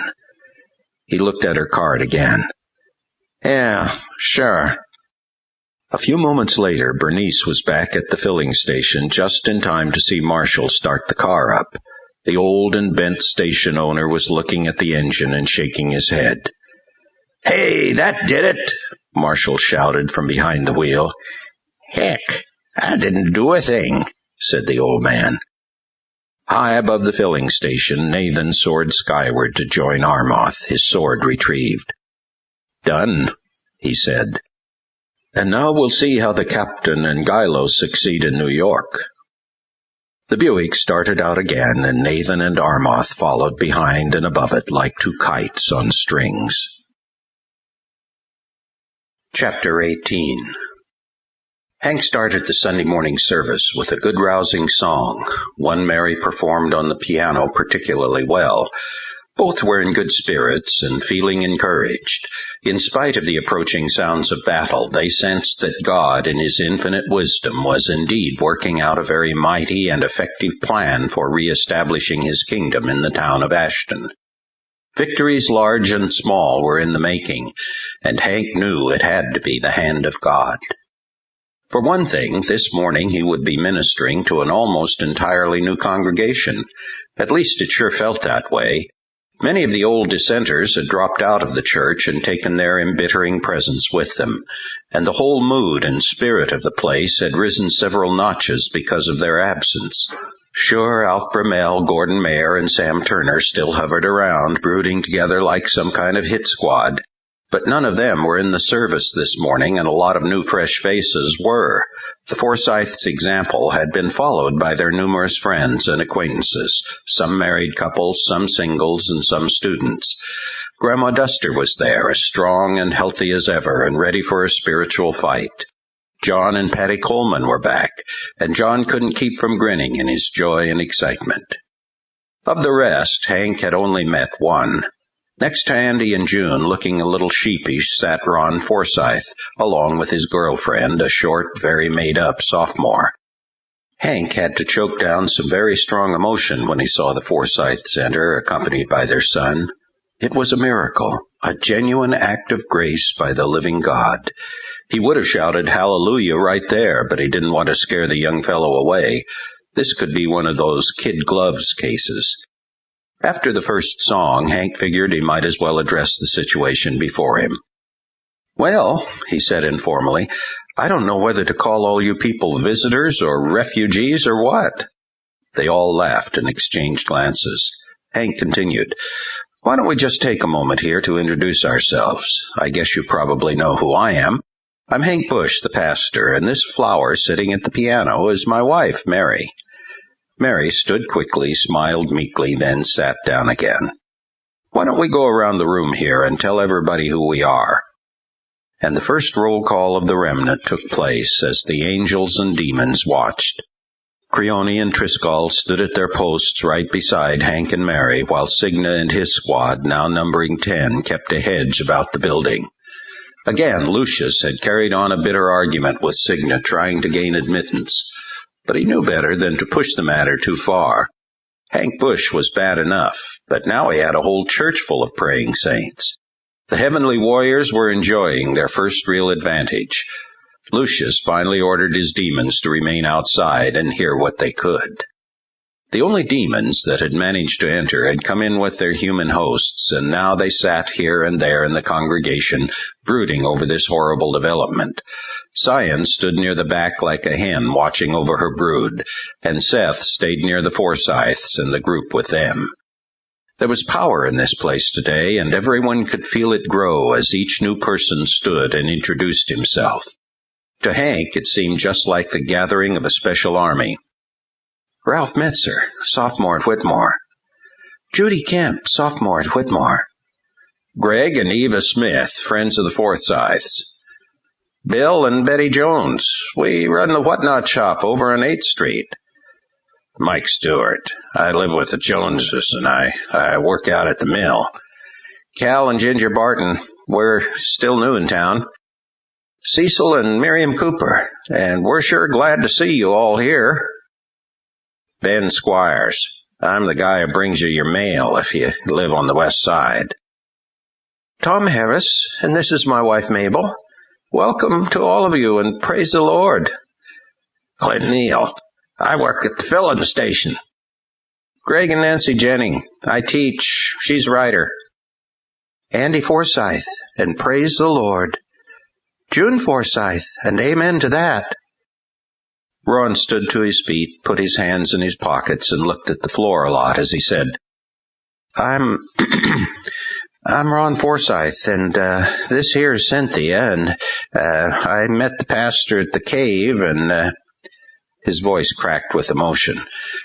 "I just want to thank you people for praying for me and for caring."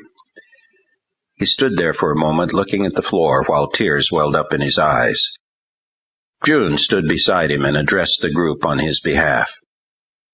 "Ron wants you all to know that he and Cynthia gave their hearts to Jesus last night."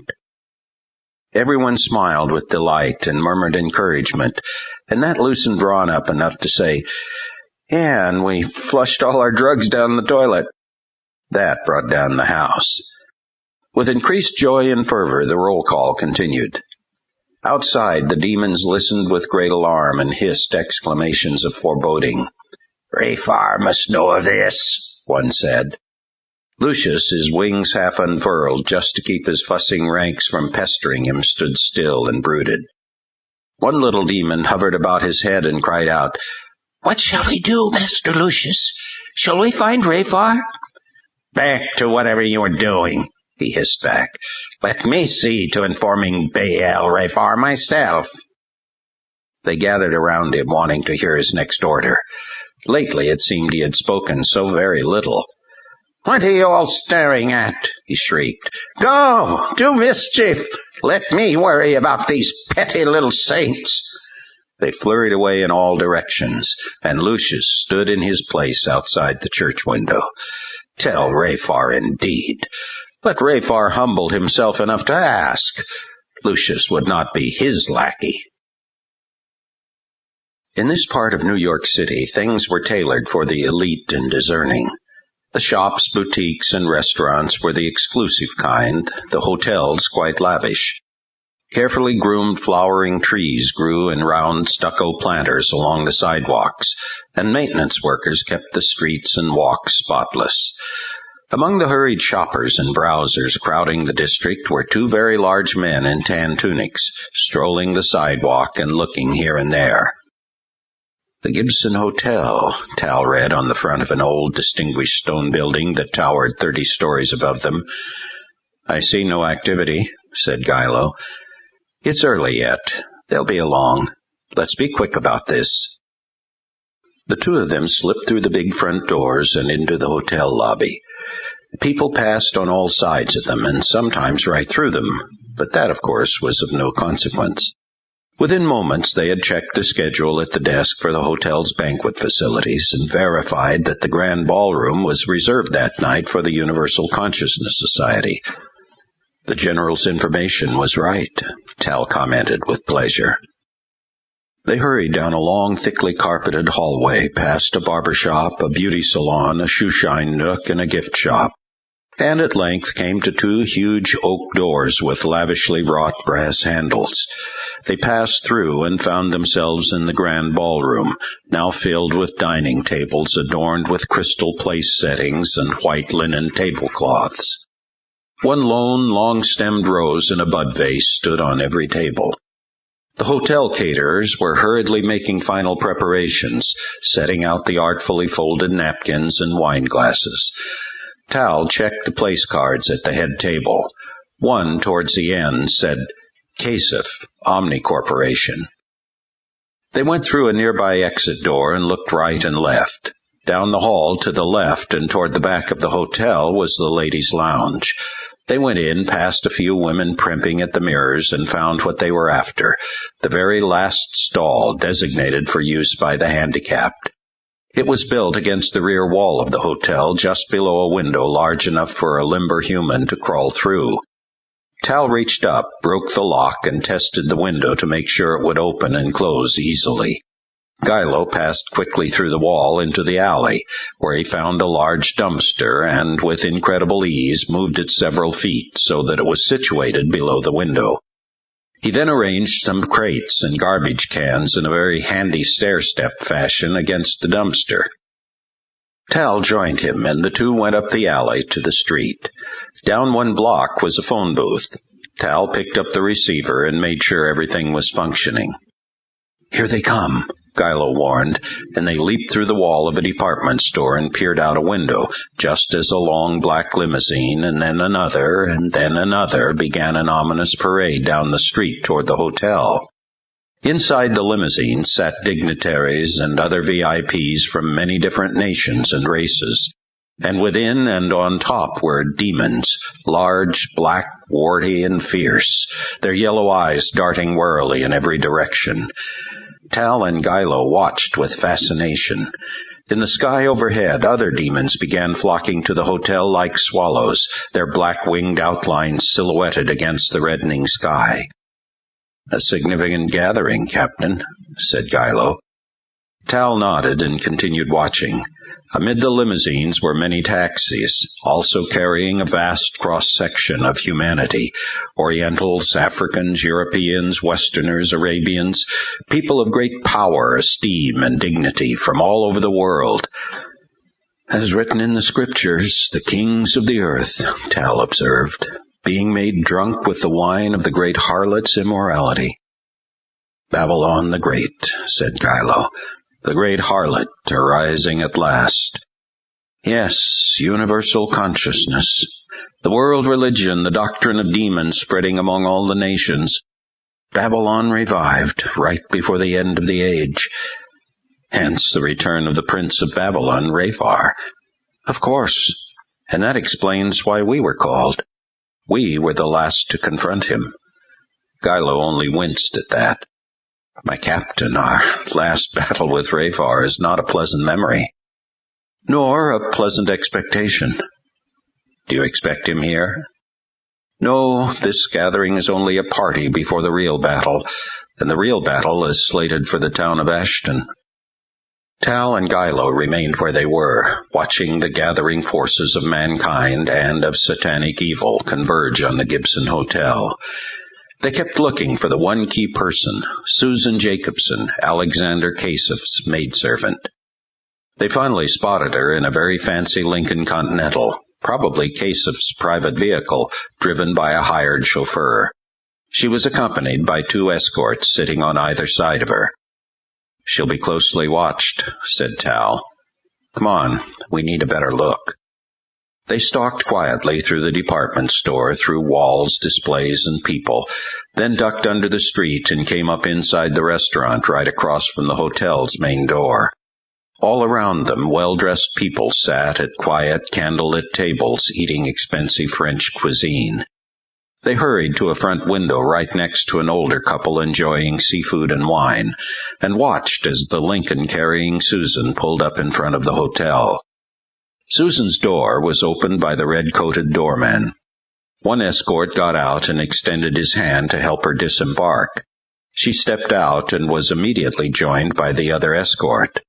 The 2 tuxedo-clad escorts were very handsome, but also very intimidating. They kept very close to her. Susan wore a very loose-fitting evening gown that draped her body stunningly and cascaded to her feet. Gilo had to ask, "Are her plans the same as ours?" Tal answered assuredly, "The general has yet to err." Gilo only shook his head in apprehension. "To the alley," said Tal. They moved along under a cracked cobbled alley and surfaced to a hiding place behind a fire escape. Night had fallen, and it was very dark in the alley. From their vantage point, they could count 20 pairs of shifting yellow eyes evenly spaced along the alley and against the hotel.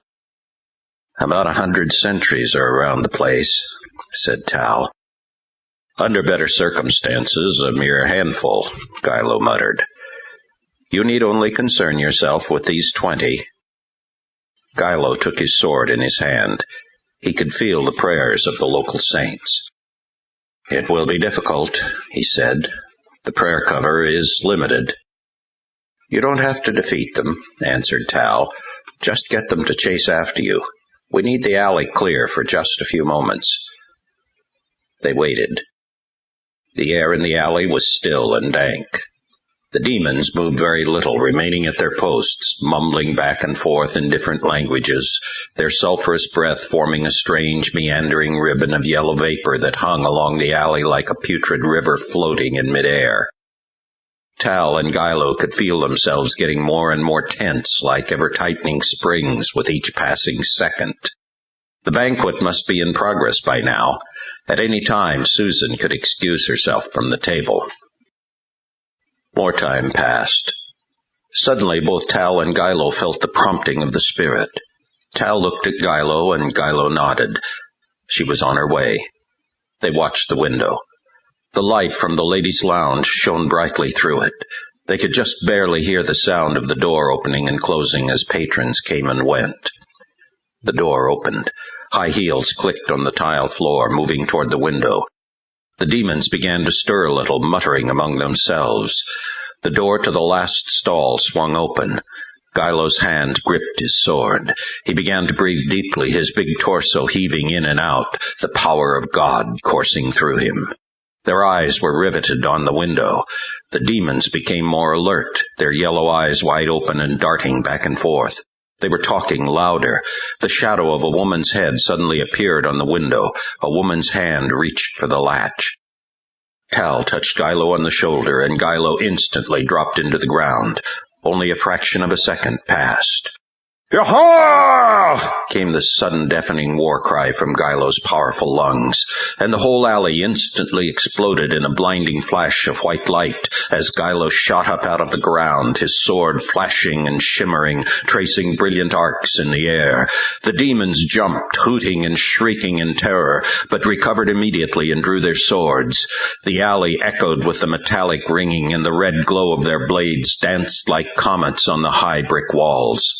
Gailo stood tall and strong, and he bellowed out a laugh that shook the ground. Ho, ho, ho, ho! Now, you black lizards, I'll test your mettle. A big spirit on the end shrieked out an order, and all 20 demons converged on Gailo like starving predators, their swords flashing and their fangs bared. Gailo shot straight up out of their midst like a slippery bar of soap, and added an agile spin as he went, throwing light everywhere in colorful spirals.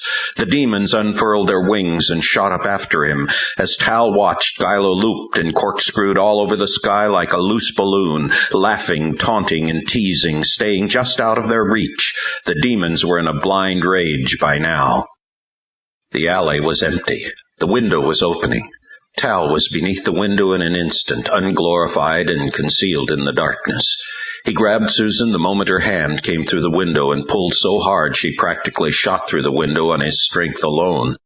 She was dressed in a simple blouse and jeans and had small slippers on her feet.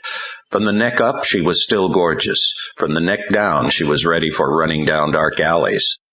Tal helped her find her way down from the dumpster and then prodded her up the alley and out to the street, where she hesitated, looked this way and that, and then spotted the phone booth. She ran like the wind in a terrible and desperate hurry. Tal followed her, trying to stay as concealed as possible. He looked back over his shoulder. Gailo's diversion had worked. For now, Gailo was the main problem for the demons, and their attention was far from this one frantically running woman. Susan leaped into the booth and slammed the door behind her. She took a pile of coins from her jeans pocket, dialed the operator, and put through a long-distance call. Somewhere between Ashton and the little roadside of Baker, in a run-down warehouse refashioned into low-rent apartments, Kevin Weed was awakened from an exhausted sleep by the ringing of his phone. He rolled over on his mattress and lifted the receiver. Yeah, who's this? He asked. Is this Kevin? Came the desperate voice on the other end. Kevin perked up a little. It was a woman's voice. Yeah, that's me. Who's this? In the phone booth, Susan looked up and down the street fearfully as she said, Kevin, this is Susan. Susan Jacobson. Kevin was beginning to wonder about all this. Hey, what do you want with me anyway? I need your help, Kevin. I don't have much time. There isn't much time. Time for what? He asked very dully. Please, listen. Write it down if you have to. I don't got a pencil. Then just listen. Now, you know about the Ashton Clarion, the newspaper in Ashton? Yeah, I know about it. Bernice Kreuger works there. She's the sister of my old roommate, Pat, the one who committed suicide. Oh, man, what's going on around here? Kevin, will you do something for me? Will you get a hold of Bernice Kreuger on the Clarion and... Kevin? Yeah, I'm listening. Kevin, I'm in trouble. I need your help. So where's your boyfriend? He's the one I'm afraid of. You know about him. Tell Bernice all about Alexander Kasef. Everything you know. Kevin was nonplussed. So, what do I know? Tell her what happened. You know, between us, with Kasef, the whole thing. Tell her what Kasef's up to. I don't get this. I don't have time to explain. Just tell her. Tell her that Kasef is taking over the whole town. And let her know I have some very important information about her sister, Pat. I'll try to reach her, but I'm afraid the Clarion phone might be bugged. Kevin, I need you to be there to answer the phone, Susan was frustrated, full of emotion, unable to select the right words. She had too much to say and too little time. You're not making a whole lot of sense, Kevin muttered. You on something? Just do it, Kevin, please. I'll call you again as soon as I can, or I'll write or do something. But please call Bernice Kreuger and tell her everything you know about Kasov and about me. Tell her it was me she saw at the carnival." "How am I supposed to remember all this stuff?" "Please do it. Tell me you'll do it." "Yeah, okay, I'll do it." "I've got to go. Goodbye." Susan hung up the phone and dashed out of the booth. Tal followed her, ducking inside the buildings as much as he could. He reached the alley a few moments ahead of her to check it out. Trouble. 4 more sentries had moved in to take the place of the original 20, and they were fully alert. There was no way of knowing where Gilo and the 20 might be. Tal looked behind him. Susan was running full speed for the alley. Tal dove headfirst through the pavement and penetrated deep under the city, gaining speed, bringing forth his big silver sword. The power of God was increasing now. The saints must be praying somewhere. He could feel it. He had only seconds, and he knew it. He checked his bearings, made a wide subterranean sweep away from the hotel, and then, over a mile away, he circled back, gaining speed, gaining speed, gaining speed, shining light, building power, faster, faster, faster, his sword a blinding lightning bolt, his eyes like fire, the earth a blur around him, the roar of passing clay, boulders, pipe, and stone like a freight train. He held the sword crossways, the glimmering tip ready for that one infinitesimal moment. Quicker than a thought, like the explosion of a missile, a brilliant streak of light burst from the ground across the street and seemed to cut space in half as it pierced through the alley and right across the eyes of all 4 demons. The demons, stunned and blinded, fell to the ground, stumbled about, tried to find each other. The streak of light vanished back into the ground as quickly as it came. Susan came around the corner and into the alley, heading for the window. Tal cupped his wings and braked himself. He had to get back to help her through that window before any demons could recover and sound an alarm. He snapped his wings into a violent forward rush and doubled back. Susan clambered up the crates and cans and onto the dumpster. The demons started to regain their vision and were rubbing their eyes. Tal emerged behind the fire escape, trying to judge the remaining time. Good. Gilo made it back and dropped like a hawk into the alley, grabbing Susan and thrusting her through the window in an instant, holding her up so she would not tumble to the floor inside. Gilo closed the window himself. Tal flew out to meet Gilo. "One more time!" he shouted. Nothing more needed to be said. The 4 sentries had recovered and were pouncing on them, and the other 20 had returned, hot on Gilo's trail. Tal and Gilo shot into the air and streaked away, chased by a flock of frothing demons. The angels flew a course high over the city and kept their speed just slow enough to encourage the demons. They headed west, off into the dark night sky, trailing brilliant white streaks behind them. The demons were tenacious in their pursuit for hundreds of miles, but eventually Tal looked back and found that they had given up the chase and returned to the city. Tal and Gilo picked up speed and headed for Ashton. In the ladies' room, Susan hurriedly rolled up the legs of her jeans, took her evening gown from its hook in the stall, and quickly resumed her proper appearance for the banquet. She removed the slippers and put them in her handbag, slipped on her dress shoes, then opened the stall door and came out. A man's voice outside the lounge door called, "Susan, they're waiting for you." She checked her appearance in the mirror, combed her hair, and tried to calm her breathing. "Hasty, hasty," she called teasingly. With ladylike dignity, she finally emerged into the hallway and took the arm of the escort. He led her back to the grand ballroom, now filled with people, and showed her to her seat at the head table, giving the other escort a reassuring nod. Chapter 19.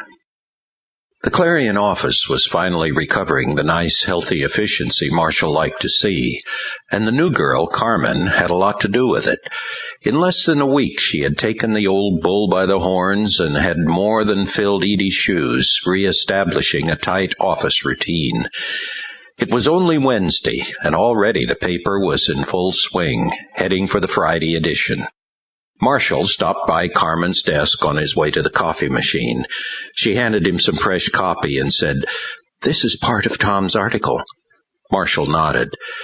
Yeah, the thing on the fire department. I'd broken it down into 3 headings, staff, history, and goals, and figured we could run it in 3 parts. Tom already has it slotted for the next 2 pay stubs and thinks he can bump something for the 3rd. Marshall was pleased. Yeah, go with it. I like it. I'm glad you can read Tom's writing. Carmen had already proofread the bulk of the material for Friday and was halfway through preparing the copy for George, the typesetter. She had gone through the books and balanced all the accounts. She planned on helping Tom with the pay stub tomorrow. The negatives for the Sportsman's Club layout were ready. Marshall shook his head with happy amazement. Glad to have you aboard. Carmen smiled. Thank you, sir. Marshall went to the coffee maker and poured 2 cups of coffee. Then it dawned on him. Carmen had found the cord to this fool machine. He took the 2 cups back toward his office and gave her a smile of approval as he passed her desk. The location of her desk had been her only request on the job. She had asked if it could be moved to a location right outside Marshall's office door, and Marshall was happy to comply. Now all he had to do was turn and holler, and she would spring into action to do his bidding. Marshall went into his office, set his cup of coffee on his desk, and offered the other cup to the long-haired, slightly dazed man sitting in the corner. Bernice sat in a chair she had brought in, with her own cup of coffee. Now, where were we? Marshall asked, sitting at his desk. Kevin Weed rubbed his face, took a sip of the coffee, and tried to pick up his thoughts again, looking around the floor as if he had dropped them down there somewhere. Marshall prompted.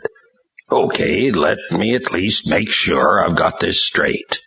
Now, you used to be the male acquaintance of this Susan, and she used to be the roommate of Pat Kreuger, Bernice's sister. Have I got that right? Weed nodded. Yeah, that's right. So, what was Susan doing at the carnival? Beats me.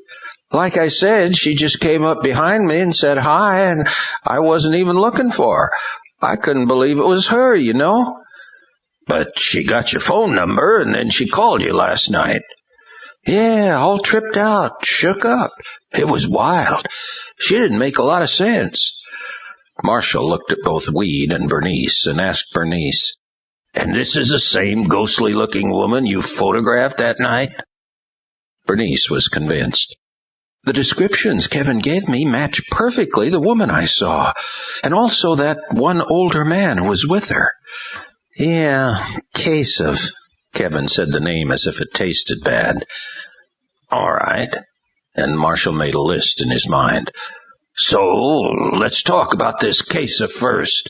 Then we'll talk about Susan, and then we'll talk about Pat.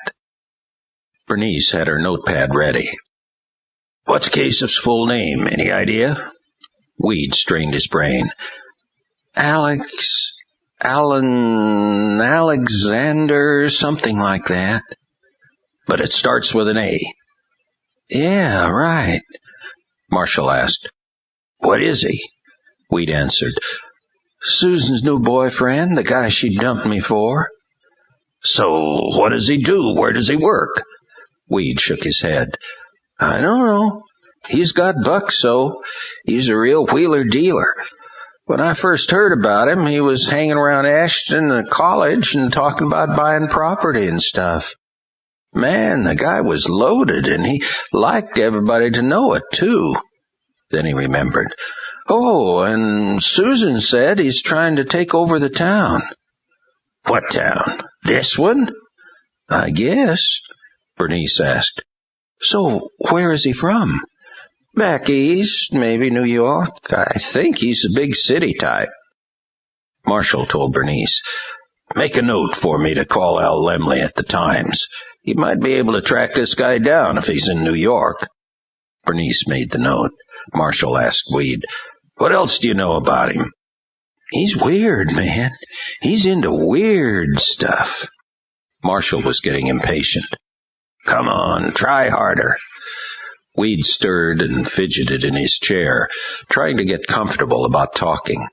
Well, he was like a guru or witch doctor, some kind of far-out ooga-booga man, and he got Susan into all that stuff. Bernice prodded. Are you talking about Eastern mysticism? Yeah. Pagan religions, meditation? Yeah, all that stuff. He was into all that stuff. He and that professor lady at the college, what's her name? Marshall was sick of the name. Langstrat. Weed's face brightened with recollection. Yeah, that was it. Were Kasich and Langstrat associated? Were they friends? Yeah, sure. They were teaching some night classes together, I think. The ones that Susan was going to. Kasich was a special guest star or something. He really had everybody wowed. I thought he was spooky. All right, so Susan was attending these classes. And she got crazy, and I mean crazy, man. She couldn't have been on a higher trip with mescaline.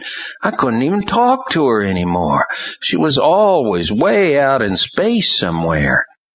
Weed kept talking, starting to roll a little on his own. That's what really started to get me, how she and the rest of that bunch started keeping secrets and talking in codes and not letting me in on what they were talking about. Susan just kept telling me I wasn't enlightened and wouldn't understand. Man, she just gave it all to that Kasich guy, and he took her. I mean, he really took her. He owns her now. She's gone. She's had it. And was Langstrat mixed up in all this?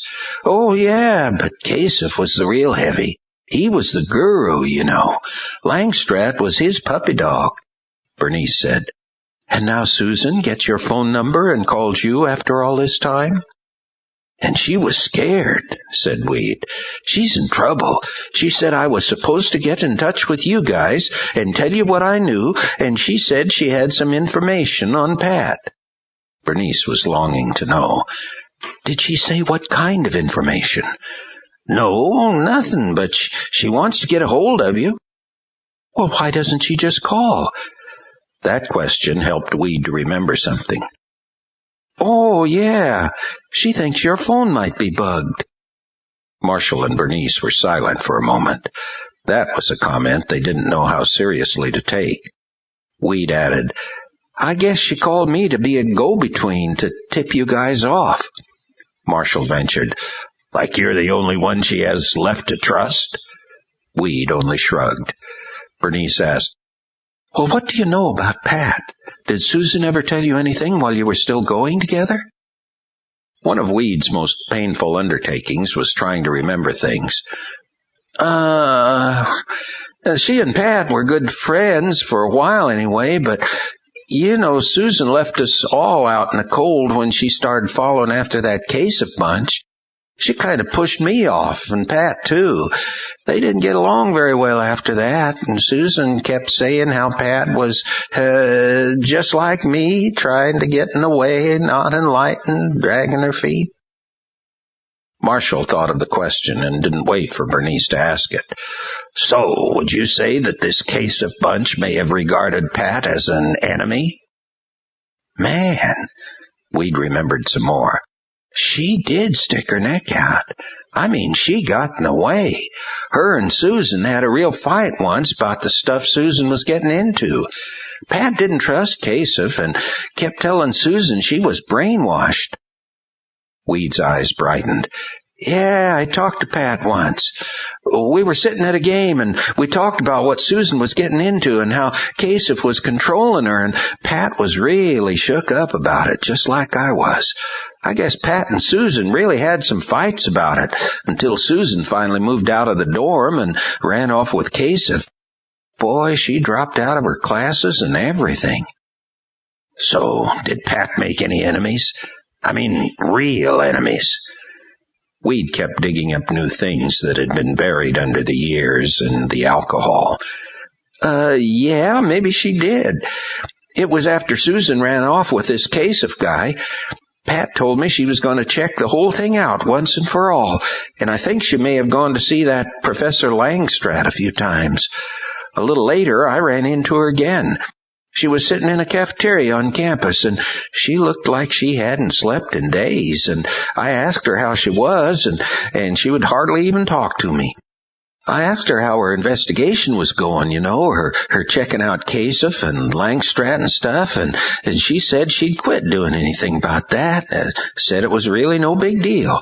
I thought that was a little weird. She'd been so torn up about it before. I asked her, "Hey, are they coming after you now?" And she wouldn't talk about it. She said I wouldn't understand. Then she said something about some instructor, some guy that was helping her out, and that she was doing okay, and I got the message she didn't want me butting in, so I just sort of left her there. "Did her behavior seem strange to you?" Bernice asked. "Did she seem like herself?" "No way. Hey, if she hadn't been so against that whole Kasef and Langstrat bunch, I would have thought she was one of them. She had the same kind of dopey, lost-in-space look all over her." "When? Just when was it that you saw her like that?" Weed knew, but hated to say it. Just a little while before they found her dead." "Did she seem afraid? Did she give you any indication of any enemies, anything like that?" Weed grimaced, trying to remember. "She wouldn't talk to me, but I saw her once after that and tried to ask her about Susan, and she acted like I was some kind of mugger or something. She hollered, 'Leave me alone,' and tried to pull away, and then she saw it was me, and she looked all around like somebody was following her." "Who? Did she say who?" Weed looked at the ceiling. "Oh, what was that guy's name?" Bernice was leaning forward, hanging on his words. "There was somebody." "Thomas. Some guy named Thomas." "Thomas? Did she ever say his last name?" "Don't remember any last name. I never met the guy, never saw him, but he sure must have owned her. She acted like he was following her all around, talking to her, maybe threatening her, I don't know. She seemed pretty afraid of him." "Thomas," Bernice whispered. She said to Weed, "Is there anything else about this Thomas, anything at all?" "I never saw him. She didn't say who he was or where she'd meet him, but it was kind of strange. One minute she'd be talking like he was the greatest thing that ever happened to her, and then the next minute she'd be hiding out and saying he was following her." Bernice got up and headed for the door.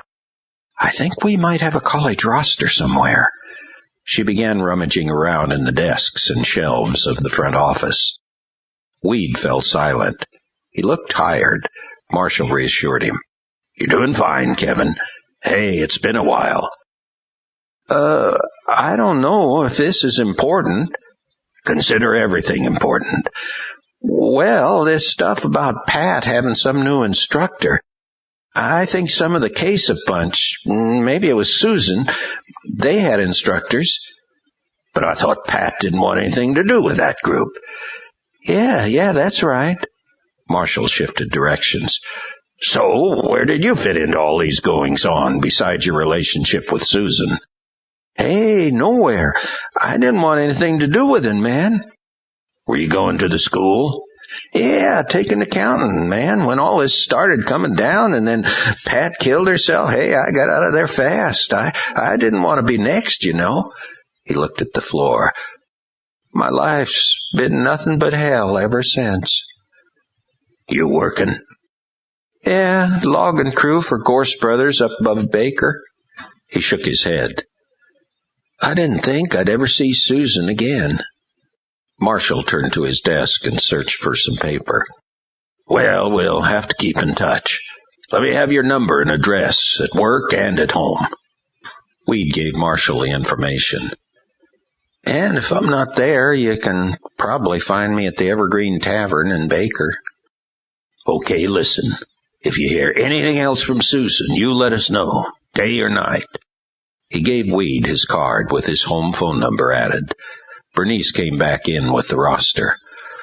"Marshall, you have a call. I think it's urgent," she said. Then she turned to Weed. "Kevin, let you and I step outside and go through this roster. Maybe we'll find that guy's full name." Weed stepped outside with Bernice as Marshall picked up the phone. "Hogan," he said. "Hogan, this is Ted Harmel." Marshall scrambled for a pencil. "Hi, Ted. Thank you for calling." "So you talked to Eldon?" "And Eldon talked to you." Harmel sighed and said, "You're in trouble, Hogan. I'll give you one interview. Got a pencil handy?" "I'm ready. Shoot." Bernice had just said goodbye to Weed and seen him to the door when Marshall emerged from his office with a scribbled-on piece of paper in his hand. "Any luck?" he asked. "Zilch. There are no Thomases of any kind, first or last name." "It's still a lead, though." "Who was that on the phone?" Marshall produced the scrap of paper. "Thank God for small favors. That was Ted Harmel." Bernice brightened considerably as Marshall explained. "He wants to see me tomorrow, and here are the directions. It must be way back in the sticks. The guy is still paranoid as all get out. I'm surprised he didn't make me wear a disguise or something." "He wouldn't say anything about all this?" "No, not over the phone. It has to be just the two of us, in private." Marshall leaned over just a little and said, "He's another one who thinks our phone might be bugged." "So, how do we make sure it isn't?" "Make that one of your assignments. Now here's the rest of them." Bernice grabbed her notepad off her desk and made her list as Marshall spoke. "Check the New York phone book." "I did. No A. Kasich listed." Scratch that one. Next, check around with the local real estate offices. If Weed's right about Kasich looking for property around here, some of those people might know something. And I'd look around in the commercial listings as well. "Mm-hmm. And while you're at it, find out what you can about whoever owns Joe's Market." "It's not Joe?" "No, the place used to belong to Joe and Angelina Carlucci. Carlucci. I want to know where they went and who owns the store now. See if you can get some straight answers." "And you were going to check with your friend at the Times." "Yeah, Lemley." Marshall added a note to his piece of paper. "That it?" "That's it for now. In the meantime, let's get back to running this paper." All the time, all through their meeting with Weed and their following conversation, Carmen sat at her desk busily working and acting like she hadn't heard a word. The morning had been tight, with the next issue's deadline galloping up on them. But by noon the pay-stub was ready to go to the printer, and the office had a chance to resume its normal pace. Marshall put in a call to Lemley, his old comrade in arms at the New York Times. Lemley got all the information Marshall had on this strange character Kasich, saying he'd get right on it. Marshall hung up the phone with one hand and grabbed his suit jacket with the other. His next stop was his afternoon appointment with the reclusive Ted Harmel. Bernice drove off for her appointed stops. She parked her red Toyota in the parking lot of what used to be Joe's Market and was now called the Ashton Mercantile, and went into the store. About a half hour later, she returned to her car and drove away. It had been a wasted trip. No one knew anything. They only worked there. The manager wasn't in, and they had no idea when he would be back. Some had never heard of Joe Carlucci. Some had, but didn't know whatever happened to him. The assistant manager finally asked her to quit bothering all the employees on company time. So much for getting any straight answers. Now it was off to the realty offices. Johnson Smythe Realty occupied an old house remodeled into an office on the edge of the business part of town. The house still had a very charming front yard with a redwood tree standing tall in the middle of it and a quaint log cabin mailbox out front. It was warm and welcoming inside and quiet. 2 desks occupied what used to be the living room. Both were empty at the time.